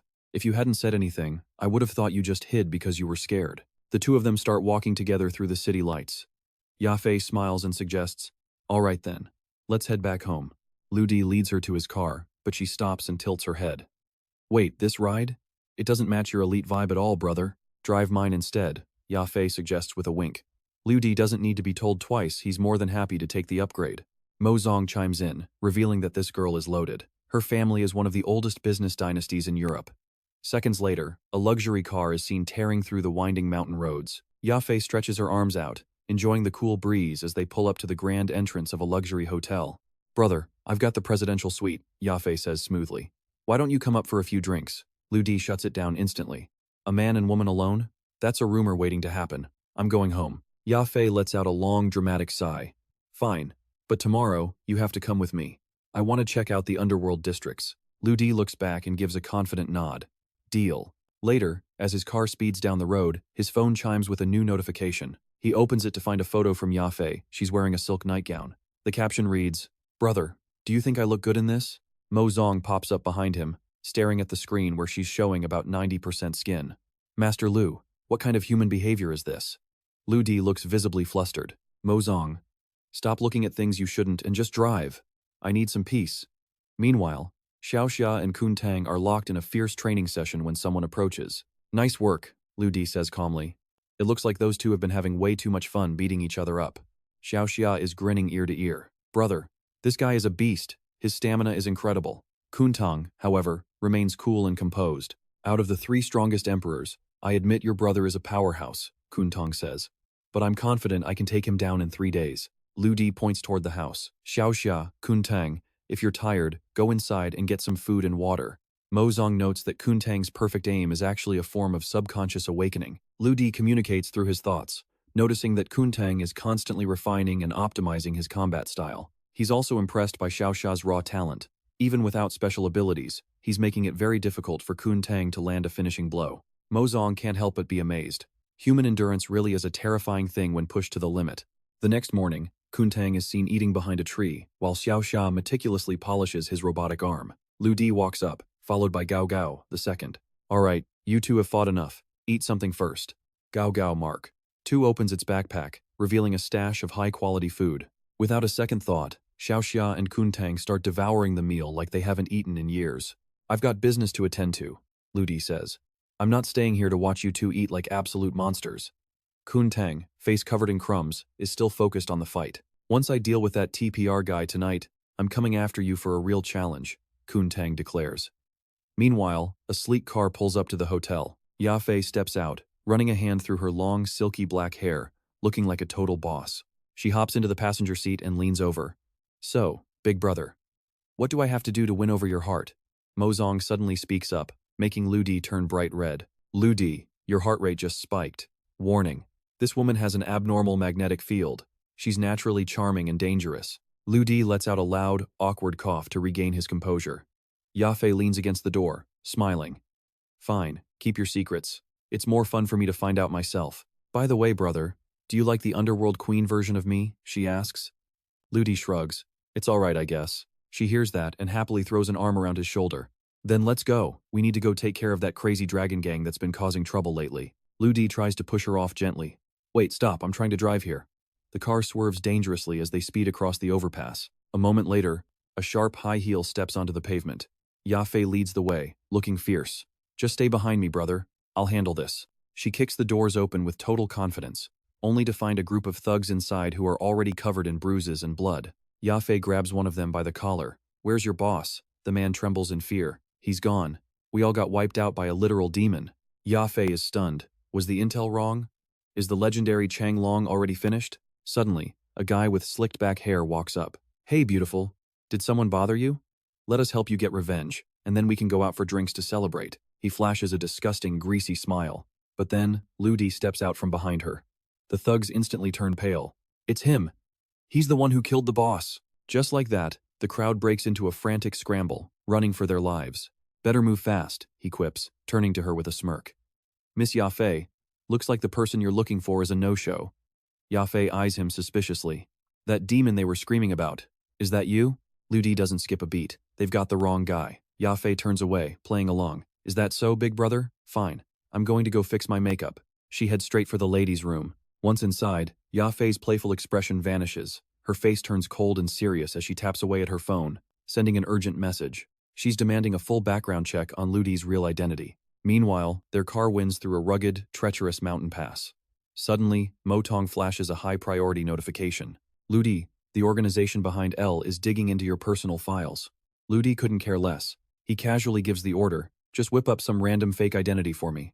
On the other side, Yafei stares at the intel she just received. According to the report, the man sitting next to her is just some guy named Lu Di, 26 years old, an ordinary citizen of Huaxia and a regular employee at the Yingji Group.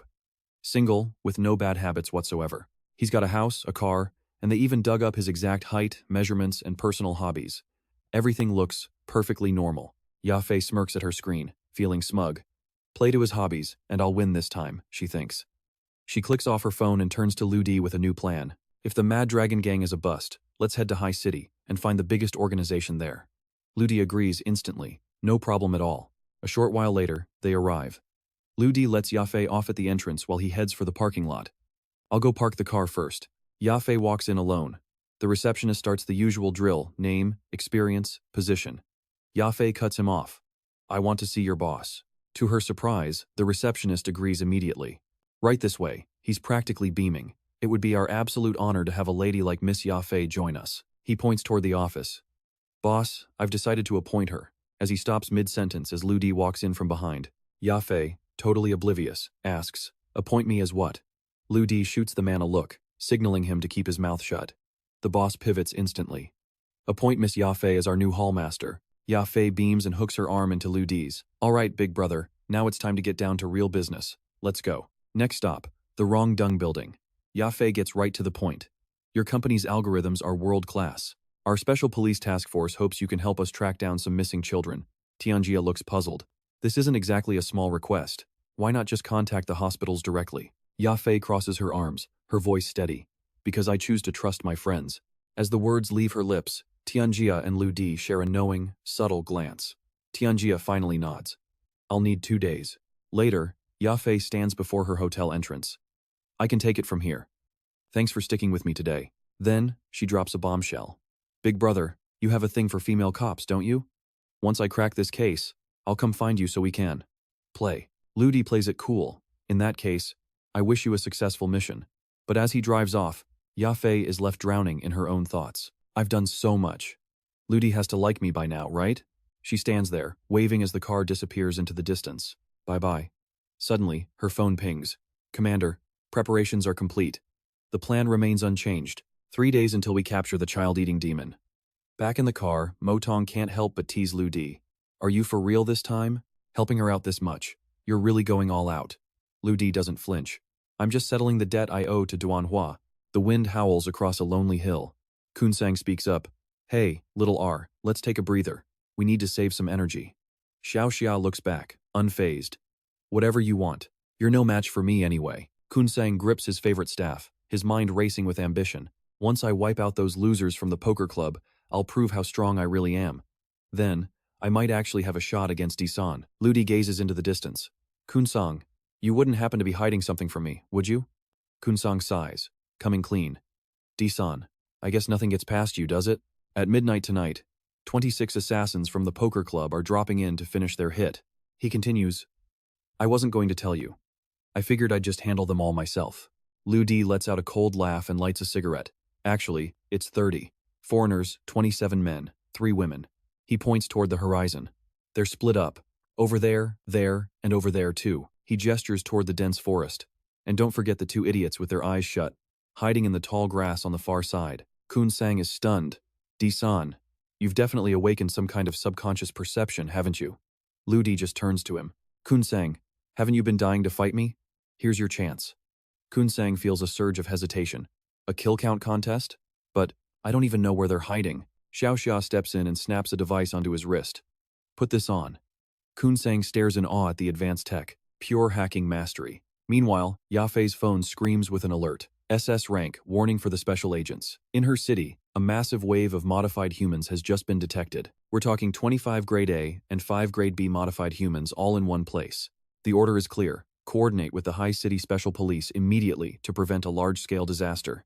Yafei is panicking. Commander Duan, we need to take action now. Duanhua remains eerily calm. No need to worry. We have a god on our side who can settle this in a heartbeat. He barks out the orders. Chief Wei, listen up. Get the ambulances and stretchers ready. Also, clear out 30 empty cells. We're about to welcome some international guests. Duanhua then turns back to Yafei. Miss Yafei, it's time. Forget that SS rank warning for a second. We've got bigger fish to fry, specifically figuring out how to bag that child-eating demon before it strikes again. Nya Fi sighed, her voice laced with frustration. Chief Duan, your laid-back attitude is a disaster waiting to happen. Our organization can't just... She didn't even get to finish before Duanhua cut her off. Meanwhile, a lowlife named Jin Fa was busy living his best life, lounging by a luxury pool surrounded by beautiful girls. The guy was full of himself, casually telling his little sisters that he had to go squash a tiny little mouse tonight, but he'd be back soon to play. A girl in a pink dress snuggled up to him, whispering praises that made Jinfa's ego swell until his face turned red with pride. "Oh, brother Jinfa, your muscles are so huge. You must be incredibly strong, right?" To show off, he flexed and lifted the girl next to him with just one arm like she was nothing. "Of course, I'm basically a god among men," he bragged. But high above on the rooftop, Ludi was watching. With zero hesitation, he launched himself straight at the pool. Jinfa caught a sound at the last second, but Ludi was moving way too fast. There was no time to react, no time to defend, just pure, incoming doom. Boom! Ludi slammed into the pool like a meteor, sending bodies and water flying everywhere. Just like that, the arrogant Jinfa was neutralized. As the girls screamed in terror, Ludi casually walked away. That's one down the 5 of clubs from the Poker Association is officially history. On the other side of town, Kuntang was making his own grand entrance from a skyscraper. He aimed his heavy club straight at a white car below and swung with everything he had. One hit. That's all it took to turn that luxury ride into a pile of scrap metal. He grinned, thinking he'd just taken out the 3 of spades. But then, Kuntang paused, looking a bit dazed. Wait, the power of an Emperor 3, is this insane? He realized he needed to pick up the pace, so he pulled out a grenade. Gotta save time. He tossed it up and smacked it with his club like a baseball. The grenade soared across the street and leveled the opposite building in a massive fireball. Kuntang smirked to himself, the 6 of diamonds on the first floor? Done. But his victory lap was cut short when Ludi's voice started screaming through his phone. "Kuntang, you absolute maniac. I told you no grenades in the city. You're gonna hurt innocent people. Points deducted." Kuntang just sighed. Yeah, I hear you." 20 minutes later, the air was filled with the deafening wail of sirens. Duanhua watched as a stream of injured people were loaded onto stretchers and rushed into ambulances. Nafi counted them all up, 26 victims, and every single one of them was an A rank awakened. Duanhua just took a slow sip of water, remarkably calm. In the end, all this chaos was caused by a single punch. Whoever did this, they might not even be high rank. Nya, Fi wasn't convinced. The 4 strongest B rank assassins haven't even shown up yet. "Are you sure this divine lord you mentioned can actually handle them?" Duanhua just glanced at her. "Do you even know what rank that divine lord is? Let me educate you. Think of the 27th letter of the alphabet, the letter N." He leaned down and pointed at a strange symbol etched into the ground. "This is the N rank, the level of a divine lord." While they talked, the savory scent of grilled meat started drifting through the air elsewhere. Up on a mountain peak, Ludi and Xiaoxia were chilling at a campsite. Xiaoxia looked over, sounding worried. "Brother, I think Kuntang might be hurt." Ludi didn't even look up from the grill. "Relax, he's fine. It's just a tiny scratch from some broken glass. He'll live." Kuntang was actually sitting right behind them, clutching a bottle of booze and growling under his breath. "I checked for you. None of the assassins I took out had those small tattoos." He raised his bottle toward Ludi. "I've got to admit, I'm impressed you still remember my long-term goal. I really do respect you for that." Ludi turned serious. "The Poker Association. How much do you actually know about them?" Kuntang moved closer to the fire. "Are you trying to track down Mr. Ban? Because I've been trailing their members for a while now." He started explaining how they'd discovered an old-school telegraph system operating out of Texas in Europe. Ludi's eyes lit up. "That's plenty. We finally narrowed down the sender's location." Suddenly, Mo Zong appeared, ready for action. "Leave this part to me." But Kuntang chimed in with a warning. "Emperor 3, you'd better start thinking about how to handle the Poker Association's kill order. The 4 aces and the 2 strongest jokers. They haven't even made their move yet." Xiaoxia started tearing up, clearly a bit overwhelmed. "Kuntang, hick. Who cares about jokers or aces? If they come near my brother, hick, they're all gonna die anyway." Ludi looked up at the pale moon hanging in the night sky. Those 4 aces were probably closing in fast. Kuntang grabbed his club and stood up. "Fine then, time to warm up." Suddenly, Ludi felt a surge of killing intent. At that exact moment, Xiaoxia's hand tightened, shattering his bottle into pieces. System alert. An unidentified mutation is occurring within Xiaoxia's body. His physical power was skyrocketing, turns out. The kid has a very special gene. Kuntang froze in shock. "What the? Is this TPR guy about to transform or something?" Ludi moved like lightning, delivering a sharp chop to the back of Xiaoxia's neck to knock him out. "Sorry, kid, but you need some sleep. Can't have you hurting anyone innocent." Far off in the shadows, a group was watching their every move. It was Wu Xiang and the Chain Gang. They whispered among themselves, "Since the aces aren't here yet, everyone else seems terrified. It's just us and that target." Wu Xiang scoffed at the others. "You Chain Gang losers are just extra baggage. The Emperor 3's head? That prize belongs to me and no one else." The Chain Gang shot back. "We'll see about that. Once we finish him off, then we'll settle our own score." Wu Xiang didn't even bother replying as he vanished into the trees. The moonlight washed over the forest as the campfire roared. Suddenly, the chain gang and Wu Xiang were just there, waiting. They stared them down, but Lu Di and Kun Tong didn't flinch. They stepped forward, radiating pure confidence. The leader of the chain gang narrowed his eyes, his voice dripping with venom. "Number 2, you traitor. I can't believe you're actually siding with the target. Your career as an assassin ends tonight." They were practically vibrating with bloodlust. "Wu Xiang, you take the Emperor 3 first. After he's dead, I'll kill number 2, and then, I'm coming for you." Wu Xiang sneers with absolute confidence. "Disan, today is the day you die by my blade." Screaming the name one last time, he splits into dozens of clones and lunges forward. "I am Wu Xiang of the Poker Association, and by order of the God King, I've come to take your head." But Motong's scanners catch everything. It's a trick. Wu Xiang is using a specialized amphetamine mist to trigger hallucinations in his enemies, while his mutated throat creates a bone-chilling resonance that makes his voice echo from everywhere at once. Lu Di sighs, the disappointment clear on his face. He actually expected a real challenge. "How boring," he mutters. Was that eerie voice really just a cheap parlor trick? He doesn't hold back his contempt. "So you're just some freak? What a letdown."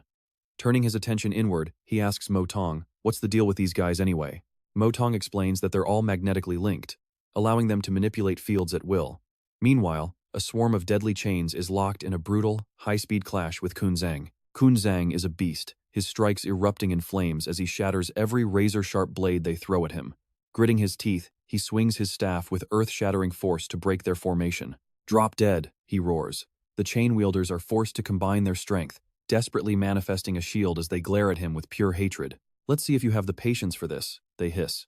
Suddenly, the ground begins to vibrate. It's Xiaoxia. The kid finally wakes up and charges straight into the chaos. The boy scowls, looking around confused. White impermanence? What's going on here? Then boom! A single punch shatters the shield and sends the entire chain gang flying. "What are you doing? Jumping out to scare people like that? Just go die already." Kun Zhang bursts out laughing. "You small fry. Your precious link was broken that easily? But something is wrong." Xiaoxia looks vacant, his eyes cold and void of reason. "Kun Zhang, didn't you want to fight?" Xiaoxia asks. "Then fight me." Kun Zhang feels a chill down his spine and tries to back off. "Whoa, kid, calm down. Let's talk when you're sober." But Xiaoxia isn't listening. He lunges forward with a maniacal, bone-chilling laugh. "Come on, let's have a real duel." Kun Zhang barely manages to block with his staff, cursing under his breath. "You little pervert, cut it out." The two of them spiral into a frantic, high-speed exchange of blows. Lu Di watches with a smirk. He knows Grandpa Da's modifications on Xiaoxia are the real deal. But just then, a shadow looms over him. It's Wu Xiang. He's back, clutching his sword and trembling with pure, unadulterated rage. "You brat!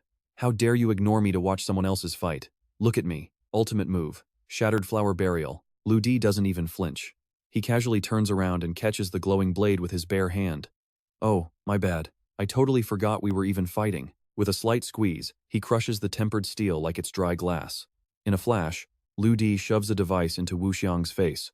"Why don't you have a taste of your own medicine?" The hallucinogen hits Wu Xiang instantly. He collapses to the dirt, foaming at the mouth in a pathetic heap. Lu Di looks down at him with pure disdain. "Is that all you've got?" Over on the other side, Kun Zhang is losing ground fast. "Help! Save me! I don't want to die like this," he screams. Lu Di finally steps in to take over. "Xiaoxia, fight me instead." The boy's eyes light up with excitement. "You?" "Yes." Kun Zhang huffs, catching his breath as he warns his friend. "Disan, be careful. This kid isn't the same as before." Xiaoxia doesn't wait, he lunges forward like a predator. Kun Zhang watches the exchange, cold sweat dripping down his neck. This is too brutal. Imagine the headlines. The great Disan beaten to death by his drunk little brother. But Lu Di handles the onslaught with ease. He deflects every strike, barely breaking a sweat. "Is that it, Xiaoxia? Hit me harder." The boy grows even more frantic, his strikes becoming heavy enough to crack the air. "Fine," he screams. As he lunges, Lu Di leaps high into the air to evade the devastating impact. Motong quickly calculates the battle data, excluding the power from the kid's metal gloves. Xiaoxia's base rank was A7. Right now, he's at least at B4. Lu Di's lips curl into a grin, absolutely terrifying. He jumps 7 ranks in a single breath. Late that night, the adrenaline finally wears off, leaving the boy passed out cold on the ground. Kun Zhang sits huddled by the campfire, looking traumatized. Monsters. This whole Disan family is just full of monsters. Lu Di walks over. "Come here, Kun Zhang. Let me check your strength." Kun Zhang flinches but tries to act tough. "No way, man. I'm afraid I'd actually hurt you." He hands over a small stack of cards. "Here. These are too heavy anyway, you take 'em. Ludi frowns as he looks them over. What's with this second poker set? Kun Zhang's face falls. He stares into the fire, his voice heavy with grief. That set belonged to my wife. She was a real pro, but she's gone now. Murdered by Joker. Ludi stays silent, finally realizing the truth. Kun Zhang wasn't just looking for a fight, he was training his soul to get revenge. You've got heart, Ludi says quietly. I think I've found a real friend. When we get the chance, I'll take you to meet Grandpa Da. For now, keep your poker cards. Kun Zhang looks up, curious. This Grandpa Da, is he really that strong? Ludi turns away, his voice barely a whisper. He's the one who raised me in Shaosha. Just keep an eye on the kid for me. As Ludi walks into the darkness, Kun Zhang watches him go, wondering if he'll ever reach that level of overwhelming power. Back at the table, the mysterious cards are laid out. Moton points out a strange black substance, the Poker Association's anti-counterfeit tech. What does it actually do? Ludi asks. Give me a moment, the AI replies. 1 hour later, a vial of thick, dark liquid appears in Ludi's hand. Moton explains the origin. This is a rare metal sourced from an illegal mine in North Fei. Its expression turns serious. The atoms in this stuff are incredibly volatile. It carries a dual electromagnetic charge that reacts violently to magnetic fields. This material is absolute madness. It can shift into any shape imaginable. We're talking incredibly tough 1 second, then fluid as a running river the next. Ludi smiles to himself as he realizes the truth. No wonder Yan Yufeng's gloves were that lethal. They could punch through a car door like it was nothing. Mozong explains that using this substance as a coating is the most obvious way to weaponize it. But beyond that, its research value is off the charts. Ludi doesn't hesitate. Mozong, find some time and just buy that mine in North Africa. The AI eagerly accepts the order and begins a deep analysis. The gene sequence links here are unique, Mozong notes. This is the core secret to how they control magnetic fields. He warns that copying these sequences is the hard part, but they can stockpile them for now. Once Ludi reaches the second stage of the new humanity evolution, his genes won't be restricted anymore, and the real analysis can begin. Ludi points to himself, stunned. Wait, you mean I can actually acquire those linked genes? Mozong nods. Exactly. If you can collect B-rank modified genes, every single one of their abilities becomes yours to use. Ludi is beyond satisfied. I finally get what you meant. A new human doesn't need to envy anyone because we can have it all. Meanwhile, on a treacherous, winding mountain road, 3 cars are racing through the shadows. Inside, Yafei speaks up. Commander, the reports from yesterday's assassination attempts just came in. She warns him to brace himself because, according to the data, these assassins are definitely not pushovers. Duanhua frowns, his mind elsewhere. I just hope that kid left at least one of them alive so we have something to study. Back in the forest, the scene is gruesome. One man is slumped over a tree, while Wu Xiang lies motionless on the ground. Amidst the carnage, Kun Zhang is still focused, pushing his body to the limit. 1923, 1924, 1925. Yafei looks at the site and sighs, noting how messy the crime scene has become. Duanhua is speechless. He stares at the destruction, thinking that Ludi is far more formidable than he imagined. He'd give anything to have a talent like that working for him. He quickly orders his men to clean up the area, and they move out immediately. Transition to the other side of the ocean, Texas, Europe. A voice crackles through the intercom in a high-tech office. Respected Lord Barney, I'm afraid I have bad news. Out of the 30 assassins we sent, the ones who aren't dead have been captured by the Chinese police. Mr. Box clutches his chest in mock agony. How could this happen? My poor, sweet children. He tips a handful of pills into his mouth, swallowing them dry, before forcing himself to calm down. Contact the factory immediately. It's time to inject some fresh blood into our power association. The voice on the other end hesitates. Lord Barney, I've contacted the factory, but just to be safe, should we reach out to the 2 flagship lords? Barney gnashes his teeth. One is an uncontrollable maniac, and the other would demand you as a sacrifice. My dear Lope, we aren't at that point yet. He scoffs.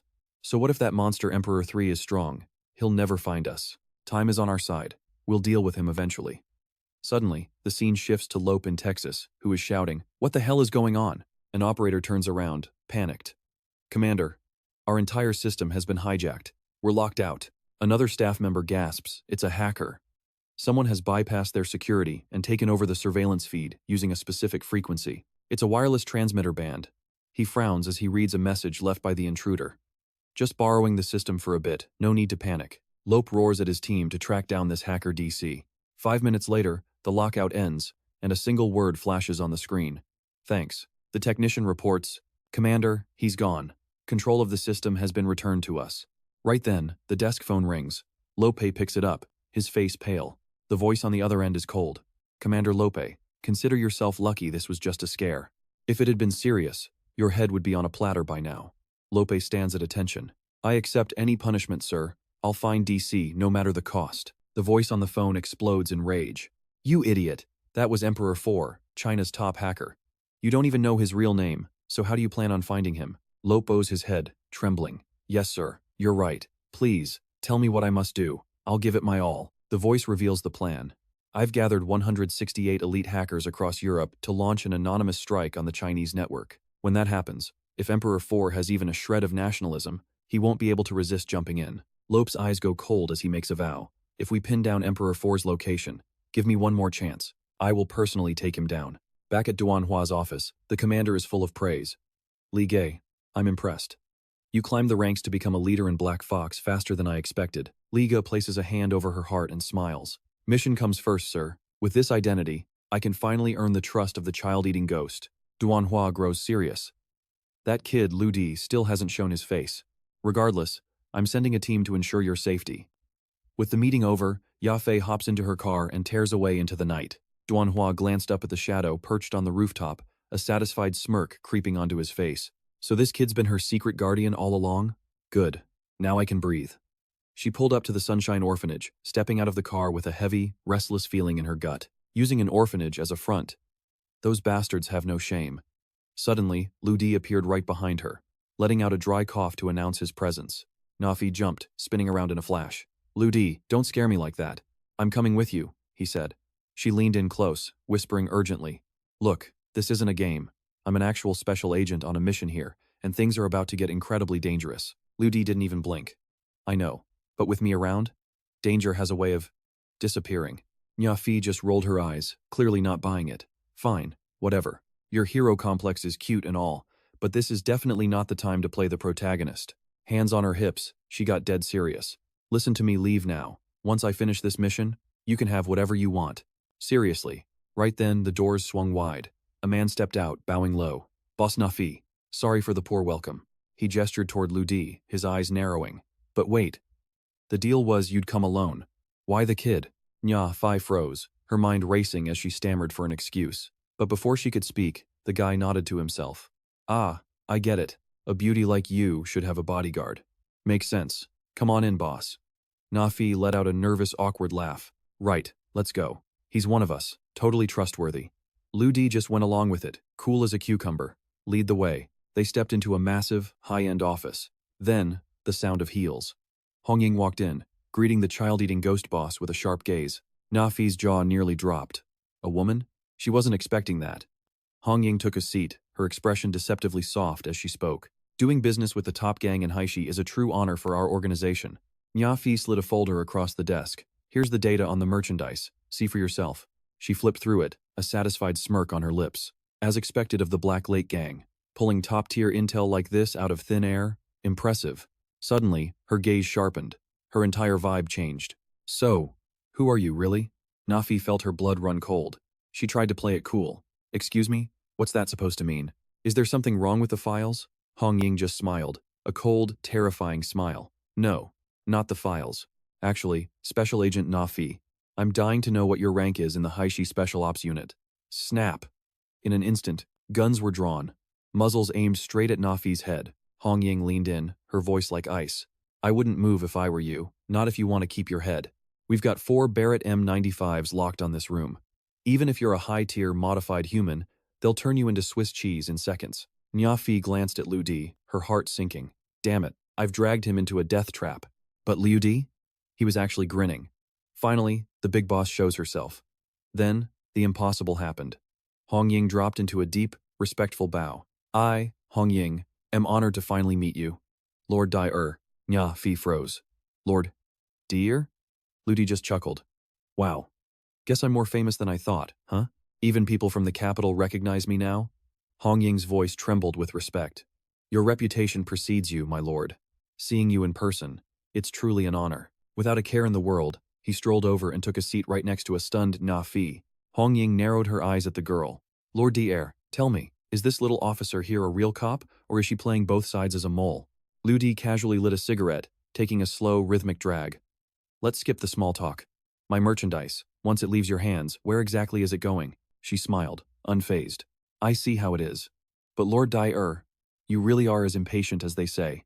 You declared a war to wipe out the Black Lake gang, and now you're here looking for a deal? That was the wrong thing to say. Lu Di's eyes flashed with pure, murderous intent. I'll ask you one last time. Where is the shipment going? Hongying finally cut to the chase. Fine. We ship the merchandise to the Beneb Medical Institute in Europe. But we're just the middlemen. Enough, Lu Di roared, flicking his lighter with terrifying force. Boom! The tiny object hit like a grenade, exploding in the middle of the room. The lighter zipped through the air, shattering a guard's jaw before ricocheting into another guy's chest, sending him coughing up blood. Then, without a shred of hesitation, Lu Di delivered a thunderous slap across Hongying's face. You absolute piece of trash. He caught the lighter midair like it was nothing. Nya Fi just stood there, her head spinning. Lu Di, what is happening? Who are you? He turned to her, his voice dead calm, like they said. I'm Lord Dai. That's impossible, she stammered. I ran a full background check on you. You're just an ordinary guy. Lu Di walked toward the safe, his voice cool. Nothing is impossible, Nya Fi. You only saw what I wanted you to see. Even the FIC couldn't dig up the truth. He gripped the heavy steel safe and ripped it open with his bare hands. Crunch. Nya Fi broke into a cold sweat. Is he some kind of modified human too? Suddenly, the sound of heavy boots echoed from the hallway. Dozens of them. Lu Di didn't even look up. Hey officer, do me a favor and handle these small fries, will ya? The doors burst open as thugs swarmed in. What the hell is going on in here? Wham! Nya Fi didn't hesitate, delivering a brutal kick straight to the leader's face. Fine, but Lu Di, you better have a damn good explanation for why you lied to me. He kept a straight face and said, Look, I'm not lying. I told you the first time we met I'm a programmer, but my part-time gig? That's being a gangster. Yafei was absolutely stunned, thinking to herself that every crazy thing he'd ever said was actually the literal truth. 3 minutes later, he slammed a stack of papers he'd found onto the table and cursed under his breath, calling them a pack of absolute animals. Seeing Lu Di raise his foot over Hongying's head, Yafei's heart nearly jumped out of her chest as she screamed, What are you doing? She's a criminal suspect and needs to face a court of law. But his foot came down anyway hard. A massive, bone-shaking thud echoed through the room as the ground shattered. Staring at the massive crater he just made, he coldly remarked, She's from Huaxia, so she can have her day in court. Then Lu Di's voice turned murderous as he declared that those wicked Europeans wouldn't be so lucky, not a single one would leave alive. Just then, T-san dropped down from above with a smirk. Greetings, Mr. Lu Di, and hello to you too, Special Agent Lyra. I'm the leader of the sniper squad from the capital's Special Ops, codenamed Sharp Point, and I'm under orders from Commander Duanhua to protect you both. Lu Di gave a satisfied nod, praising his marksmanship since he took out 4 targets in just 3 seconds. Lyra just smiled and whispered a thank you. Tai-san rubbed the back of his head, admitting that if it weren't for Mr. Lu Di's tip-off, he never would have spotted all the targets so easily.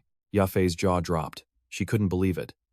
Was he seriously telling her that Lu Di pinpointed a sniper's nest just by looking at the reflection in a lighter? That's not just skill, that's straight-up monstrous. Tai-san slung his rifle over his shoulder and mentioned he'd heard from his brother that Lu Di was a legend in that unit. Lu Di's brow furrowed as he asked, Wait, your brother? Tai-san quickly introduced himself as the 3rd son of the Tai family, telling Lu Di he could just call him Tai-san. Without a word, Lu Di turned to leave, prompting a confused Tai-san to shout, Mr. Lu, wait, where are you going? Lu Di's answer was cold, Europe. To the Devil's Den. Tai-san didn't hesitate. Mr. Lu, let me come with you. I can help you out. Lu Di looked him over and admitted his sniper skills were top tier, but honestly, still not enough to handle those European bastards. Tai-san's pride took a hit, and he snapped back. Sir, with all due respect, you shouldn't underestimate me like that. Lu Di just held up a bullet and countered. You were 0.3 seconds too slow. If I hadn't blocked that shot myself, Lyra would be dead right now. He softened his tone slightly, adding, But you've got potential. When I get back, I'll personally recommend you to someone special. He patted Tai-san's shoulder and reminded him that the commander sent him to protect Lyra, not run off to Europe. Plus, after raiding this welfare center, there was a mountain of evidence and paperwork that needed a professional to handle. Understanding his mission, T-san stood at attention and vowed to wipe out every child trafficker in Huaxia so he wouldn't let Lu Di down. Yafei stepped up next, insisting, Wait for me, Lu Di. If you're going to Europe, you're taking me with you. Surprisingly, he actually nodded. Fine. You're a European agent, so you can handle the cleanup once I'm done. She told him they should take her car since the airport was a long trek away. Lu Di just brushed her off, saying, No need. I've got my own private jet. As Lu Di headed up the stairs of the plane, he told Lyra to hurry up. Yafei stood there completely shell-shocked, realizing he wasn't just rich, he was private jet and empire rich. The scene shifts to the Peterborough Academy in Europe. It's a creepy, silent hallway with doors bolted shut. Inside one room, two children are huddled together, and the little boy starts crying. Big sister, are we going to die here? If we do, will we get to see Grandma in heaven? His sister just stared at the floor, too heartbroken to even find the words to comfort him. Suddenly, a man with terrifying eyes burst in, his voice a raspy crawl as he told the good little kids he was taking them for an experiment. He even promised them hamburgers if it worked. Meanwhile, at the Peterborough Medical Institute, a helicopter touched down, and Lu Di stepped out with Ya Fei. The crowd nearby started whispering, wondering if these two were some kind of A-list movie stars. They wondered if a movie was being filmed. But Mo Zong's voice echoed in Lu Di's head, warning him about strange ground density readings. Something was hidden beneath them. Lu Di asked, Mo Zong, what am I looking at? The AI's response was chilling. This ground is made of human ashes. Ya Fei started panicking, looking at the massive facility and asking how they were supposed to find anything in a place this big. Lu Di had already locked onto the trail and told her to follow him. Suddenly, a guy in a black suit blocked their path, shouting that this was a restricted area. Lu Di dropped him in a heartbeat and kicked the doors open. Ya Fei scanned the room and noticed something off. The room was covered in thick dust, but the path right under their feet was spotlessly clean, way too suspicious.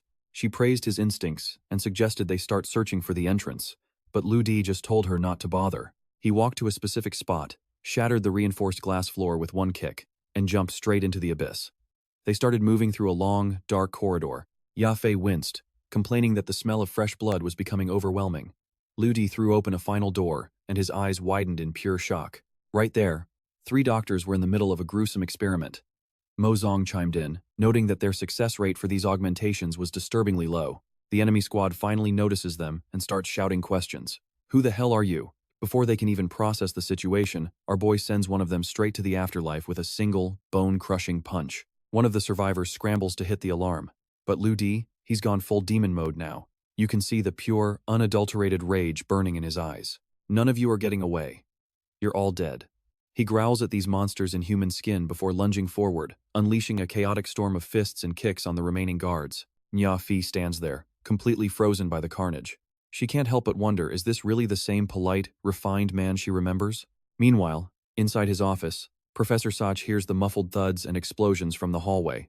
He pauses, sensing something is wrong. An intruder? In here? A panicked staff member bursts through the door, breathless.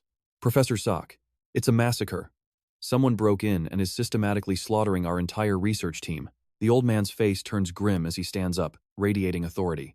Lieutenant, take 10 men. See if you can force a breakthrough of his genetic limiters.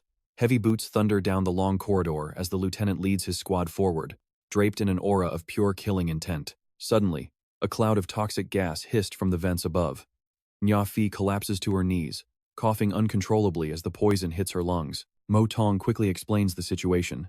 This stuff emits bioelectric waves and osteoptodasa. It's designed specifically to paralyze anyone with high-level physical stats. Just then, the door is kicked off its hinges. The lieutenant marches in, his voice booming with arrogance. So, the modified human thinks he can play hero? Too bad, your power is useless now. With a cold, expressionless stare, the lieutenant gives his ultimatum. Surrender and let us bind you, or die where you stand. Choice is yours. A dark smirk plays on Lu Di's lips. Tell me, who exactly told you guys that I was a modified human? He stands there, completely unfazed by the gas. You guys aren't half bad. I bet you've put a lot of work into this little facility, haven't you? One of the guards whispers, trembling, Lieutenant, something's wrong. Why isn't he affected by the limiter? His partner chimes in.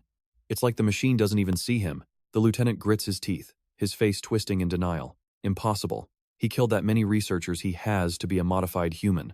Internally, however, he's sweating. Thank God he followed the professor's orders. This kid is a literal monster. Lu Di walks forward, his presence overwhelming. Today, I'm going to show you what a real devil looks like. Enraged, the lieutenant lunges, his fist crackling with lightning-fast energy. Stop playing God, you ugly piece of trash. Just die. Lu Di catches the punch like it's nothing. Then bam! He delivers a massive headbutt that looks like it scrambled the guy's brains. The lieutenant doesn't even stand a chance, collapsing into a heap on the floor. The rest of the squad loses it. Kill him, they scream, rushing in all at once. It's a waste of time. Lu Di dismantles them one by one with terrifying ease. Oh, I'm not letting you off that easy, he says, a sinister, twisted grin spreading across his face. I want you to see something special. Welcome to hell on earth. Lu Di delivers a brutal kick to a guy who clearly bit off more than he could chew. Seeing the absolute slaughter, one survivor turns tail and tries to bolt, but Lu Di isn't about to let his prey escape. He moves like a blur, catching up in a heartbeat and ending him instantly. Blood flows like a river across the floor. Then, the flames erupt a violent, hungry fire that begins to swallow everything and everyone in its path. Lu Di flicks a lighter, watching the chaos. Feel even a fraction of the pain they felt. Behind him, Na Fi is still paralyzed with shock, wondering, what kind of person is he, really? When he suddenly turns his head toward her, she jumps, her heart nearly leaping out of her chest. Lu Di walks over to her. I know you can't understand why I do this, he says softly. But Na Fi has already collapsed, her strength completely gone. He reaches down and scoops her up in his arms. This is how we survive. Then, he carries her out of the room as it's engulfed in a sea of fire. A moment later, he kicks the door to Sack's office wide open. The professor shrieks in disbelief. How? How did they make it all the way here?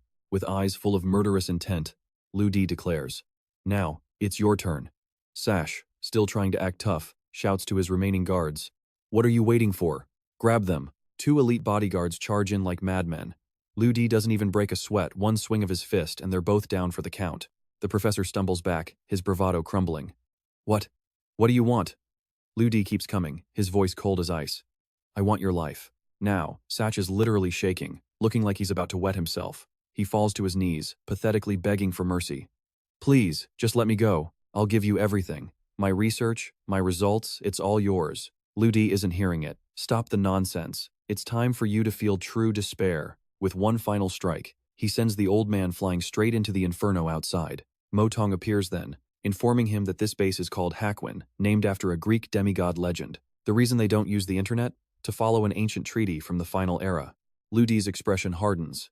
So, they were trying to manufacture their own demigods. He looks at Na Fi. What was the name of your modification base again? She frowns, confused, but managed to whisper, Medusa. Moton rubs its chin, deep in thought. I've found something incredible.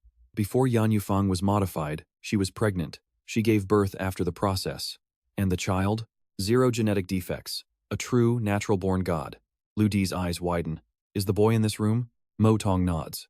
To be precise, he's hidden right behind that secret statue. Moton points the way, and a hidden door slides open. Without a second thought, the two of them step into the secret chamber. The space inside is massive, filled with countless toys and games. In the distance, a small boy sits all by himself, quietly playing. Lu Di walks over and sits beside the kid, joining in his game. Na Fi watches, thinking he's just teasing, and reminds him he's still just a little child. What on earth are you doing? Ya Fei asks, completely baffled. Lu Di just gestures toward the kid, who's currently playing a high-stakes game of international chess against himself. I'm stepping in for his imaginary opponent, Lu Di says. Ya Fei watches them, her mind reeling as she realizes this kid is playing a full game with nothing but pure imagination. Suddenly, a muffled groan of agony cuts through the air, and Ya Fei follows the sound. She stumbles upon a hidden room where a massive cage holds someone or something trapped inside. She gasps, covering her mouth in pure horror. The sight before her is gut-wrenching. It's another modified human, a victim of these twisted experiments who's barely holding on. Talaria is slumped on the floor, blood pooling at the corners of his mouth. Ya Fei doesn't hesitate, she flings the cage door open. You poor soul, she whispers softly, offering a moment of pity before turning to leave. She has no idea that behind her, his fingers are already starting to twitch. Back at the chessboard, the kid rubs his head in disbelief. The Black Devils could never beat me, not even once. But you just took 13 games in a row. Fine, you win. I'll follow you, he admits. Lu Di looks at him and asks, so, what's your name? The boy's face remains a mask of cold indifference. They call me Moton, at least, that's the name they gave me. Lu Di blinks, a bit surprised. Moton? Hey, that's actually pretty close to my own name. He flashes a quick smile, already deciding on a change. That name is terrible. How about I give you a fresh one? Lu Di is practically beaming now. Since my name is Lu Di and you're coming with me, let's go with Lu Xiaodi, little brother Lu. The kid winces, clearly hating it. Wow, that is a truly awful name. Lu Di just laughs it off, silently defending his naming skills. Hey, at least it's better than being called a literal demon child, right? Ya Fei rushes back in, her face urgent. We need to move, now. This whole place is about to go up in flames. The kid doesn't hold back, looking her up and down. This lady is blunt and practical. I'll give her that. But seriously, that pink dress? It does absolutely nothing for you. Ya Fei's eyes twitch in annoyance. Lady? Excuse me? You'll call me big sister. The little brat just shrugs, giving her a forced, reluctant nod. Fine, sister, it is not that I mean it, but I know when to play along with the person in charge. Without a word, Lu Dai reaches out and rips the heavy iron door straight off its hinges with one hand. He grabs Ya Fei by the waist while she holds onto the kid. And just like that, they're moving. The three of them bolt toward the exit before the facility collapses. Behind them, a massive fireball erupts, swallowing everything they left behind. Outside, the helicopter is still idling, ready for takeoff. Ludi pats the kid's head and gives his instructions. Stay with Auntie Pink Dress for a bit. I've got some unfinished business to handle. Ya Fei's heart sinks.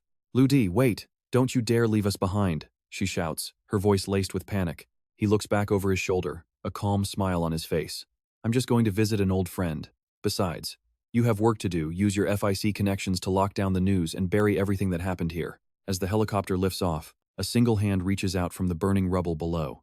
Talaria is gasping for air, clutching at the debris. Buried under the wreckage, Talaria isn't screaming in pain, he's laughing. The goddess saved me. Just wait for me, my lady. Meanwhile, the scene shifts to the Texas Rehabilitation Hospital. Ludi steps out of the elevator, his eyes locking onto two guards heading his way. His target? An old man in a vegetative state. A smirk plays on his lips. Of course they'd have modified humans guarding this place. Before they can even process his presence, he sends them both flying with a single strike. Ludi walks forward with total composure, entering the room of his target. There, lying weak and frail on the bed, is Kofi. The man can barely even stutter out a word. Ludi sits beside him, let out a sigh of mock sympathy. The legendary spy leader of the Poker Association. And this is how you end up? It's almost sad. You've got one foot in the grave already. So why are you still playing puppet master and ordering hits on people? Kofi lets out a dry, wheezing laugh. If you already knew I was a spy, then why did you bother coming all this way just to find me? Ludi's gaze turns cold. For peace and quiet. I'm here to make sure you never become a problem for me again. Kofi starts laughing like a complete madman. You really think you can? Nobody has the guts to kill me. Right then, a printer next to the bed starts humming, spitting out a fresh letter that catches both of their attention. Ludi picks it up, a mocking grin on his face as he reads the contents aloud. My dear Mr. Kofi, any news on the chains or Ouyang yet? When can I finally have Emperor San's head? Signed. Your beloved friend, Bernie. Kofi bolts upright, his eyes wild with desperation. You're an idiot. You have no idea what the Poker Association is truly capable of. Joker is going to tear you apart. He grabs the life support wires hooked to his chest, a twisted grin on his face. I'll be waiting for you in hell, he declares, before violently ripping the plugs out. Ludi watches the heart monitor go flat, totally unfazed. Well, that saves me the trouble. A fitting end for a man like you. He walks over to the machine and starts typing a reply. The chains and Ouyang have gathered. We are on our way to see you now. Across town, Mr. Box, the man known as Bernie, receives the message and buys it, hook, line, and sinker. My boys are coming to see me, and they're bringing Emperor San's head. I wonder if they still like candy. Suddenly, there's a loud banging at his door. Bernie, we're here. Let's play some cards. Open up. The old man cautiously grabs a pistol for protection. These old fossils. Whichever one of them wins today, I'm sending them straight to heaven. Bernie flings the door open, ready to snap. Listen here, Hanny. I don't have any wine in this house. All I've got for you are the white flowers on your future grave. His friend just barks back. Bernie, your mouth is as foul as ever. I brought my own booze today, prepare to lose everything. An hour later, the four of them are deep into a high-stakes card game, the tension in the room thick enough to cut. Come on, old man, play your card already, one of them shouts. But then, the door is kicked wide open, and Ludi strolls in like he owns the place. You old geezers should probably head home and water your plants while you still can, he says casually. Bernie, mid-game and furious at the interruption, glares up. Target Emperor San? How the hell did you find this place? The stranger's voice crackled with suspicion. Is this the brat you invited? Without a second thought, the old man yanked out his gun and unleashed a hail of bullets toward the front. Chaos erupted instantly. The crowd screamed in pure terror, scrambling and tripping over each other just to get away from the gunfire. But our guy? He just sat there, calmly leaning over the table. He pulled out a deck of cards and said, "Let's play." I even brought a fresh deck of poker for the occasion. Mr. Box's face twisted in a mask of pure frustration. How? How did you escape the hunt of Ouyang and Chain? Not only that, how did you find this place? Ludi set the cards down, his voice dripping with mockery. Tell me, do you feel like you did back then? You know, when you got the kill order on me? He stared the man down. Were you wondering which card you'd use to end my life? Ludi gripped the deck tight. You've played a lot of cards, old man. A cold, sharp smirk played on his lips. But me? I only need one punch. Mr. Box gasped, clutching his chest as the sheer pressure made it impossible to breathe. The old man gnashed his teeth, his eyes burning with a mix of rage and fear. You damn Dai-san. Did you already go and see Lord Coffee? Lu Di didn't even blink. I did. He's dead. Committed suicide. Mr. Box lost it, his scream echoing through the room. You monster, you'll be punished for this, Di-san. The card's in your hand. They don't have the flag. The old man just wouldn't shut up, his mouth running a mile a minute. You don't understand the mission of the poker club. Enough was enough.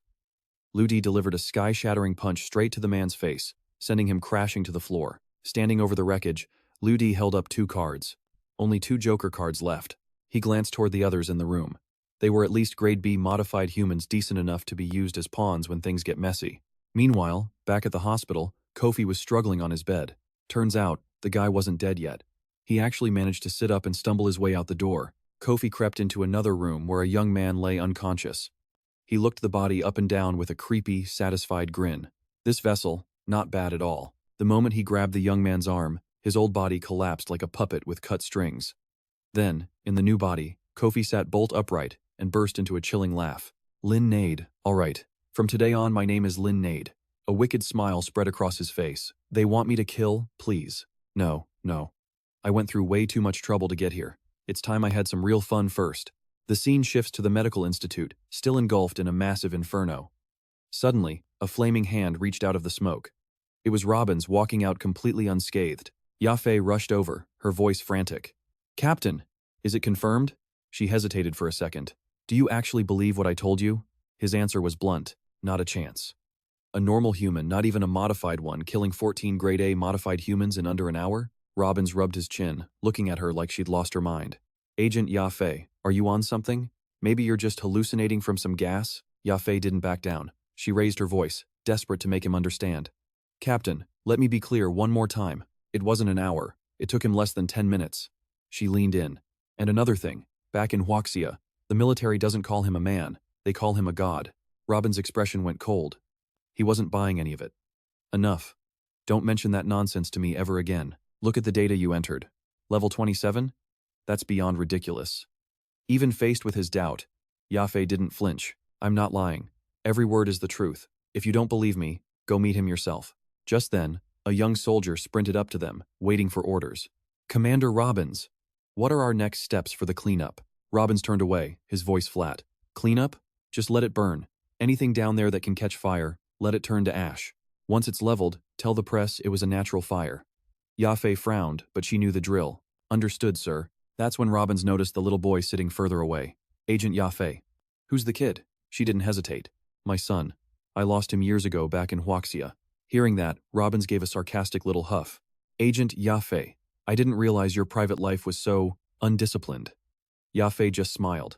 It doesn't violate any of the organization's rules, sir. Robbins didn't push it. His face hardened. Fine. I'll allow you to keep the boy with you for now. But right now, we're heading back to headquarters. The 3 of them boarded the helicopter and lifted off. But down below, in the ruins, a single hand reached out from the rubble. A while later, the chopper touched down on the outskirts of North On, in the heart of Europe. Yafei carried her son inside, with Robbins and his men following close behind. Robbins immediately barked an order. Agent Yafei, put the boy down and go inside for a full-body scan. She slowed down, her brow furrowed in annoyance. A full scan takes at least 3 hours, Captain. What's the real reason for this? Robbins replied casually. Didn't you say the Huaxia god of war would come looking for you? While you're getting checked out, I'll be right here. Waiting for him. Yafei's face darkened. Captain, I'm warning you, be careful. He's a high-ranking officer in the Huaxia military. Robbins didn't even blink. Don't worry. I'll give him a very polite welcome. Of course, if he's as strong as you say, I'll have to keep him here to study his data. A wave of dread washed over Yafei. Captain, don't do this. If you try to force him to stay, the consequences will be more than you can imagine. You're overthinking it. He dismissed her. Suddenly the ceiling lights turned blood red, and a piercing alarm began to scream. A subordinate burst into the room, face pale with panic. Sir, Commander Robbins, we have an intruder, and they're attacking. He looks down at the absolute mess unfolding below. Just where on earth did this cyborg freak even come from? Recognizing the threat, he sends a team in immediately, and they don't hesitate for a second. Meanwhile, Yafei's heart stops as she recognizes the man below, wondering how he's even standing since he should have been dead ages ago. How is he still breathing? And more importantly, how did he get this terrifyingly strong? Robbins casts a suspicious glance toward the back as the special agents move out to engage. You actually know this guy? Robbins asks. But before she can answer, the little kid pipes up, claiming the intruder is none other than T-Baleria. Robbins completely brushes it off as typical kid nonsense. I mean, what even is a TBIA? But Yafei isn't playing around, her face turning dead serious as she reveals the intruder's true identity. Commander, that's an escapee from the secret experimental lab. Hearing this, he doesn't even flinch, totally unfazed by the news. Is that so? Then he might actually be worth something. On the screen, T-Baleria is already surrounded by 4 agents, but Robbins is so confident he's practically yawning. The threat is handled. Go check on things, he says coolly. Then he tells her to go brew some coffee while they wait for the legendary god of war of Huaxia to arrive. But right then, a strange sound shatters the silence. He looks back at the monitor only to find every single one of his elite subordinates face down on the floor. How is this even possible? Robbins finally realizes he's in deep trouble and barks out an order. Special agents, get out there. Take the kid and run. I'll deal with this monster myself. The emergency exit begins to groan and buckle, pieces of metal flying everywhere as the door is systematically shredded. Suddenly, T-Baleria kicks the door wide open, laughing like a complete psychopath. Robbins lunges forward with a literal fire fist, but the villain drops him with a single, effortless blow. Out of my way.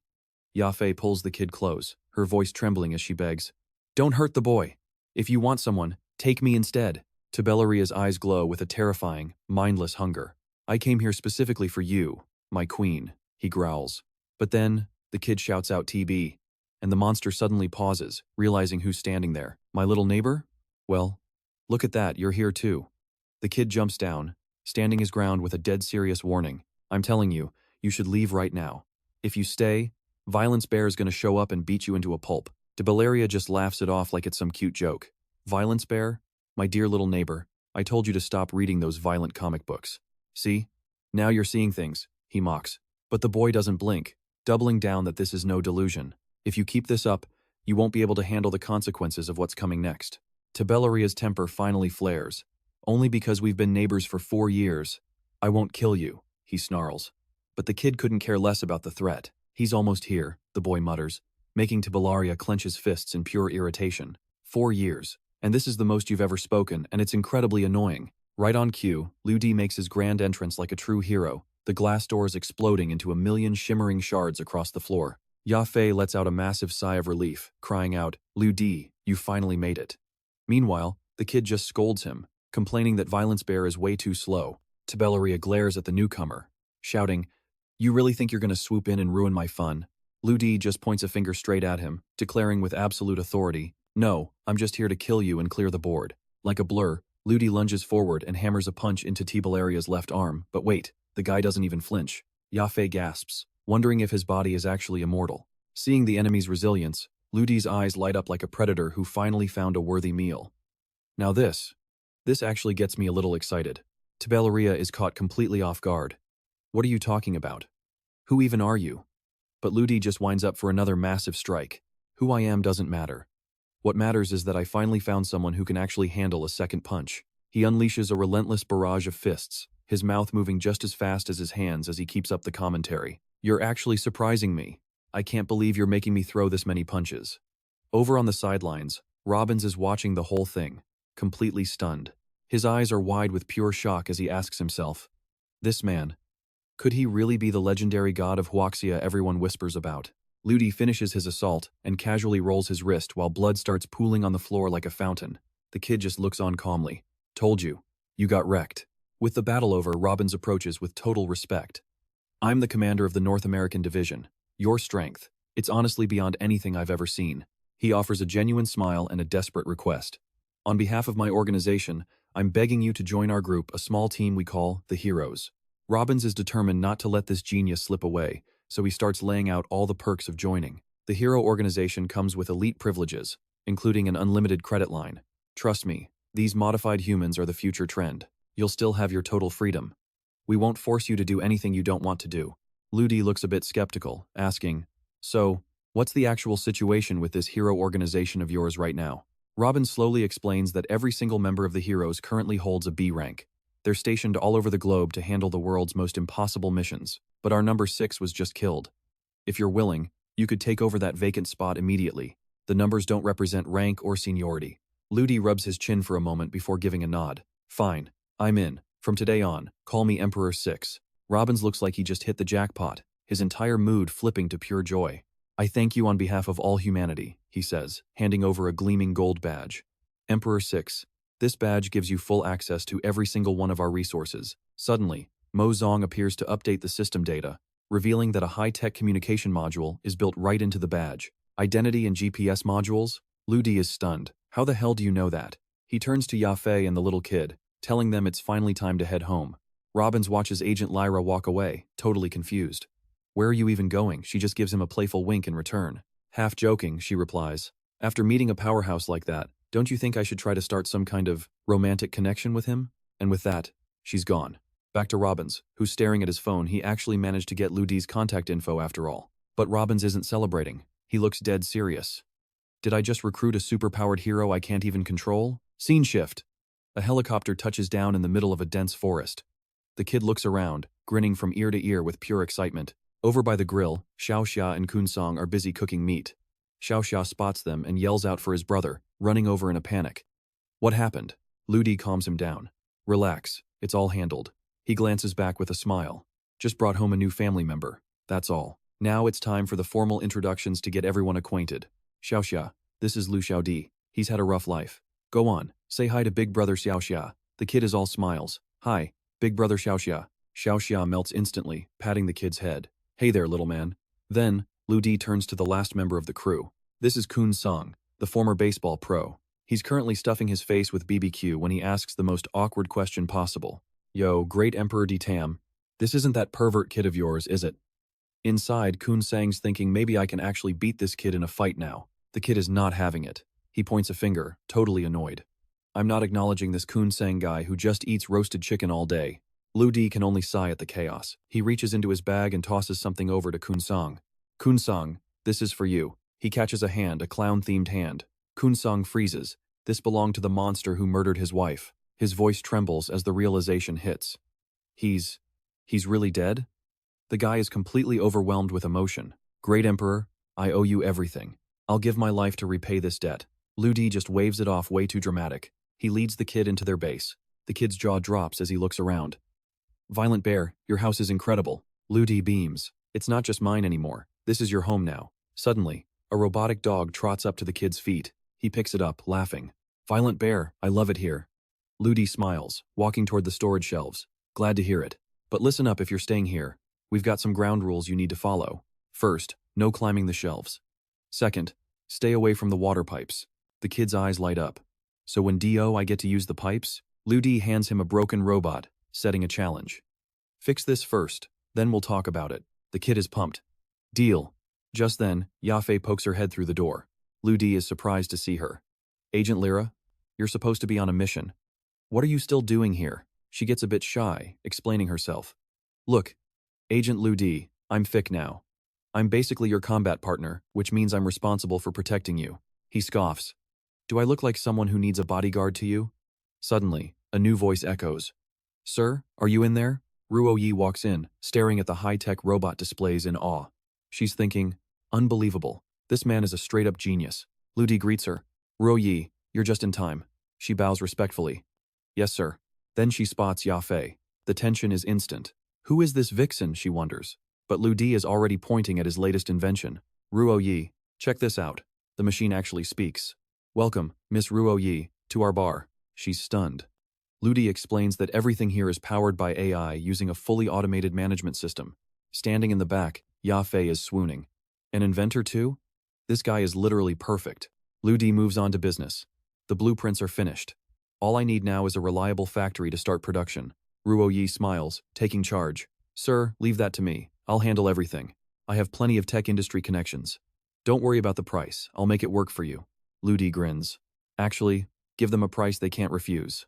If you like the factory, just buy the whole thing. She salutes. Understood. Suddenly, his phone rings. It's his mom. He picks up immediately. Mom, why are you calling so late? Shu Yun is on the other end, being extra dramatic. Oh, your mother is basically dying here. Ludi is used to this. How much this time? 50? 100? She scowls. No, listen. I won 100 today, but that Zhao Xuanlan started mocking me. She kept saying my son can't even find a wife. Ludi sighs and makes a plan. Mom, I'll come home tomorrow to check on you. Yun cheers up instantly. Fine. I'm working tomorrow, so just wait for me at home.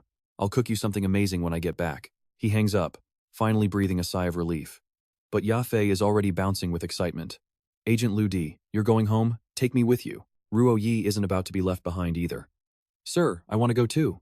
Back in the forest, Liu Di can only wonder how things got so chaotic. Li Jia, Ruo Yi, what on earth are you two carrying? They unzip the bags, and holy, it's gold. Pure, glittering gold. Yafei asks nervously. I heard you're supposed to bring gold the first time you visit, right? Liu Di breaks into a cold sweat. Gold is usually something the guy prepares. Liu Di gives a strained smile. You guys didn't need to go this far. We're just friends, remember? I just wanted to prove to my mom that I'm not some hopeless bachelor. Ruo Yi sighs internally. This man's straight guy energy is absolutely terminal. Suddenly, heavy footsteps approach. Someone is out here sounding completely devastated. It's Kun Sung. He's on his knees, clutching his head and looking like his world just ended. The gift I had for Paula. It's gone. It's just gone. He grabs Liu Di's arm, desperate. Great Emperor Liu Di. That arm you gave me yesterday? I buried it right here to keep it fresh, but now it's disappeared. A warning pops up from Mozong. They were too careless. Tabellaria is a plant with the most insane regeneration abilities on the planet. I bet that arm grew its own legs and walked off to regenerate, Liu Di mutters. The little disciple stands there, unfazed. I told you, Bear, that guy was a Tabellaria from the start. Liu Di actually starts laughing. Well, Kun Sang, congrats. Looks like you'll get another chance to kill that guy for real. Kun Sang just stares at him, completely lost. What are you talking about, Emperor? My gift for Paula is missing, and you're talking about rematches? Liu Di pats his shoulder to calm him down. Don't worry, it'll come back to you. A little later, the trio pulls up to a massive factory and hops out of the car. Inside the manager's office, a deal is being struck. I'm buying this factory. Is this enough? Liu Di drops a pile of gold on the desk.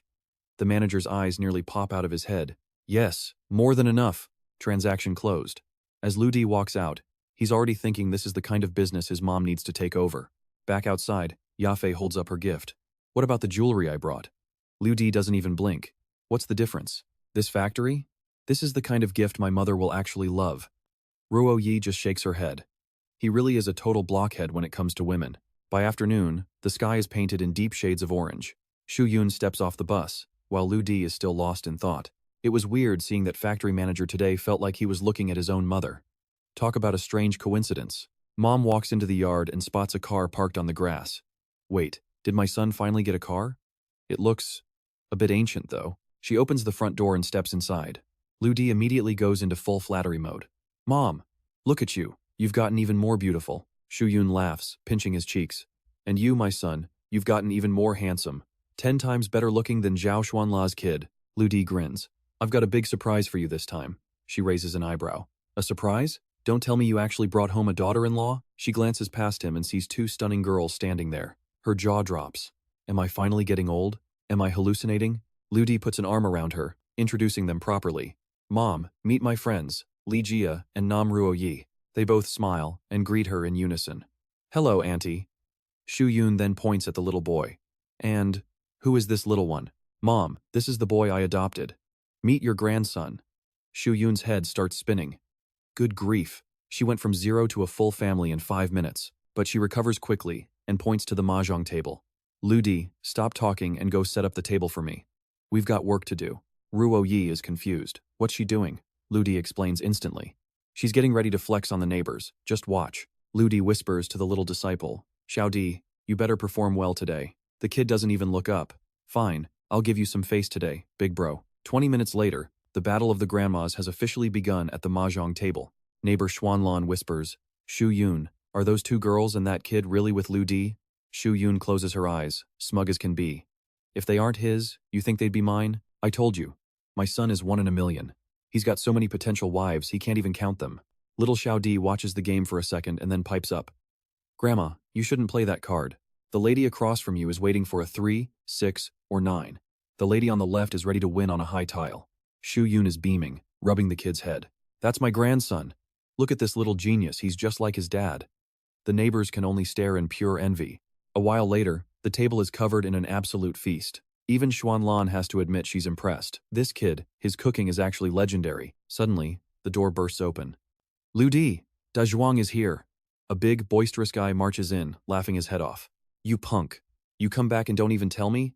I had to hear it from my own mother. He walks up and starts teasing Lu Di immediately. Man, you're skinny as a monkey now.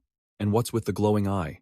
Then his face turns serious. The bastard who blinded you, did you find him yet? Just give me the word, and I'll go break their legs for you. Lu Di just chuckles. Good old Da Zhuang. Still thinking with his fists after all these years. Just then, a flashy red car pulls up outside the house. A guy named Qi Sheng steps out with a smirk that says he thinks he owns the place. He stops by Lu Di's car. Wait, a 1970 Chevrolet Chevelle SS 454? This is a beast. He walks inside and immediately starts fishing for a reaction. Lu Di, where'd you rent that car? Couldn't cut it in the city, so you came home to play pretend. Lu Di just turns and gives him a calm smile. Zhang Qi Sheng, I see you're still as mature as ever. Qi Sheng acts like he's trying to help, but every word out of his mouth is just a pathetic attempt to flex. Listen, if you can't make ends meet, just come find me. I already told the old man that vice manager spot is yours whenever you want it. Xuanlan couldn't help but chime in, eyeing Zhang Qisheng. Why does every word out of your mouth sound like it has some kind of hidden motive? He glanced over at the group around the mahjong table, a smug grin spreading across his face. Well, well, are the famous flowers of Hathui Town all gathered here today? My boy Qi Sheng just cleared 2 million on his latest project, his mother boasted, though she frowned slightly at the players. Whatever anyone wins or loses at this table today, just put it all on his tab. You brat, just get out of here and go wherever you're going, she teased. But Qisheng wasn't done showing off. He turned his gaze back to Lu Di, ready to flex even harder. Seriously, bro, think it over. Stay here in Huyan Than. When I've got some free time, I can even set you up with some of my high-class lady friends. Just then, Ruo Yi stepped out, carrying a tray of food with such grace and elegance that Zhang Qisheng was left completely speechless as she set the dishes down. And who is this? He stammered, as Lu Di simply replied, just a friend. Qisheng's jaw was practically on the floor. A friend? Come on, this friend of yours? She's definitely a supermodel, right? But before he could get an answer, Yafei walked out from the kitchen as well. Qisheng blinked, his head spinning.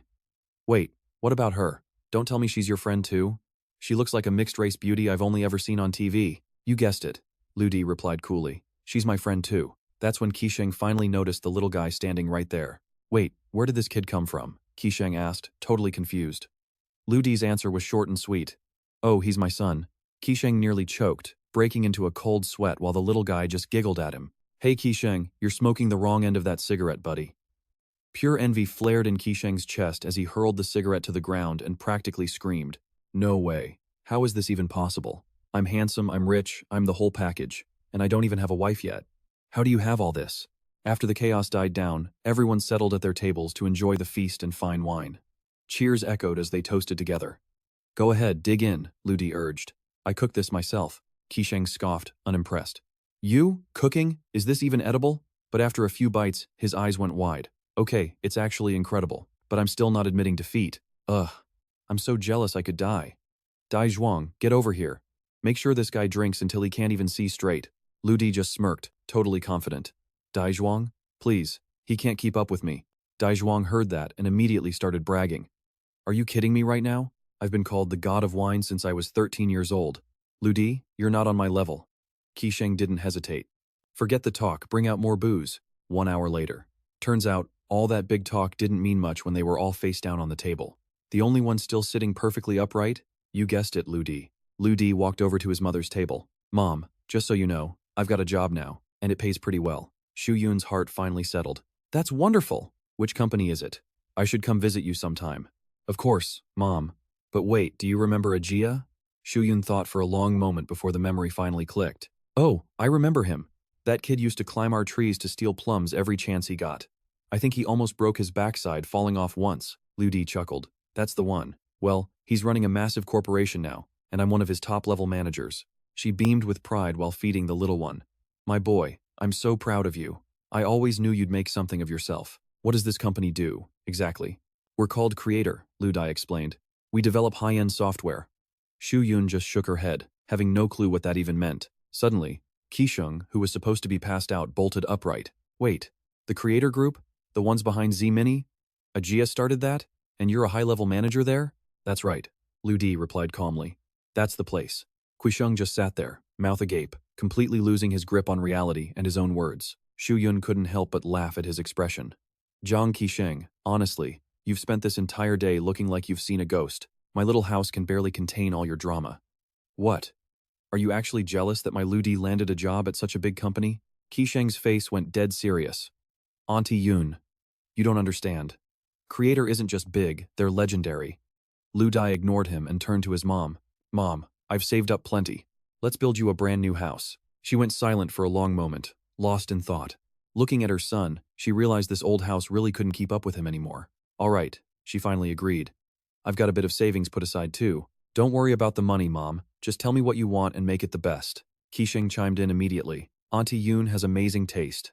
A 200 square meter mansion would be the talk of the town. Liu Di, leave the construction to me, Qisheng offered. I'll do it for you at cost price. No profit. Shu Yun smiled. I just don't want my Liu Di to lose face. But then, Liu Di leaned in and whispered into Qisheng's ear. Listen, I want the floor space 5 times bigger than that. And the garden? Make it 10 times bigger. Without a second thought, he pulled out his phone and initiated a transfer. Ping! Qisheng's phone buzzed. Your account has been credited with $10 million. He broke into a cold sweat. Bro, it doesn't even cost this much. Liu Di just smiled. I want the best materials, the most advanced design, and top-tier security. It needs to be fully networked with the latest tech. Qisheng could only give a shaky thumbs up. You're truly something else, man. I'm officially impressed. Like, completely blown away. Liu Di turned back to his mother. And Mom?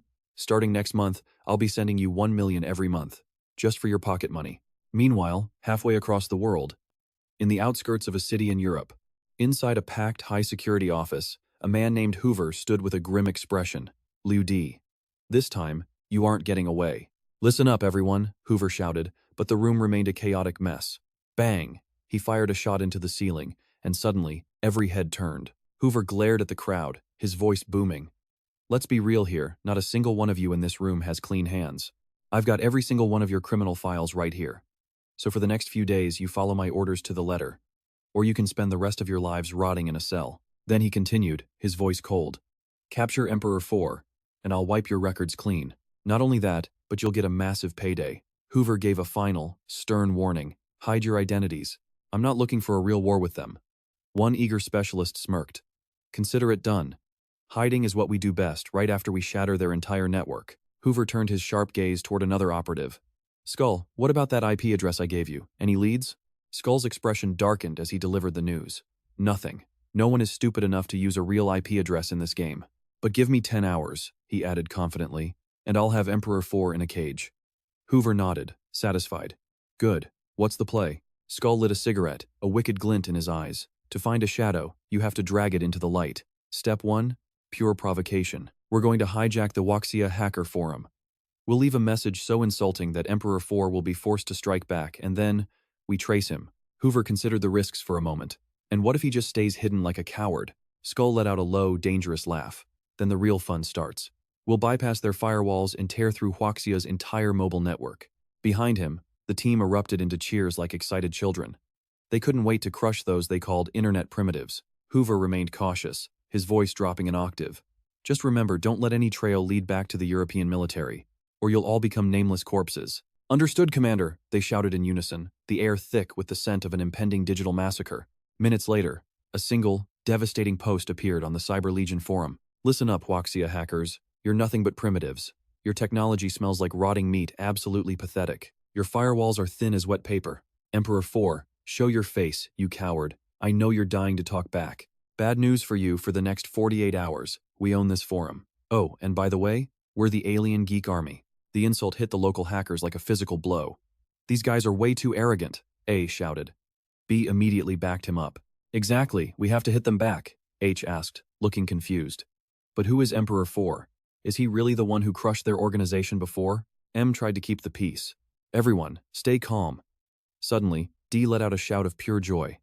Boss Scorpion is here. A's eyes widened. The legendary Scorpion, the guardian of the Wuxia network? M clarified. This time, he's not here for the state. He's here for the people. I'm coming out of retirement because I've seen enough, Scorpion declared. E replied with fire in his voice. Let's do it. Boss Scorpion, we're with you. Let's take them down together. Meanwhile, Skull's fingers were flying across his keyboard in a rhythmic blur. Hoover frowned, watching the screen. Skull, don't tell me you're actually struggling against these common Wuxia hackers. Skull let out a devious smirk. I'm just keeping those idiots distracted. Taking over a few forums? That's child's play. I want something much bigger. Suddenly, Skull stood up, his voice booming with authority. Team 3. Listen up. In 2 minutes, we launch a full-scale assault on Wuxia's corporate networks. They responded instantly. Ready and waiting. Over at the Penguin Group headquarters, the atmosphere was pure chaos. Computer screens were flashing with chaotic, unrecognizable code. An employee burst through the office door, breathless. Director He, it's a disaster. A massive virus is tearing through our systems and stealing user data. Yulong barked out orders. Gather every white hat hacker we have. We need to stop the bleeding now. He gritted his teeth, thinking to himself. This isn't Lu Di. He doesn't have this many users. So who is it? Back at the quiet fish pond, a young boy was peacefully feeding the fish. Suddenly, Lu Di's phone buzzed. It was Dongming. Dongming, why are you calling me right now? Dongming's voice was frantic. Something huge is happening. Where are you? Lu Di sighed. I'm out in the countryside. Get back here immediately, Dongming screamed. The Wuxia network is under siege. Penguin is already paralyzed, and I think we're next. Lu Di's expression instantly shifted to dead serious. Little brother, pack up. We have to go. The moment they stepped into the house, Shu Yun was waiting, her face full of questions. Son, what's going on? The manager says you bought the whole factory? He gave her a reassuring smile. Mom, Ajia and I made a lot of money. I just wanted your job to be a bit easier and more free. She looked down, her face clouded with worry. Son, are you being reckless? How am I supposed to run an entire factory? Lu Di placed a steady hand on Shu Yun's shoulder, his gaze unwavering. Mom, I know you can do this. He closed his eyes for a second, his voice soft but firm. I believe in you. Then he turned to leave. Duty calls at the company. I have to go. Take care of yourself. The scene shifts to the Wuxia Cybersecurity Bureau. Within minutes, Lu Di charged through the entrance, moving like a man on a mission.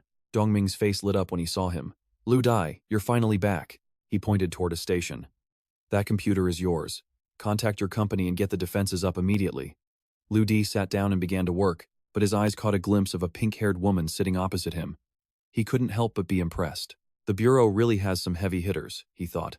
This was the same woman who once famously planted the Wuxia flag deep inside the European Pentagon's mainframe. Lin Di, the #1 beauty and top hacker in China. Looking at her, our boy Lu Di can't help but think, this girl is definitely on a whole other level. Meanwhile, Scorpion is over there acting all high and mighty, thinking to himself that Lu Di is nothing more than some ordinary tech CEO. In his eyes, a guy like Lu Di only knows how to make money with software, and would be totally useless in a real crisis. That's when Dongming speaks up. Lu Di, you better check on Gemini. How much longer can it actually hold out? The rest of the staff freeze, heads snapping toward them in total confusion. Gemini? Wait, is this kid actually the mastermind behind Germany? Talk about a plot twist. He long steps forward with a greasy smile, acting like they're old buddies. President Liu, you still remember me, right? I'm the one who lent you that cash back in the day. Lu Di just gives him a cool smirk.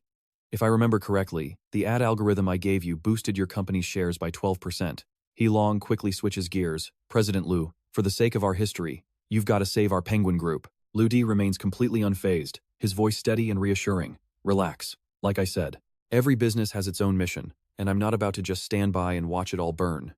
Suddenly, Mo Zong appears on the scene. Lu Di, just wait until I finish upgrading the program and the algorithm. Once I have universal control over the PC side, you can go ahead and push it through. Right now, the progress bar is crawling 1%, 3%. The tension is killing me. Over in the secret Wuxia hacker chat room, a new member suddenly joins using the handle DC. It's Lu Di, logging in under his legendary alias to send a message to the group. Hello everyone, sorry for the trouble. The room goes dead silent. People are losing their minds. How did this guy bypass their security so easily? Our pro hacker doesn't waste time, telling the group, I want to use this chance to prove something to the entire world. China's network isn't some playground where people can just trample over us whenever they feel like it. Another account chimes in immediately. They aren't going to just sit back either. Lu Di types back. Listen up everyone. I've decided to launch the first counter-strike on my own. When the time comes, I'll need your backup. Just wait for my signal. Suddenly, the computer screen explodes with flickering red and blue symbols. He stares intensely at the monitor, a sharp glint in his eyes. Go ahead, come at me. I want to see what you guys are actually made of. One of Hoover's goons laughs. Gemini is the top tech firm in China. If we take them down, we'll literally go down in history. But then, his face turns pale. What the hell? I can't find a single vulnerability. The guy next to him smirks. Step aside. It's time to use my specialized firewall-piercing drill. He launches the attack with full confidence. But absolutely nothing happens. He's so tilted he literally breaks his keyboard, screaming in rage. But the leader, Skull, stays ice cold. Teams 2 and 3, combine your strength. Attack the civilian network instead. I want their entire city paralyzed. Back in Ludi's office, the staff are staring at the screens in pure awe of what he's built. The Gemini firewall is insane. Scorpion walks up to Ludi, his voice trembling. Wait, Ludi, did you seriously build this firewall yourself? Lindai leans in, her curiosity piqued. What do you even call a wall this powerful? Suddenly, a wave of red patches starts swallowing the left corner of the screen. Ludi's eyes widen. Damn it, it's a script-based attack. They're camouflaging it as ad plugins to infect every website they can find. Dongming starts breaking into a cold sweat, his voice desperate. Their target is the traffic command system. We have to stop them right now. Lindai frowns, the gravity of the situation hitting her. If they mess with the traffic data, we're talking train wrecks, plane crashes, total chaos in the streets. Scorpion's hands are shaking. Captain Sun, this virus has already hit tens of thousands of plugins. At this rate, a full cleanup will take at least 4 hours. Captain Sun grits his teeth, his face twisted in shock. What? You're both SS rank hackers. Is there really no other way? Suddenly, Dongming remembers someone. DC. You guys are hackers. One of you must be able to contact DC. He grabs Scorpion by the shirt, acting completely frantic. Use your connections. Find DC now. Ludi just groans, clearly annoyed by the drama. Dongming, stop shouting. Dongming snaps back instantly. Ludi, stay out of this. Just worry about protecting your little company. That's when Ludi drops the bombshell. I am DC. Dongming freezes. You're DC? He looks at Ludi like he's seeing a ghost. Ludi, do you have any idea what you're saying? DC is a SS rank hacker. He's on the most wanted list right next to mass murderers. Dongming doesn't want to believe it, turning away to leave. Ludi, I'll have to explain this to the higher-ups. But if you can actually stop this cyber attack, I'll fight to get you whatever sentence you want. Ludi doesn't even look up, his fingers flying across the keys. Dongming places a hand on his shoulder. Brother, everything depends on you now. Ludi just sighs. Just don't arrest me too quickly, okay? The room goes deathly silent. And then boom, a blinding golden light erupts from the center of the screen, manifesting into a massive, muscular warrior wielding a glowing spear. Lindy gasps, her eyes wide with wonder. What on earth is that? Without a second's hesitation, the warrior hurls the spear with lightning speed. Over at Hoover's base, the hackers start screaming. Crap, they've got a defensive trap set up. It's not good, everyone. Scatter. This script breaker is evolving. It's creating new attack commands and tracking us back to our source. They've found our IPs. On Ludi's screen, the red patches vanish, replaced by solid, stable green frames. Lindy can only whisper in awe, this is way too strong. He stared in awe. What? What kind of program is this? Ludi, looking pretty damn satisfied with his handiwork, took a second to explain. This is Zhang Fei, named after the legendary Three Kingdoms general, the man of 10,000 enemies. And it didn't stop there. Genie's firewall was dubbed Guji Eli, named after another Three Kingdoms titan, Dian Wei. Scorpion couldn't stop giving him the thumbs up, totally blown away. Zhang Fei and Dian Wei, absolute masters from the Emperor 4 series. This software is insane. Ludi turned to the great god Scorpion. Gig's program has officially crashed and burned. Tell the brothers it's time. We strike while the iron is hot. Scorpion didn't need to be told twice. On it. He immediately jumped into the group chat to drop the bomb. Listen up, everyone. The Emperor 4 god just wiped out the entire Gig army's virus commands in under 10 minutes. The chat went wild. Wait, you're actually with Emperor 4 right now? Who is he? Come on, spill it. But Scorpion didn't have time for gossip, he had a war to win. Focus, people. We're moving out now. The mission was clear. Sweep the battlefield and prepare for a massive counteroffensive. Another user piped up. Fine, we'll talk after the win, but man, my heart is pounding. Scorpion issued a final warning. Listen up, boys, keep your curiosity in check. Get ready to coordinate on my mark. The response was instant. Copy that. A gentleman's life for his king. A figure radiating pure authority flickered across the screen under Ludi's fingers. He smirked. Time to show them what my new program can really do. Meet Guan Yu, the top general of the Three Kingdoms. With a cold grin, Ludi activated a program designed to hunt down IB addresses in a heartbeat. Meanwhile, over at the European Command Center, the office was pure chaos. Shouts echoed through the halls. Team 3 and 4 have been compromised. They found us. Skull's brow furrowed in frustration. Good thing we were using isolated masks. Suddenly, the door kicked open. Hoover marched in with a squad behind him, and for the first time, Skull felt a chill of genuine fear. Boss, it's fine. We only lost one combat unit. The game isn't over yet. Skull tried to play it cool. Hoover didn't say a word. He just pointed. In an instant, his men swarmed the room, pinning everyone in the office down. "Nobody move," Hoover barked. His voice was like ice. "I'm giving you one last shot. Steal the Penguin Group's data and bring it to me. Now." Cold sweat beaded on Skull's forehead. You want to release a worm virus? That's a direct violation of the hacker treaty. You're crossing a line no human should cross. Hoover just laughed a dark, sinister sound. "Relax. I'm not here to destroy the world. I just want to dismantle Chinese civilization."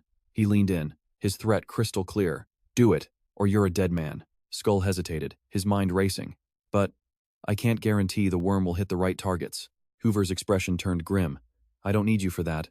I've already recruited the greatest hacker in history left side." Suddenly, the monitors turned a sickly green, flooded with cascading code. Skull's jaw hit the floor. "Remote control from left side? You're using that butcher? The man who uses the internet to commit high-level atrocities?" Hoover ignored him. "Listen, Skull. If you can snag that penguin data, consider it your ticket to the big leagues.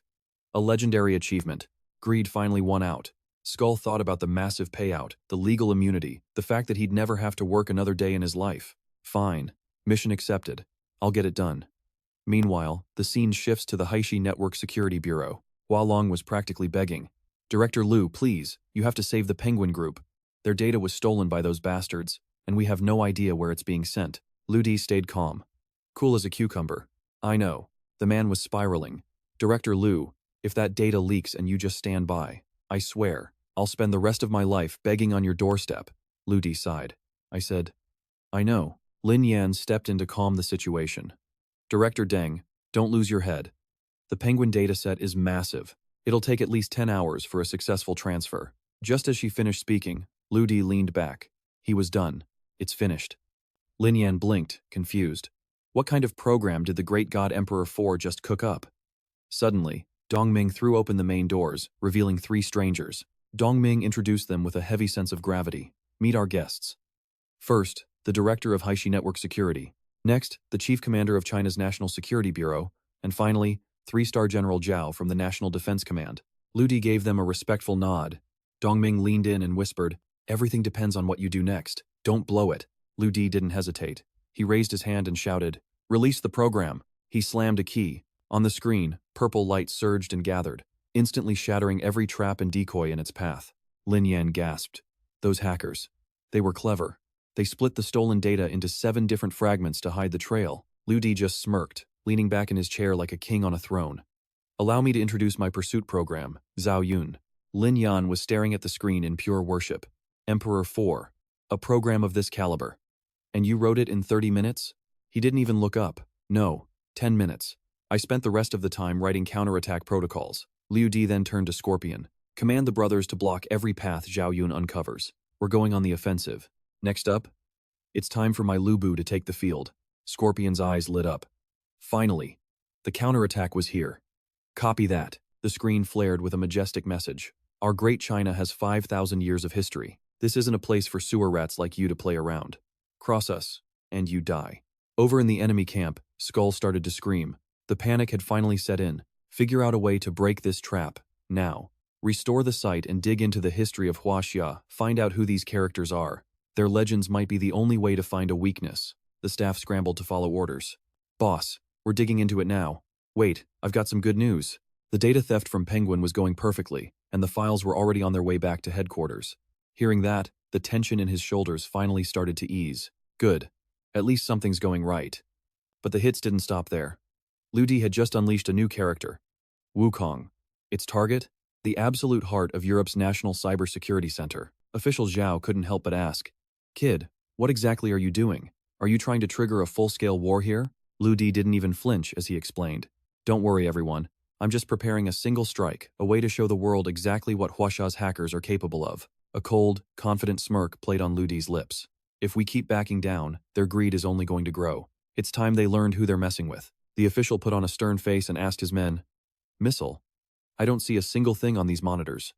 How about you guys?" The man beside him caught on instantly. "Nope, we don't see anything either." The rest of the crew cheered. Huaxia wasn't about to lose face today. But for the other side, it was pure nightmare fuel. Hoover's team was crumbling. "Boss, we've got a major problem. A Trojan horse just appeared out of nowhere in the middle of our grid." He leaned in, his eyes wide with pure shock. "What the hell is that?" Wukong wasn't stopping, it was marching straight through their defenses like they didn't even exist. Panic took over. Deploy the antivirus. Do it now. But the technician was trembling. Boss, it's no use. That horse, it's mutating and changing its own code. Suddenly, Mo Zong flashed a new notification. System upgrade complete. It followed up with, Master, group control is now online and ready for your command. The stage was set for Lu Di to strike. He stared at the screen with cold intensity. The second their team tries to hijack that fake data from Penguin, that's exactly when they're dead meat. He quickly fired off a message to the secret group chat. Listen up, boys. I'm about to storm the Hornet's Nest. I need a massive botnet to counter their zombie IPs and shatter their firewall once and for all. Who's with me? The replies came in instantly. God Emperor 4, we've got your back. I'm contributing 300 zombie IPs. Then, the floodgates opened. I'm in too. Screw the consequences. 200 IPs and 2 servers coming your way. The chat room was absolutely exploding with hype. Count me in, Emperor 4. My IP address is Lu Di. Cut them off with a quick follow-up. Just grant me authorization. That's all I need. No passwords required. The other hackers were left in total awe. Unreal. I've never seen a move like this in my entire life. Absolute legend. In an instant, every monitor in the enemy facility went pitch black. Then, images of massive skyscrapers engulfed in raging flames began to flicker across the screens. Lu Di's fingers blurred across the keyboard, unleashing Gongsun and the god of war, Bai Qi. Meanwhile, Hoover stood over the unconscious body of a young man, a brutal look in his eyes. He turned his back, cold and ruthless. These idiots have been exposed. They're useless to me now. Wipe them out. I want them to vanish from existence. Hoover flashed back to the sound of gunfire echoing through the server rooms. But right then, his phone buzzed with an incoming message. Hello, Minister Hoover Walker. I happen to notice that you're currently relying on a pacemaker to keep your heart beating. That device is synced to the H005 network. And guess what? I own it now. Your life is literally in my hands. Signed, Emperor 4 of Huaxia. He gritted his teeth, his face contorted with rage. He's a monster. Emperor 4 is a devil. Meanwhile, at a hidden military base, the silos were already opening. Trajectory locked. M417 intercontinental ballistic missile launch initiated. Target coordinates, 28 degrees north, 112 degrees west. Dozens of massive warships were already closing in on the harbor of a sprawling metropolis, their sights set on the towering skyscrapers ahead. Inside the European White House, Rip sat behind his massive desk, absolutely fuming. I told you to put pressure on the Huaxia network, not get us into a mess like this. What the hell happened? Who exactly are we dealing with here? Hoover lowered his head in shame. His name is Emperor 4. He developed 7 separate programs named after the ancient heroes of Huaxia. And those programs? They're absolutely crushing us. Rip clenched his fists until his knuckles turned white. So you're telling me, Huaxia actually has someone with that kind of insane talent? Hoover sighed heavily. I admit it. I completely underestimated them. Suddenly, Secretary Han rushed in. Sir, the countdown is at 2 minutes and 15 seconds. Rip turned and barked at him. What are you panicking for? Huaxia doesn't have the guts to actually declare war on us. Han was shaking, fearing for his life. Sir, there's only 80 seconds left. I strongly suggest you get to the safety bunker immediately. Rip just leaned back in his chair and crossed his arms. You think I'm scared of him? Keep dreaming. When the clock hits 0, he'll back down like he always does. Han's voice hit a fever pitch of desperation. 30 seconds. Rip slammed his desk and stood up. Shut up. Stop repeating that stupid countdown. He turned to his secretary with a sharp, final command. Secretary Han, get General Cam of the Cobra Force on the line, right now. Han could only nod helplessly. Yes, Mr. President, but it was already too late. The missile had cleared the silo. Back at the command center, the official spun around. Status report, now. Calculate the trajectory and find the impact zone immediately. Sound the red alert. The tech staff shouted back in a panic. Sir, the missile is locked onto the White House. Estimated time to impact, 90 seconds. The official turned pale. Get me a direct line to the president now. On the other end, Han's eyes nearly popped out. What? He scrambled over to Rip. It's over. They actually did it. The missile is in the air. Finally, Rip lost his cool. Protect me. Deploy the interceptors. Do something. Han Tone tries to run but freezes in his tracks, spinning back to look at Rip. He stammers out the terrifying news. President, the White House weapons and defense systems? They've been dead for a long time. Rip's eyes widen in pure shock. What? The man frantically starts typing. So sorry, I was just running a cybersecurity test and… Oops. Accidentally interfered with the Huaxia Empire's internet. I am Rip GS, representing my incompetent staff, sending a sincere apology to Huaxia. Hope our friendship stays strong. Meanwhile, a missile is literally roaring straight for Rip's building. Liu Di sends a cold, heartless message back. Not enough. Rip is sweating now, desperately typing a plea to make amends. I'm willing to sign a cyber peace treaty with Huaxia. I'll never violate it again, I swear. I'll even slash import taxes to support Huaxia's economy. Lu Di finally replies, acting reluctant. Fine. Enjoy the celebratory fireworks. Outside, that deadly missile suddenly explodes not into fire, but into a stunning display of colorful sparks. Rip sits there, completely numb, staring at the show. This Emperor 4 is a total psychopath, he mutters. He almost wiped my entire Europe off the map. Back at the bureau, the whole team is cheering. That counterattack? Pure perfection. Lu Di just smirks. Sometimes, you don't need to follow the rules to win. In fact, breaking them gets the best results. Chief Zhao nods, clearly impressed. It worked, all right. But kid, you nearly ignited a full-scale international war. Just then, a staffer bursts in. Chief Zhao, the top leaders are on the line. Zhao stays calm. What did the chief say? The guy scratches his head, looking awkward. He said this match was pointless. But he really wants a chance to meet this Emperor 4 kid. Lu Di speaks up. Chief Zhao, don't worry. I'll only use my powers for the right reasons. And from now on, no one will dare touch our Huaxia again. Suddenly, another staffer shouts, his voice tight with panic. Team leader, a worm virus is shredding our core system. It's impossible to crack, the whole system is under major threat. Lu Di slides back into his chair. See? Looks like it's my turn again. His fingers hover over the keys. For this guy, I'm planning a more physical approach. Dong Ming stands nearby, confused. Wait, you already know who the intruder is? Lu Di doesn't even turn around. I don't just know who he is. I know exactly where he's sitting. He turns back with a wicked grin. It's left shoulder, a hacker wanted by half the world. And right now, he's right here in High City, just 1,000 meters from the bureau. He's hijacked the local fiber lines, getting ready to wipe out Huaxia's cybersecurity for good. Lu Di stands up casually. All right, everyone, if there's nothing else, I'm heading out. Chief Zhao looks away, sounding serious. I didn't see anything. Dong Ming catches on fast. Hey, you guys, open the windows and doors. We need some fresh air in here. Lu Di chuckles and waves goodbye. Catch you guys later. He vanishes from the office in a heartbeat. Zhao leans over to Dong Ming. Listen, from this day on, plenty of people are going to want Emperor 4 dead. His identity must stay top secret. Dong Ming nods firmly. Understood, sir. I heard he's an old classmate of yours, Zhao continues. High City Bureau is looking for a vice chief. Go sign the papers. We don't expect much. Just handle the daily stuff, and, most importantly, keep that friendship with Lu Di alive. Dong Ming salutes. Yes, sir, I won't let you down. Zhao turns and leaves. Lin Yi creeps up from behind. Team leader Dong. I really want to meet Emperor 4. Can you help? Dong Ming just pushes up his glasses. Emperor who? Never heard of him. I only know my buddy Lu Di. He's got a bit of talent, I guess. Lin Yi pivots instantly. Fine. Then I want to meet this Lu Di guy. Meanwhile, back at the White House, Han is giving Rip the grim reality. Sir, Emperor 4 saw everything on your computer.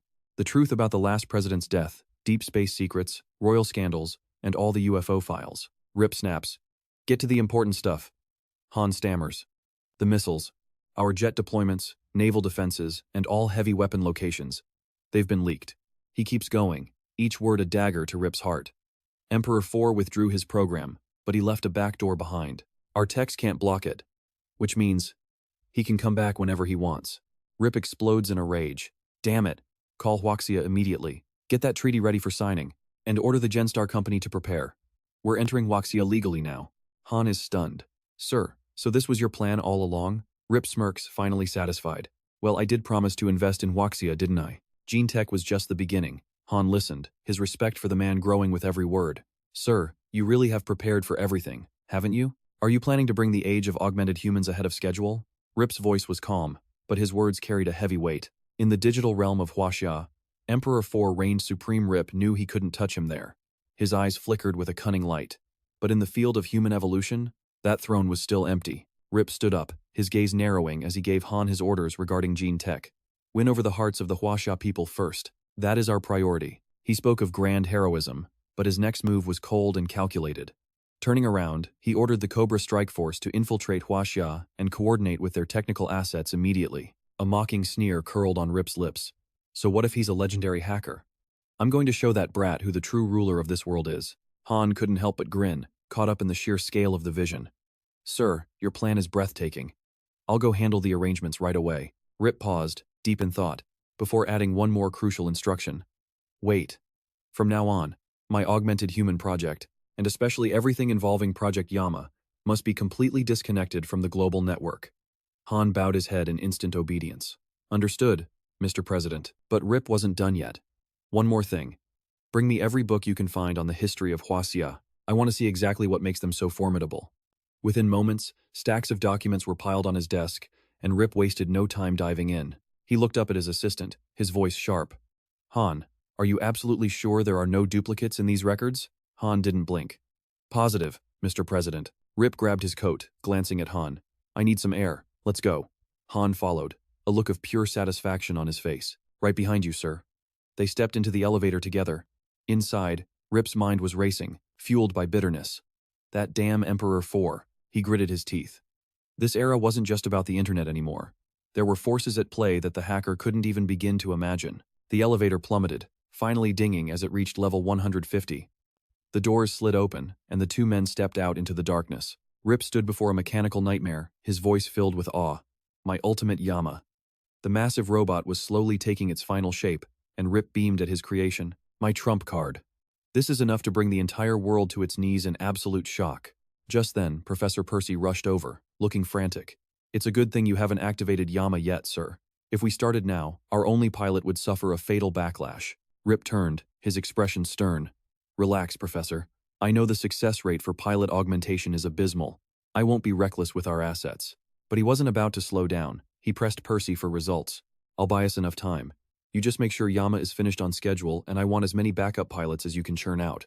In the background, the heavy clank of metal on metal echoed through the lab as more components were fused onto the giant machine. Meanwhile, in a brightly lit apartment across town, Jia Day was hunched over his computer, his eyes bloodshot but triumphant. He let out a dark chuckle. Emperor 4, you dog. Still trying to sniff out my hideout? I've planted 36 identical decoys all over the country. He leaned back, mocking the legend. The Great Protector? Give me a break. You'd never guess in a million years that I'm living right next door to you. Suddenly, a sharp knock at the door made his heart skip a beat. Was he compromised? No. Impossible. Jia crept toward the door, his voice trembling. If that's a delivery, just leave it outside. Boom. The door exploded inward, the force of the kick sending Jia flying across the room. Liu Di stepped through the smoke, his voice dripping with sarcasm. A physical attack like that? Kinda hard to leave that at the door, don't you think? Mozong's scanners went to work immediately. Subject identified. Likely an augmented human, specifically focused on cybernetic organ integration. A specialist in building dark networks. Liu Di raised an eyebrow, genuinely surprised. He can actually do that? That's honestly a little twisted. Jia Day scrambled back, his teeth chattering. Are you Emperor 4? How did you find me? Liu Di just shook his head at the man's stupidity. Insane power consumption, abnormal data spikes, and enough food deliveries to feed a whole farm while living in a tiny studio? Did you really think that was normal? Jia tried one last desperate play. Wait, Emperor 4. We're hackers. There's a code. You can't just attack someone offline. If you've got the guts, face me in a digital duel to the death. Liu Di shrugged, a playful smirk on his face. Sure thing. Then, he brought his fist down, smashing Jia Day's computer into 1,000 pieces. He stepped closer to the trembling hacker, his shadow looming large. Well, the internet's gone now. So, let's have a little chat. Why exactly did you get yourself augmented? Jia Day could barely find his voice. Are you an augmented human too? Liu Di just smiled. That's a long story, and honestly, I don't even know how to explain it. Suddenly, strange mechanical clicks began echoing from behind Jia Di. Small explosions started popping all over Jia Day's body. Liu Di stepped back, confused by what he was seeing. There's a microbomb in his brain, Mozong reported. It just triggered and fried everything. Liu Di's face went grim. This was no ordinary setup. Ma Dong, trace everything you can find on him. The data flooded in instantly. His name was Jia Di, a former European veteran who disappeared 3 years ago into a shadow experiment. After the project failed, he went rogue. The reason his head just exploded? A fear-based failsafe. If his terror levels hit a certain point, his brain would literally self-destruct. Jia Day slumped to the floor, smoke rising from his ears, as Liu Di calmly walked out. Cut to a wide-open sky where a sudden, shrill scream shattered the peace. Con Tang came crashing down, his head buried deep in the hard ground. Xiao Xia hopped onto his back, totally unimpressed. Seriously, big brother? You've got to stop daydreaming and start focusing. Kun Tang was caught red-handed, lurking by the building's window, just waiting for a clean shot at Lu's little brother. I just wanted to challenge your family, Kun Tang stammered, looking up with a pathetic, wronged expression. And you decided to start with a kid? Lu Dai sneered, kneeling down to look Kun Tang dead in the eye. Let me give you a little riddle, Kun Tang. If a child drops a single hair and it breaks one of your legs, 2 hairs break 2 legs, and 3 hairs break 3. Tell me, exactly how many legs do you think you have left to lose? Kun Tang's face went pale as he realized the threat, muttering, I don't have that many legs, sir. Lu Di's eyebrow arched. Glad we're on the same page. He turned and walked away without a second glance, leaving Kun Tang trembling and rubbing his head in total confusion. Sir, we have a situation, Ruo Yi announced the moment Lu Di stepped back into the office. The little master, he started a hunger strike. Lu Di froze, a wave of exhaustion hitting him. You've got to be kidding me. Between taking down international hackers for the country and dealing with a stubborn brat at home, I never get a break. He sighed, approaching his little brother and softening his voice. All right, man to man, what's the tragedy this time? The kid didn't even look up, his hands busy tinkering with a robot. Violent Bear, you promised me. You said if I fixed this machine, I could play with the production line. Suddenly, Mozong's data interface flashed in front of Lu Di's eyes. Warning. This kid is a literal prodigy. At this rate, his mechanical skills are already hitting master tier levels. Even Lu Di was stunned. That assembly line was packed with heavy machinery and high-precision tools. He'd set a high bar to keep the kid away from it, but he'd clearly underestimated him. Calculations. Failed. Lu Di immediately pivoted and gave Mozong a new command. Mozong, shut down the production line and add a triple-layer encrypted lock. Mozong raised his hands in a don't blame me gesture. But sir, I was just setting up the radiation chamber to boost your body's evolution. Put a pin in that, Lu Di snapped, before sitting down to negotiate with the tiny genius. Listen kid, I'm finding a school for you. If you can score a perfect 100 on your exams, then and only then will I let you touch that production line. The boy didn't skip a beat, looking his brother flat in the face. Violent Bear, I'd have to be crazy to believe a word you say. Suddenly, Lu Di's phone erupted. It was Heishan. His voice on the other end was tight, laced with a rare hint of panic. Lu Di, my boy, I've failed you. Old Da was ambushed and taken. A group of cybernetic mercenaries from Tanzania, he's gone, and we don't know if he's even still alive. Heishan quickly transmitted the coordinates. His location? Lu Di stood up instantly, his aura shifting. He turned to Ruo Yi with sharp authority. Ruo Yi, get Li over here to watch the boy. Xiaoxia, gear up. You're coming with me right now. High above, a helicopter's rotors beat against the wind. Xiao Chu, fully armed and ready for war, turned to give Lu Di a final nod. Brother, I'm heading in first. Both Lu Di and Xiaoxia shouted over the roar. Stay safe. In one fluid motion, she vanished, diving straight out of the chopper. Falling through the clouds, Xiao Chu spread her arms, looking completely at peace as she embraced the terminal velocity. Back in the cockpit, Lao Chi stared at the sensors, his jaw on the floor. Boss Lu, we're at 1,850 meters. She just jumped without a second thought. Moments later, massive explosions rocked the ground below. Through the comms, Xiao Chu's voice came through crystal clear. Brother, I'm in position. The perimeter is clear, you guys are go for main extraction. Lu Di smirked, glancing at Xiaoxia. All right, Xiaoxia, let's show them what we've got. Xiaoxia gave a short, sharp nod, ready for the drop. Lao Chu turned back again, his voice trembling with confusion. Wait, was that the same girl from before? Lu Di patted his shoulder. Lao Chu, just focus on flying. She's my sister, she'll be fine. Down at the military base, rows of elite soldiers stood in perfect formation, the tension thick enough to cut. As Lu Di's chopper descended, Grizzly watched the landing pad with a frown. We're really doing a full military honors welcome for a businessman? Isn't this a bit much? Heishan immediately shut that line of thinking down. A bit much? Did you already forget the lesson he gave you at the bank? Mentioning that defeat made Grizzly's face burn with regret. That was a fluke. I was careless. If I just had one more shot, Heishan cut him off, his gaze fixed on the approaching helicopter. Save it. If it were anyone else, I'd agree. But you're the Grizzly of Tianluo, you don't just get careless. That man is on another level. Redbrow stepped out from the ranks, his voice dripping with arrogance. Instructor, I admit letting old Da get snatched was our mistake, but they're just cyber mercs. We can handle our own trash. Why the hell are we calling in an outsider for help? Heishan spoke with a calm, warning tone. I know you're all proud, but listen to me. Redbrow, when he lands, you'd better swallow that attitude. Fast. Redbrow just grunted, clearly unconvinced. Whatever you say. The helicopter touched down, and Lu Di stepped out with Xiaoxia, radiating pure confidence. The Tianluo soldiers took one look and started whispering. A pretty boy and an 18-year-old? Look at that soft skin. You're telling me these are supposed to be elite warriors? Lu Di ignored the chatter, walking straight up to the commander. Chief Heishan, give me the location. We're moving in for the rescue now. Heishan held up a hand, remarkably calm. Relax, kid. No need to rush. We've still got a 3-hour window. Lu Di frowned, his eyes narrowing. What exactly do you mean by that? Heishan chuckled, a proud glint in his eye. Who do you think old Da is? You think our Tian Luo organization is just for show? If he were in actual mortal danger, do you really think we'd just be sitting around waiting for you to show up? Heishan hands Lu Di a secret scroll, his expression unreadable. See for yourself. Inside? A direct, messy message left behind by old Da. Little Black, I'm heading up the mountain tonight to track down that mineral vein. It's a setup. Tell the kid, Lu Di, to get here. And listen, come save my skin in exactly 8 hours. Not a minute sooner. I'm heading out now. Catch you later. Lu Di pieces the story together. Heishan sighs, explaining that his eccentric big brother slipped away the second he turned his back. Heishan admits he's genuinely worried, but then again the old man is a legendary expert in human modification technology. If they snatched him, it would only be to force him into their research labs. His life? That should be safe for now. But this time? I have no idea what that old fox is actually cooking up. It's anyone's guess. Lu Di doesn't even blink as he accepts the situation. Fine. But I'm not waiting 8 hours. Give me 1. Then Xiaosha and I are going in to drag him back by his collar. Heishan speaks up again. I might not get his full game, but I can guess at least one of his goals. Lu Di raises an eyebrow. And that is? My young soldiers, of course. Heishan looks at his elite squad with pride. Lu Di lets out a sharp, knowing grin. What? You want me to take their training seriously? Heishan chuckles. That's only half of it. The main thing? I want these men modified, but they won't touch the stuff. Lu Di's confused. Wait, why not?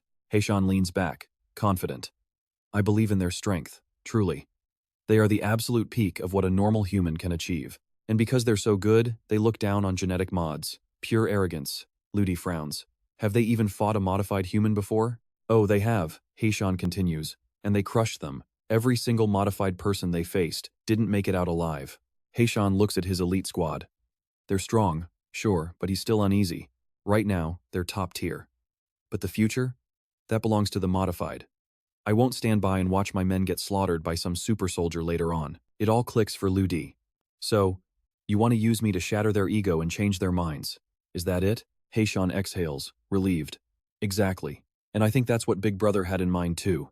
After all, you're the most terrifying modified human I've ever laid eyes on. Lu Di looks at the squad, eyes blazing with confidence. Then you found the right guy. Consider this mission accomplished. Moreover, I'm going to give these Huaxia border guards a real wake-up call. A true awakening. Just then, Grizzly steps up with a polite nod. Mr. Lu, good to meet you. Lu Di returns the gesture, shaking Grizzly's hand.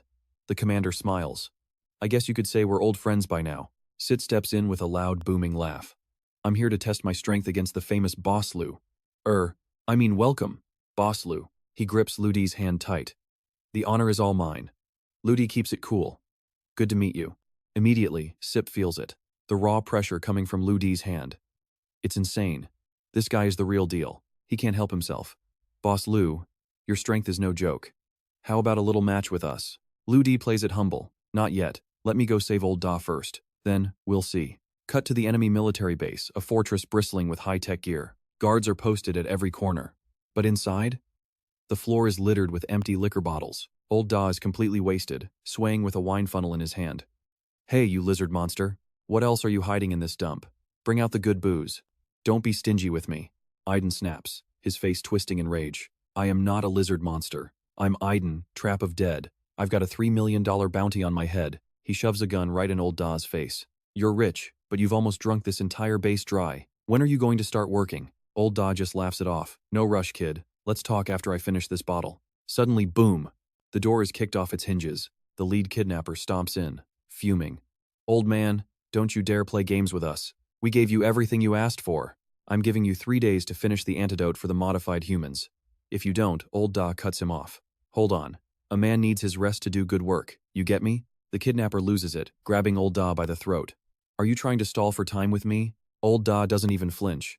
He looks him right in the eye. Try me.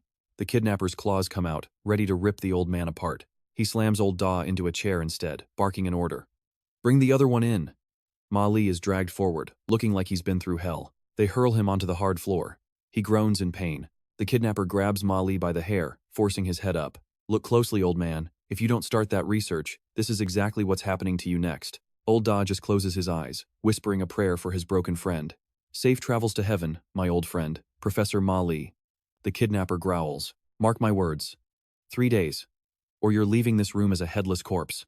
Old Da opens his eyes, looking at him with pure contempt. 3 days? Please. Give me 2 hours. That's when he arrives. And then, I guess the party's over. The kidnapper sneers. A rescue? Don't worry. I'll make sure none of them make it back alive. The man turns to his subordinate with a cold command. Aiden, keep a sharp eye on him. Even as a prisoner, Mr. Da remains unnervingly calm, still trying to negotiate his way out with Aiden. The lizard-like beast sneers. Just hand over your wine, and maybe I'll tell my kids to let you keep your life. But the kidnapper snaps back. Old man, have you lost your mind? Just shut up and do your job. Deep in the heart of the mountain forest, Ludi checks his watch and sighs. Time's up.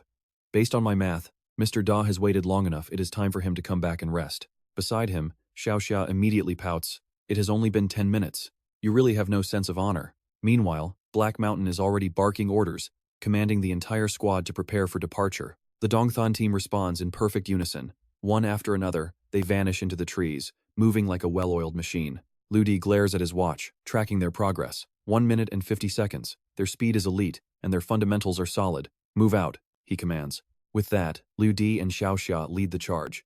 As they sprint, one of the soldiers behind them whispers in confusion.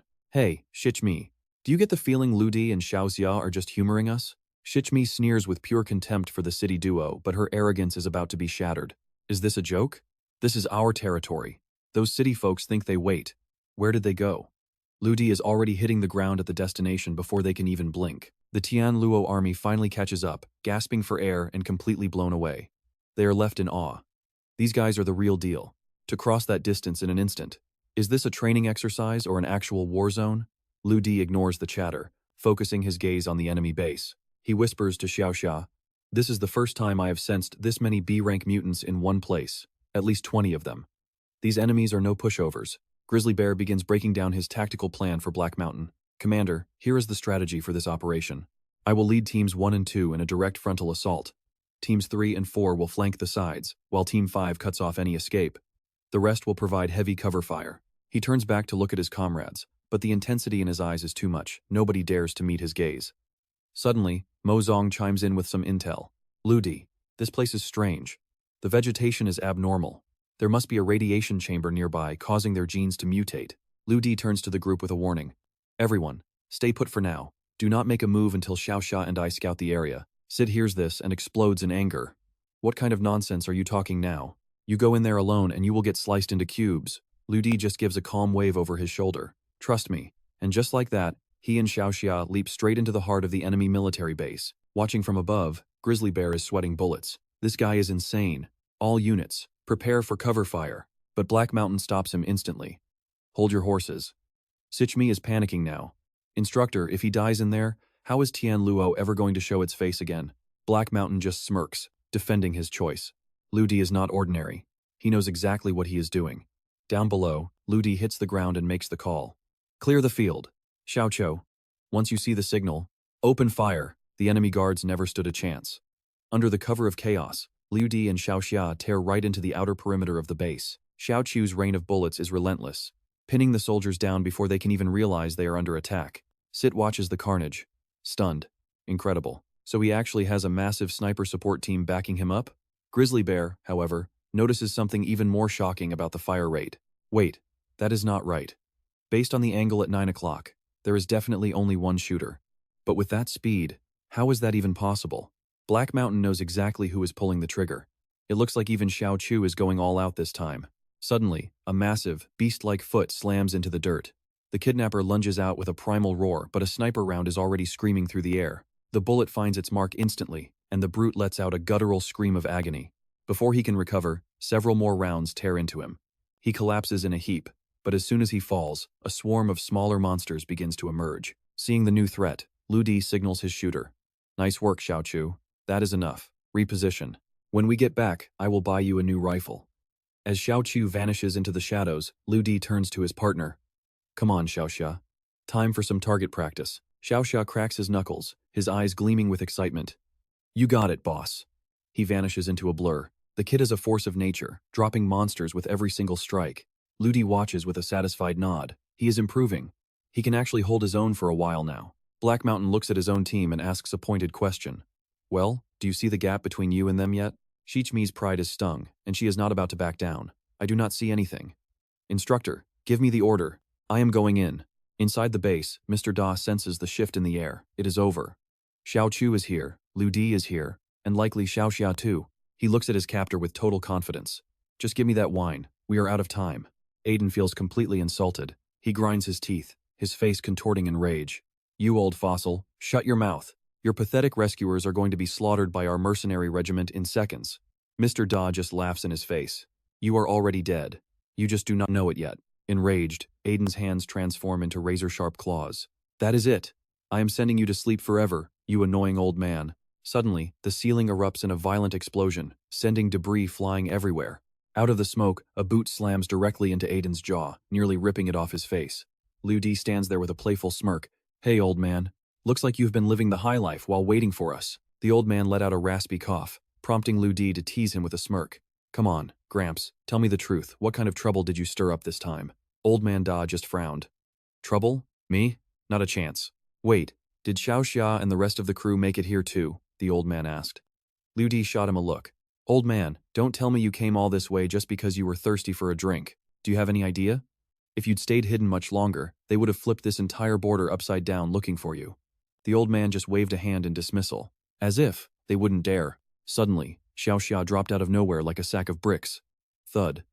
But then, the kid popped right back up as if gravity was just a suggestion. Hey, old man Da, Xiao Xia chirped.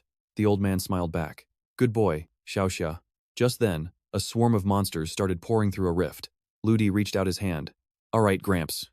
Give me the wine. The old man squinted at him, suspicious. What for? Lu Di grabbed the bottle he'd been eyeing and gave a playful grin. What, do you actually want Xiao Xia to get hurt in this mess? Old man Da went quiet for a second, then asked, If you already knew the danger was here, why haven't you made a move yet? I'm just trying to keep you from drinking, Lu Di replied smoothly. Your blood alcohol level passed the limit years ago, Gramps. Without another word, he chucked the bottle deep into the fray. Xiao Xia caught it, looking totally confused. Wait, what? Lu Di just cheered him on, hyped as hell. Go for it, Xiao Xia. Show them everything you've got. Xiao Xia didn't hesitate, he chugged that wine down like it was plain water. And then, boom. His entire body erupted with a terrifying surge of raw power. One monster, clearly overestimating itself, lunged forward and got sent straight to the afterlife with a single blow. The old man winced, looking absolutely heartbroken. My wine. My beautiful wine. He let out a long, dramatic sigh. Lu Di, my boy. You've changed since we last met. You've actually started to smell like a real powerhouse. Lu Di just laughed. All right, old man Da, cut the act. Tell me, what are you really doing here? To drink, obviously, the old man replied casually. And if the timing's right, maybe teach you young punks a little lesson. Outside, the modified humans were closing in their skin, looking like scaly lizards. Old man Da grew serious, his tone shifting. Humans have been around for millions of years. But the next great evolution? It's finally about to begin. Lu Di's brow furrowed. Are you talking about those cyborg freaks outside? The old man closed his eyes and let out a heavy sigh. Modified humans are just a shortcut, a cheap trick for the impatient. True human evolution is actually split into 4 distinct paths. He began to explain in detail. First, the androids. Second, the artificial life forms. Third, the gene mutants of the future. And fourth, those born with the primal gene. He looked Lu Di dead in the eye. And if I'm not mistaken, you're one of those incredibly rare Type 4s. He studied him closely, confirming his own theory. Those guys out there are just low-level modified humans, but they've stayed here so long, they've been warped by the radiation. Old man Da looked down at the corpses littered across the ground. A normal person would have withered away and died from the sickness a long time ago. But these modified humans have resilient genes. A few short years in this radiation actually forced them to evolve. He paused. If my hunch is right, this radiation is the literal key. It's the catalyst for genetic evolution for people like you who already have the potential. Suddenly, Mo Zong appeared and spoke up. Lu Di, the old man isn't wrong. He's a top-tier scientist for a reason. The second stage of your new evolution requires radiation exposure. We have to find the source of those rays. It's the only way to trigger your next level. The old man looked over. That robotic arm Xiao Xia is wearing. Did you make that for him? Lu Di gave a simple nod. The old man beamed with pride. Good. I knew I didn't misjudge you. Human evolution isn't just about the body. Your brain is functioning on a level most people can't even imagine. The old man began to walk slowly toward the front. He lowered his voice. Look, I've given you the theory, and I've found the spot for you. The rest? You kids need to figure that out for yourselves. Suddenly, Lu Di's eyes widened. His vision shifted, scanning the area like a high-tech machine. Found it. He Shan felt a chill, sensing something was very wrong. This is bad, he's losing himself in a bloodthirsty rage. Get into a defensive formation. Hold him back, but listen to me, do not take his life. Qimian saluted instantly. On it, Lu Di stepped forward and called out. Xiaoxia had completely lost it, swinging at anyone in sight. The two of them immediately clashed, trading a flurry of high-speed blows. Lu Di moved like lightning, striking a precise pressure point on the boy's neck. Just like that, Xiaoxia went limp and passed out. The old man just stood there, looking devastated. I knew it. I should have saved half that bottle for myself. The kid is absolutely wasted. He Shan walked up with a smirk. Big brother, don't tell me you really came all this way just for the booze? The old man just nodded, then spotted a familiar face in the crowd. Xiao Chu. Lu Di, do me a favor and watch over Xiaoxia and the old man. I've got to go retrieve something, and I need everyone to stay back. Don't worry, just go, He Shan assured him. Deep in the forest, Lu Di approached a massive metal pillar driven straight into the dirt. It looked like it was connected to something massive, hidden deep underground. He tossed his coat aside, gripped the pillar with both hands, and braced himself. With a surge of pure strength, he began to haul it upward. It wasn't just a pillar, it was a massive, tank-like machine from a bygone era. Old Man Da didn't even look surprised. No need for the shock, kids. Back in World War II, we saw bizarre machines like this all the time. Most people just didn't have a clue they existed. Lu Di tossed the massive machine aside, leaving a gaping hole in the earth. Without a second thought, he dove straight into the darkness below. Down there, he found a graveyard of machines exactly like the one he'd just pulled up. All of them were ancient, relics of an obsolete age. Our boy eyes the massive crates and thinks, bingo. He finally found it Gedium, the most radioactive element on the entire planet. Elder Da just smiles. Looks like the mission is a success. General Haishan doesn't waste a second. He points toward the cargo and barks a single order. Move out. The men immediately jump into action. In no time, they've hauled all 3 crates back to the base. Lu Di turns to the general, knowing he needs a favor. He needs the military's firepower and secrecy to transport this stuff to High City without the world finding out. He Shan crosses his arms, looking skeptical. What exactly do you need all this radioactive junk for anyway? Elder Da doesn't skip a beat, stepping in to back Lu Di up. He's got full confidence. The kid knows exactly what he's doing, but He Shan is still hesitant. We're at the national border, after all. Moving something this huge and this dangerous? It's a logistical nightmare. Lu Di plays it cool. Relax, General. I'll stick around for a few days to help you smooth out the wrinkles. He Shan finally cracks a smile.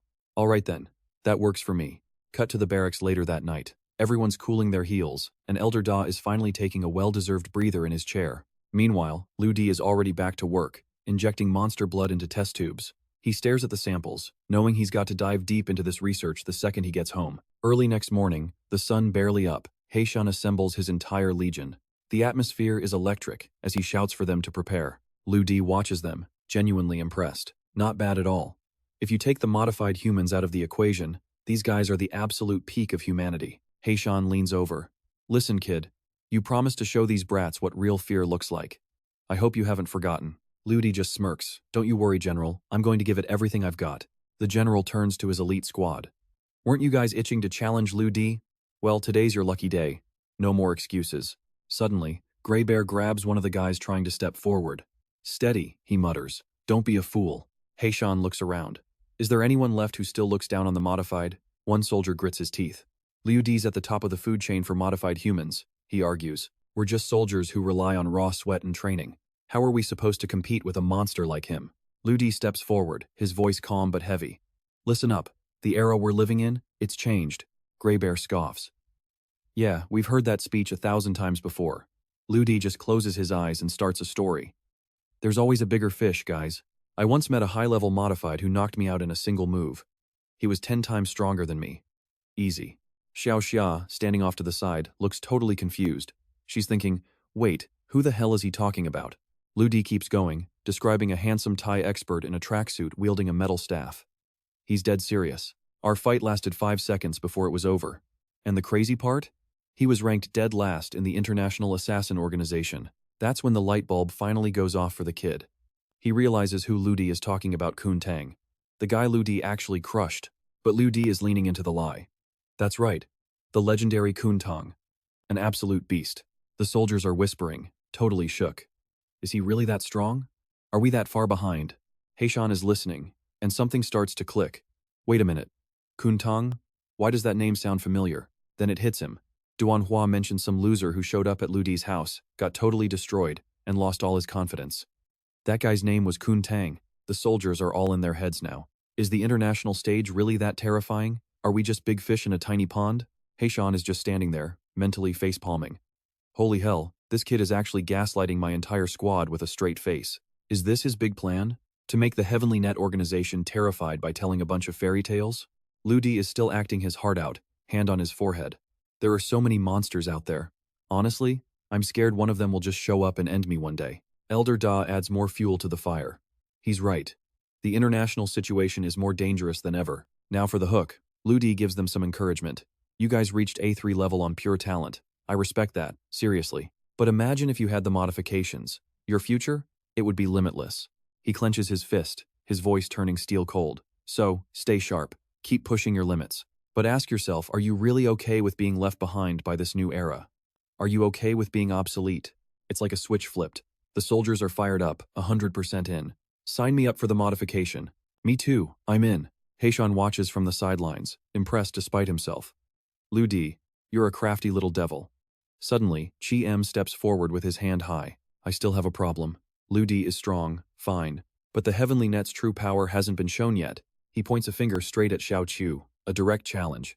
I want to take on someone from Lu Di's own team. I started as a sniper too. I'll admit, her long-range game is better, but in close-quarters combat, I'm not so sure. Another guy steps in, confused. Chi M, what are you doing? She's 18. She's basically a kid. Chi M just scoffs.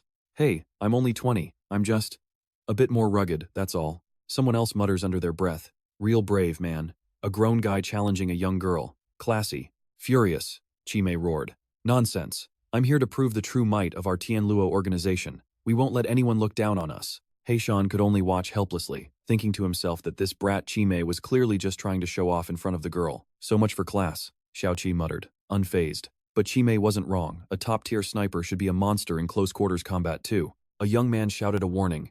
Chi Mei, show them the spirit of Tianluo, but don't you dare hurt her. Chi Mei, oozing confidence, chuckled and gestured. Lady Xiao Chu, after you. She slowly stepped forward. Heishan crossed his arms, watching the scene unfold. Fine, he thought. A little excitement in the ranks might actually do some good. He continued, noting that Lu Di had completely shifted the soldiers' morale. The Ice Dragon agreed to the modification, but the success rate. Old Tuo turned around and ordered, both of you, follow me. They entered the barracks. Lu Di didn't waste time. Old Tuo, what's the current success rate for the modification? Old Tuo gripped a test tube and sighed. Theoretically, it's 50 to 60%. If it fails, they likely won't survive. Heishan chimed in from behind. That's exactly why I've never forced the soldiers to undergo this procedure. Outside, the cheers were deafening. Ambush! Go! Keep it up! Lu Di smiled thinly. Every soldier is a national treasure. They are the best of the best one in 10,000. We cannot afford even a single mistake. He stepped up, volunteering himself. Old Tuo, I'll spend the next few days helping you refine the serum. Old Tuo turned, skeptical. Kid, you actually know anything about this stuff? Some of the data came from the Hack and Gene Modification Project, but the rest? That was Lu Di's own optimized summary of the process. Lu Di knew this was his playground.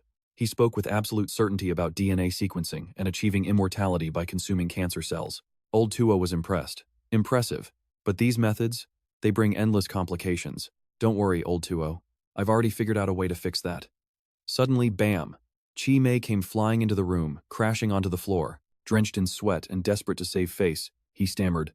I accidentally let Xiao Chu knock me back. Total fluke. It was just a slip-up. Round 2. He scrambled up and bolted back outside. Heishan raised an eyebrow. Is that so? That girl was no ordinary fighter. If this keeps up, the soldier's confidence is going to be in shambles. Heishan sighed, looking worried. Back to business, Lu Di suggested. Old Tuo, we can leverage the physical strength of the soldiers outside. Meanwhile, Xiao Chu and Chi Mei were locked in a brutal clash. Chi Mei yelled, Xiao Chu, I want to be with you. I've decided to go through with the modification. If I don't say this today, I might never get another chance. Heishan listened, his expression grim. He knew some soldiers wouldn't survive the procedure. Fine, let them have their fun for now. 3 days later, Old Tuo was stunned. Out of nearly 100 samples, the success rate hit 98%. He couldn't believe Lu Di had solved the fatal flaw. He took a satisfied sip of water. This old man finally has a successor. 98%. No one in the world can match this. Heishan finally felt a weight lift off his chest. With these odds, my men might actually make it. Lu Di walked in. Old Tuo, I'm back. He was grinning, holding a small glass cage with two strange creatures inside. And I brought something special. Old Tuo's eyes widened. Giant forest ants? Kid, what on earth do you want those for? Lu Di explained. Ant formic acid. On the pain scale, it's at least a level 11. Old Tuo gasped in realization. You want to use the pain to trigger a defensive reaction within the subject's cells. By forcing the body to fight back, we eliminate that last 2% failure rate. Kid, you're a genius. Lu Di just smiled. Old Tuo, you're the master for a reason. He Shan was stunned. Are you two saying the success rate is now 100%? Lu Di gave a confident nod. Precisely. With the elite physique of the Tianluo soldiers, it's a guaranteed success. Old Tuo stroked his chin. To be exact, the success rate for Phase 1 is 100%, just like with Xiao Xia and the others. The real challenge is making it to Phase 4. Lu Di was impressed. 4 phases? Old Tuo really was leagues ahead of the game. Hey, Shan turned to leave. I'm going to report this to HQ immediately. Once we have the green light, we start the modification. Lu Di cut in. We can do the research here, but the actual procedure? This place is a bit too primitive. Hey, Shan turned back. Kid, you don't get it. If my elite squad goes to the central lab, Long Wei will just absorb them. I'm not handing my men over to that old fox Cao Chinga on a silver platter. He Shan's voice was firm. Brother, Lu Di, just tell me what equipment you need. I'll have it moved here instantly. Lu Di didn't hesitate, pulling out a piece of paper. Don't worry, I've already got the list ready. He handed it straight to He Shan. Just follow this list for the deployment. He's already given the green light. With that, Lu Di turns on his heel and vanishes into the distance. Elder He Shan, or Blackie as some call him, watches him go with wide eyes. Elder Da, the Dragonmite project, that's top-tier state secrets. That kid really doesn't treat you like an outsider, does he? Elder Da nods, his gaze heavy. Every scrap of Huaxia's research on modified super soldiers is locked inside the secret Dragonmite project. A proud smile tugs at Elder Da's lips. Mark my words, that boy is about to become the most famous face in the entire Dragonmite organization. But Lu Di? He couldn't care less. Fame, status, none of that matters, he mutters to himself. Back at the base, the weight of the future is clear. Whether Huaxia stands tall on the global stage or falls depends entirely on the shoulders of these young warriors. High above, the roar of engines shakes the air as a fleet of heavy-duty helicopters sweeps across the sky, dragging massive metal containers behind them. Painted boldly on the side of the lead chopper is a chilling emblem, a sword thrusting through a bed of thorned roses. Lu Di looks up, recognizing the mark instantly. This is the real deal. The Huaxia Eastern Divine Sword Special Ops Unit. 1 hour later, at the barracks, he stands tall before the troops. Listen up. To guarantee this experiment's success, we've spiked the serum with high-concentration formic acid. The pain will be off the charts. Can you handle it? The soldiers roar back in a bone-chilling unison. One cry of pain, and we're useless to the Tianla. One tear, and we don't deserve the Huaxia name. Elder Da lets out a booming laugh, clearly impressed by their grit. Excellent. Let the experiment begin. The soldiers' voices shake the walls. Yes, sir. In an instant, dozens of men are strapped tightly onto heavy-duty medical tables. A doctor readies a massive syringe, the liquid inside shimmering dangerously. He turns to the old man. Elder Da, what are we calling this stuff? The old man's expression turns dead serious. This is the serum for the sons and daughters of China. He pauses. Call it the Yanhuang Generation 1. The needle plunges into the first soldier's arm. The second the fluid hits his veins, his entire body jerks violently, muscles coiling like snakes. The room erupts into a chorus of agonizing screams. Lu Di watches closely. That formic acid is the catalyst. Even 0.016 milligrams would knock a grown man unconscious instantly. And this pain? It's not going to stop for at least 3 days. Elder Da steps up beside him. The acid in this serum is ultra-pure. We're talking a dose way higher than 0.016. He Shan's eyes are glued to the monitors. This is it, the ultimate test of their willpower. The heart rate monitors are screaming. One soldier's eyes turn bloodshot, his teeth grinding so hard you can almost hear them cracking. Hurry! Keep the vitals stable, the doctors shout. Lu Di can't help but feel a surge of respect. These are the Tianla warriors with iron souls, truly impressive. Depending on their individual builds, the full transformation should take anywhere from 10 to 30 minutes. But suddenly, a soldier bursts into the room, breathless. Instructor He Shan, we've got a problem. Sir, multiple unidentified moving objects just popped up on the radar. And they're only 3 kilometers from the border. He Shan pales. Damn it, we've got incoming. An army of 2,000, supported by armored vehicles and heavy tanks. Boom! A massive explosion rocks the perimeter, followed by a strange, high-tech device buzzing through the smoke. He Shan recognizes it instantly. A European 90 surveillance drone? Son of a... It's the Tanjia mercenaries. Without missing a beat, Xiaoqi drops into a firing stance. She levels her rifle, exhales, and pulls the trigger. One shot. One kill. The drone spirals out of the sky in a ball of fire.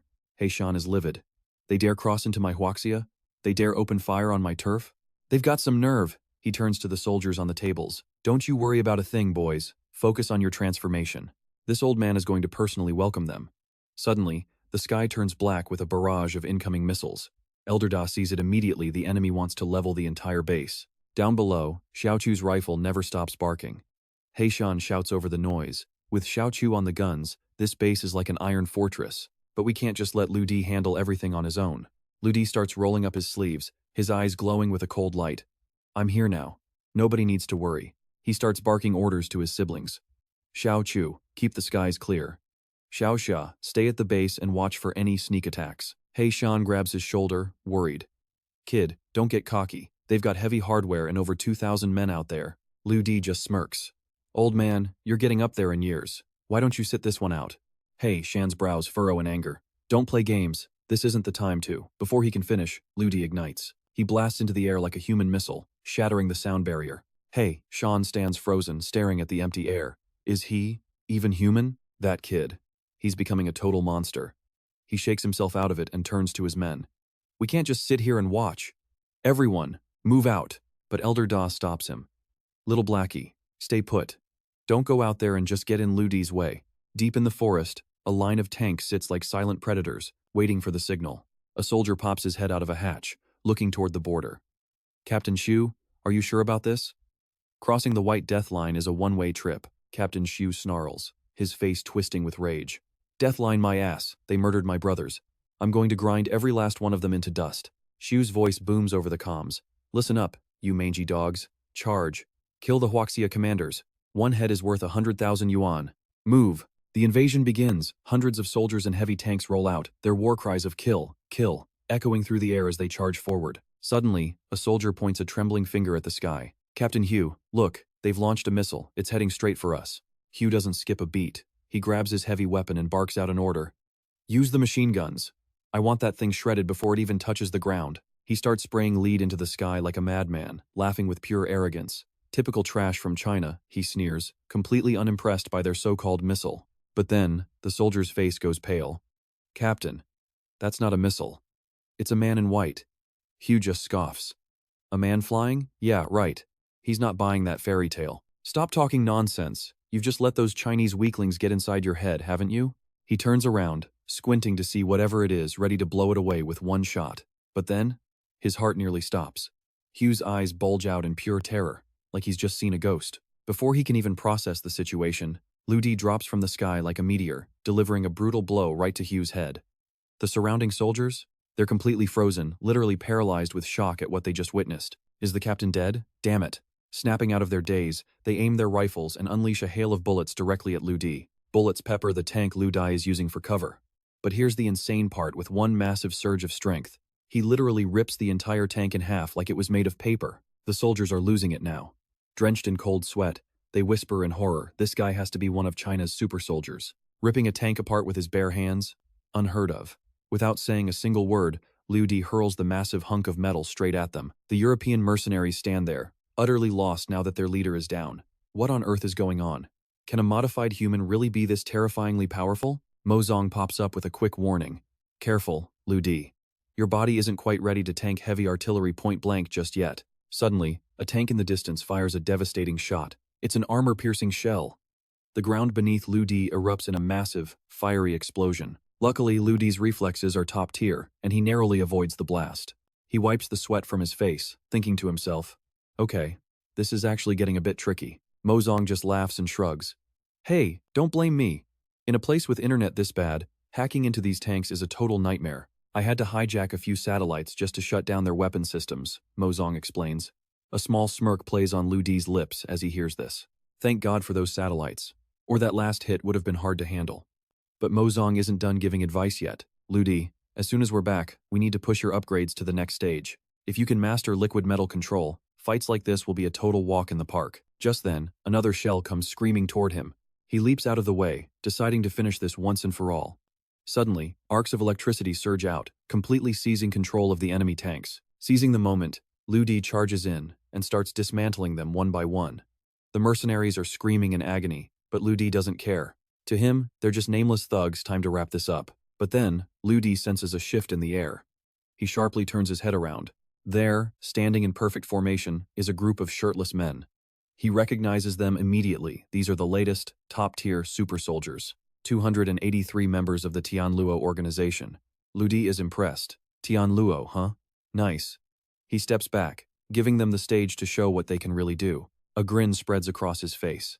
All right then, let's see exactly what the new and improved Tianluo is capable of. A massive wave of energy radiates from them, and even the European soldiers can feel the overwhelming pressure crushing down on them. The Tianluo warriors look on with eyes full of killing intent.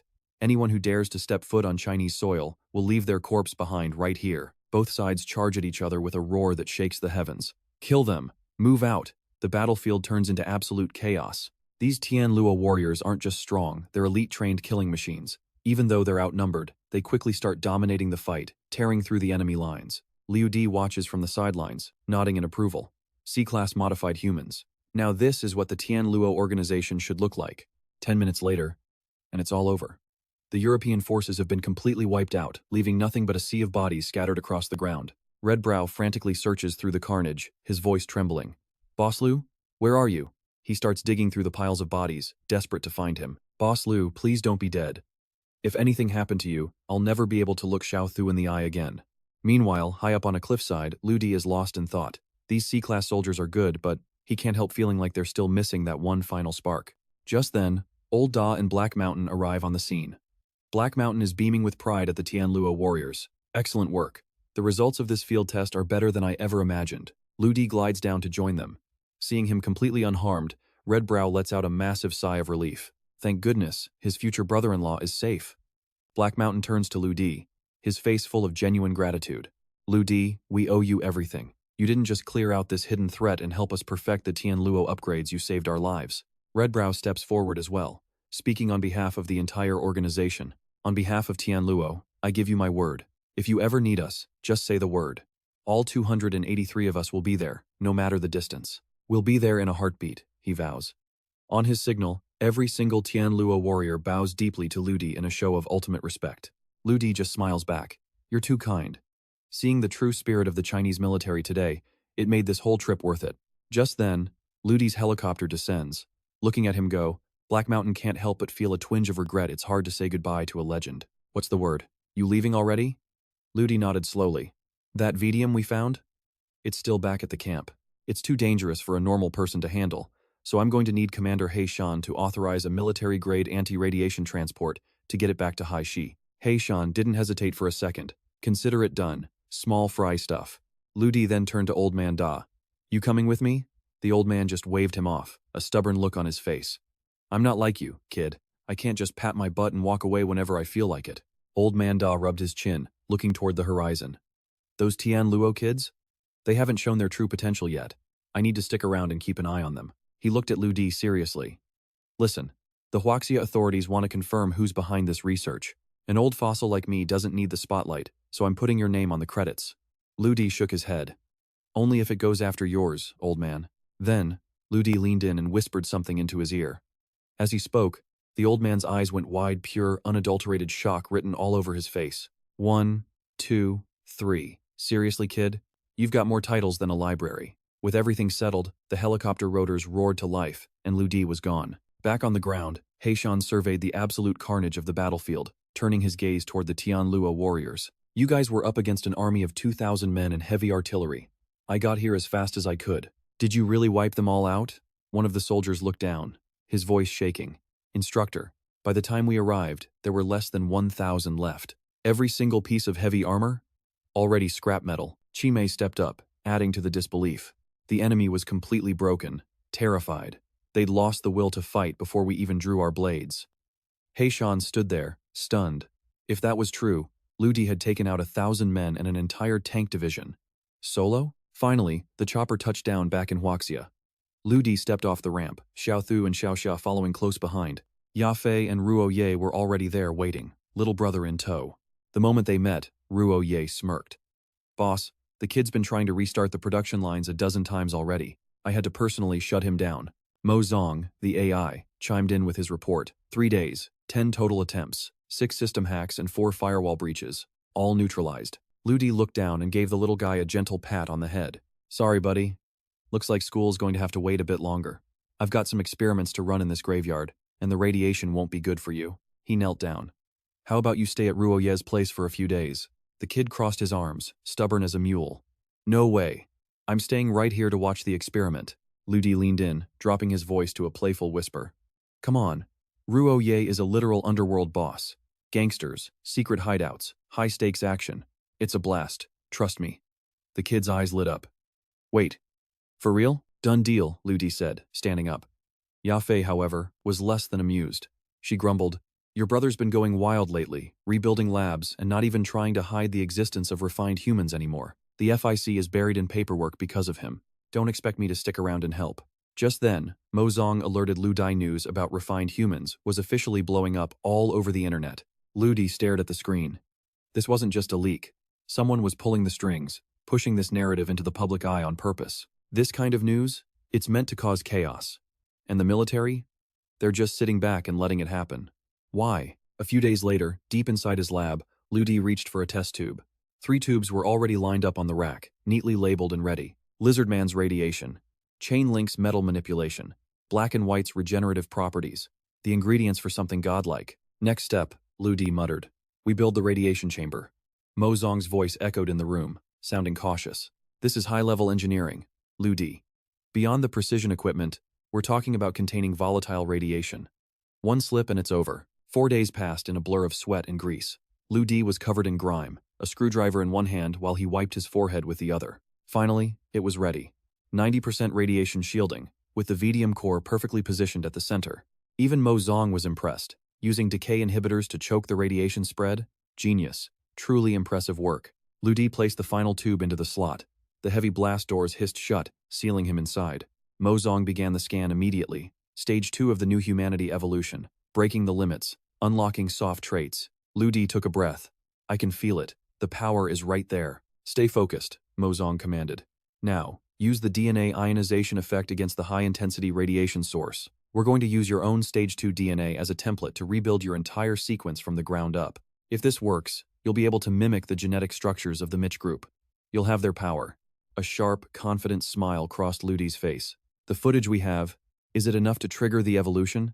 Mo Zong hesitated. The theory holds up, but we're in uncharted territory. All we can do is try. Then, it happened. The radiation beams slammed into Ludi. In an instant, his entire body was engulfed in a blinding, nuclear glow. Mo Zong's voice turned into a digital scream. Ludi, you're the first person in history to take a direct hit from VDM radiation at point-blank range. Ludi's teeth were gritted so hard they might snap. Mo Zong, something's wrong. There's a force. Something is fighting back against the DNA rewrite. Mo Zong warns him. Ludi, you need to listen. The radiation intensity isn't high enough, and your DNA can only stabilize for so long. If we push any further, your body is going to hit its absolute breaking point. But Ludi isn't backing down, not today. Don't stop now. We need to see what Mi's DNA model can really do. Mo Zong checks the stats and sounds the alarm. You've only got 70 seconds left. Suddenly, Ludi lets out a scream of pure agony. Mo Zong instantly shuts down the process before it's too late. Ludi is completely spent, collapsing to his knees and gasping for air as his strength fails him. A few moments later, Ludi pushes his way out of the radiation chamber. He immediately focuses, activating his new perception skills. On the shelf, a metal cup starts to twitch under Ludi's mental command. Rise, he shouts, and the cup takes flight. He's done it, this is Mi's signature power. Metal manipulation. But even with his DNA altered by 10%, his control over solid metal is still pretty limited. Mo Zong beams with pride. That's my boy. My calculations were spot on.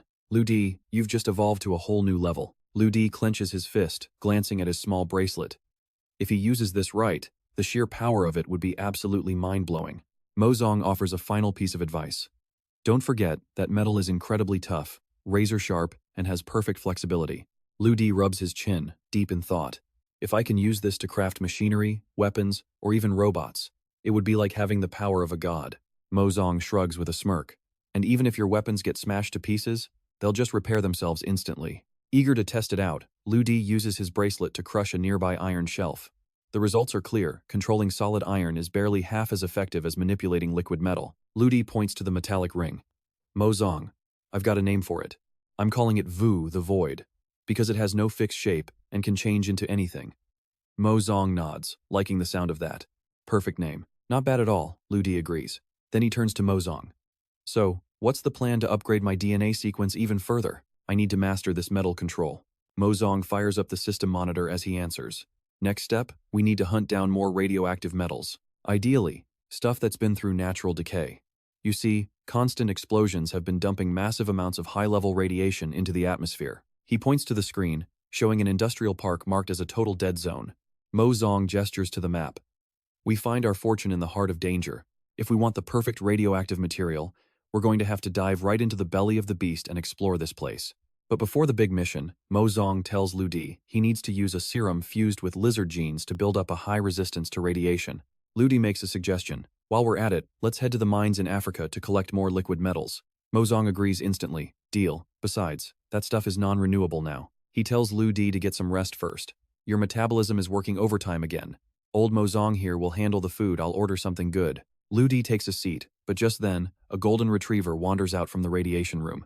Looking at the dog's condition, Ludi can tell it's been exposed to heavy radiation for a long time. Probably just a stray, he mutters. The dog seems friendly enough though, trotting over to nuzzle up against Ludi. He gives its head a gentle pat. From now on, you've got a home here. It doesn't take long for Mozong's food delivery to arrive. It's quite the feast: cakes, chicken legs, the whole 9 yards. The dog, clearly starving, dives into the food like it hasn't eaten in years. Mozong is impressed. Man, this pup can really eat. Meanwhile, deep in a dark forest, a blackened hand suddenly reaches out from behind a bush. A shadow with glowing eyes emerges, and then something insane happens. It starts biting into its own arm. With a savage twist, the shadow bites its own limb clean off. The severed arm falls to the forest floor. In an instant, that arm morphs into a perfect clone of the original. It lets out a wicked laugh. Anyone who gets in my way is going straight to hell. The original shadow narrows its eyes. You think so? The two dark figures just stand there, locked in a chilling stare-down. Later, at Luanda International Airport, Mozong and Ludi are cruising in a car. Mozong asks, "So, what do you think of this place? Pretty impoverished, right? Don't worry, I made sure to get you the most luxurious ride available." Ludi just smiles. "Since when did you get so flashy?" The taxi driver turns around and offers Ludi a cigarette.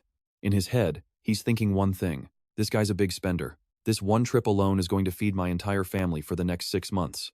Ludi casually puts the cigarette to his lips.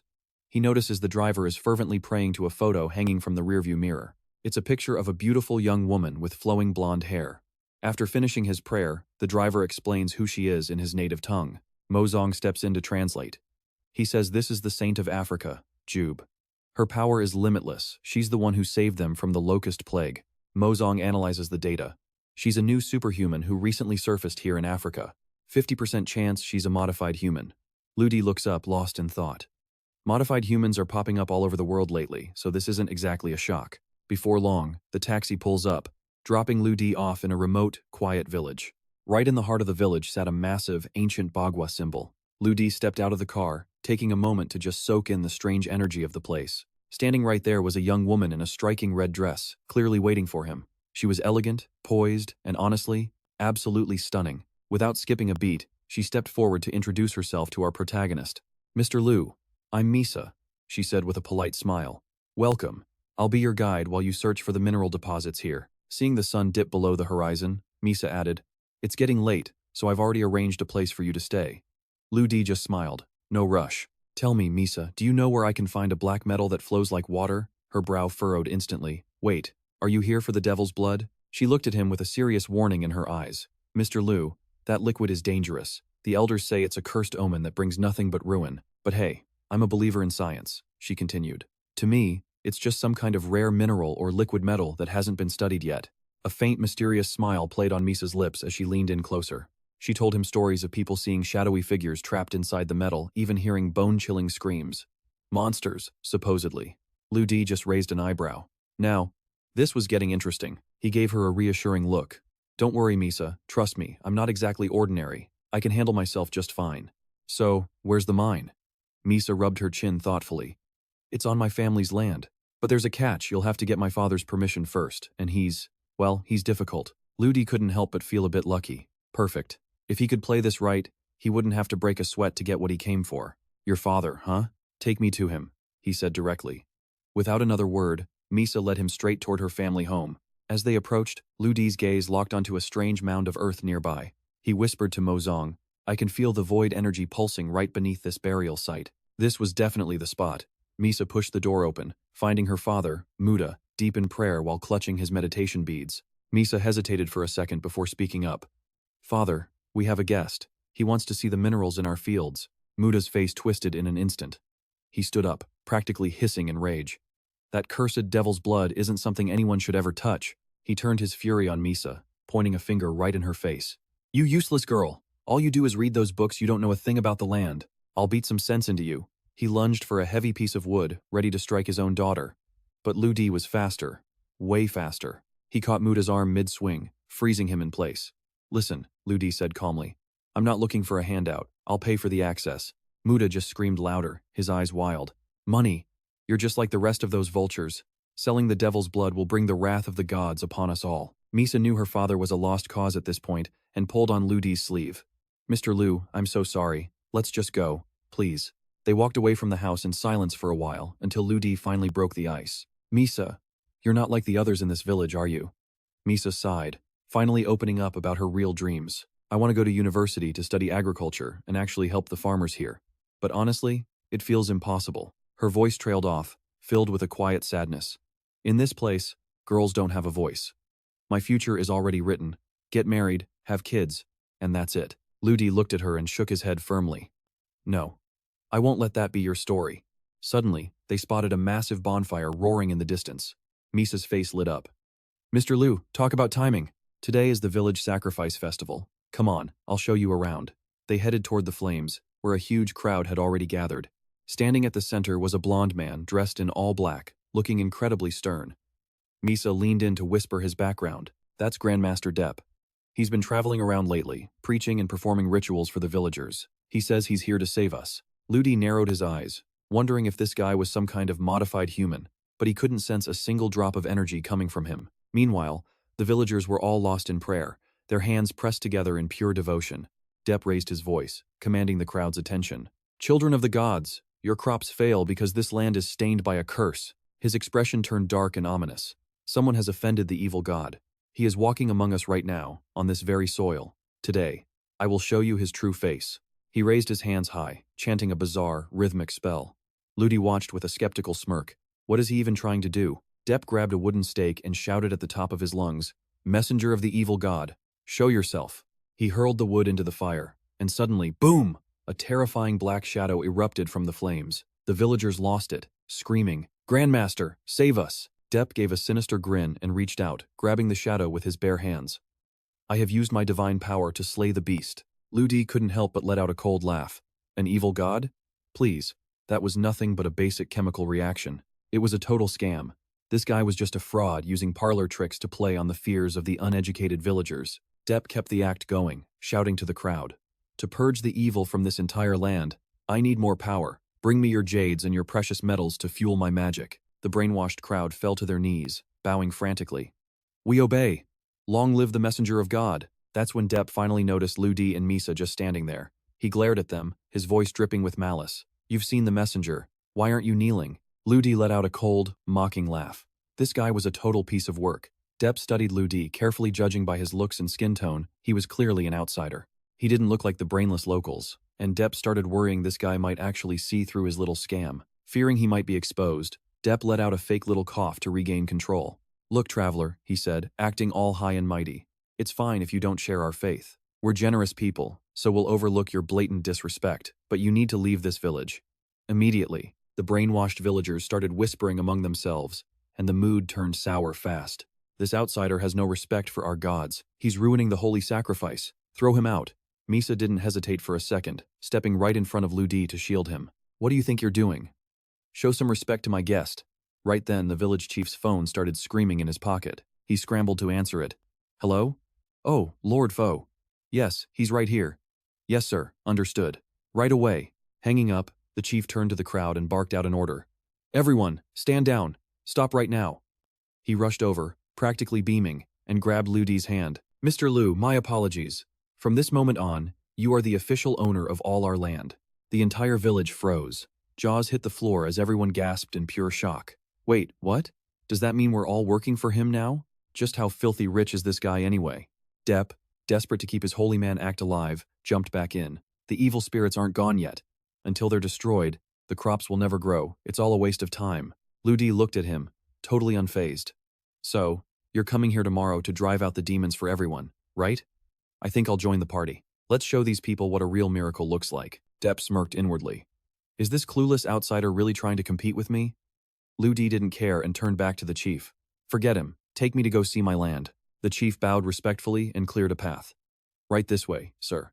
Fast forward to that night, and a brilliant full moon was hanging high in the sky. 3 shadows moved through the darkness, Ludi, Misa, and the village chief. Ludi crouched down, carefully examining the dirt in the fields. Misa stood by his side, her voice filled with worry. The seeds were planted days ago, but because of the drought, nothing is sprouting. Mr. Liu, I'm afraid you won't be getting much of a harvest out of this place. Ludi picked up a small stone, his voice cold and analytical. The drought is only one of the reasons. Misa, look closer. What else do you think is wrong with this soil? Misa blinked, caught off guard. Was he testing her? She took a breath, gathered her thoughts, and gave her honest assessment. This is red soil. Based on the minerals, I'd guess the acidity levels are way too high. It's just not suitable for most plants to grow. The village chief looked completely lost. Misa, what are you even talking about? Ludi, on the other hand, gave a satisfied nod. Good job, Misa. You're exactly right. You need to have more confidence in your skills. He turned to the chief with a list of demands. Chief, I need a warehouse, a massive amount of iron buckets, and plenty of water. The chief nodded frantically. Consider it done. I'll arrange everything. It didn't take long for Ludi's request to be delivered in full. A delivery guy walked up to report in. Huaxia boss, I've delivered everything you asked for. He then leaned in closer to Ludi. By the way, boss, my truck finally died on the way here. You did say you'd hook me up with a new car, right? Ludi didn't even blink. Of course, it's handled. Meanwhile, Misa was circling the new supplies, her eyes wide with realization. Lime, fertilizer, calcium, magnesium, phosphate. Mr. Liu, are you planning to neutralize the soil acidity yourself? Ludi just smiled. Watch closely tonight, Misa. We're going to create the fertilizer that changes the game. Misa cheered, her eyes sparkling. You got it, Mr. Liu. I won't miss a single step. By the next morning, the custom fertilizer was mixed and packed into individual buckets. Misa was buzzing with excitement. Mr. Liu, I'll go find the chief right now and get the villagers to help us spread this. But Ludi had other plans. The villagers are too slow. Just wait a bit longer. Our real equipment is about to arrive. 1 hour later, at the Air Defense Radar Command Center, things were going south. A high-ranking officer rushed to his commander, looking pale. Sir, 4 of our heavy-duty agricultural spraying drones have been hijacked and redirected. The commander's face went red. Fix it. I want those technicians on it right now. Just then, the computer started chirping with more alerts. Reporting, sir. 2 of our ground survey drills and several transport drones that were grounded are. They're preparing for takeoff. The commander slammed his fist on the desk and roared. Who is the idiot responsible for this? Who dares to steal my aircraft? An officer piped up, trembling. Sir, whoever hacked our system left a message. The message was short and to the point. Borrowing your gear for the day. We'll return it when I'm done. After reading it, the commander suddenly deflated, sinking back into his chair with a heavy sigh. Listen up, everyone. Forget I said anything. The 4th Emperor is someone we absolutely cannot afford to cross. If he wants something, let him have it. Do not interfere. Back at the village, the locals were just waking up when they saw something impossible. What is that in the sky? A massive fleet of drones was descending like a swarm. Liu Dai walked out into the fields, leading Misa toward the land. When Muda saw his daughter, he grabbed her arm and started shouting, Misa, get back here right now. You've been chosen to assist in the sacred ritual. Misa looked at Ludi, her face full of conflict. Mr. Liu, but you're all alone. Ludi just gave her a calm, reassuring look. Go ahead, don't worry about me. I can handle this irrigation work by myself. Not long after, at the site where Depp was preparing his dark ritual, the brainwashed villagers were already falling to their knees in front of him, hands pressed together in prayer. Misa stands right next to Depp, clutching a ritual jar as Depp stands high on the platform, shouting to the crowd, My children, behold, these rods are forged from the very metal you sacrificed to me. He points a finger at the villagers and commands, Go into the fields. Every 100 paces, drive these into the earth. In 10 days, the evil god will be sealed forever. But, he snarls, ignore the outsider's land. He gets none of my protection. The kneeling crowd erupts instantly. Yes, Grandmaster Depp, we hear and obey. On a nearby ridge, Liu Di quietly watches this fake monk put on his little show. He smirks, thinking that in 10 days, this con artist will be long gone with their money. Meanwhile, Depp is still in his element, poisoning the minds of the desperate villagers. That outsider soil will become the most barren, cursed wasteland in this entire village. Just watch. He turns and taunts Lu Di at the top of his lungs. Hey, outsider. Didn't you say you'd show us a miracle today? Well, where is it? From the cliffside, Lu Di just gives a casual wave. Right here. Suddenly, 4 drones hum into view, carrying heavy tanks of specialized fertilizer. Depp grinds his teeth in fury. How does this kid have the power to summon high-tech drones out of thin air? Misa watches the drones soar, knowing this is the special formula Lu Di developed. In seconds, a massive mist of nutrients rains down over the cracked, dry fields. Depp scoffs, trying to hide his nerves. A few crop-dusting drones? You call that a miracle? Please. The villagers mutter in agreement. Fertilizer won't work here. We've tried everything before, but the seeds just won't sprout in this cursed dirt. Lu Di stays perfectly calm, his expression unreadable as he speaks slowly. A real miracle? Well, you have to wait for that. And I'm more than happy to wait right here with Grandmaster Depp. 4 hours pass. The villagers, still under Depp's spell, are exhausted from fruitlessly hammering wooden stakes into the hard ground. They sigh in defeat, and one of them looks over at Lu Di's side. Misa runs up to Lu Di, her face tight with worry. Master Lu, there's zero moisture in this soil. Lu Di just smiles. Water will come, we just have to bring it up, step by step. Right then, boom! A massive cone-shaped drill head suddenly bursts through a cloud of dust and debris. It's a giant industrial drill, screaming as it bores deep into the earth. Seconds later, a massive geyser of crystal-clear water erupts into the sky. The parched fields soak it up. And miraculously, green shoots start poking through the dirt. The village head gasps. They're sprouting! Look! The seeds are actually sprouting! It's a miracle. The heavens have finally answered us. The village head collapses at Lu Di's feet, trembling with gratitude. Master Lu, you have the power of a god. Please, you must save us all. Lu Di just turns to Misa. Go on. Tell them how it really works. Misa hesitates. Me? But Master Lu. He gives her a look of pure confidence. Yes, you. Go. Empowered, Misa stands tall and addresses the crowd. Listen up, everyone. This isn't a supernatural blessing, and it's definitely not magic. This is science. This is the power of knowledge and technology. The villagers erupt into cheers, their faces finally lit with real hope. Lu Di's eyes turn sharp as ice. He glares at Depp, who's trying to sneak away. Grandmaster Depp? Going somewhere? Lu Di calls him out right there, exposing how he used fake science to rob the village. Return every cent you stole, and maybe, just maybe, I'll let you walk away. Depp knows the game is up. He falls to his knees, blubbering like a child. I'll pay it back. I'll give it all back. Just please, have mercy. The villagers are livid. He played us for fools. Drag him to the pigsties. Let the hogs deal with him. Exactly. Throw him in the mud. The crowd swarms, grabbing Depp as he screams for help. Save me! Someone save me! Suddenly, 2 sleek black cars roar into the village, kicking up dust. Lu Di looks surprised as a group of men in sharp black suits steps out. One of them steps forward, looking official. We're from the Luanda War Bureau. This is our commander, and this is the vice mayor of Luanda. Which one of you is the village head? Speak up.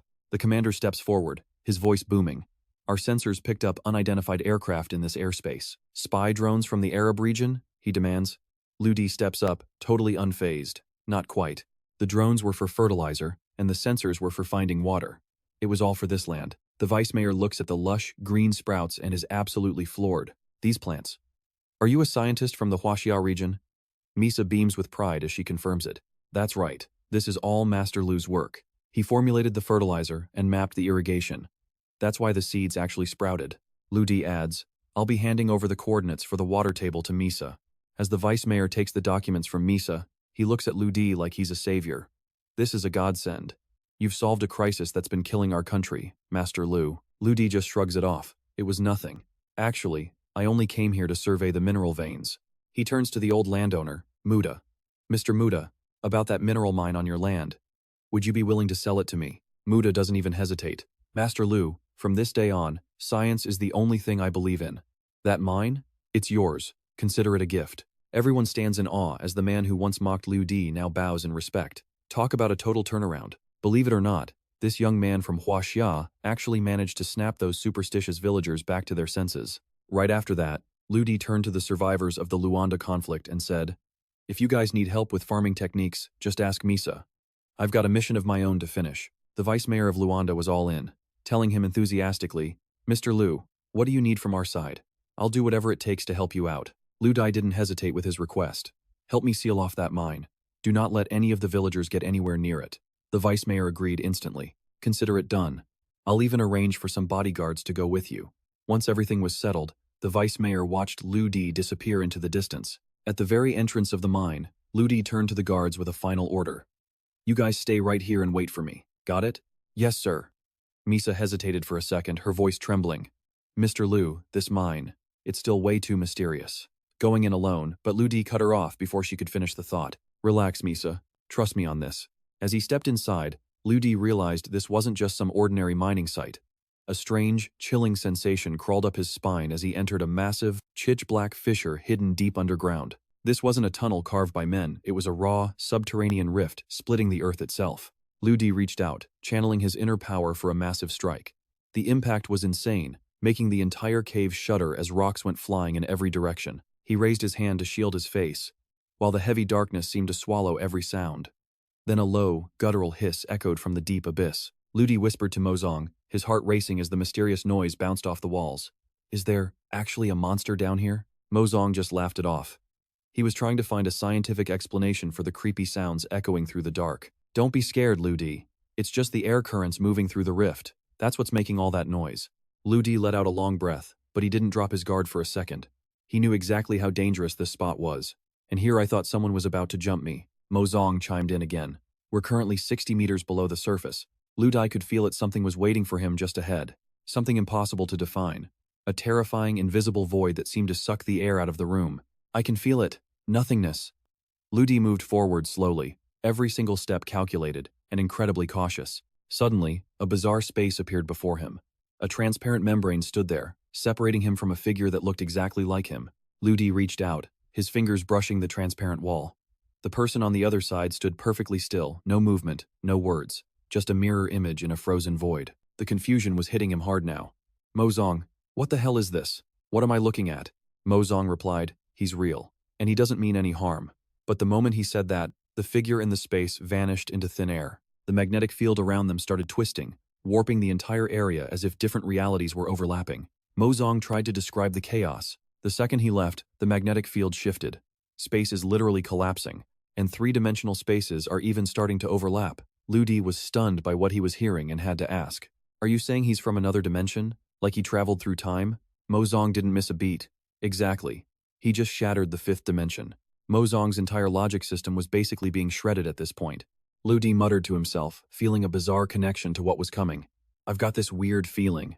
That feeling? It was me. Mozong sounded totally frustrated. Man, you're starting to confuse me too.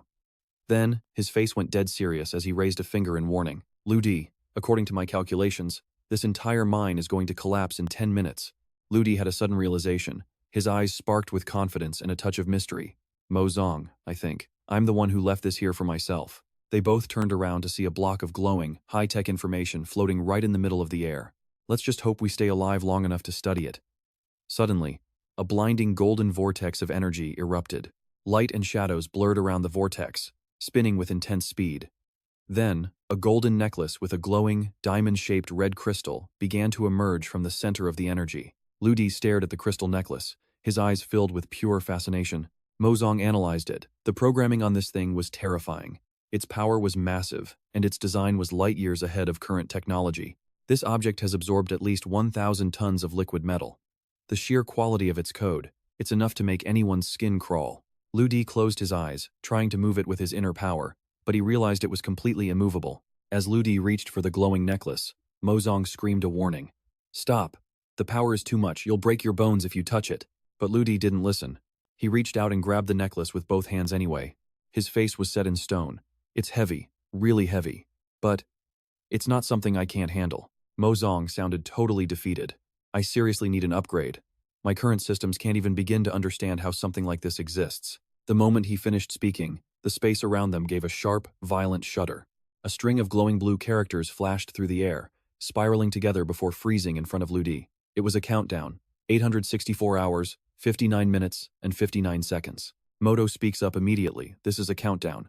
Lu Di takes a half step back, his eyes narrowing as a cold sense of dread begins to crawl up his spine. He mutters to himself, half questioning, half trying to crack the hidden message within the ticking clock. Looks like something major is going down in 36 days. What am I trying to warn myself about? What's the secret here? Suddenly, boom! A deafening explosion rocks the entire area, sending massive tremors through the ground as deep cracks spiderweb across the surface. Misa stands at the edge of the mine, her face pale with pure panic. It's bad, the whole place is coming down as dust clouds billow and a massive sinkhole swallows the earth right in front of her. One of the men from the Luanda War Bureau screams out in terror, pointing toward the chaos. The bottom of the mine, it's all collapsing. Misa gasps, her heart dropping. What? No, the Luanda commander raises his hand, his voice booming over the roar of the crumbling earth. Everyone, fall back, now. The soldiers scramble away from the collapse zone, but Misa freezes. She feels it, a surge of raw, overwhelming power, erupting from deep underground. Cold sweat beads on the commander's forehead as the ground beneath them groans. He's stunned, wondering if it's groundwater or a volcanic surge. Scatter! Get away from the edge, he roars. Right then, a massive pillar of white dust shoots out from the pit, soaring into the sky before slamming back down to earth. It's him, Liu Di. He hits the ground with such force that the entire area trembles under his boots. Talk about a grand entrance. The second he lands, Misa lunges forward, throwing her arms around him as tears well up in her eyes. Liu! You're alive. You're actually alive. Liu Di gives a small, tired smile and gently sighs. Misa, I told you not to worry. Remember? I'm not exactly your average guy. The Luanda War Bureau commander approaches, his gaze sharp and suspicious. Mr. Liu, I'm the guardian of this region. Given your abilities, I'm going to need you to be very clear about who you really are. Liu Di looks at him, his expression calm as if he's seen this all before. He answers with a low, steady voice. So, it's come to this already. He slowly opens his hand, revealing a small brown rectangular badge with a star-patterned crest right in the center. The commander's eyes nearly pop out of his head, his voice trembling as the realization hits him like a truck. The FIC. You're a hero-class special agent from the FIC? A flicker of hope ignites in his eyes, like a drowning man finally finding a lifeline. Thank God, they actually sent someone to help us. Liu Di doesn't say a word. He just turns away, sliding an arm around Misa's waist with a cold, unwavering focus. I think the helping part should be left to my colleagues. I only came here for one thing, and I've got it. His gaze softens with a hint of nostalgia as he looks at the group. It's time for me to head back home. If fate allows, we'll meet again. The Luanda troops line up in a perfect salute, the air heavy with respect, as if they're seeing off a legendary hero. The sleek black car roars to life and speeds away, leaving nothing but a trail of dust in the fading sunlight as the soldiers watch him go. Inside the car, the dashboard lights flicker against the dark interior. Liu Di sits in silence, staring out the window at the passing landscape, but his hand is gripped tight around a necklace, a timer on the display, reading 863 hours and 12 minutes. He frowns, deep in thought. The clock is still ticking. What kind of secret is this pendant actually hiding? He can't stop thinking about that bizarre phenomenon back in the mine. The me I saw in there. What the hell was that all about? The car guns it through the forest roads when suddenly, Moto lets out a sharp yell. Good lord, what is that thing? Pests? No way. Liu Di stares into the black swarm ahead and spots a flicker of light. There's a powerful, modified human hiding in that mess. A wall of mutated insects, black as ink, blots out the sky like a living fortress as it surges toward them. The car is heading straight for the swarm. Moto is practically in tears, clutching his head in panic. Oh, for the love of my car, my precious baby. Liu Di doesn't hesitate. He kicks the door open and leaps out of the moving vehicle. Tires screech as the car grinds to a halt. Liu Di steps out, and what he sees stops him dead in his tracks. A woman is lying in the middle of the road, her pink dress torn to shreds and her blonde hair matted with dirt. She's covered in wounds, her eyes tightly shut. Liu Di's jaw drops. A woman? What happened here? Moto's eyes go wide as saucers. Wait, isn't that Saint Duer?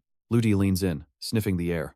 There's a strange, supernatural scent clinging to her. Looks like she's so badly hurt, she's lost control of her powers. As Liu Di helps her up, Saint Duer lets out a weak, pained moan. Both of you, run, she whispers, her voice barely audible. Liu Di quickly moves her to the roof of the car for safety. Someone is hunting me, she warns through the pain. Get out of here. But Moto stands firm. You're our saint. I'm not running away like a coward. Suddenly, Saint Duer's strength gives out, and she collapses forward, but Liu Di is faster, catching her before she hits the ground.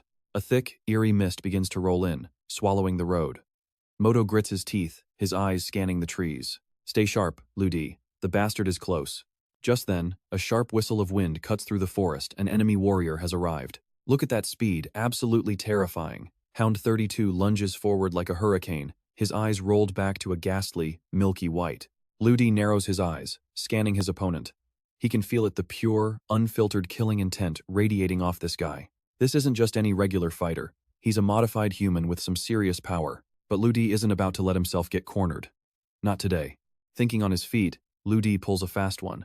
He suddenly points toward the distant forest, shouting, "Moto, look over there. Is that a flying saucer?" And Moto, he falls for it. Hook, line, and sinker, staring intensely exactly where Lu Di is pointing. A flying saucer? Where? Taking advantage of that split-second distraction, Lu Di's voice turns ice cold. Drop dead. Without a single wasted movement, he strikes like lightning. He lunges forward, putting every ounce of his strength into a devastating blow aimed straight at Hound 32. The impact is sharp, violent. The sheer force of the attack makes the very ground beneath them tremble as Hound 32 is sent flying into the distance. Meanwhile, poor Moto is still standing there, completely lost, searching the sky for a UFO. "Wait, Master Lu, there's no flying saucer out here." Moto looks back, realizing Hound 32 has vanished. "Wait, where'd that thug go?" Lu Di just gives a casual, nonchalant shrug. "I guess he got scared off by your legendary presence and bolted." Moto lets out a laugh, half believing it but mostly just shaking his head at the absurdity. "Is that so? Well, all right then." The trio, Lu Di, Moto, and Juber, pile into the car. Lu Di looks over at Juber, who's still unconscious and looking pale, and asks Moto, "Can you find us a secluded house? Somewhere far from everyone else. Don't worry about the cost, money isn't an issue." Moto looks a bit concerned, glancing back at the two in the rear seats. "My place is about 15 minutes away," Moto replies. "Rent is 300. Lu Di's eyes practically sparkle at the news. "Hey, it's better to keep the money in the family than give it to a stranger, right?" The car tears down the deserted road, the wind howling past them as they speed toward safety. At that very moment, inside the grand mansion of the Perseus leader, the man known as Janju sits on a massive throne. A dark, oppressive purple aura bleeds out from his body, filling the hall with dread. An officer approaches him, bowing deeply to report. "Sir, the strike on Africa was a complete success. Everything went exactly as planned. I've already sent out the cleanup crews," the man continues. "In less than 3 days, the African modified humans will be completely wiped off the map." Janju's lips curl into a sinister smirk. "Good. A tiny country like that isn't worth our attention anyway. Once we're finished there, we set our sights on the real prize." Huaxia. Suddenly, an aide rushes in, his face tight with tension. "Sir, the FIC is here. The International Modified Human Oversight Organization has found us." Janju remains disturbingly calm, casually lighting a cigarette. He exhales a cloud of smoke, a mocking grin on his face. "So they brought the whole circus, did they? Have they come to offer their lives to me today?" Boom. The massive front doors are kicked off their hinges, slamming into the floor. A 12-man squad from the FIC, dressed in tactical black uniforms, marches in with authority. Their leader glares at Janju, shouting, "Janju, you've got nowhere left to run." Janju lets out a low, guttural laugh. "Run? Why would I ever think about running from you?" In an instant, the FIC agents draw their weapons, the sharp metallic clicks of guns being cocked echoing through the massive hall. Janju's face darkens as he lets out a feral roar. "My hounds, rip them to pieces." From the shadows behind his throne, dark figures blur past, growling like wild beasts. The berserk modified humans pounce on the FIC agents like a pack of starving, bloodthirsty wolves. Chaos erupts. "We fight to the end."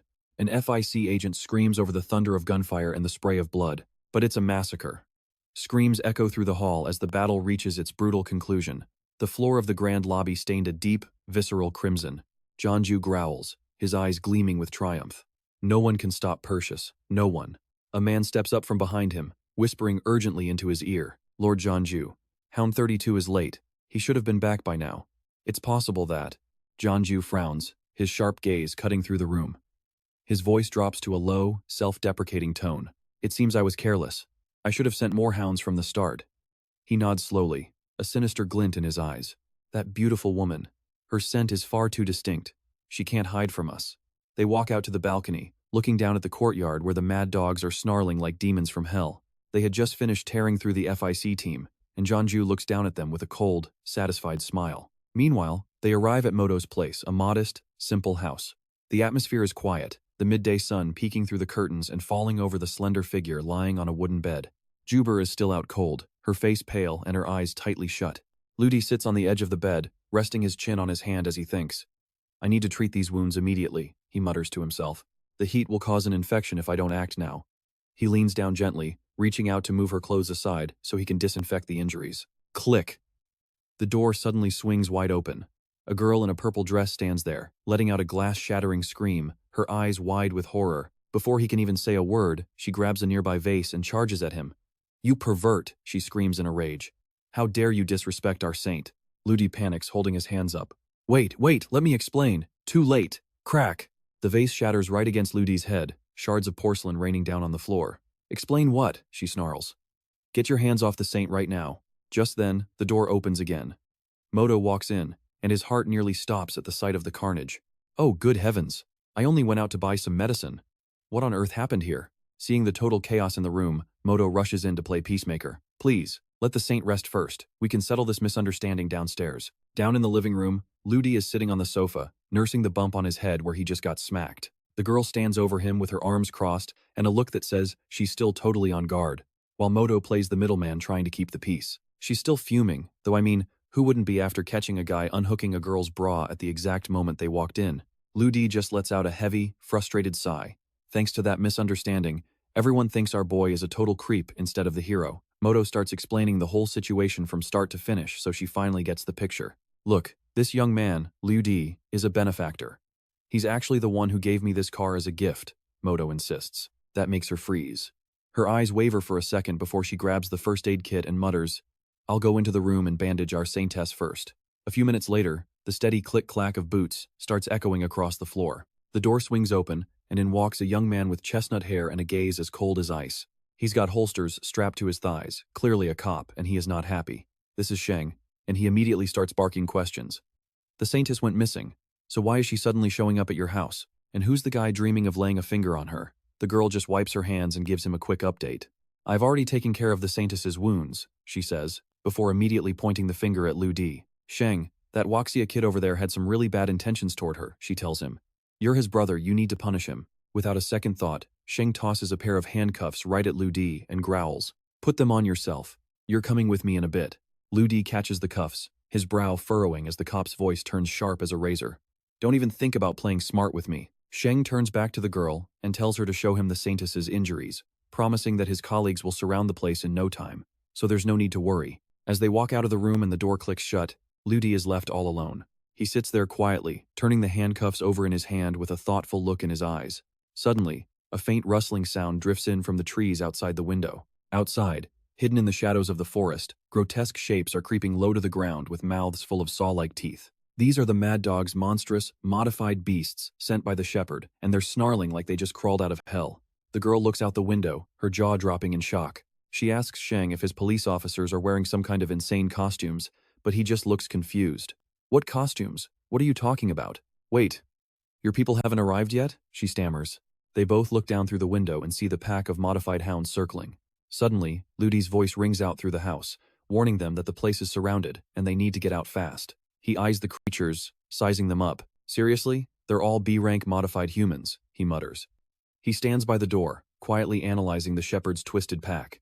To splice canine genes like this, just to build a private army.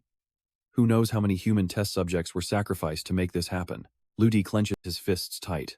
Is this organization really so arrogant that they think they can challenge the modified soldiers of every other nation? It's pure inhumanity.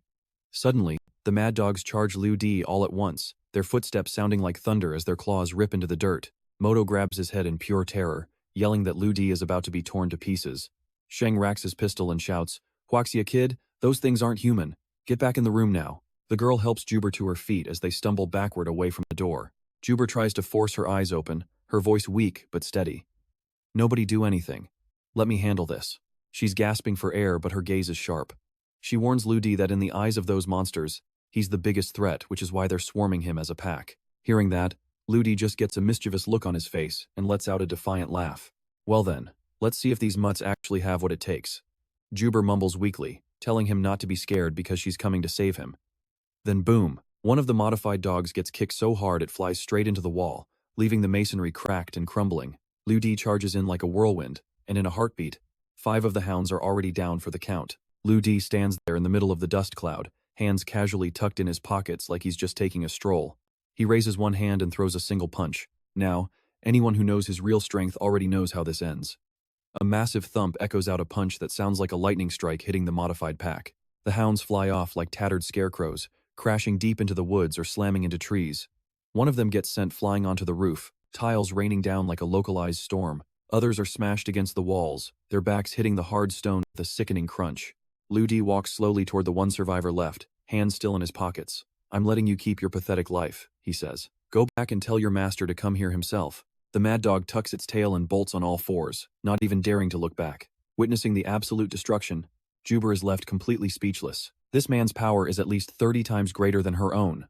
Who is he, really? Suddenly, Juber feels a wave of dizziness. Her face goes pale as her strength completely drains away. She loses consciousness and collapses, and not a single person is fast enough to catch her. Back inside, Lu Di just sits on the sofa in total silence. Moto, Sheng, and the girl all stand in front of him, the tension in the room absolutely suffocating. The girl bows her head and speaks with total sincerity.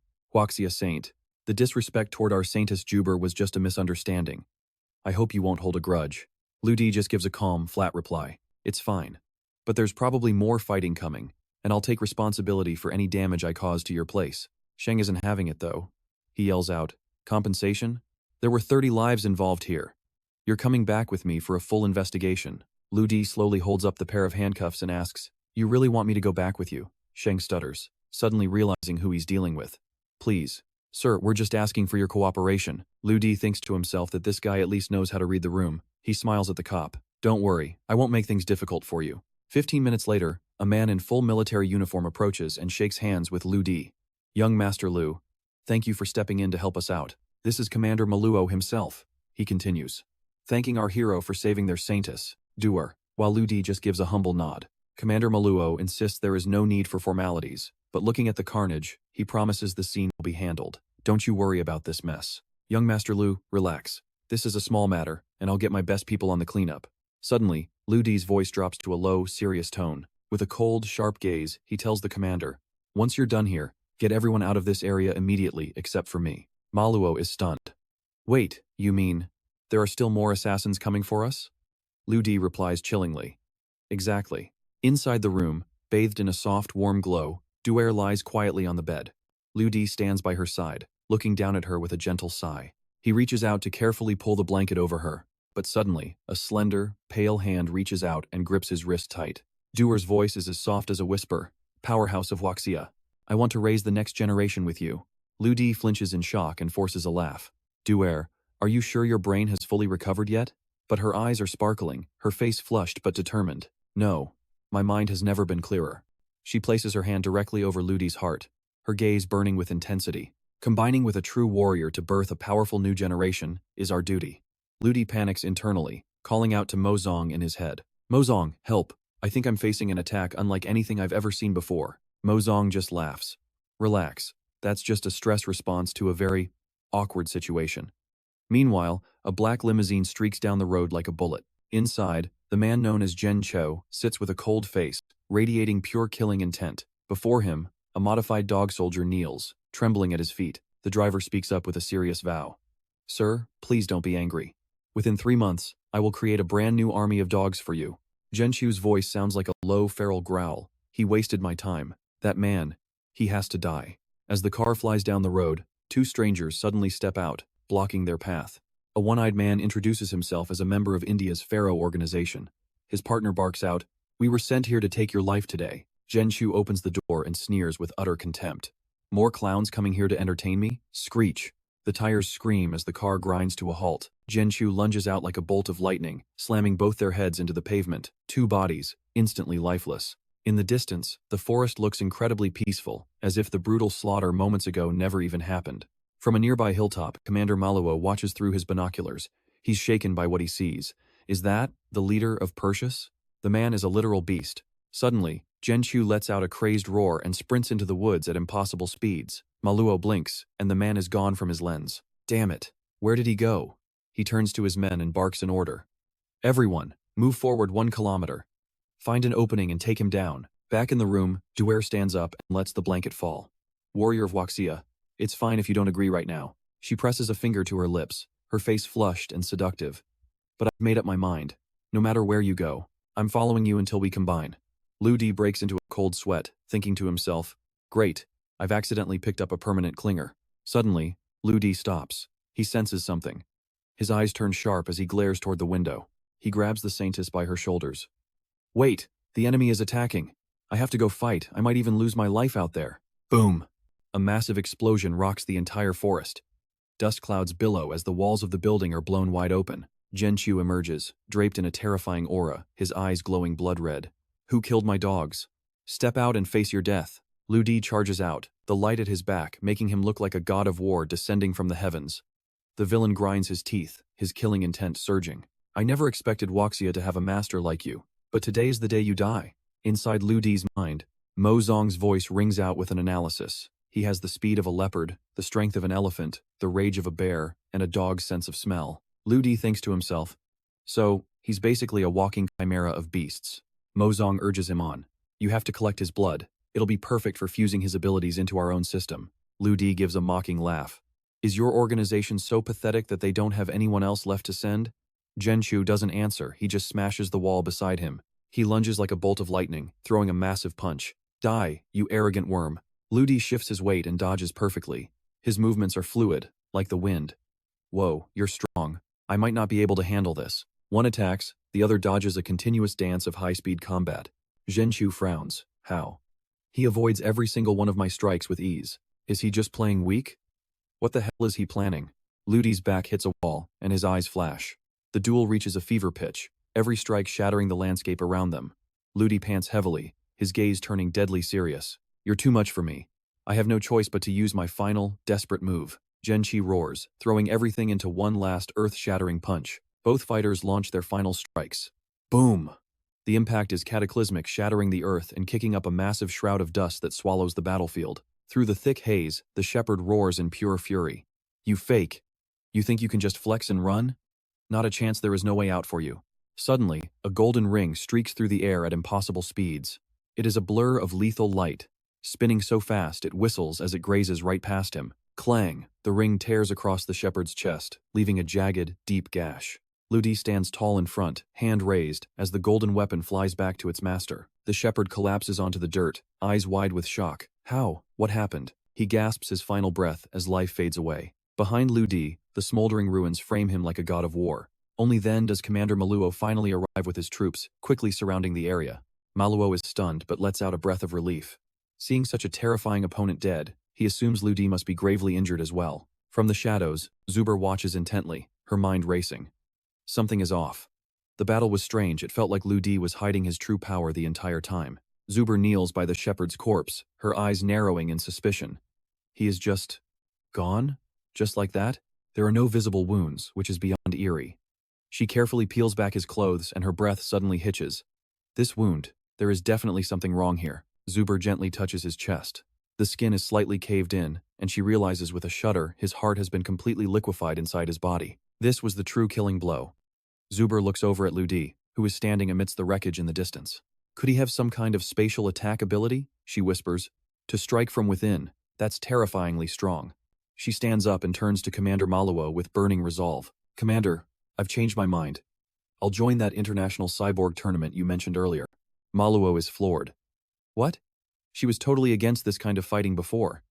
Zuber just places her hands over her heart, bowing her head bashfully. I want to face Wuxia. Lu Di is unmatched there. I have to find him so we can produce the strongest next generation together. The radio in Maluo's hand hits the dirt with a heavy thud.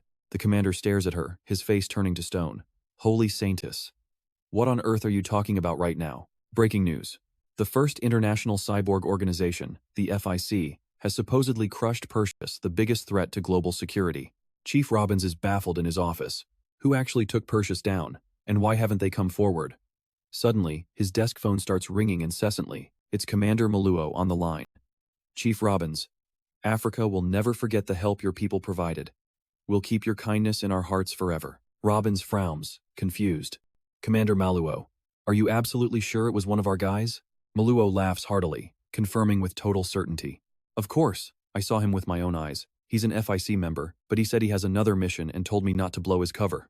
Robbins realizes the lie is growing too big to handle. If the truth leaks, the FIC is toast.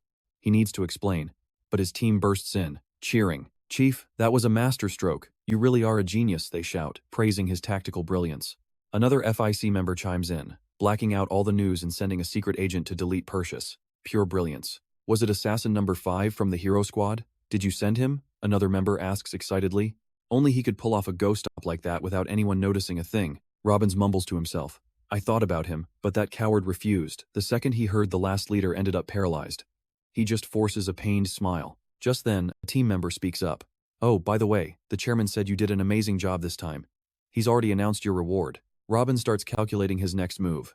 I have to gamble on this. I need to find time to get my story straight with that assassin.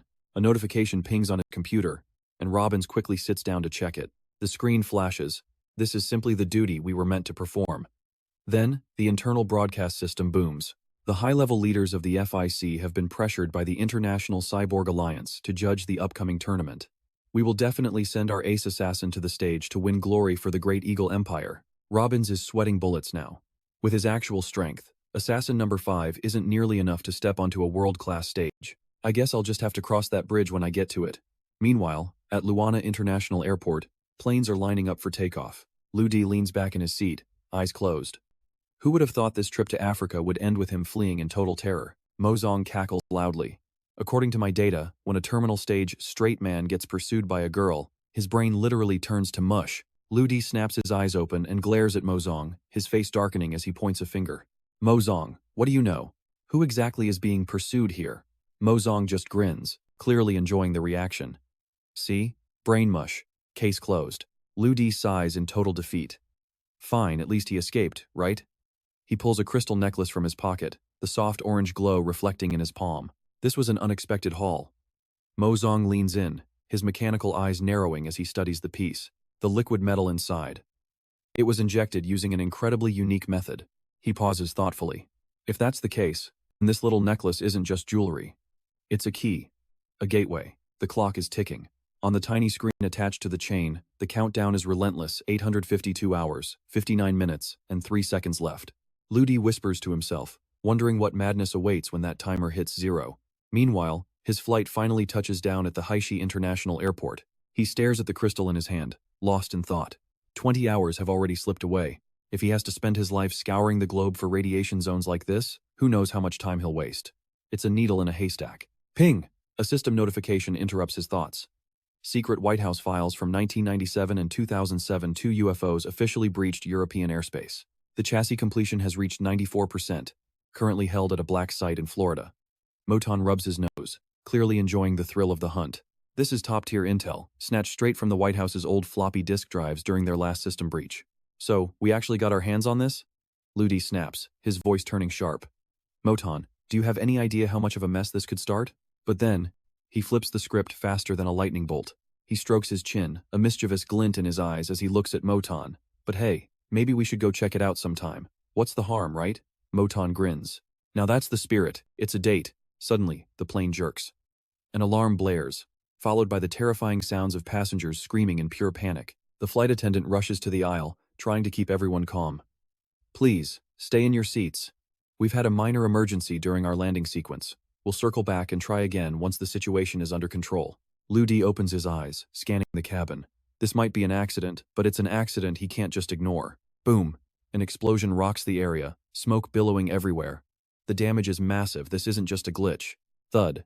A heavy boot slams onto the pavement from above. Through the smoke, a massive, muscular guy with bright pink hair emerges. Meet Iron Rhino. The passengers press their faces against the windows, gasping. A man in a suit practically falls out of his seat. Look, it's Iron Rhino. A blonde passenger gasps in awe. That's the superpowered hero, Iron Rhino. Another passenger, hair covering his eyes, cheers wildly. He's here. Iron Rhino is here to save us. Ludi just watches with a smirk another remodeler making a public appearance. Things just got interesting. Against all odds, the plane lands successfully at Haishi International. The second the doors open, reporters and fans swarm the tarmac, surrounding Iron Rhino. Flashbulbs pop everywhere as people beg for autographs. Iron Rhino, over here, sign this for me. A reporter shoves a mic in his face. Mr. Rhino, tell us, where did these incredible powers come from? But Iron Rhino stays cold, silent as a grave. Watching from a distance, Ludi hears Moton's voice in his ear. I just hacked the surveillance. Iron Rhino wasn't on any flight manifest. He's been lurking near the airport since early this morning. Looks like this entire heroic rescue was a staged performance. Ludi scoffs. Suddenly, Iron Rhino approaches him, his gaze sharp and piercing. Is there something you want to say? Nearby, 2 girls are filming a TikTok. The one in the red tube top stares at Ludi, her eyes practically turning into hearts. Whoa, that guy is seriously handsome. Her friend in the purple dress giggles behind her hand. Forget the hero, pretty boys are where it's at this year. Ludi doesn't even look back. He waves a hand dismissively at Iron Rhino. Nothing at all. The airport is a sea of people moving back and forth, but the giant LED screens overhead catch everyone's attention with a breaking news alert. The Xingzi Bio Group has officially discovered a mysterious human enhancement process. A new era has begun. Ludi looks up, his brows furrowing. Human enhancement? I was only gone for a few days. What the hell happened? Moton flickers onto his shoulder to answer. Remember that remodeler hacker we caught earlier? He was one of theirs. A Xingji Group operative.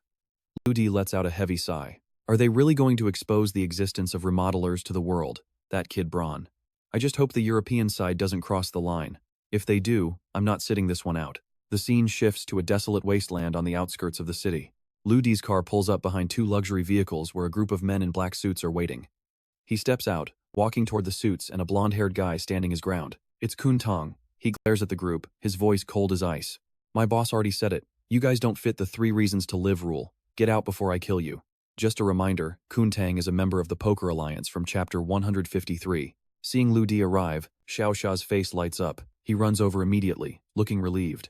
He points at the men behind him, explaining the situation. Brother, these guys are trying to buy up the graveyard and all the land around it.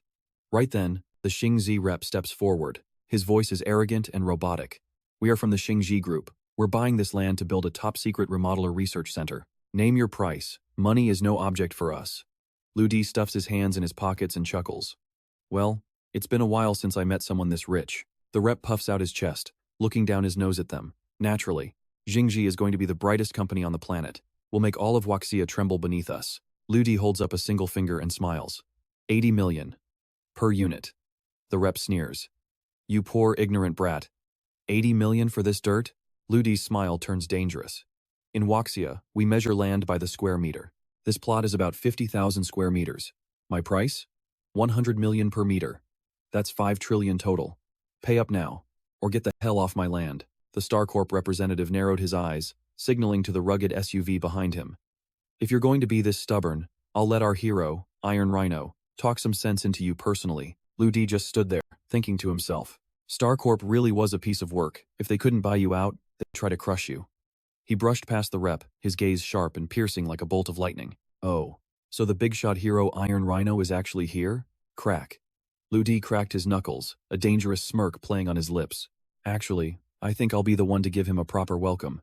He grabbed the car door handle, a sharp click echoing through the sudden, heavy silence. The door swung open to reveal Iron Rhino sitting inside. The guy looked cold, his back as straight and rigid as an iron bar. The sunlight hit him from behind, creating a faint halo around his massive, muscular frame. He looked like a legendary warrior resting before a bloody war. Ludi looked him up and down, silently gauging his strength. Just an A-rank cyborg, he realized. Probably just a low-level lackey for a group as big as StarCorp. Ludi placed a heavy hand on the man's shoulder. You stay right there in your seat. Be a good boy and wait. Iron Rhino felt a crushing weight hit his shoulder. He gasped inwardly. The strength was unreal. There was absolutely no way he could fight back against this kind of power. Suddenly, chaos erupted outside. The SUV's wheels began to warp and twist like they were made of clay. Then boom, boom, one by one the tires exploded, shredded by an invisible, overwhelming force that made the entire car tilt as if it were about to be flipped like a toy. The StarCorp staff stood there, jaws hitting the floor. They literally couldn't believe what they were seeing. This was insane. It defied all logic. This man had disabled an entire armored vehicle with nothing but a single touch. Ludi slammed the door shut, the loud thud ringing out like a warrior's declaration of war. Inside, Iron Rhino didn't even dare to breathe, let alone step out of the car. Ludi turned back, his sharp gaze locking onto the dazed StarCorp crew. Your hero Iron Rhino says he's not coming out today, Ludi said coldly. The staff started stuttering, their faces pale. You're a Waxia cyborg? Ludi crossed his arms, his lips curling into a haughty, arrogant smirk. His voice was as cold as steel as he addressed the StarCorp lapdogs. You better not mess with me. If you do, I'll make sure there isn't a single place on this earth where StarCorp can hide. The representative gritted his teeth, his voice trembling with pure spite. Just you wait. This cemetery of yours? It's going to be your own grave soon enough. The StarCorp convoy sped off in a cloud of dust. Ludi watched them go, letting out a long, heavy sigh. StarCorp. These guys are definitely going to be a massive headache in the future. Cut to a cozy dining room later that night. The table was packed with delicious, steaming food, the warm light making everything look incredible.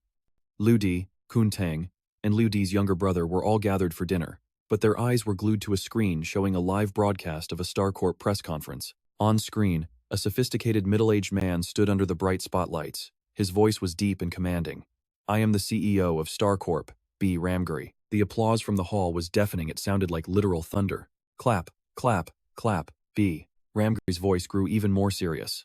"The next stage of human evolution is right in front of us. StarCorp has a legacy spanning 3 generations. Our history of research is unmatched. After over a decade of genetic research, we've reached a massive breakthrough. Today, I am proud to announce that StarCorp will lead the world into the age of transhumanism." The hall immediately erupted into whispers and excited chatter. Suddenly, a figure dressed in green from head to toe appeared. His cold, ghost-like eyes staring out from the digital screen silenced the room in an instant. The murmurs in the crowd grew even louder. A man in a white shirt recognized him instantly. "Wait, isn't that the guy from those viral videos?" A man in black gasped, unable to believe his eyes. "He's actually real." Another guy in red added, "That's him, the evolved human created by StarCorp." Ouyang stood tall next to the CEO, looking down at the crowd as B. Ramguri smiled with absolute confidence. "Our mission at StarCorp is to provide humanity with the best conditions for survival. That is why our superhumans are here to serve every single one of you." Suddenly, Iron Rhino appeared on the broadcast, casually carrying a 1-ton utility pole over his shoulder as he waved to the audience. "Hello, everyone. I'm Iron Rhino. I'm sorry I couldn't be there in person, but I'm currently out on a rescue mission." The audience went wild. To them, these heroes were already out there protecting the people. They began cheering and chanting for StarCorp like they were gods. "StarCorp is amazing. Long live StarCorp." B. Ramguri continued his presentation, his voice filled with pride and momentum. "And now, I would like to invite the most powerful, internationally recognized organization in the world, the FIC. B. Ramguri promised that the FIC would act as supervisors, ensuring that StarCorp's powerful heroes would never do anything to harm the public." The applause was earth-shattering. Clap, clap, clap. Captain Robbins, the leader of the FIC's North American division, stepped out and waved to the crowd. The FIC's impressive credentials boomed through the speakers. They had nearly 200 offices worldwide and almost 1,000 elite agents under their command. The crowd erupts into frantic whispers. FIC is clearly a force to be reckoned with, proving their superhuman technology has reached a terrifying level of perfection. Bird Ramguri steps forward, throwing his arms wide as if welcoming a god to the stage. "Everyone," he bellows, his voice echoing with pride, "I am honored to introduce you to our strongest hero." Suddenly, a blinding spotlight cuts through the sky. A deafening roar of helicopter blades fills the air as something streaks downward, like a falling star. Whoosh!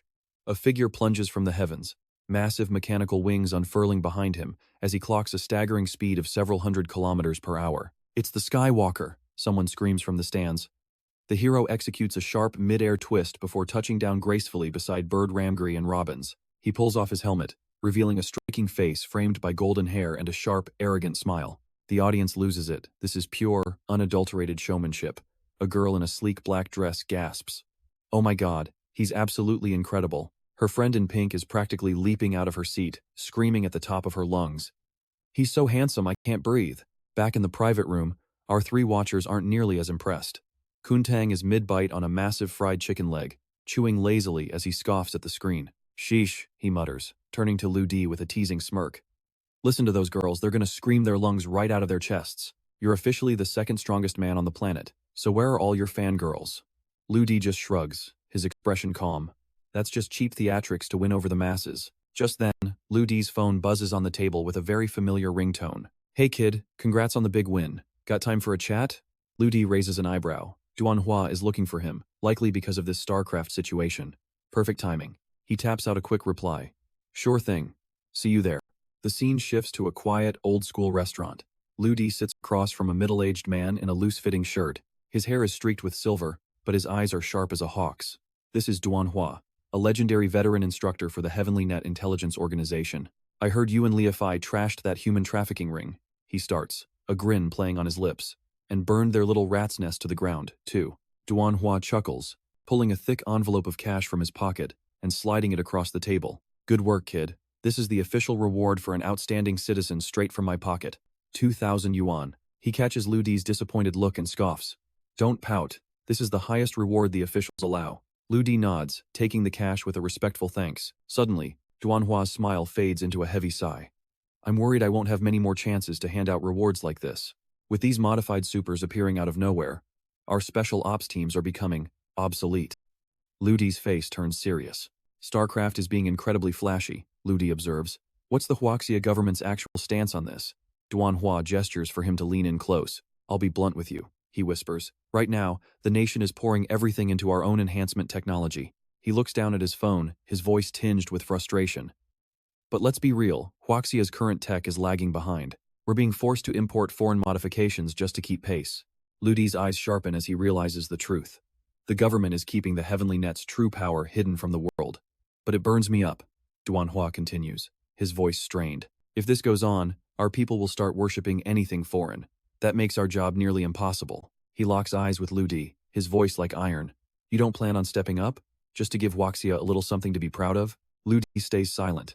He gets it, the government is playing the long game, waiting for the perfect moment to strike. But his answer is immediate. No. Duanhua's finger snaps up, pointing directly at his face in pure shock. What?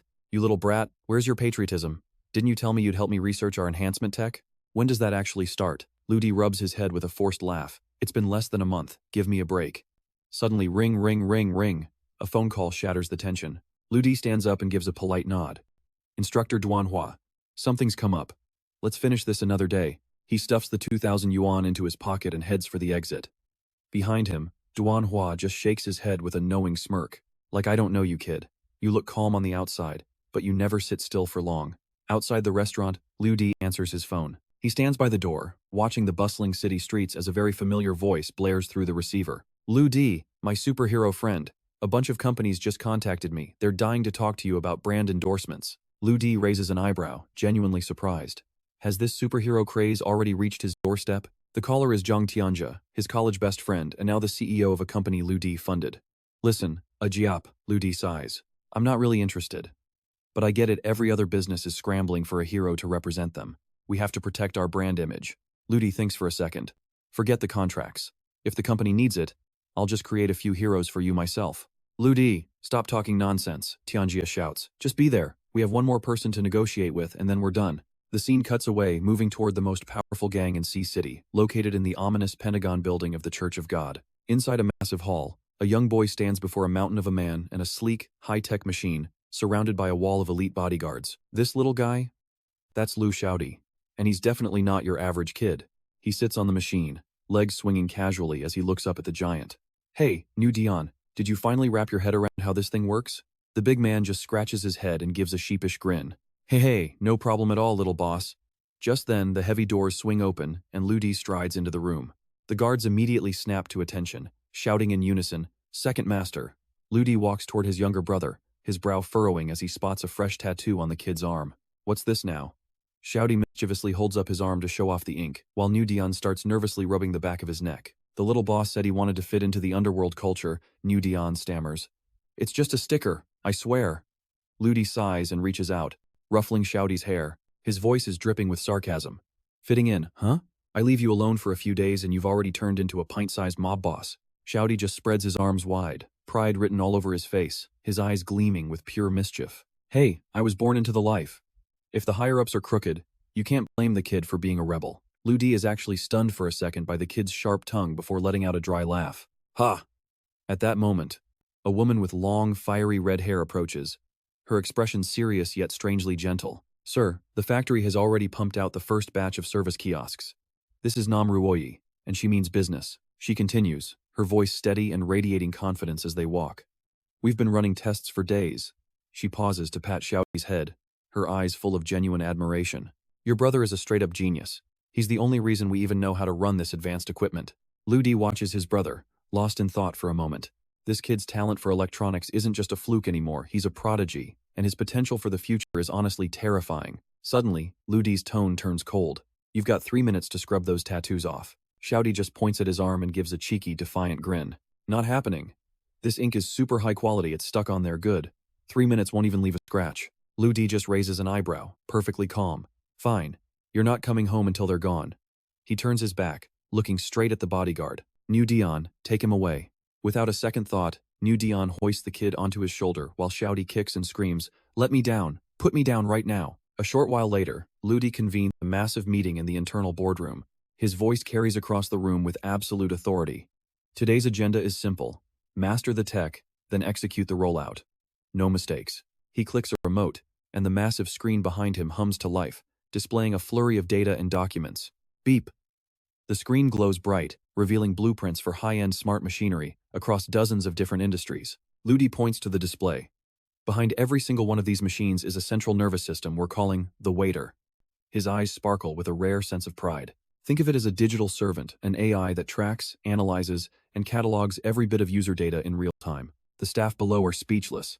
They thought they were just building a mechanical assembly line. Nobody expected a high-tech tracking system this advanced. This was peak-tier innovation. Ludi's voice drops an octave. The hardware is easy, but the internet side of things. Right on cue, his phone starts vibrating on the table. Ring, ring, ring. It's Sun Dongming from the High City Cybersecurity Bureau. The second he picks up, a frantic voice starts screaming through the speaker. Ludi, save me. I'm literally dying because of you. Ludi just smirks. Oh, and what did I do this time?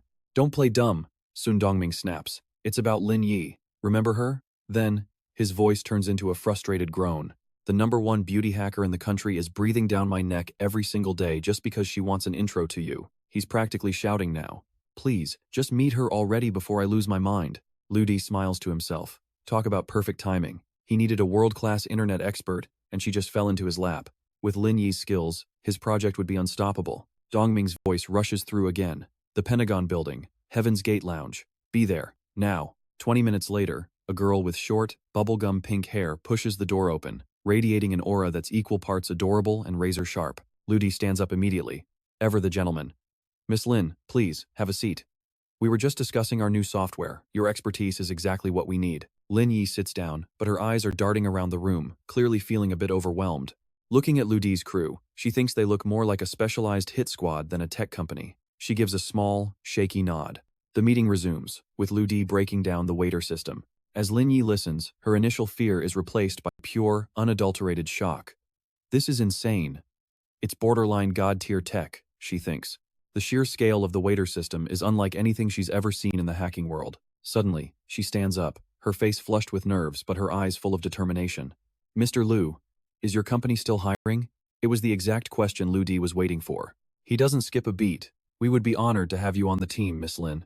3 days later, every single Bai Hu Feng shop in the city swaps their signs for a new, unified brand.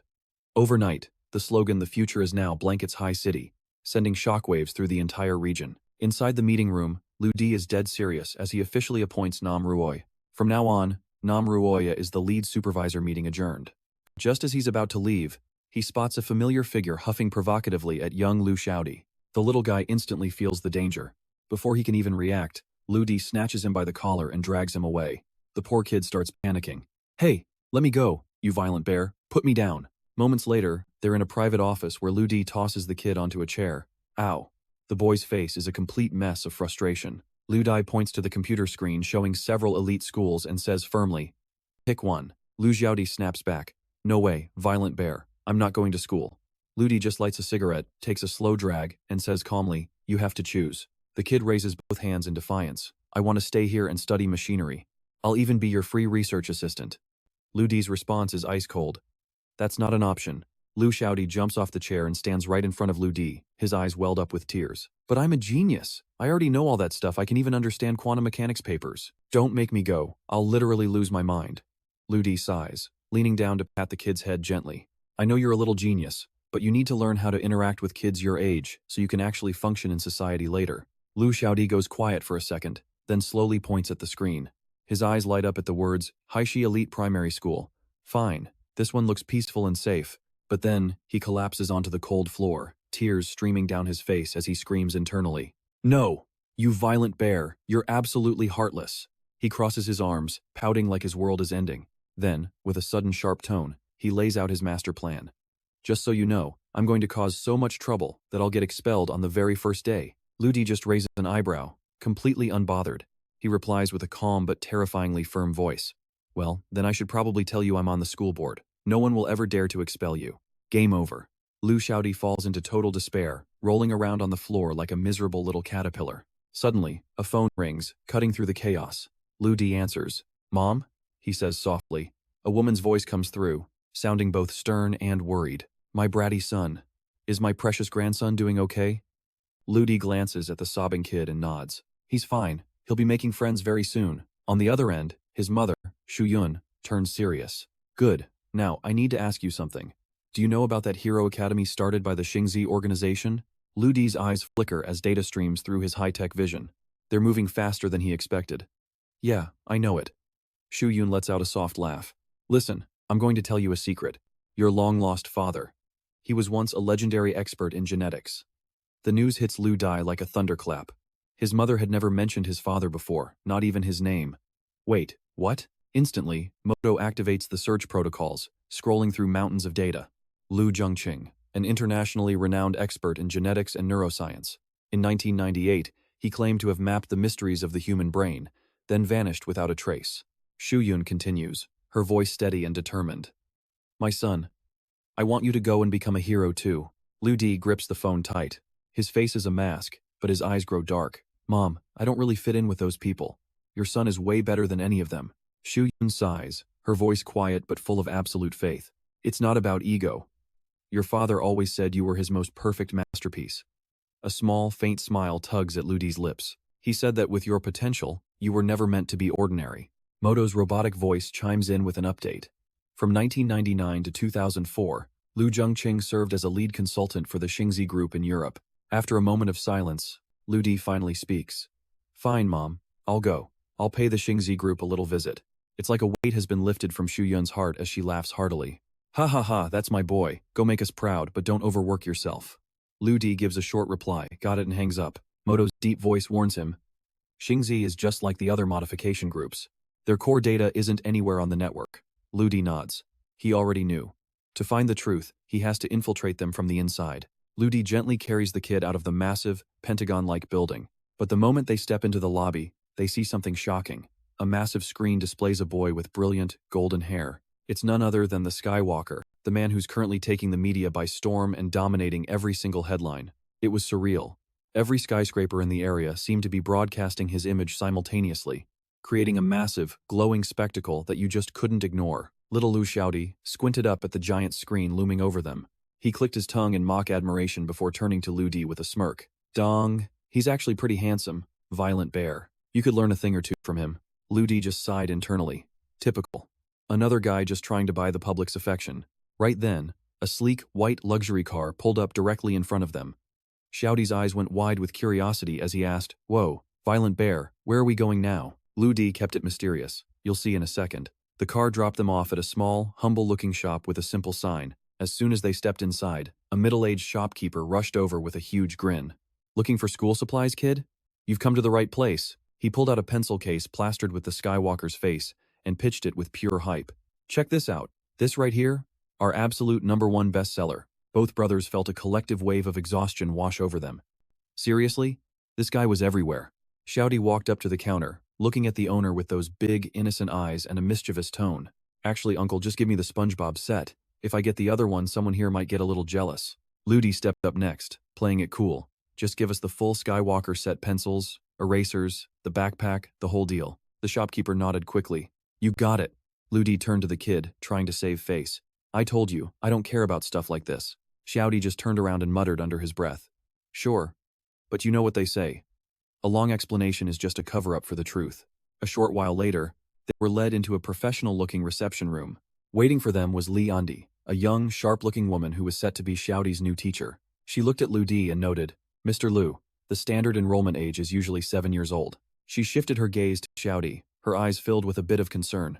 Your brother is so tiny. I'm honestly worried the other kids might bully him. Xiaodi immediately pointed a finger at himself, oozing pure confidence.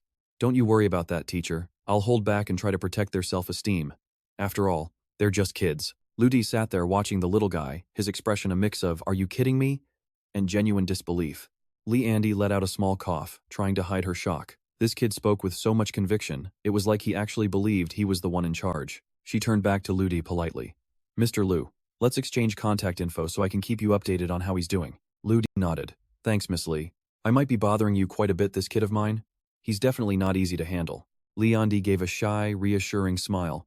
Don't worry, just leave him to me. I won't let those other kids lay a finger on him. They all stood up as Andi checked her watch. It's getting late. Xiaodi, it's time to come with me.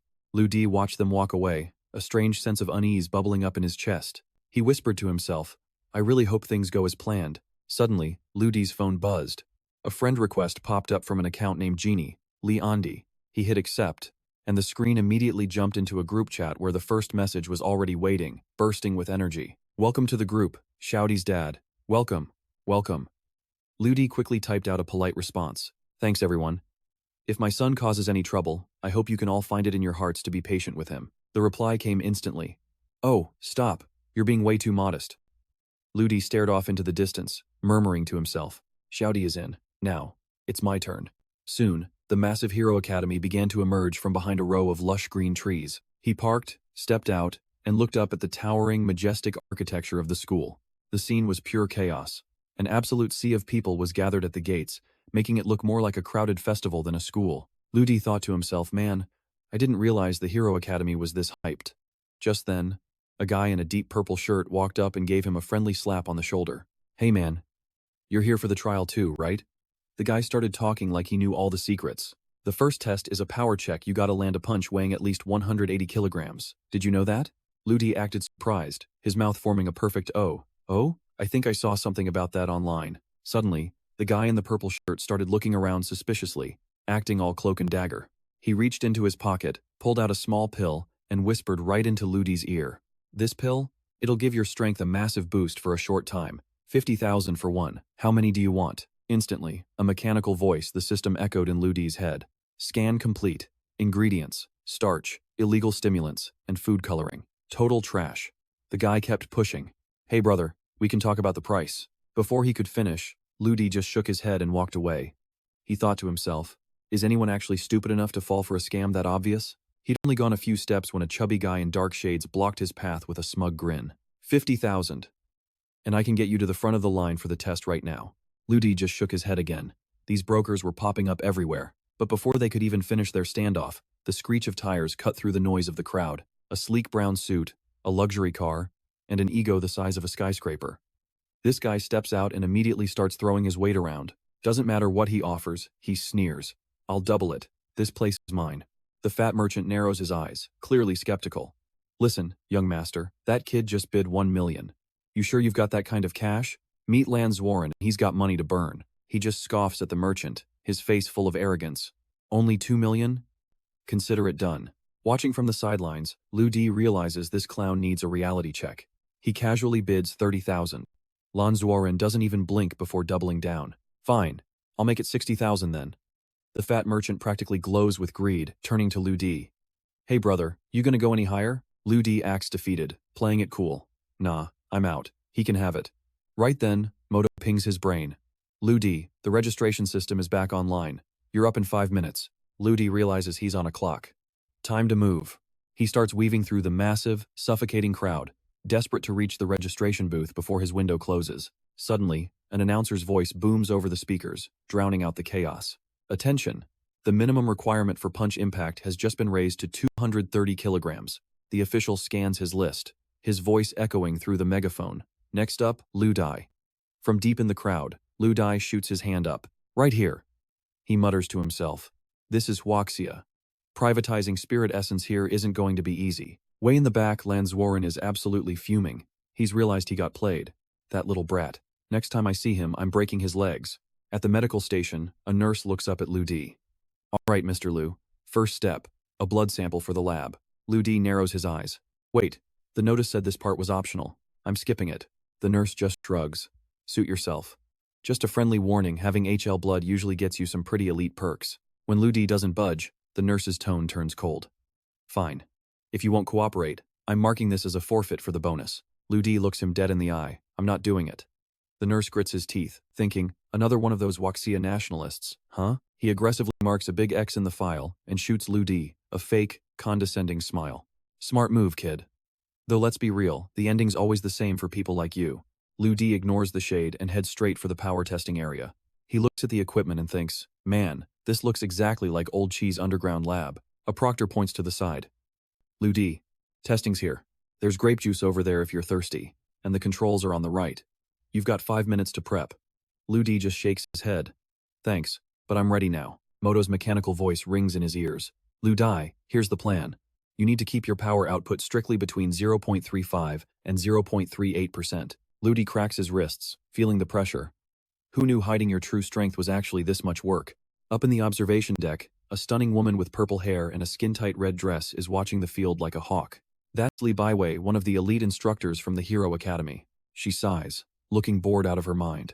2 days and not a single decent talent in sight. Down below, Ludi takes a deep breath, drops into a stance, and a faint surge of air ripples around him. The proctor rolls his eyes. Seriously? It's just one punch. Why all the drama? Truth is, Ludi is freaking out because he has no idea how to hold back this much power.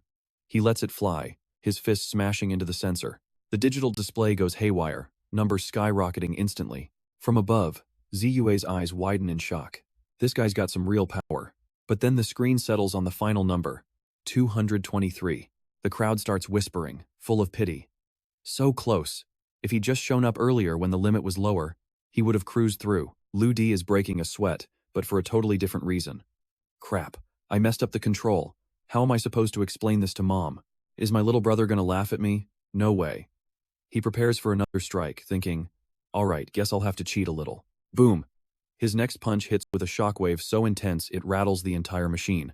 The screen flickers before flashing a new message. Congratulations, power test cleared. His rivals are baffled. Wait, the score changed? How is that even possible? Up top, Ziyue is stunned. Was that a sonic boom? Another spectator whispers in awe. This kid, he might actually become a hero one day. Ludi keeps the momentum going, crushing the sprint test with a time of 49.8 seconds. Then comes the bullet dodge. He moves like a ghost, dodging 10 rounds in a row to qualify. After it's over, he's absolutely exhausted. He curses under his breath. These stats. No normal human could hit these marks. This whole thing is a total scam. Meanwhile, the system pings. Searching for 0.001% elite genius physiques. A scout looks at the data, completely blown away. I didn't think people like this actually existed. He's like a god. But Ziyue is still suspicious, watching Ludi walk away. Every single score was just barely enough to pass. Is he hiding his true power, or is he just that lucky? Her mind was set. No matter what, she had to bring this guy onto her side. Ziyue stepped up, playing it cool. Hey there, Ludi. I'm Ziyue. Congrats on passing the test. You're officially part of my squad now. From this moment on, consider me your drill instructor. I'll be the one overseeing your training. Ludi just grinned and reached out to shake her hand. Nice to meet you. But as soon as their hands touched, ping. Her entire profile flashed before his eyes. Mozong stroked his chin, sounding suspicious. Her records from the last 6 years are a total blank. But get this, her last known boss was none other than Cao Chenge. Ludi's gears started turning as he tried to remember the name. Cao Chenge? Wasn't he the guy General Heishan mentioned as the head of Longwei? The same man running Huaxia's secret research center for enhanced humans? Looking at Ziyue, Ludi put the pieces together. Huaxia was letting the Xingji consortium in, sure, but they weren't just rolling over and playing dead. Just then, a man came sprinting over from the distance. Mr. Lu, wait up! For the next step, you need to sign a contract with our Xingji Corporation. Do that, and you get free housing in the student dorms, plus access to some seriously rare, high-grade medicine. Ludi arched an eyebrow. So, I sign a paper just to stay in a dorm? Is that it? The man nodded like it was a given. But Ludi didn't even blink. I refused. The guy's face soured instantly. Excuse me? What was that? Mr. Lu, this isn't a request, it's a mandatory clause. But Ziyue stepped in, blocking his path. Drop the paperwork for now. If anything goes wrong, I'll take the heat. The man bit his lip, clearly torn. But this is... Ziyue turned back to Ludi with a serious look. Look, about that medicine Jingzi provides. My advice? Take it. You'll need the edge. Ludi shoved his hands in his pockets, totally unbothered. Oh, definitely. I'm not following their rules, but I'm also not passing up free stuff. Why wouldn't I take the benefits? Ziyue just stared. Is this guy for real? Does he have no shame? Another official grumbled. This is against protocol. You have to follow the procedure. Ziyue ignored the noise and looked at Ludi. Whatever, we'll deal with that later. Follow me. She led him down a corridor to a secure room, personally opening the door to let them both inside. Once inside, she gave a sharp order to the staff. Open it. The man followed her lead and unsealed a heavy metal case. Inside were rows of small vials, glowing with some kind of serum. Before anyone could react, Ludi reached out and swung the lid wide open to get a better look. The official beside him barked in annoyance. Hey, watch it. Those things are worth a fortune. But Mozong was already scanning them. Something's off. This medicine is weird. It's plant-based or some kind of microorganism that needs a human host. Surprised, Lu Di grabbed a vial and popped the cap. "Don't touch that. Be careful," the man screamed, reaching out in a total panic. A puff of strange green smoke drifted out. Lu Di quickly snapped the lid shut and smirked. Fine, fine. I'm not touching it."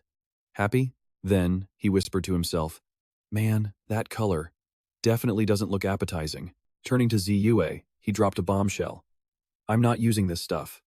She snapped instantly. "Don't push your luck. I'm only looking out for you because you're one of our own. A Huaxia citizen."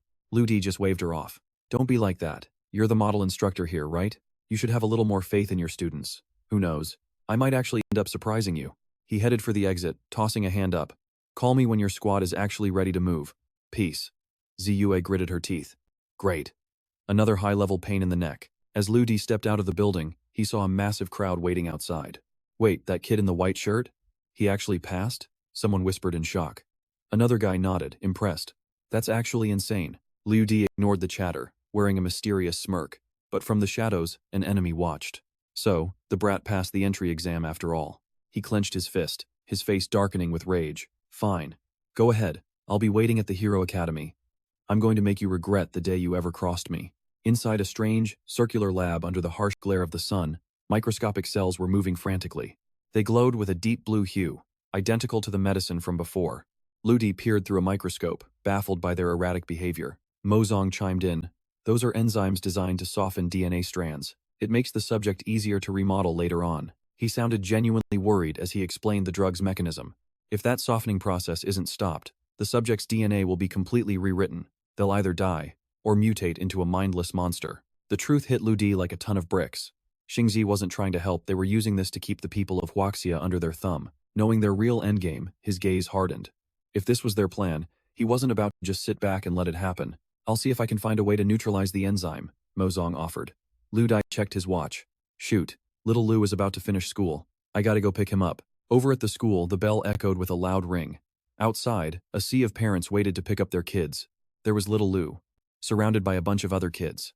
They all looked at the boy with pure curiosity and excitement. Lu Di watched from a distance, impressed. Kid's a social butterfly, I guess. With a smile, he picked up the little guy and headed back home. The door creaks open, Lu Di steps inside, exuding pure boss energy as the two of them enter the room. Suddenly, a tiny puppy rushes out, tail wagging like crazy. Little brother scoops it up with a grin. "Hey there, don't have a name? Let's call you Hongbei from now on." The kid starts chasing the pup all over the place. Lu Di has to step in, warning the little troublemaker not to smash anything important in the lab. The kid fires back immediately. "It's for my school craft project." Lu Di just sighs honestly. That logic is actually pretty hard to argue with. Little brother just gives a cheeky smile, completely tuning out his older brother to focus on his new friend. Mozong appears, telling Lu Di to just let the kid be. Let him play. We've got serious work, medicine and cyborg technology aren't going to research themselves. Back in the lab, Lu Di is in the zone. He's juggling test tubes, eyes glued to the microscope, searching for that one breakthrough. After what feels like forever, he grabs a pen and starts scribbling a prescription. Mozong cheers as Lu Di holds up a vial. The medicine to handle the star occupations? It's finally done. He stares at the shimmering liquid in his hand, lost in thought. While I was making this, I took a deep dive into human DNA structures too. He strokes his chin, thinking out loud. Everyone's DNA is unique. To evolve, we might need to try fusion. Mozong just scratches his head, completely lost. Lu Di grabs a remote and click. A screen explodes with data. He starts breaking it down for his confused companion. Think of it like a Rubik's Cube. Each block is injected with specific DNA traits. Spin it, and you get a totally different combination every time. Mozong catches on, rubbing his chin. "So you're picking the absolute best genes for a new combo? But man, that sounds incredibly dangerous." Lu Di nods. "Exactly. We have to avoid any mutations or rejection during the fusion process." Staring at the screen, Lu Di adds, "To get it right, it'll take millions of simulations and rotations." "That's brilliant," Mozong says, hooked. Lu Di just smiles and drops the work on him. "Great. You handle the DNA data collection. I'll build the sequence model." Mozong gives a thumbs up. "On it. I'll have it ready in no time." The screen turns into a chaotic mess of glowing DNA sequences, thousands of combinations flickering at once. Lu Di stays glued to the keys for hours. Finally, he lets out a long breath and leans back. Done. The rest of the calculations can run on autopilot now. Mozong crosses his arms, impressed. Once we start the experiments, taking down the star occupations is only a matter of time. Lu Di closes his eyes for a quick nap. Mozong whispers, "You out already?" Outside, the The sun is blazing hot with no sign of cooling down. Suddenly, brother, wake up, get up. Lu Di blinks at the boy in front of him. Xiaoxia, what's going on? The kid looks guilty. Sorry for waking you up, big brother, but it's the school. Your little brother needs you there right now. Lu Di rubs his eyes. What now? Did he get in trouble again? Xiaoxia explains. No, it's the school's invention and craft award ceremony today. Lu Di jumps up. Oh, then we have to go cheer for him. Let me brush my teeth, wait for me. He hits the bathroom, scrubbing his face and teeth to get ready for the day. He looks in the mirror and stops. Actually, I'll keep the stubble. Looking a bit rough might help avoid unnecessary attention. Moments later, he arrives at Yingji Elementary. The girls there are already blushing. Is that a parent? He's so handsome. That beard is so masculine, I need his number. Lu Di just keeps walking, trying to ignore the stares. Inside, he's cursed by his own deadly charm. Parents are literally turning their heads to catch a glimpse of him as he passes. Finally, he spots his little brother. He gives the kid a quick pat on the head. What you doing, kid? The kid pouts. Violent bear, I thought you weren't coming. You almost missed my masterpiece. He points to the boy next to him. This is my friend, Panba. His parents couldn't make it because of work. Lu Di gives a warm smile. Hey Panba, nice to meet you. The boy is polite as can be. Hello, Uncle Lu, your brother is a real one. I'm not good at inventing, so he's letting me join his team. Lu Di ruffles their hair. Good kids. In my book, you guys are already in first place. Little brother just crosses his arms. Who cares about your heart? I'm gonna make the teacher's jaw hit the floor. Hey, my recognition is the world's recognition, kid. Little bro just shrugs it off. Whatever. The competition kicks off. The first kid steps up to present his invention. I've marked the equator and all the countries on this basketball globe. The judges and parents give him a round of applause. Another kid steps up. My project is a wind turbine that can actually light up a bulb. Little brother watches with pure contempt. Kid stuff, he mutters. Lu Di raises an eyebrow. All right, genius. Where's yours? The kid crosses his arms with a mysterious smirk. That's a secret, he chirps. On stage, the announcer's voice booms through the speakers. Next up, let's welcome our young inventor, Xiao Di. Under a wave of thunderous applause, the little guy struts onto the stage, looking like he owns the place. Panba follows right behind, wheeling out the team's latest creation. The kid introduces it with a chest full of pride. Pay attention, everyone, because I'm about to show you an invention that will leave the entire world in total shock. One of the judges silently judges him, thinking this kid is way too cocky. On stage, Xiao Di ignores the stares and starts his pitch. My invention is a specialized suit of armor. It's not just durable. It can withstand extreme heat up to 900 degrees and is completely bulletproof. He grips the cover of his invention with a proud grin. I call it the 100, meaning you won't need a replacement for 100 years. Another judge looks stunned. How does a kid this young even know this level of tech? Xiao Di just crosses his arms and asks, what? You guys don't believe me? Fine then, the kid boasts. I'll give you a live demonstration. Panba. His assistant is ready in an instant. On it. Panba grabs the curtain and yanks it hard, wanting everyone to witness this masterpiece. But before he can even pull it back, boom! A massive explosion rocks the building. The parents are caught completely off guard, one of them screaming, help! Someone help us! Lu Di moves fast, grabbing both kids to steady them. Stay calm, don't be afraid. Just then, a group of thugs armed with rifles storms into the room. The lead robber waves his gun and bellows. Nobody move. Stay exactly where you are. One wrong move and I'll start painting the floor with your blood. The crowd instantly drops to the ground in terror, clutching their heads. Just cooperate. The robber sneers. Once the high city government transfers the ransom, you'll all be safe. He turns to his goons and barks, tie 'em up, every last one of them. Outside, the teachers and parents have already been neutralized. The school is under total lockdown. Sitting in the middle of the chaos, Lu Di can't help but feel something's off. China's security is supposed to be world-class. This is beyond strange. He strokes his chin, analyzing the situation. Even if they get the money, they're in the city center. Escaping would be a nightmare. It doesn't add up, Muzong whispers from his side. You know, if you wanted to, you could erase this trash in about 3 seconds flat. Lu Di just smiles and stops him. Not yet. I want to see whose little play this actually is. He closes his eyes, already predicting that the star heroes are about to show up. He scoffs with pure contempt. Yep, another staged performance by the star heroes. Xiao Di leans in and whispers, hey, violent bear. You're not going to do anything? Panba jumps in immediately. Wait, what are you saying? Don't send my dad out there to get killed. A nearby parent hisses at them to be quiet before the robbers notice. Lu Di just pats the kids on the back. Don't worry. Some heroes are about to arrive to save the day. Xiao Di pouts, clearly annoyed. So we're really just going to let those guys take all the glory? Lu Di chuckles. I have zero interest in participating in such a cheap, low-level circus act. A robber spots them whispering and snaps, "Shut up over there." But the moment he meets Lu Di's eyes, he feels a wave of pure killing intent. He breaks out in a cold sweat, thinking, "This guy is dangerous." The thug quickly turns away, deciding it's better to just ignore them.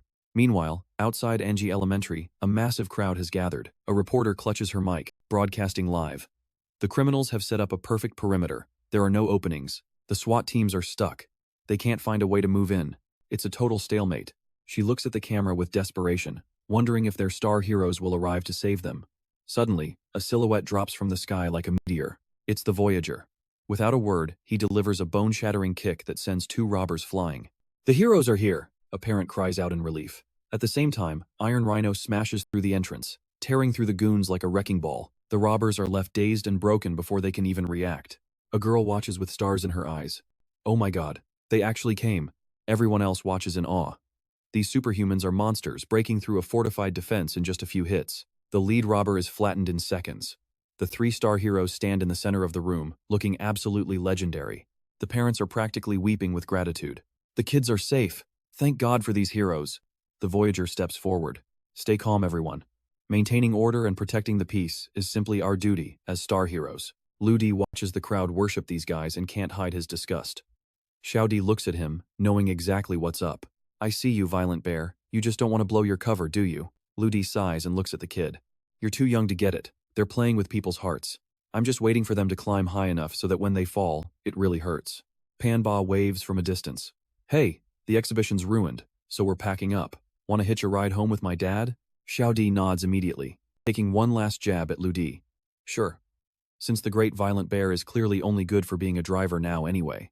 The scene shifts away from the school, moving toward the city center. There, the massive skyscraper of the Star Group headquarters looms over everything. Bram sits back in his chair, asking Lawan how the preparations for the Great Bridge are coming along. Lawan responds with total confidence they are ready to pull the trigger at any moment. Adjusting his glasses, Lawan adds with a smirk, "Our hero is already positioned at the school below." He can't help but laugh, thinking about how the public will rush to the next disaster site to witness a grand rescue. To him, the whole thing feels like a masterpiece in the making. But then, Lawan's tone shifts.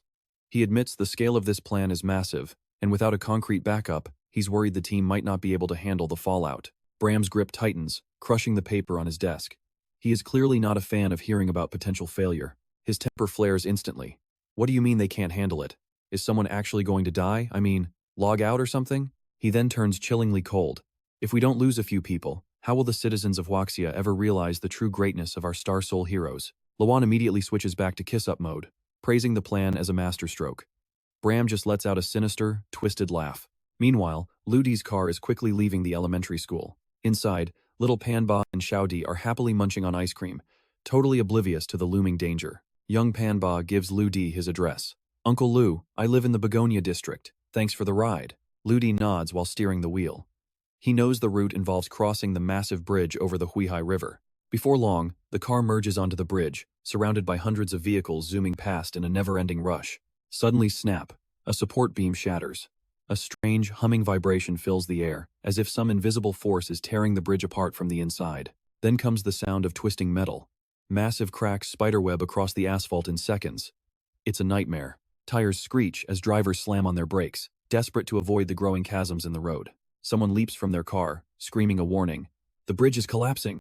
Run for your lives!" Panic erupts as everyone ditches their vehicles and sprints for the exit. "Run! Move it!" They cry out in terror. Behind them, abandoned cars slide over the edge, plummeting into the deep waters of the Huihai River. At the emergency dispatch center, the operator is breaking a sweat. "What? The Huihai Bridge is actually collapsing? Are you serious?" The lines are flooded with calls. "Understood. We are sending teams to the scene right now." Suddenly, those three hero bears from earlier reappear. The leader pushes through the crowd. "Move aside. We're heading to the front to handle the rescue." The trio takes off like streaks of lightning toward the crumbling bridge. The panicked crowd can only watch in awe. "Thank God the heroes are here," one man sighs, while another urges the crowd to keep their phones out to record the first reports of the scene.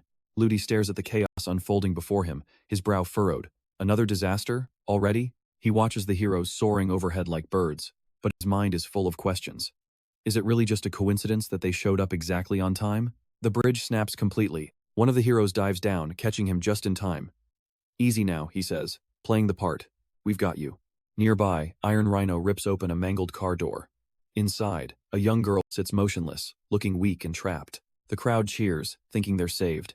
But then, boom! The bridge groans under the strain and another section gives way. Cars that were dangling on the edge finally lose their grip, crashing into the river below without hesitation. High above, Bram watches from a helicopter, dabbing at fake tears. Oh, the poor citizens, he mocks. How tragic. He keeps up the act for the cameras. Our heroes are just too few in number to stop such a massive catastrophe. It's truly heartbreaking. Lawan leans in, whispering a warning. Sir, you might want to work on your facial expressions. You don't actually look that sad. Bram bursts out laughing. It's hard, okay? My heart is blooming with joy, yet I have to pretend to mourn. He grins like a vulture. Seriously, I'm at least owed an Oscar for this. Back on the ground, Ludi stands near the edge of the collapse, looking deeply troubled. Xiaodi leans out of the car, shouting that those Star Soul heroes are failing. They clearly can't handle the pressure. Ludi rubs his chin. He can't just stand by and watch his fellow Huaxia citizens die. Suddenly, Xiaodi hops out of the car, looking determined. The kid smirks at him. You don't want to stand out too much, right?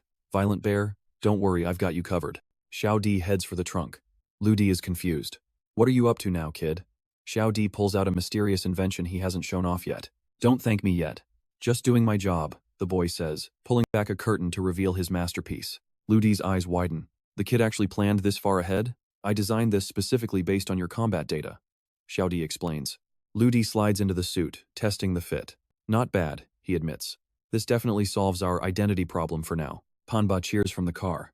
Whoa, that looks so cool. Xiaodi beams with pride, making armor for his dad was worth every second of work, but Panba suddenly panics. Wait, are you crazy? Why are you sending him out there to die? Even the heroes can't handle this. Xiaodi gives the kid a look of pure disdain. You're blind, aren't you? Just sit back and watch what a real hero looks like. With a sharp point toward the chaos, Xiaodi yells, Go get him, Violent Bear. He doesn't forget to warn the two kids to stay put in the car and not to wander out before he takes off like a rocket toward that horrific accident. Panba can't help but grin, giving him a thumbs up. Your dad is seriously on another level. The little guy just smirks back proudly. Trust me, you haven't seen anything yet. Ludi quickly reaches the collapsed section of the bridge that's desperately in need of a miracle. A reporter on the scene spots him and gasps, Wait, is that another hero arriving? Right in front of Ludi, two massive steel reinforcement cables are screaming under the tension, snapping piece by piece. Seconds later, they give way completely. It looks like a total lost cause. But Liu Di is faster. With lightning reflexes, he lunges forward and snatches one end of the cable. He slams back onto the ground, gripping that massive steel line with his bare hands. The crowd is absolutely floored. How is this even possible? We're talking hundreds of tons of reinforced concrete and steel here. But for Liu Di, it doesn't feel heavy at all. He starts hauling the wreckage back as easily as if he's pulling a rope. Tai Shi, another powered individual on site, stares at him in total shock. Hey, what organization are you with? Ludi doesn't waste time talking. He just tosses the massive steel cable toward the guy. You're just in time. Hold this for a second, I need to get the bridge deck under control. Tai Shi barely has time to react before he's forced to catch it. But the second Ludi lets go of the tension, boom! The sheer force of the cable flings Tai Shi straight into the air like a rag doll. Ludi just sighs, shaking his head. Absolute trash. Totally useless. The reporters are literally at a loss for words. Meanwhile, Bertram is staring at his tablet, screaming at the live feed. What the hell is going on? Who is this guy? Even Leon is breaking a sweat. I have no idea. High above the wreckage, Ludi stands over the ruins, already calculating a plan to fix the bridge. He raises his hand, and raw energy begins to swirl and condense in his palm. Then whoosh! He blasts it forward, sending a massive wave of power rippling through the air. The shattered debris falling from the bridge suddenly freezes. Every jagged piece is now vibrating under his absolute, psychic control. The rubble begins to knit itself together, forming a massive stone platform. The hero in green just stands there, jaw on the floor, completely speechless. The power gap here is just insane. Ludi drops the massive stone slab into the river below, and the impact sends a colossal wall of water crashing into the sky. The slab lands perfectly, catching everyone who had fallen into the water. Ludi stands there, calm and collected, watching as the remaining fragments of the bridge slowly fuse back together. He takes a breath, finally feeling at ease. The danger is over. Now, he can finally get out of here before things get even more complicated. The reporter is still desperate to know who exactly is this mysterious savior. But Ludi is already gone, leaping across the roofs of cars to get back to his own ride. Once he makes it back, he takes a second to straighten out his clothes and fix his hair before sliding back into the driver's seat. The moment he's inside, The little guy cheers for his violent bear. Ludi just smirks and throws a compliment back at the kid. Your invention actually worked. I didn't have to hold back even a little bit, Ludi admits. The kid just beams with pride. Hey, it's what I'm here for. Suddenly, Panba pipes up. Hey, Dad, do you need another son? Ludi nearly chokes. Kid, you can't just go around calling people dad whenever you feel like it. Panba isn't backing down. But my mom is gorgeous. And we're filthy rich. I'm the sole heir to the whole family fortune. Ludi just stares at him, completely defeated. Whatever. It's just a kid talking nonsense, right? No point in arguing. But then, his expression shifts. Something is wrong. On the bridge, the flow of traffic is finally starting to return to a slow, steady crawl. Ludi leans his elbow on the car door, his mind racing as he watches the scene unfold. Those guys must be from Longway, he mutters. Coming in to clean up the mess. He watches someone being dragged away in cuffs, thinking about how Longway is playing the long game. Zua sees that the crisis has passed and finally lets out a sigh of relief, a small smile playing on her lips. She walks right up to his car. Ludi, since you were here and actually stepped up, I guess you really do deserve that spot at the Hero Academy. Ludi doesn't even give her a look. Sorry, I'm busy. I've got to get these kids home. Zua blinks, confused. Wait, you have 2 kids? Right on cue, Panba leans out. Hey, Dad. Ludi immediately pushes him back down. For the last time, I am not your father. But Panba isn't done. He looks Zu up and down. You know, my mom is way prettier than you are. Panba, seriously, stop talking. Ludi groans. The little guy just crosses his arms and looks at Zua. And no, he's not my biological father either. Zua puts her hands on her hips, looking disgusted. Wow, Ludi, I really underestimated you. Using kids as part of some twisted game? Ludi runs a hand through his hair, exasperated. Look, they're not mine, but I'm the one responsible for getting them back safe. It's a long story. Before he can finish, Zua snaps. Save it. I don't want to hear another word from you. Her voice is dripping with pure annoyance. Who knows what your real intentions are? She turns to leave, but stops for one last dig. Watch yourself. And honestly, I take back what I said earlier. You're weak, having you around is just going to be a massive headache for everyone. Ludi watches her walk away and lets out a long, heavy sigh. He turns to the kids, half joking, half annoyed. Great job, guys. My reputation is trashed before I even officially started. He glares at the slow-moving line of cars. At this rate, they might be out of here in 30 minutes. If they're lucky, Mozong, perched on his hand, examines a small piece of metal. This is high-density attribute metal. Usually, this stuff is only used for resonance machines. The gears in Ludi's head start turning. The truth finally starts to click. That school robbery. It was definitely the work of those escaped convicts from Europe. Looks like they were sent back there to be dealt with quietly. But something still bothers him. Why is Huaxia staying so passive? Just sitting there, taking it?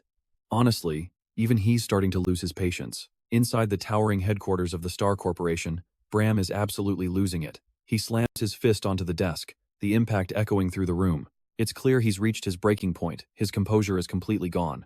I'm gonna lose it, Bram snarls, his voice dripping with pure venom.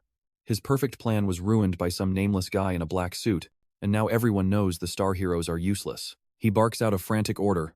Loss. Start the mutation project immediately. Loss hesitates, his voice trembling. But sir, the tech isn't stable yet. If we rush this, the risks are. Bram cuts him off. He doesn't give a damn about risks anymore. He's like a cornered beast, desperate, dangerous, and willing to do anything to win. Meanwhile, the bridge collapse is dominating every news cycle. The world is obsessed. Everyone is hunting for the mystery man in black. Who is this guy? They ask. He lifted a bridge with his bare hands. Compared to him, Star's Steel Rhino looks like a joke. People in High Shi are claiming him as their own.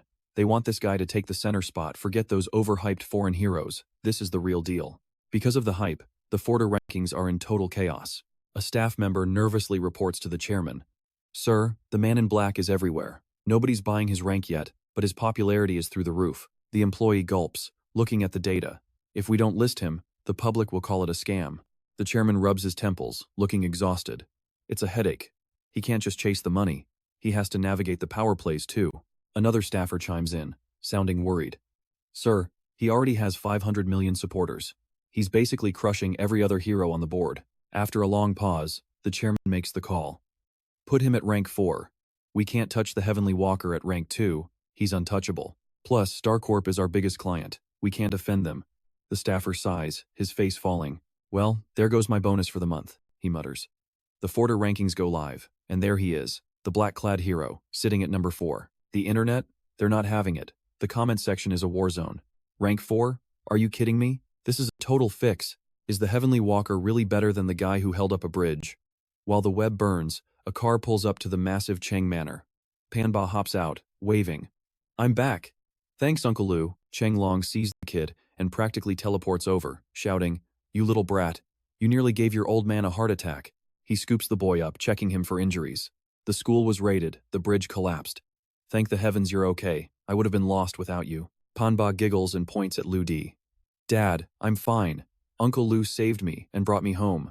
Cheng Long looks up, his eyes full of gratitude. Brother, if it wasn't for you, the Cheng family line would have ended today. I owe you everything. Lu Di just shrugs it off. Don't sweat it. I was just passing by. Cheng Long beats his chest with pride. Listen, I'm Cheng Long. My family's been selling sweet potatoes for generations. Give me your name, I promise I'll pay you back one day. Lu Di gives a polite nod. Good to meet you, Cheng Long. I'm Lu Di. I'll be counting on you then. Cheng Long beams, pointing toward his house. Since you're here, take a whole truckload of sweet potatoes with you. Lu Di waves his hands, trying to escape the vegetable gift. No, I'm good. He ducks back into his car. I've got things to do. See you around, Cheng Long. Cheng Long scratches his head as the car peels away. Why is he in such a rush? Panba looks up at his dad. Daddy, where's Mom? Cheng Long turns around. She's at school. Why? The kid smiles mischievously.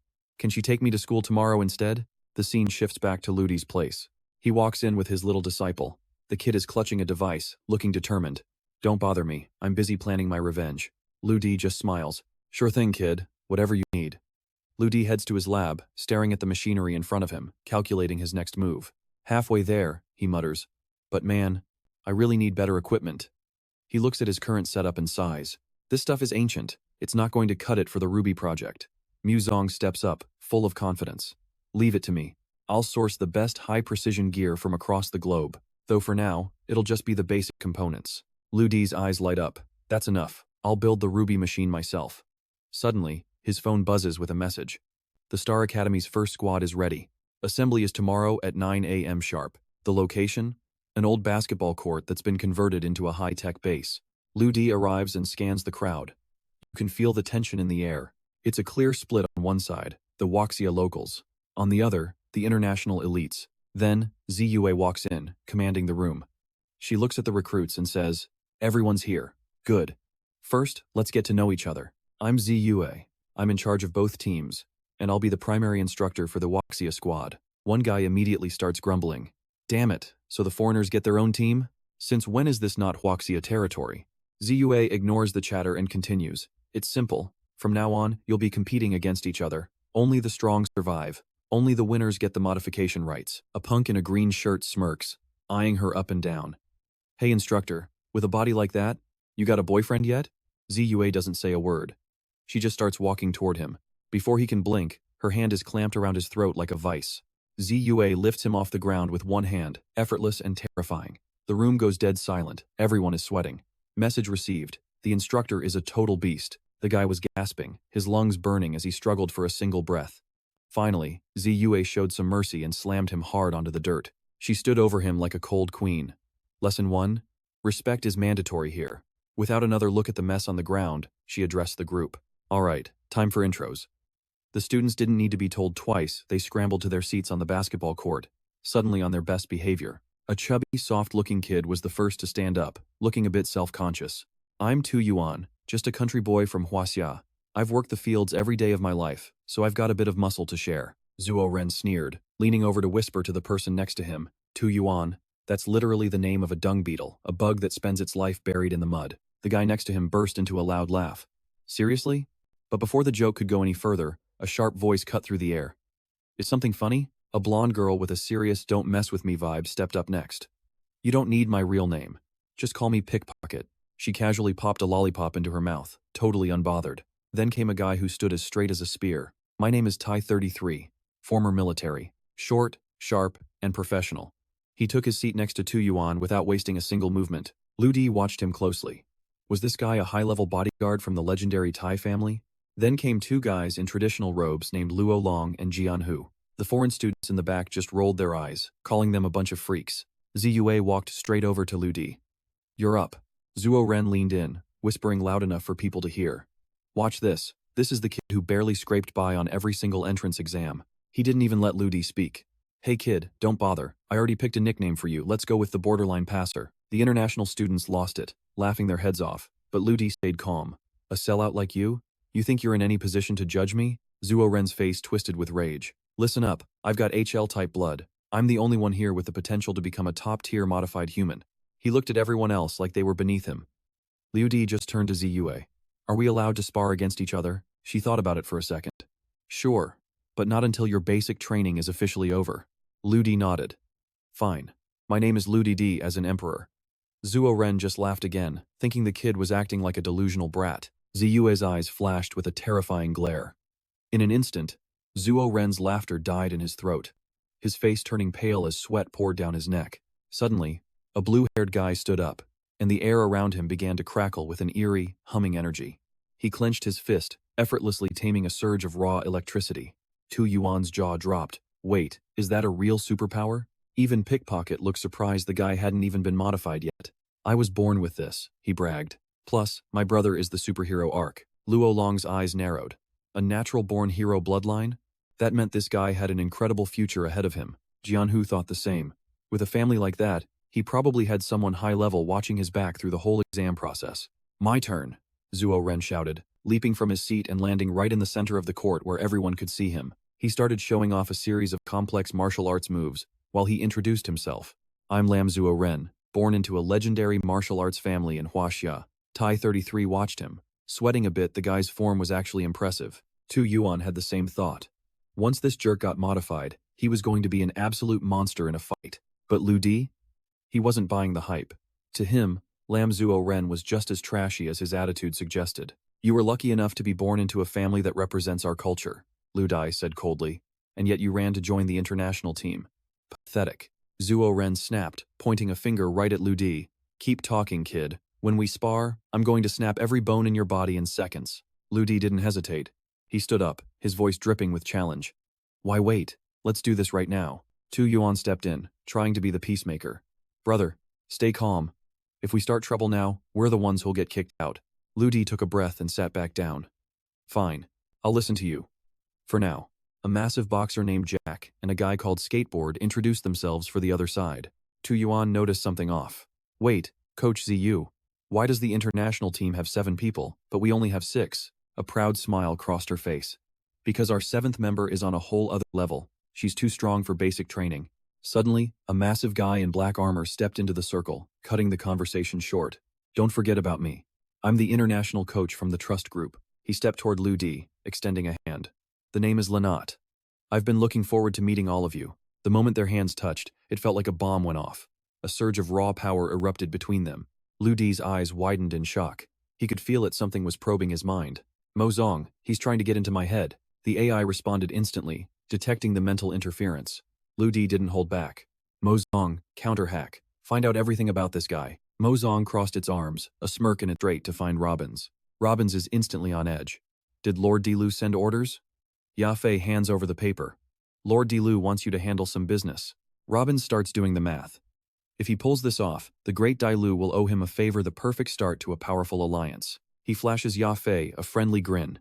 No problem at all. Consider it done. But then he opens the note. It reads, I want every single FIC file and all the data on the cyborgs. You have 24 hours. The other FIC agents see the note and freak out. They rush over to Robbins. Captain, that's top secret stuff. Who the hell is this Dailu guy anyway? He sounds completely insane. And why are we even guarding his house? Robbins just waves them off. Just go do it. They're beyond confused. Captain, you're seriously agreeing to this madness? Think about it. Robbins snaps, grabbing one of them by the collar. You think you know better than me? Listen close. Robbins is dead serious now. No matter what Dilu asks for, we make it happen. Period. In one day, anyone who gets in the way is dead. The 2 agents scramble away, still grumbling under their breath. Who exactly is this Dailu? Robbins watches them go. Without him, the FIC is absolutely nothing. Over at the Star Office skyscraper, Bram is staring at his hand still seething over his missing middle finger. Those Huaxia bastards. Because of them, Lord Rip punished me. I'm getting my finger's worth of blood back. Just watch. He turns to Lao Sen. Is everyone here? Lao Sen nods. Yes, sir. They're all inside, just waiting for you. The assembly hall is buzzing with noise. As people enter, a girl offers drinks. Professor An, Minister Lem, everyone's getting served. Then Bram kicks the door open. The crowd swarms him immediately. Lord Bram, we're trusting you one more time. Your experiment better work. My men brought the heavy artillery this time. There's no way I'm letting my people go in there just to be targets again. Bram smirks, radiating pure confidence.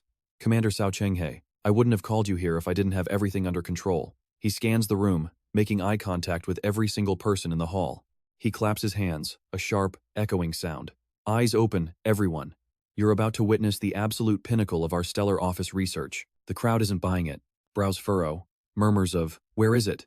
echo around the room as they look at the modification cabin. It's completely empty. Then, the unthinkable happens. That polite girl who was just serving tea?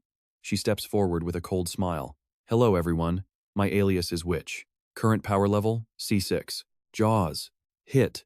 The floor.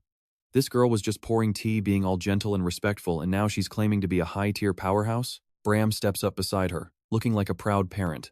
With Lady Witch here, the instability issue we had with modified humans? Yeah, that's a thing of the past. He glances at her and gives the word. Lady Witch, if you would. Witch steps up to the cabin. Bust! Blue sparks dance across her skin. Then, with one hand, just one hand, she tosses the massive metal structure into the air. She catches it, hoists it over her head like it's a toy, and then literally rips the thick metal cabin in half with her bare hands. She lets go, a playful smile on her face. Absolute silence. The spectators' eyes are nearly popping out of their heads. That kind of raw strength? It's beyond terrifying. There's no doubt that's C-rank power. But wait, there's more. She has a special ability, self-heating. She can get so hot she can melt through solid metal. Witch stands in front of a massive metal block labeled 5,000 kilograms. Her face goes cold. She winds up and throws a devastating punch. Boom! The metal block doesn't just dent, it explodes. Without missing a beat, she launches herself forward, moving like a blur. The crowd is losing it.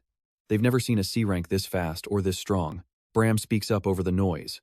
A C-rank's true power is too violent for a live demo. For the rest, just watch the video. He leans back, smug as can be. To our allies, if you're looking for B-rank modifications, I might be willing to help you out. He pauses, his gaze landing squarely on Cao Chenghe. But Huaxia isn't an ally. So, Commander, you're just here to watch. He shrugs, a nasty little gesture. He sneers, his voice dripping with arrogance. My stellar office paid a heavy price to perfect this technology. We don't just give it away. Bram walks right up to Cao Chenghe's face, and we definitely aren't sharing it with outsiders. Cao Chenghe stares him down, unfazed. So that's why you invited me? Just to try and get under my skin? Bram just laughs. Oh, Commander, you're being too sensitive. I'm just giving you something to aim for. Right then, Professor On calls out to Bram. Mr. Bram, to show our sincerity, I've brought a gift. He reveals a sleek suit of armor. Our latest breakthrough. This gear boosts a soldier's strength by 400% and defense by 200%. Bram looks at the armor and smiles to himself. This changes everything. After all, the rules of the Stellar Academy tournament never said anything about banning gear. Bram turns back to Cao Chenghe. By the way, I took a little trip abroad recently. Picked up some top-tier recovery tech. My international team, all their injuries are gone. They're back at 100%. Cao Chenghe's brow furrows. A corrupt island nation, a bunch of rats, and some super armor. He wonders if his students can handle this. Meanwhile, over at the Huaxia team's camp, the atmosphere is actually pretty chill. Everyone is laughing and relaxing. Zua sighs, looking a bit bored.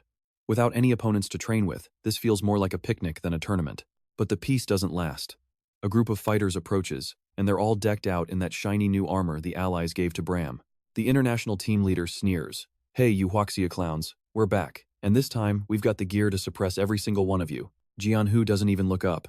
Oh look, the losers are back in clown suits. Wearing fancy clothes won't stop us from kicking your teeth in again.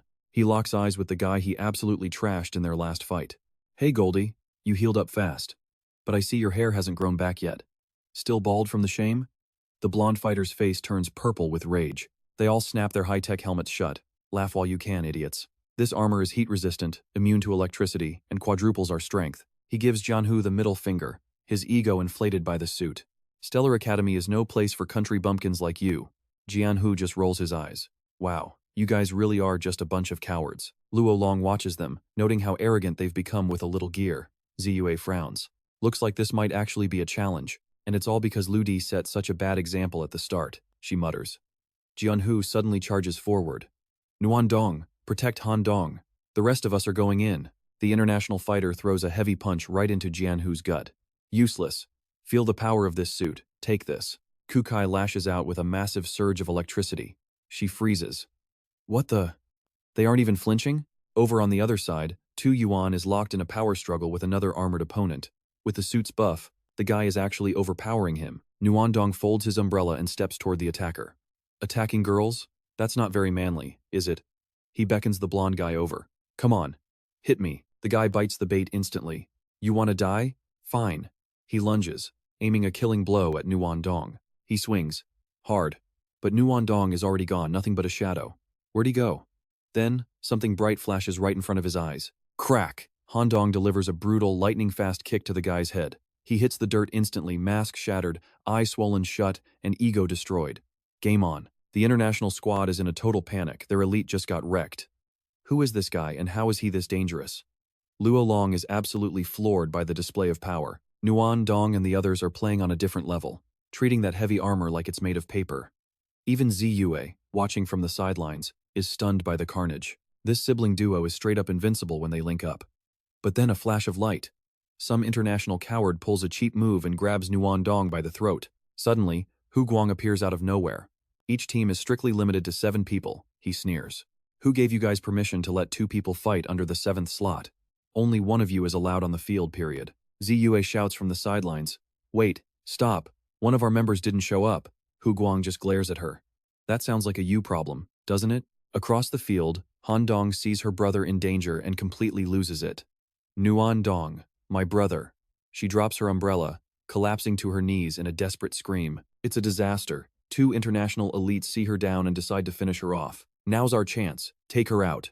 But they messed with the wrong girl. Handong has snapped her eyes, turned dead white as she clutches her head, letting out a bone-chilling shriek. The attackers freeze midair. They can feel an invisible, crushing pressure. What's happening? I can't move. Lanat, watching the whole thing, actually looks excited. What a physique, he mutters. Meanwhile, Handong's screams are literally triggering a series of violent explosions all around her. Hu Guang is caught off guard. What the hell is this? He's so distracted he doesn't even see the shadow falling from the sky until Lu Di slams into him, sending him flying. Lu Di doesn't hold back, calling him exactly what he is, a pathetic, cheating piece of trash who's better off dead. Lu Di helps Nuandong up before they both turn toward Handong, who's still trapped in her own madness. Lu Di calls out to her, Handong, look, Nuandong is safe. He's back. The second she hears those words, she calms down instantly. Brother. Lu Di walks over and gently pats her head. She looks up, teary-eyed. You're finally here? Lu Di gives her a soft smile. I'm sorry. I was careless and arrived a step too late. But behind them, a massive surge of electric energy starts to crackle. Hu Guang crawls back toward Lu Di, snarling. You're dead. You actually wiped out the entire international team. Lu Di gives him a cold, murderous look. Anyone who hurts his family is going to pay in blood. He sets Nuandong down and stares at the idiot Hu Guang with zero mercy in his eyes. At this point, even Hu Guang realizes he's in deep trouble. There's absolutely no way he can take this guy's power head-on. His only thought? Run. Now. Ziyue sees Lu Di about to snap and yells, Lu Di, stop. Don't make this situation any worse. But Lu Di doesn't even hear her. He's already airborne. Hu Guang, you really think you can outrun me? Lu Di raises his fist, channeling an infinite amount of raw power. He swings for a killing blow, but right then, Qinghe rushes onto the scene. Stop! Lu Di, stop right now! Lu Di glances back and sees a massive crowd of people charging toward the battlefield. He stares Lu Di down. You're a member of the Wuxia team. Think about the consequences before you do something you can't take back. The International Union members are screaming their heads off. You've got some nerve. You murdered our students. And you think we're just going to let this slide? The B organization and the witch arrive too. She glares at Lu Di, shocked that he'd try to kill a hero like Hu Guang. I'll handle this brat myself. Seeing the Union moving in, Qinghe steps in the middle to block them. Hold it. This is Wuxia territory. Nobody moves until I get a clear explanation of what happened here. The International Union reps just scowl at him, clearly not happy. You Wuxia people are all heartless monsters, they shout. Qinghe is stuck. How do you even argue with people who've already made up their minds? Lu Di just stares them down. You want an explanation? You people started this. They died because they deserve to die. The Union members are stunned into silence. Is this kid insane? What did he just say? Lu Di doesn't stop. 6 days ago, the people who died in your Xingzi gene experiments. Do you think that number is smaller than the people lying here? Did you really think nobody would find out what you've been doing? The Xingzi reps start sweating. That was just a laboratory loss, a minor setback. We're doing this for the evolution of mankind. It's a noble cause. But you? You're just a common murderer. Ludi actually laughs at that logic. Oh, I get it. So as long as you're a research organization, you have a license to kill whoever you want? The man named B stammers, trying to regain control. We are the most recognized research group in the world. Our authority is absolute. No one has the right to question us. The International Union members all nod in agreement, like mindless puppets. Exactly. For the sake of progress, we would never doubt Xingji's methods. Ludi is beyond angry. He's past the point of shouting. He just smiles. So this is the world we live in? A twisted place where if you have enough power and status, you're literally above the law? Ludi nods slowly. Fine. I'll let him keep his life. For now. But make no mistake, I'm coming for his head soon. Anyone who dares touch my family doesn't get to live more than a month. That's a promise. The union members are fuming. You arrogant brat. You think you can just talk like that and walk away? Ching. He sees them about to clash again and steps in with authority. Everyone, stand down. This is Huaxia, not your backyard. You'll wait for the official results. He looks over at Nuandong and Handong. He knows exactly who they are. They're Old Manchu's protégés. And this is about to get a lot more complicated. How could you let them get hurt? The International Union clearly wasn't going to let this slide. They wanted blood for this. He'd killed people from 6 different nations, turning this into a massive international crisis. Dao Thanha just shrugged. And? What about it? The foreign reps gnashed their teeth in pure rage. You just wait. We're launching an international lawsuit. These murderers, not a single one of them is getting away. Dao Thanha just gave a cold, dismissive smirk. An international lawsuit takes at least 30 days to even start. Until then, these kids were under Huaxia's jurisdiction, his jurisdiction. Ludi walked over and gently helped Nuandong up. Time to go. Handong nodded solemnly. Right, brother. But of course, there's always someone who doesn't know when to quit. A witch-like woman blocked their path. Stay right where you are. Ludi's gaze turned cold. Who thinks they can stop me? He unleashed a violent burst of power, and everyone within 100 meters was instantly paralyzed by a massive electric shock. They clutched their heads, shaking in terror. This guy's too strong. We can't even get close. Ludi glanced back at the broken crowd with total indifference. If the world is already this chaotic, then don't blame me for using my own methods to fix this mess. Later, back at the office, Dao Thanha called Duanhua. Duanhua, get your guards and follow me. We need to bring a few people into custody. Duanhua sounded stunned on the other end. General Tao, you've got your own elite Dragontail squad. Why do you need me for a simple arrest? Dao Thanha sighed. This time is different. They killed 6 international trainees, but they're also national treasures. I have to protect them. The only way they'll be safe from the international heat is if they're locked up in your facility. Hearing that, Duanhua's voice turned dead serious. If it's that bad, we're on our way right now. About 20 minutes later, they arrived at Ludi's house. Duanhua looked around, skeptical. General, don't tell me the guy you're after is actually in there. Dao Thanha nodded firmly. That's the place. My team tracked him the whole way he's cornered. Duanhua looked at the general, realized something, and frowned. You really have no idea who he is, do you? Dao Thanha was genuinely confused. I checked his file. Just a civilian. Good resources, some connections with Old Manchu, nothing crazy. Duanhua scoffed. That's all you got? He thought to himself. The kid must have snapped, but Ludi usually isn't this reckless. As Dao Thanha started walking toward the entrance, Duanhua quickly called him back. Old Dao, tell your men to stay back. Whatever you do not attack. Dao Thanha waved it off. Relax. He's a citizen. I'm not going to do anything rash. Duanhua was practically sweating. I'm not worried about him. I'm worried he'll kill every single one of your men if you provoke him. The door to Ludi's lab slid open. Duanhua looked around in awe. Even he had never been allowed inside this inner sanctum before. He spotted a young boy sitting with a robotic dog. Who was this kid? And that robot next to him? It radiated a terrifying amount of power.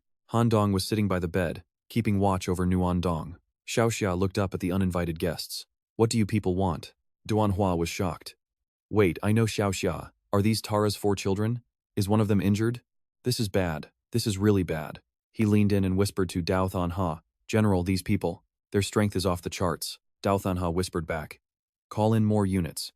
If he tries to resist, we'll have to use force to bring him in. Dao Thanha, Duanhua, and Ziyue stepped closer. Dao's technicians ran a quick biometric scan on Lu Dai. General, 0 cyborg signatures detected. He's fully human. Ziyue nodded. Of course he is. He's just a member of the Huaxia team, at least on paper. Duanhua stepped forward, trying to be the voice of reason. Listen, kid, we have to handle this legally. Come with me to the bureau for now. It's for your own safety. Dao Thanha added. The international community is hunting you. Even old Chu can't shield you from this mess. Haven't you noticed? The FIC has already surrounded this entire block. If you're taken by international authorities, you'll never be seen again. Ludi's fingers didn't even pause, they kept flying across the keyboard. Tao Thanha's brow furrowed. This kid is incredibly stubborn. Suddenly, Duanhua stepped in front of the general and raised his voice. Kid, others might not get you, but I do. You've been hunting down the worst of the worst. You're a man of justice. Tao Thanha was stunned and nudged him. Duanhua, what the hell are you saying? Have you lost it? Duanhua snapped back. Don't you dare interrupt me. He turned back to Lu Di. A month ago, you single-handedly wiped out 30 international assassins in High City. 2 weeks before that, you destroyed a global child trafficking ring. You were the ghost who decimated that secret underground cyborg facility in Europe. You took down over 100 corrupt doctors and 14 B-rank modified humans all by yourself. Dao Thanha stepped in, horrified. Duanhua, are you insane? Duanhua glared at him with total intensity. General Dao, shut up, I'm not finished. He turned back to the legend, sitting in front of him. He pointed a finger at Lu Di.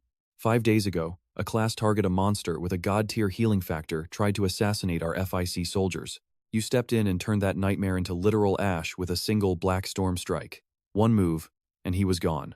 He looked at Lu Di's back with pure respect. Kid, in my eyes, you're a goddamn hero. Duanhua's subordinates stood there, eyes bulging in shock. Their commander's ability to hype someone up was getting legendary. After dropping those bombshells, Duanhua keeps going.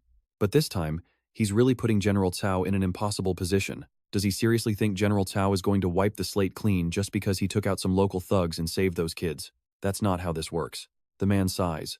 See, Cao Qinghe isn't the forgiving type. The guy's got zero conscience, and everyone knows it. The people in the back are all whispering to themselves. Chief Duan, have you lost your mind? How can you disrespect General Cao like that? Plus, they're doubting the kid. Could he really take out over 10 B-rank mutants? Right then, someone steps forward and hands a file to Duanhua. Chief Duan, is this the case file? Duanhua holds up the stack of papers. You guys are lucky today. You get to see the top secret records of the High City Special Police. Qinghe takes the folder and reads the title. The Wuxia Venerable Deity. How am I the leader of Dragon Might, and I've never heard of this guy? Duanhua just looks at him. General Cao, do what you have to do, but just so you know, I couldn't catch him even if I tried. Qinghe speaks up. Kid, you're strong. Strong enough to be a national treasure, honestly, but you've really put me in a bind. On the global stage, there's a delicate balance of power between nations. Once they've finished talking, Lu Di finally stands up and looks away from his computer. You two are overthinking this. In this world, the strong are the ones who make the rules. Qinghe frowns. Kid, that's a dangerous way to think. Lu Di looks everyone straight in the eye. It's only dangerous if you aren't the one with the power. And I am. Lu Di continues. Your subordinates could have been much stronger, but you failed to fix the core issues with their genetic links. Qinghe is stunned. How could you possibly know that? Lu Di just shrugs. Because I'm the one who researched the second-generation Dam Huang with the Du family. I'm the one who invented the serum you're using. He takes a step forward. In other words, the dragon might you have today exists because of me. So, Lu Di says calmly, it's only natural that you should do everything in your power to pay back your benefactor. Hearing that, Qinghe actually nods. Fine. With a reason like that, I'll back you up for now. Lu Di smiles. Good.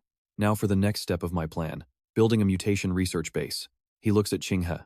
I hear setting one up requires international recognition, so, when the time comes, I'll need you to lead the charge in supporting me. Qinghe clicks his tongue. Europe's influence is massive right now. They'll be the first to make things difficult for you. How do you expect to succeed? He gets serious. I'm grateful for your second-generation Dam Huang tech, but compared to the C-rank mutation technology from Star Task Force, it's not even close. Lu Di nods. The second-gen Dam Huang really isn't that great. I was in a rush back then. I only spent about 10 minutes on the whole concept. Everyone in the room freezes. What? 10 minutes? Lu Di just claps his hands twice. Suddenly, the ceiling glows, and several floating holographic cubes appear. They're labeled Nemo Model 0023, 007805, and 1569. Qinghe's subordinates are bugging out. What? What is this? Lu Di explains it simply. The genetic cube can simulate and create the most perfect biological database imaginable. This is my real masterpiece, the foundation of human mutation, the god's Rubik's Cube. Take instructor Ziyue here. If I input her data into the third tier of the cube and optimize it, we could refine her abilities and boost her total strength by at least 10 times. Ziyue stays silent, just listening. Qinghe stammers, that's impossible. 10 times stronger? Even C-rank tech shouldn't be capable of that. Lu Di looks at him. The Yingji group is the primary partner for your military, right? I'm going to give them the 4th tier cube technology. Consider it a thank you for Dragonmite's support. He pauses for a second. Oh, I forgot to mention I also own the Yingzi group. Qinghe is reeling. Just how many identities do you have? You're tied to every Huaxia agency, yet you want to challenge the world. Aren't you afraid your family or your girl will be targeted? One of Qinghe's men steps up. General Cao, you asked me to dig into this Lu Di guy, but there's nothing. His file is a total blank, like he's made of thin air. Lu Di smiles. The general has a point. That's why my current identity is a stateless soldier. Qinghe frowns. In an age where everything is on the internet, for someone to have a completely blank digital footprint is terrifying. Combine that with your insane strength. Honestly, who could even stop you? Lu Di shakes his head. Not worth mentioning, this is only the first step. Suddenly, a subordinate rushes in and whispers to Qinghe. General, Star Task Force has arrived at Dragonmite headquarters. They want to challenge our mutants. They brought 3 C-rank mutants with them. Qinghe's face darkens instantly. A challenge? This isn't a fight, it's an intimidation tactic. He looks at Lu Di. He can't let the kid represent the Huaxia military officially yet. That would restrict his movements too much. Our only choice is to ask the Black Mountain Elder for help. Word is his men have produced a rank C powerhouse lately. Lu Di looks at him intently. General Cao, don't tell me you're clueless about the Heavenly Net's current status? Qinghe just stands there, completely lost. I don't know. In Huaxia, only one person has the authority to command the Heavenly Net. We don't even have the security clearance to view their files. Qinghe pulls out his phone to make a call, letting out a heavy sigh. Heishan and I have never seen eye to eye. But since things have gotten this bad, I'll just have to swallow my pride and beg him. On the other end, Heishan picks up almost instantly. Hello? Cao the Mutt? What do you want? Qinghe forced a thin smile. Nothing major, I just need a small favor. Hey, Shan's voice turns sharp. Oh? This isn't an order from headquarters, is it? But before another word is exchanged, Qinghe's face turns bright red with anger. That old fossil Heishan, he actually had the nerve to hang up on me. Lu Di watches him calmly. A fortress must be built to protect Huaxia. Without it, Dragonmite won't be able to hold the line. Tell you what I'll call the Heavenly Net myself. Qinghe is stunned. You? I mean, maybe they'll send a few experts out of respect since you helped them with their training, but Lu Di simply gives a casual nod. Qinghe watches his silhouette as he walks away, praying that the kid's reputation actually carries some weight. A moment later, Lu Di returns. Qinghe rushes up. Can they make it? Yes. How many? A lot. Qinghe finally catches his breath. All right, I'll trust you today, kid. I've got your back. But what about the fit crowd outside? Just as he speaks, Robbins walks in carrying a thick stack of documents. The Hero's Registry. This contains every shred of intel on the FIC, including the locations of all their secret bases. Furthermore, is there anyone you'd like us to handle? Just give the word, and the FIC will give you our full support. Robbins then turns his gaze toward General Cao. Greetings, everyone. I am Robbins, the captain of the FIC's North American branch. Lu Di flashes him a small smile. It's fine, you can head out first. Qinghe is absolutely floored seeing Robbins' humble, almost worshipful attitude. Seriously, what is this kid's real identity? Meanwhile, over at the Heavenly Net training grounds, explosions rock the air. Heishan stands before a massive cliffside, calling for a secret assembly. The Heavenly Net elites gather in the blink of an eye. Instructor. Heishan meets their gaze. News just arrived from C-City. The ranks immediately break into a localized riot of excitement. What? Is it Lord Liu? Heishan nods. There's a situation in C-City. He needs you to head back. I'm granting you 10 days of leave. Consider this personal business to visit whoever you need to. He looks down at them from his high vantage point. I've already deployed the EarthNet to garrison the base, so who's ready to go? The Heavenly Net soldiers shout in unison, every single one of us. Finally, we can do something for Lord Liu. Heishan smiles, satisfied. Excellent. Back in Huaxia, 2 rival factions stand at a tense standoff. Lu Di leans nonchalantly against a rock while Bertram leads the international group, hurling accusations. General Cao, the only reason Lu Di is still walking free is because you people are overprotecting him. Qinghe fires back without hesitation. Until an international trial is officially opened, this entire matter falls strictly under Huaxia's jurisdiction. You have no right to question us. He thinks to himself, it's come to this. We can't afford to lose our momentum now. Bertram lets out a cold sneer. Fine. Protect him all you want. It's not like you can keep him safe for much longer anyway. Suddenly, an old man from the elite rank steps forward, pointing behind him. General Cao, these 3 are rank C powerhouses. They alone are enough to level your little Huaxia branch. The international crowd erupts in mocking laughter. Qinghe's subordinate quickly tries to calm him down. Sir, stay cool. Remember your heart condition.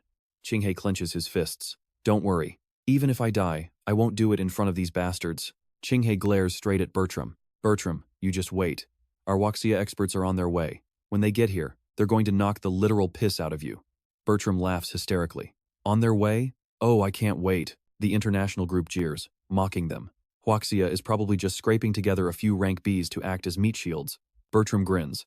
General Cao, don't worry. To keep people from saying we're bullies, we're only sending in 3 rank Cs against you. Lu Di has been standing there this whole time, observing everything in total silence.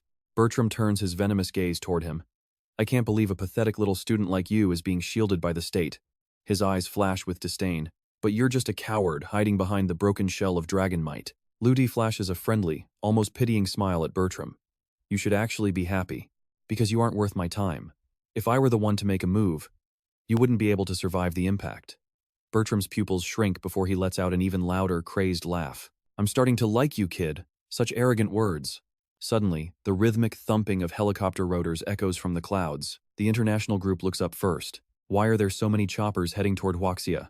Numbers won't save you. The bay doors fly open. Shadows plummet from the sky, hitting the earth with a bone-shaking thud. Boom!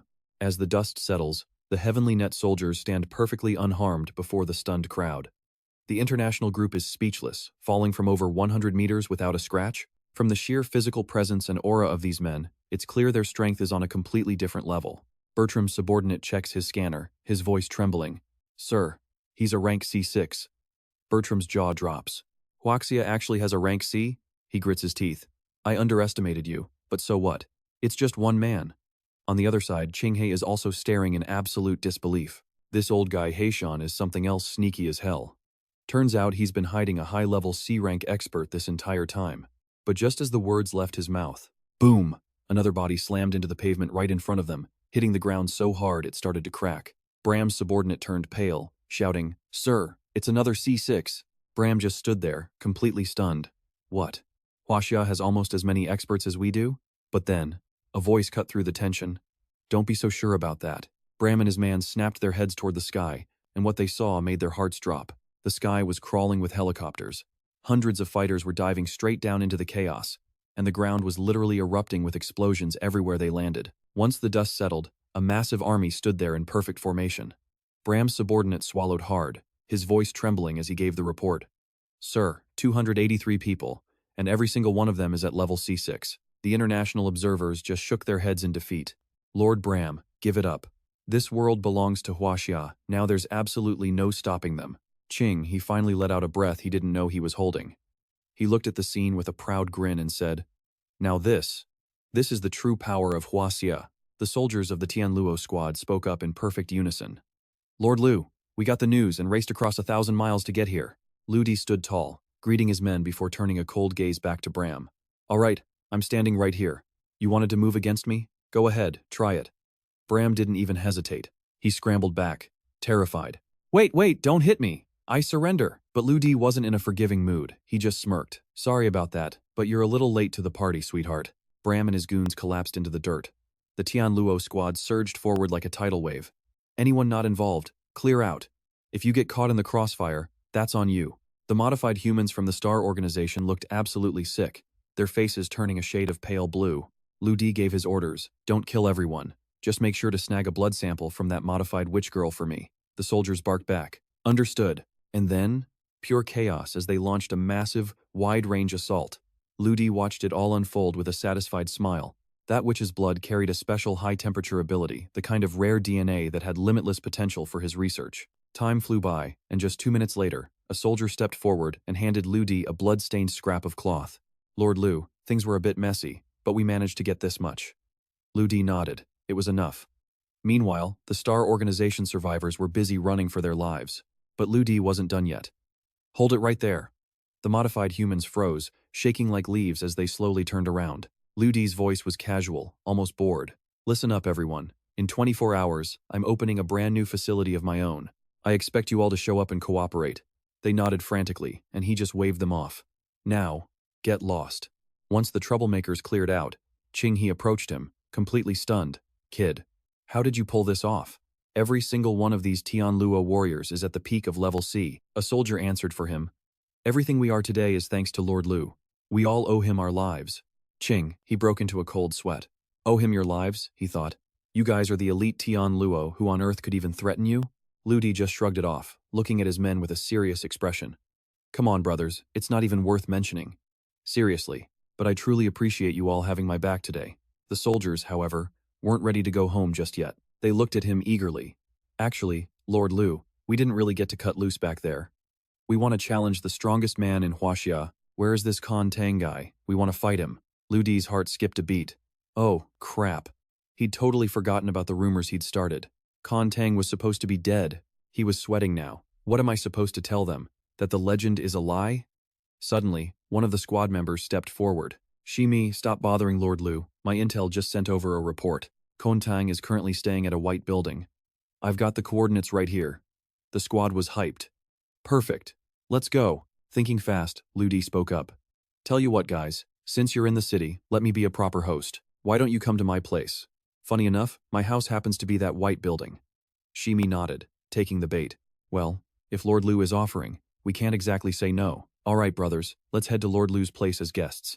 Everyone cheered, and Ludi led the way, probably praying for a miracle. All right then, follow me.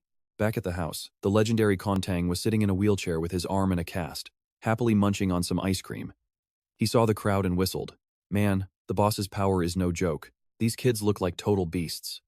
Ludi walked up and, trying to be smooth, gave him a new name. Hey, Xiao Tai, how are you feeling today? Con Tang just scratched his head, looking totally lost. Boss? I'm Con Tang. You know, the #1 fighter from Thailand? Con Tang? Ludi was straight up speechless. Seriously, bro? I'm trying to help you out here. Behind him, the Tian Luo squad started whispering loudly. Wait, this is Con Tang? Why does he look so fragile? Someone pulled out a portrait for a side-by-side comparison. Shimi squinted at it. I mean, besides the fact that he looks like a stiff breeze would knock him over, he looks exactly like the photo. Suddenly, they swarmed him. The Tian Luo squad challenges you. We're all at level C6. What about you? Con Tang looked like he was about to have a heart attack. Who even are you people? Why are we fighting? Finally, Ludi jumped in to save the poor guy. Everyone, calm down.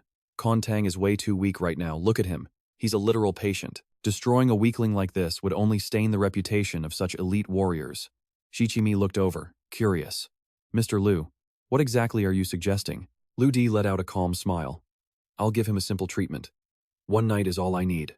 Once he's patched up, you can fight him all you want. The Tian Luo squad immediately nodded in agreement. Mr. Lu always makes the most sense. Fine. We'll stay the night. Tomorrow morning, we settle the score with Con Tang once and for all. Ludi gave a sharp nod. Just wait. 50,000 spicy crawfish are on their way. You guys are going to love this. Shichimi burst into a loud laugh. 50,000? Now that's what I call generous. Much appreciated, Mr. Lu. Ludi began pushing Con Tang away. I'll be back to share a few drinks with you all in a bit. The Tian Luo soldiers completely ignored Con Tang now, letting Ludi wheel him right into the house without a second thought. The moment they were inside, Con Tang exhaled in relief. Emperor 3, man, thanks for the save. I owe you big time. I'll find a way to pay you back someday, I swear. Ludi looked at him, genuinely confused. Con Tang, what are you doing? Con Tang stared back like Ludi was the crazy one. Running. What else? You think I'm staying here to die? Ludi couldn't help but chuckle.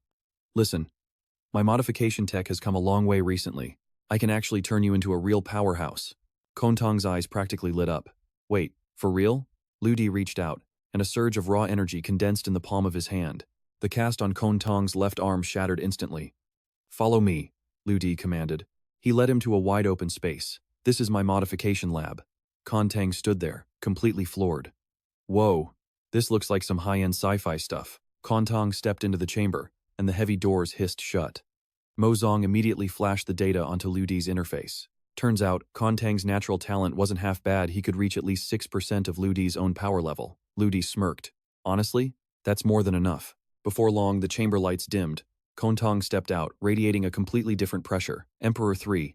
The wounds are gone. And man, I feel dangerous. He stepped toward Ludi, his movements fluid and sharp.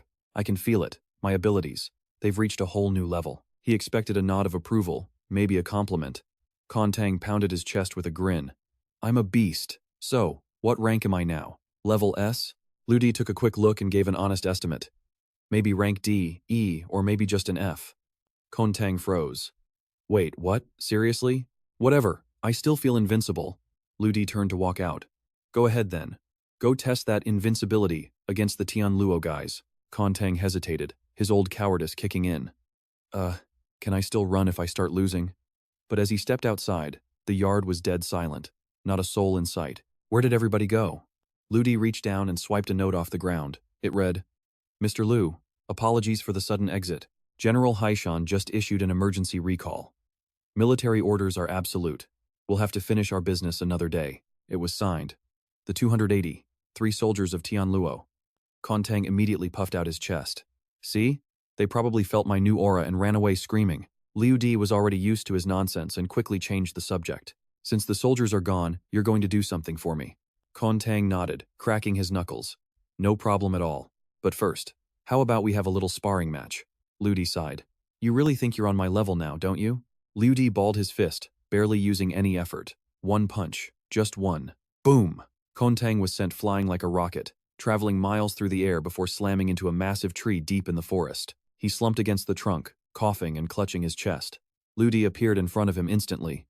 Ready to get to work now? Kontang nodded weakly. Yeah, let's work. Liu Di tossed him a new set of gear. Put this on. We're moving out. Get to the point 7 kilometers from the Haijing line within 3 hours and wait for my signal. Before he left, Liu Di added one more thing. And try to look cool for once. Kontang gave a thumbs up. Got it. Thanks for everything, boss. Soon, 2 white SUVs pulled up.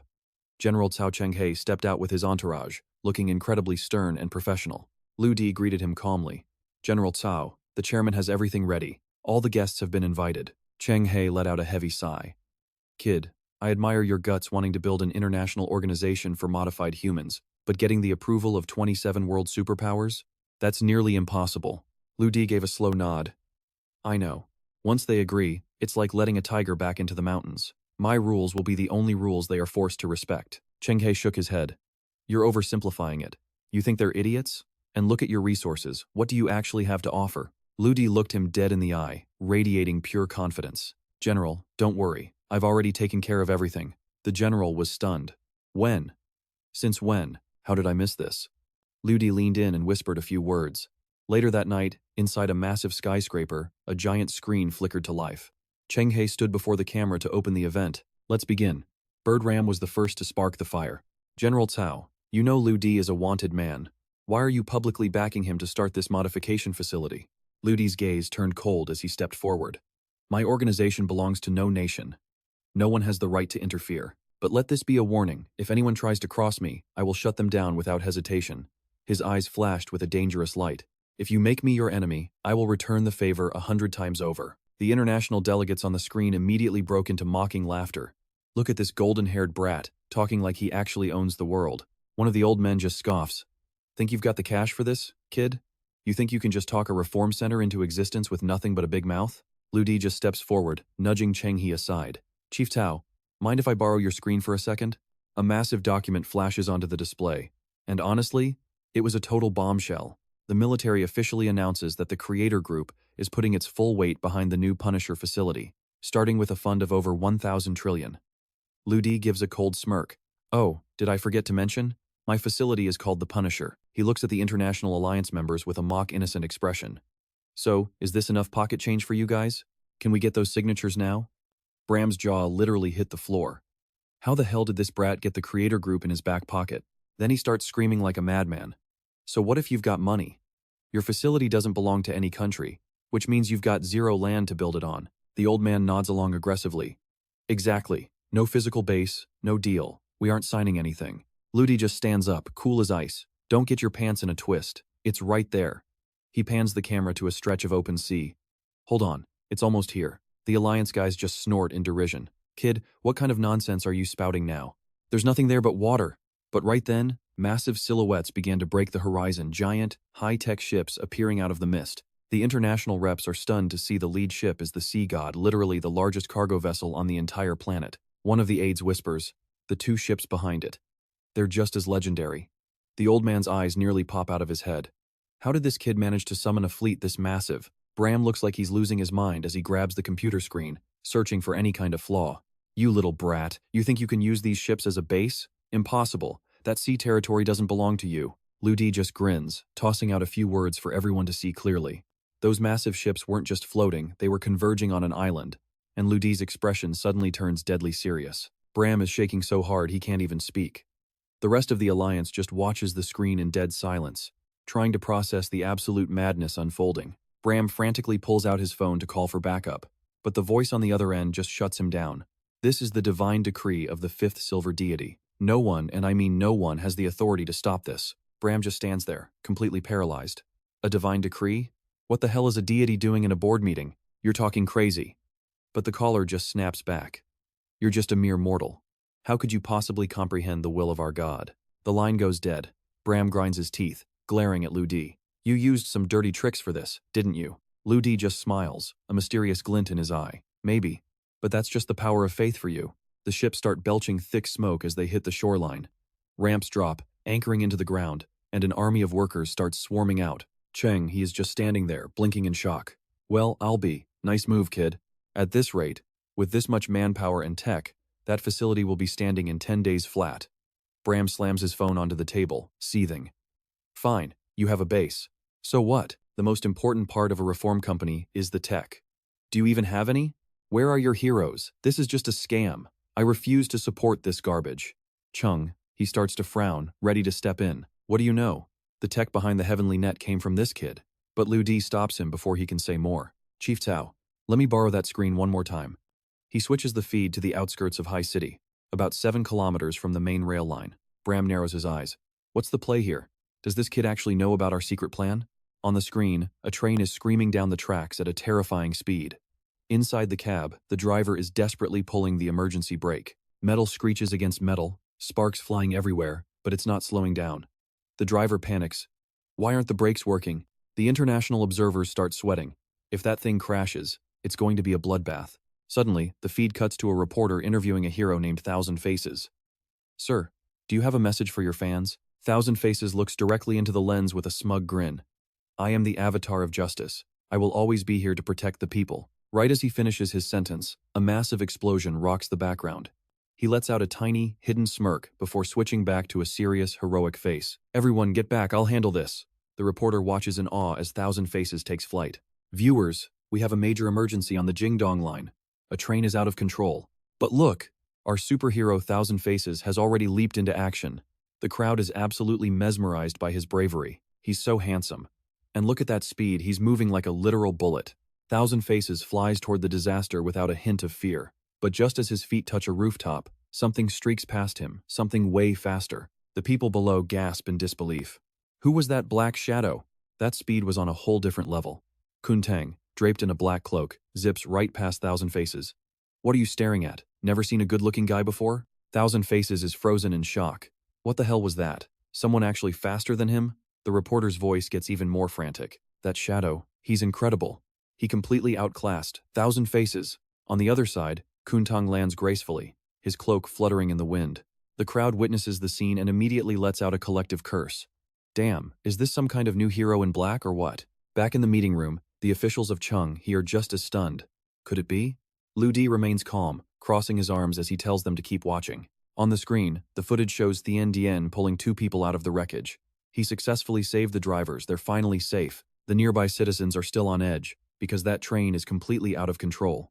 If it isn't stopped right now, it'll plow into the city and trigger a massive explosion. Just then, a hand reaches out and grabs the front of the train. Thien Dien pours every ounce of his strength into trying to slow the massive machine down. Sweat pours down his face as he struggles. Seriously, what kind of idiot designed this scenario? Are they trying to get me killed or something? The onlookers are terrified, wondering if it's impossible to stop. They scream in pure panic. It's going to blow. Move. Kuntang watches Thien Dien's pathetic struggle and lets out a scoff. What a weakling. He leaps down, slams both hands onto the train, and roars, "Get up there!" With an earth-shattering force, the entire train is ripped right off the tracks. The citizens stand frozen, unable to believe their own eyes. This man in black is even more powerful than Thien Dien. Kuntang heaves the entire train into the sky, letting it detonate safely in midair. As thick smoke fills the horizon, the people below finally realize the danger has vanished. But where did the dark hero go? Suddenly, Kuntang steps out from the wall of fire, and the crowd breathes a massive sigh of relief. He doesn't have a single scratch on him. Honestly, this guy is way too cool. Kuntang flashes a confident smile and introduces himself. I'm with the Punisher organization, the Man in Black. He beats his chest and adds, "Just doing my job, don't mention it." The crowd erupts into cheers and praise. Our hero in black. The Punisher is absolutely insane. A second later, Kun Tang kicks off the ground. He vanishes over the rooftops, leaving behind only a quick parting word. "See you around, everyone." The citizens can only watch his silhouette fade, murmuring that his strength must be C rank or maybe even higher. He's from the Punisher organization? Does that group really have monsters like this on their side? Inside his office, Bram watches his plan fall apart and explodes in rage. Another failure. He never expected the man in black to be one of Ludi's people. Ludi notices his reaction and immediately calls him out. "Hey Bram, what are you so panicked about?" Bram tries to keep his cool, snapping back, "Me? I'm not panicking. My hero Thien Dien just made a small mistake. Besides, didn't he still save those 2 drivers?" Ludi just laughs. "Give it a rest. This whole self-directed show of yours isn't fooling anyone anymore. From this moment on, your reputation is going to hit rock bottom." Bram snarls back at Ludi. "So what if you have a man in black? To officially start a modification organization, you need signatures from 27 countries. You're nowhere near that." Ludi doesn't even bother answering him. Instead, he looks directly into the camera. "Everyone, you've seen what Punisher can do with your own eyes. I trust your judgment. If there are no objections, you can start signing now." The international representatives immediately begin whispering and debating among themselves. The Punisher organization has massive funding and their foundation is simply unbelievable. This perfectly matches all the requirements for a new establishment. Plus, that hero in black, under their command, is a top-tier powerhouse. One by one, they start responding to Ludi. "We agree. We're on board too." Bram desperately tries to claw back some control. "So what? My agency will never sign, and that's final." The people standing behind him quickly join in. "If Europe doesn't sign, then neither will we." Ludi leans against the table, staring him down with icy calm. "And who exactly do you think you are? You think a tiny little company like yours represents all of Europe?" Bram lets out a triumphant laugh. "Don't you worry. Our leader will be the one to personally shut you down." Just as he says that, the screen flickers and Rip's face appears. He speaks up. "That's right. I'm here to personally deliver the rejection." Rip holds up a document.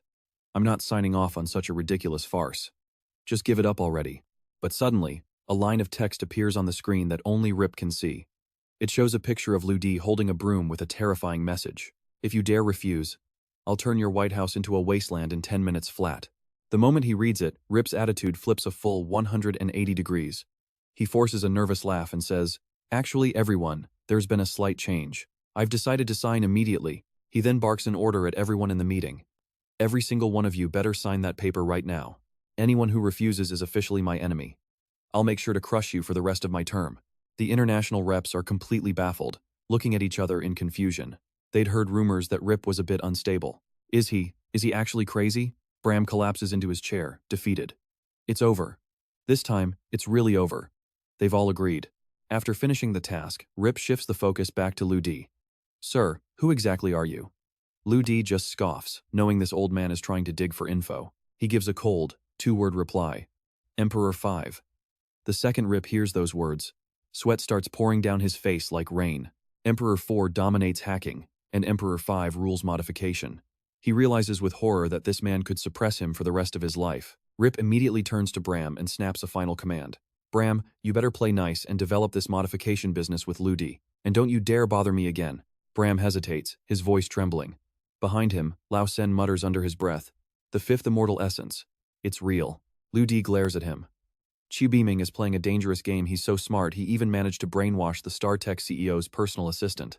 Staring through the monitor, Ludi addresses Lao Sen directly. "Lao Sen, take good care of your boss. If he ever makes you miserable, you know where to find me. My door is always open." Without another word, Ludi turns and vanishes into the shadows. Bram and Lao Sen exchange a look before finally stepping out of the car. The second they're inside, Bram's panic turns to rage. "Drive, Lao Sen. Get us back to the company. We need a strategy, and we need it now." Lao Sen just nods obediently. "Yes, sir." Bram is seething, cursing Ludi with every breath. Deep inside StarTech's secret headquarters in China, he slams his hands onto a round table facing 5 mysterious figures. "We can't just sit here and watch," Bram growls. "If we let that brat Ludi keep growing like this, we're all dead meat." One of the members scoffs. "Master Bram? I thought your StarTech engineering was supposed to be flawless." Bang! Bram shatters the silence by slamming the table. "I'm giving you guys full access to my data. His Punisher unit only has one black-clad cyborg hero. Just one." He leans in, his eyes gleaming with malice.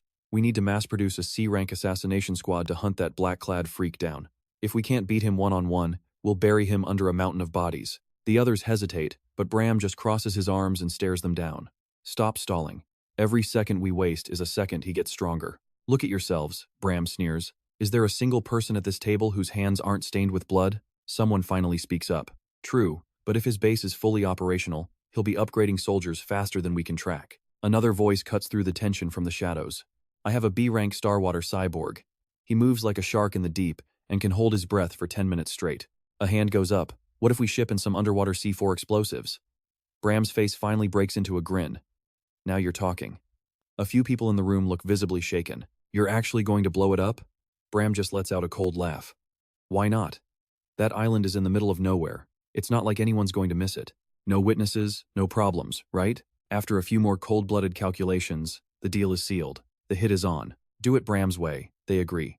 You aren't a real man in this business if you aren't a little bit of a monster. Meanwhile, at Ludi's base, the armory is overflowing with high-tech rifles, ammo, and sleek robotic limbs. Consider these my gifts to you, Ludi tells his team. Put them on. Get used to them. We don't have much time. He flashes a confident smile. Because next, I'm going to push your physical limits beyond anything you ever thought possible. Xiaoxia and Han Dong look on in awe. Nuandong's face lights up with pure excitement. Thank you, boss.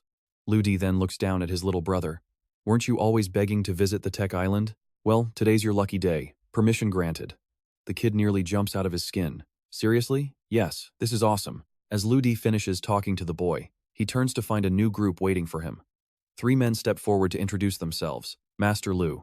We're 3 brothers. One of us quit the Yan family. One's a combat veteran. And the last one, well, he's a street-smart genius who never needed school. We came here specifically to back you.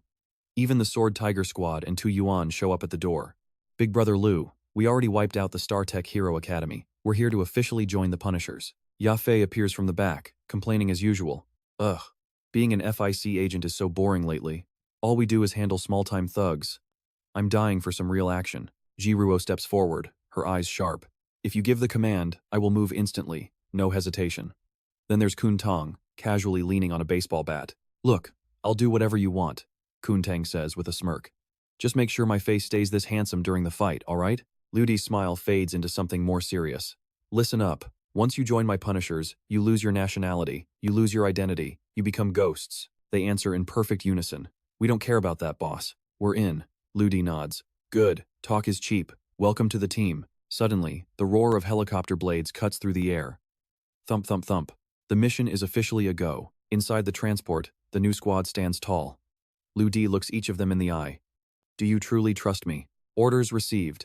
Absolute loyalty. They roar back. Ludi leads Jiruo to the first station, the Tier 3 Power Cube.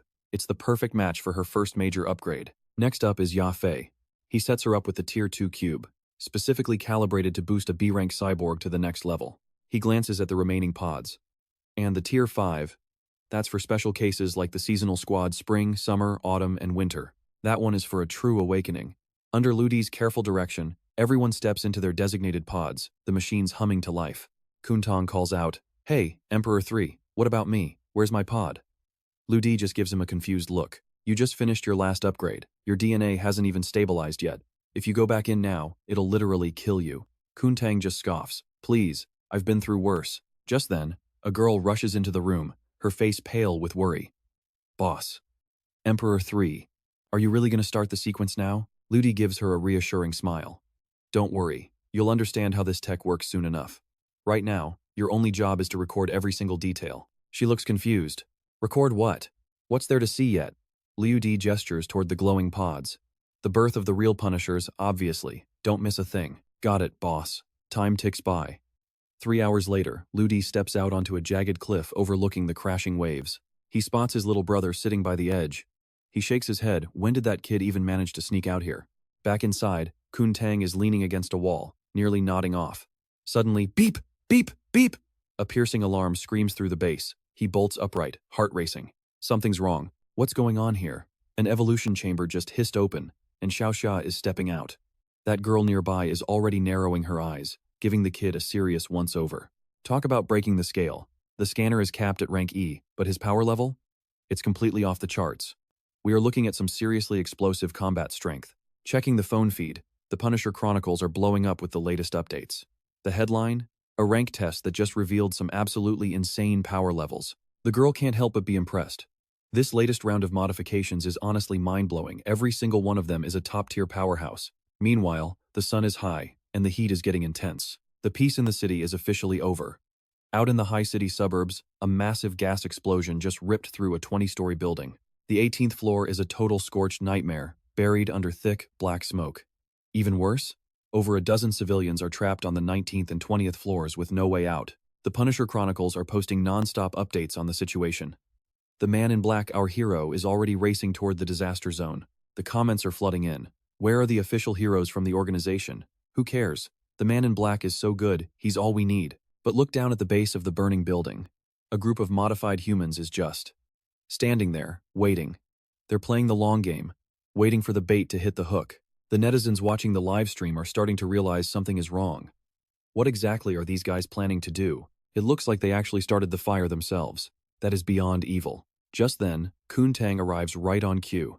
The second the crowd sees him, the hype goes through the roof. The man in black is here, and man, is he fearless. Kuntang doesn't waste a heartbeat, diving straight into the chaos to pull the victims to safety. Everyone online is stunned. Kuntang is way too strong in no time at all. He's managed to rescue every single person trapped in that inferno. The thugs below are watching his every move like hawks. Alright, everyone get ready. The plan is simple. The moment he leaves the scene, we swarm him and take him down. One of the subordinates sounds pretty worried though. Boss, I don't think he's just a rank C. I don't think we can actually handle this guy. The leader just scowls. You don't believe me? I refuse to believe 7 of us can't take down one guy. The man in black needs to be erased from this world, permanently. The viewers see their twisted attitude and the backlash is instant. How can anyone be this low, planning a literal assassination in broad daylight? Yo, I know exactly where that building is. Let's gather the crew and go show these punks what real justice looks like. The Punisher Chronicles feed updates again. Everyone, stay calm. These modified thugs are going to get exactly what's coming to them. The gang sees Kuntang flying off and starts shouting, "He's getting away! Move it!" The whole group of modified humans starts chasing him at full speed. Kuntang touches down in a completely deserted area. He just stops right there, waiting for them. The thugs catch up, and the leader sneers. Man in black. Were you actually waiting for us? The second they finish talking, they pull out their short blades, ready for blood. Someone in the comments is confused. The German military? Are these guys actually foreigners or what? The leader glares at Kuntang. Man in black, this is where you die. In 1 hour, your body is going to be sliced up, and your remains will be drifting at the bottom of the ocean. Kuntang just looks at them. Look, I'd love to kill you all, but I'm going to be late for my flight. My boss ordered me to head to Africa for a mission, and just like that he vanishes. Bye-bye. The gang is left standing there like idiots. Where did he go? How can he just disappear like a ghost? The netizens are baffled. Wait, did he seriously just run away? Hey, if you can't win, running is the smart play. At least he's got brains. But right at that moment, someone else drops from the sky. Taisi introduces himself. I'm here, call me the Punisher. Taisi looks at the small fry thugs, prepare for a world of pain. The comments are blowing up again. This guy looks like an absolute beast. Yep, another member of the Punisher squad has entered the chat. Taisi looks at the targets and lowers his center of gravity. A second later, the ground where the 7 thugs are standing just explodes. They didn't even see it coming. The viewers are stunned, watching the thugs lying flat on the ground. Are they all dead? Man, these guys were completely useless. The Punisher's methods are brutal and straight to the point. Back in the office, Rip is grinding his teeth in pure rage. How did they see through his plan so easily? Just what kind of power levels are these modified humans that Lu Di is developing? He grabs the phone and barks an order. Start Project Torpedo. Do it right now. Outside, the waves are crashing violently against the cliffs. A member of the Water Snake team speaks up. Lord Water Snake, the 4 of us are here to back you up. We've each got a piece of the grenade. Success is guaranteed. Water Snake just looks at them. Honestly, their help is totally unnecessary. The water is my world. No one can beat me there. He points to the island in the middle of the sea. I can reach that island in 10 minutes.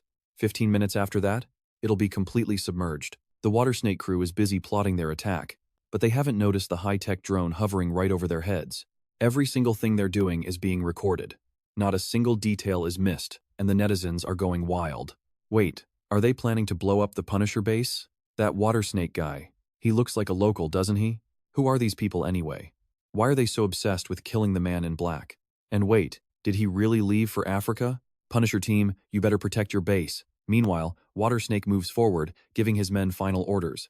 Stay close to me, and whatever you do, don't let your heads pop above the surface. One of his lackeys looks a bit panicked. Lord Water Snake? Don't we need oxygen tanks?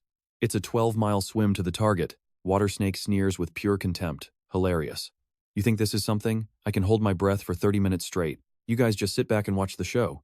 With that, he dives into the water splash. Water Snake swims with lightning speed. Down here, he's the king. Time to drag Punisher to the bottom of the sea. The camera shifts underwater, and someone gasps in awe.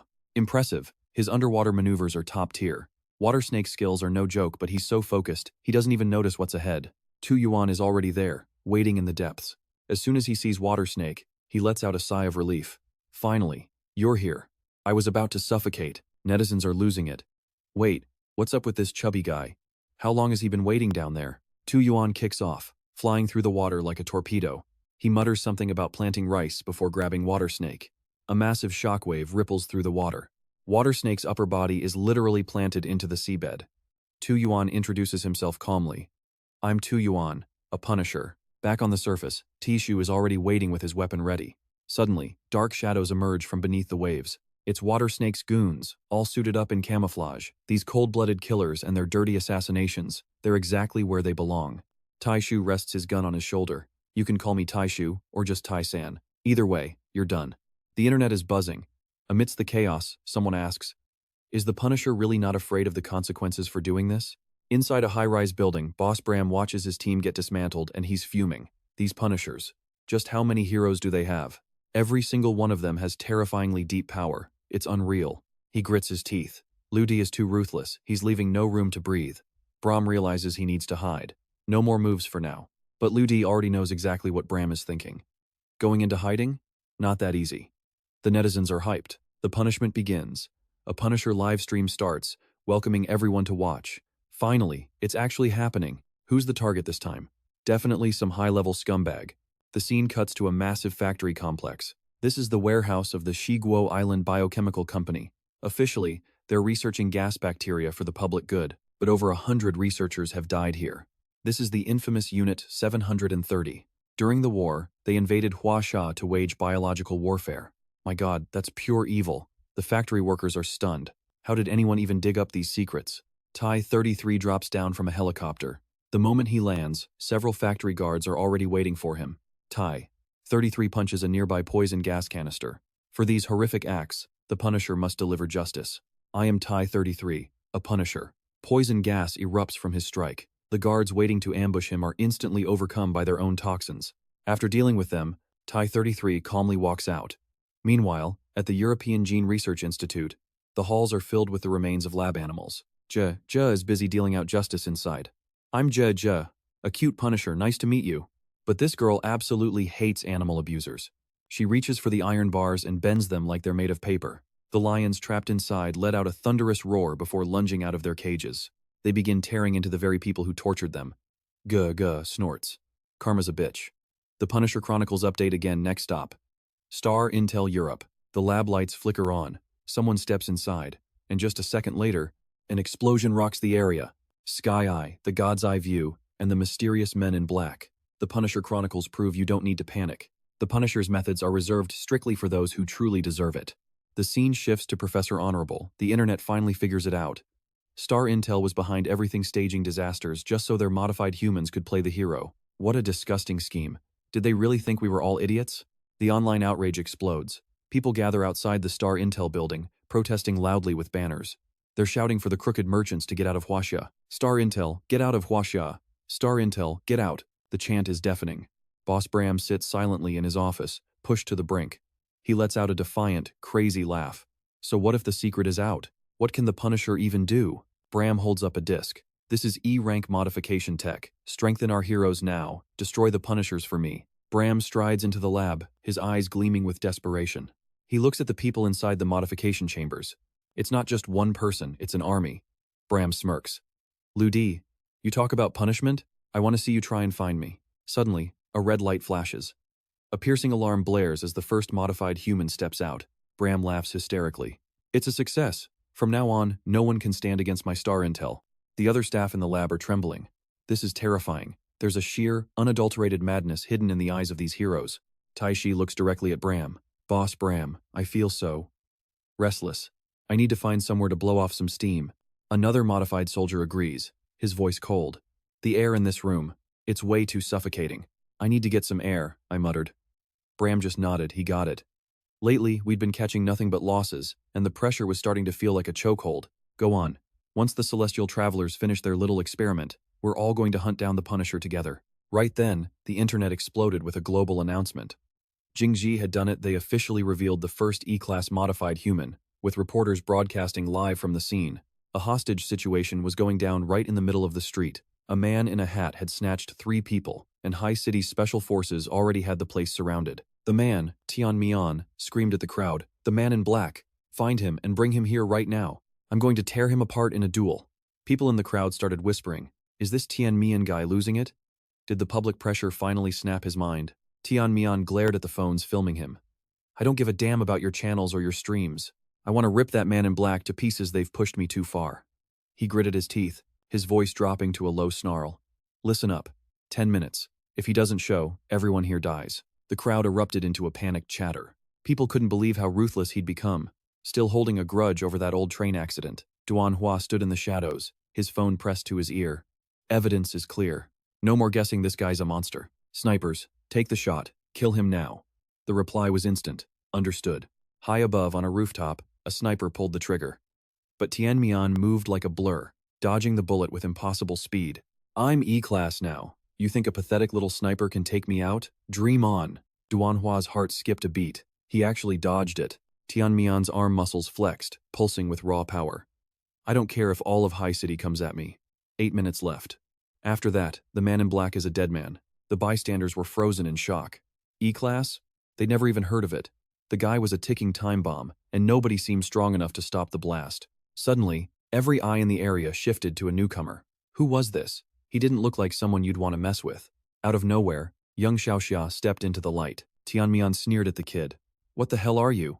"I told you, I want the man in black." He tightened his grip on a girl's throat, her face turning pale. "Back off, brat, or I'll snap her neck." Xiaoxia's lips moved slightly. "My brother always said, there are exactly 3 reasons why someone deserves to die. First, hypocrisy. Lying to the world, looking like a saint on the outside while rotting on the inside." The boy's brow furrowed with pure intensity. "Second, bullying the weak. Using your power to hunt those who can't fight back."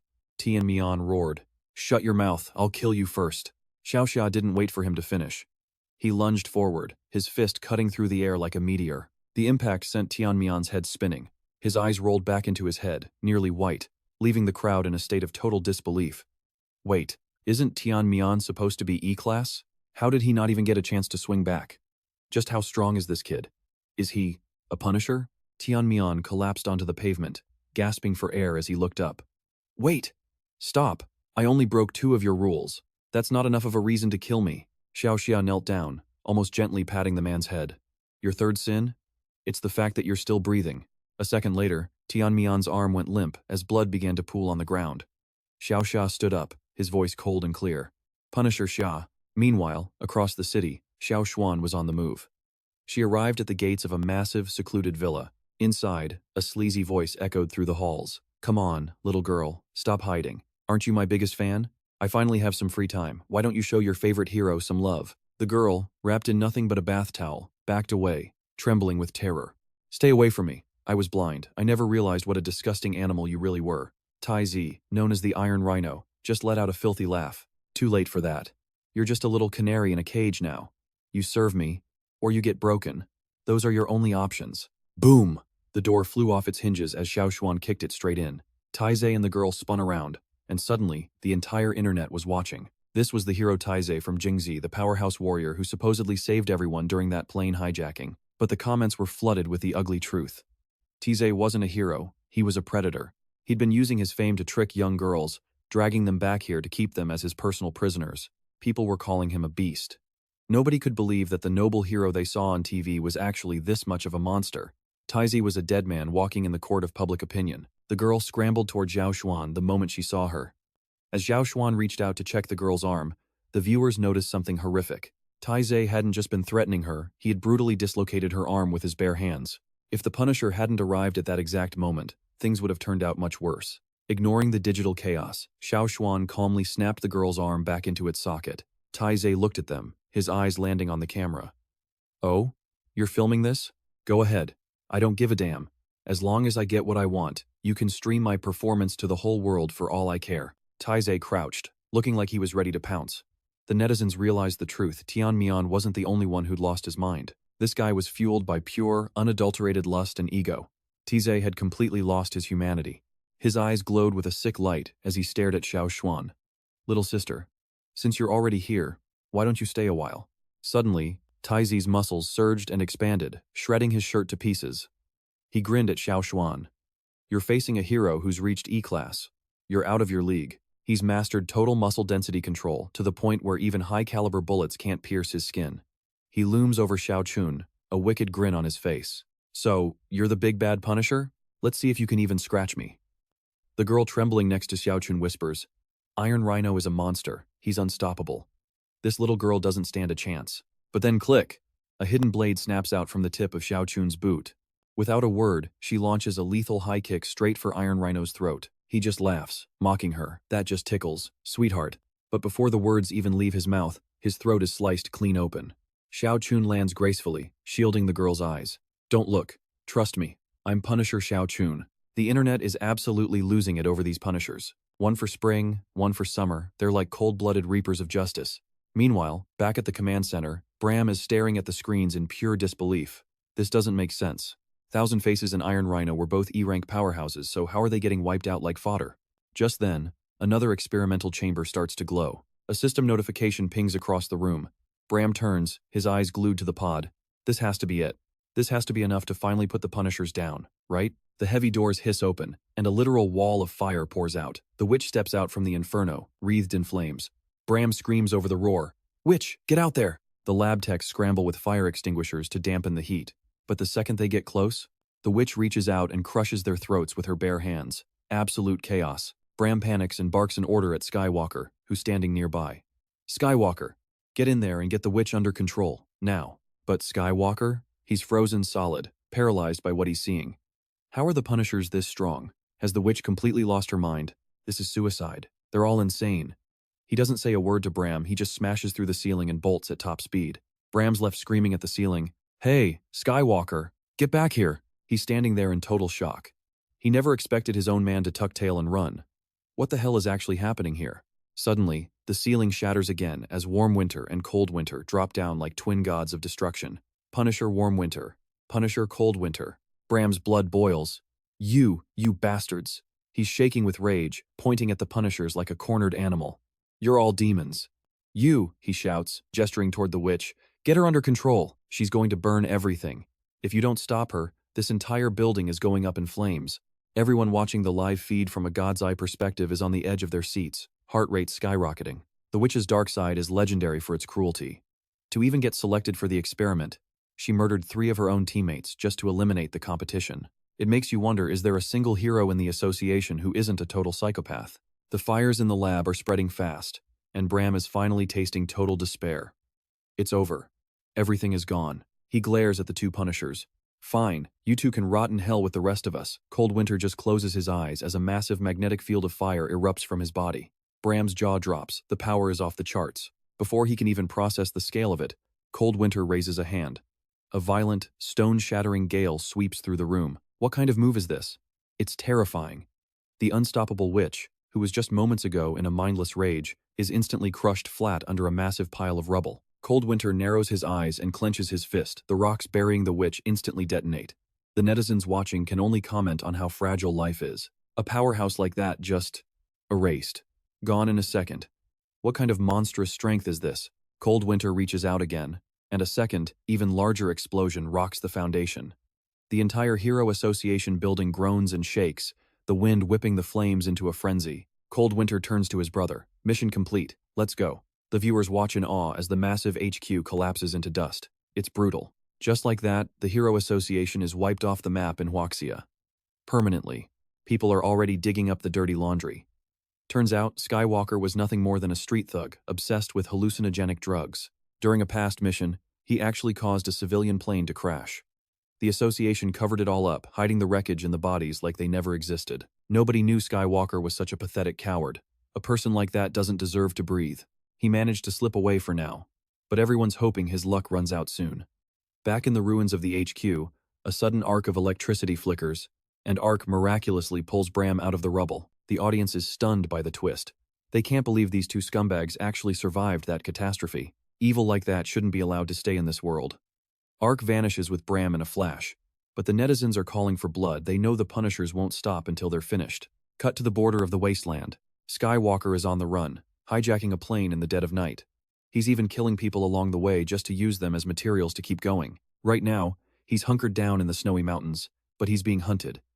3 Punishers, Sword Tiger, Iron Book, and Little Autumn are closing in on his position. This is it. They've tracked him for 10,000 miles. There's no escape from the long arm of the law now. That coward is buried somewhere in this snow, Sword Tiger says.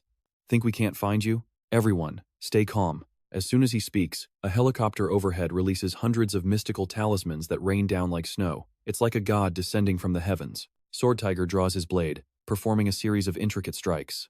I am Punisher Sword Tiger. The moment the words leave his lips, a massive barrier slams down, sealing the entire area.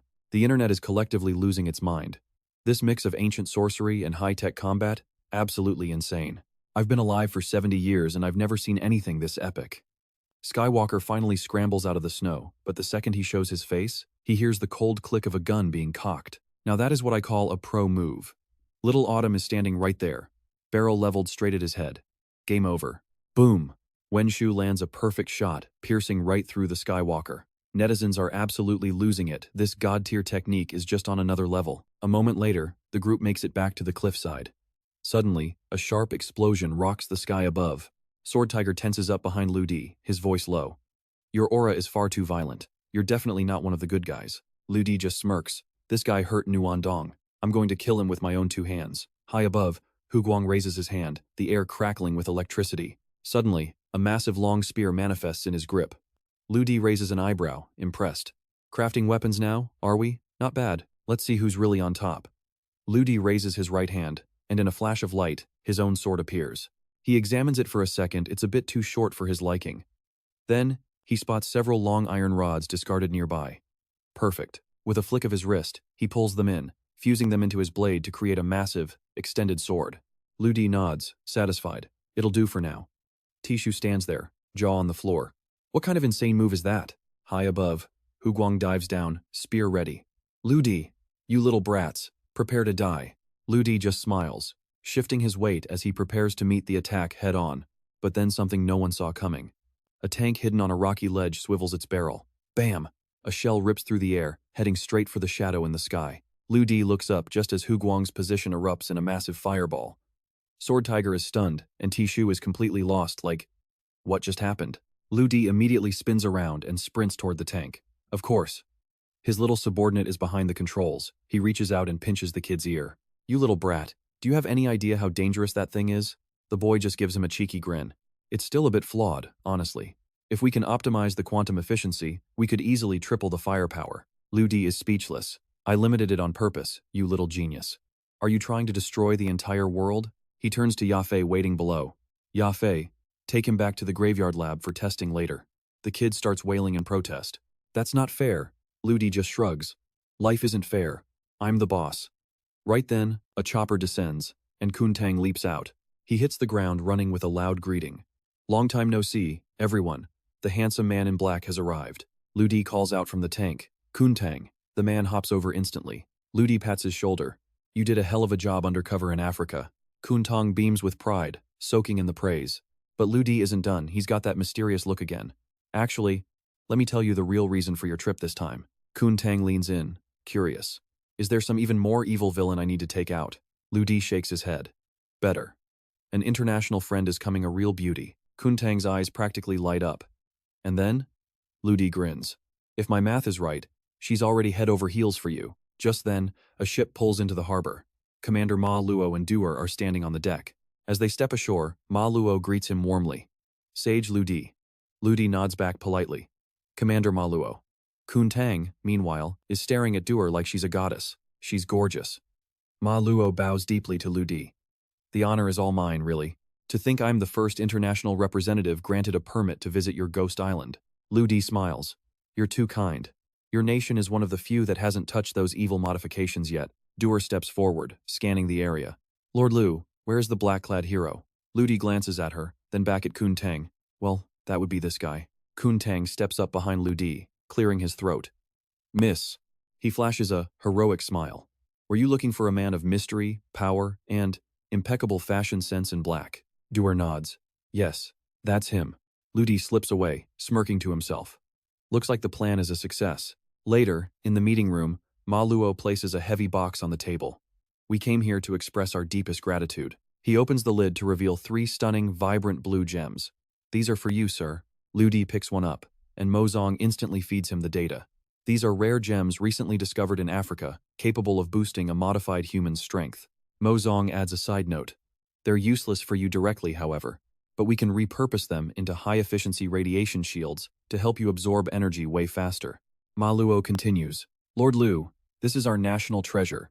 We call it the Holy Stone. It's how we achieve human modifications without any side effects. He explains why they brought something so precious. On behalf of the African people, I give this to you as a gift. Lu Di stands up, but instead of taking it, he pushes the box back toward Ma Luo. He hands Ma Luo a piece of paper instead. Ma Luo takes it, his eyes widening in total shock as he reads. Lord Lu, how did you know these stones can't be stored long-term? And how did you know their effect drops once a modified human hits rank C? He looks at Lu Di with pure, unadulterated awe. Mr. Lu, did you really just map out every single optimal use for the Holy Stone? In only 2 minutes? That's not just talent, that's straight-up God tier. I'm telling you, we are witnessing a literal miracle right now. Lu Di looks Commander Ma Luo dead in the eye and hands it back. I have no use for this stone, so take it, but remember this. Use this technology to help the people. If you use this power to bully the weak, there will be consequences. Ma Luo grabs his hand, his face full of pure, unadulterated respect. Lu Di, I finally get it now. I finally understand why the Punisher is such a terrifying force. It turns out you aren't just a warrior. You're a literal saint of science, a genius the world hasn't even begun to catch up with yet. Time flies. 5 years pass in the blink of an eye. We find Lu Di just chilling at home, watching a broadcast of Commander Ma Luo giving a massive interview on TV. It's the International Augmentation Championships, and as the winner takes the stage to speak, Ma Luo doesn't hold back his gratitude. This award doesn't just belong to Africa, Ma Luo tells the cheering crowd. Half of this glory belongs to one man, and one man only, Lu Di of Huaxia. The reporters in the crowd freeze. That name, Lu Di. It's been years since anyone has seen the man, the myth, the legend, but the memories come rushing back instantly. Rumor has it he built an entire ghost city from the ground up, and right now, he's deep inside, perfecting the next generation of human augmentation. Back in his living room, Lu Di touches his right eye. He blinks. Realization hitting him, has it really been that long already? Obtaining this right eye and meeting Ma Qin, those were the moments that flipped his world upside down and changed his life forever. A voice snaps him out of it. His young protege is waving him over. Hey, Violent Bear, come check out my new cyborg build. Lu Di just smiles, stands up, and follows the kid into the lab. Watching the boy work, Lu Di realizes the kid can finally handle things on his own. He isn't just a student anymore, he's an heir. Lu Di's mind starts to drift toward the horizon. With geniuses like this rising up, the future military potential of Huaxia, it's going to be absolutely unpredictable. Yeah, the legend continues.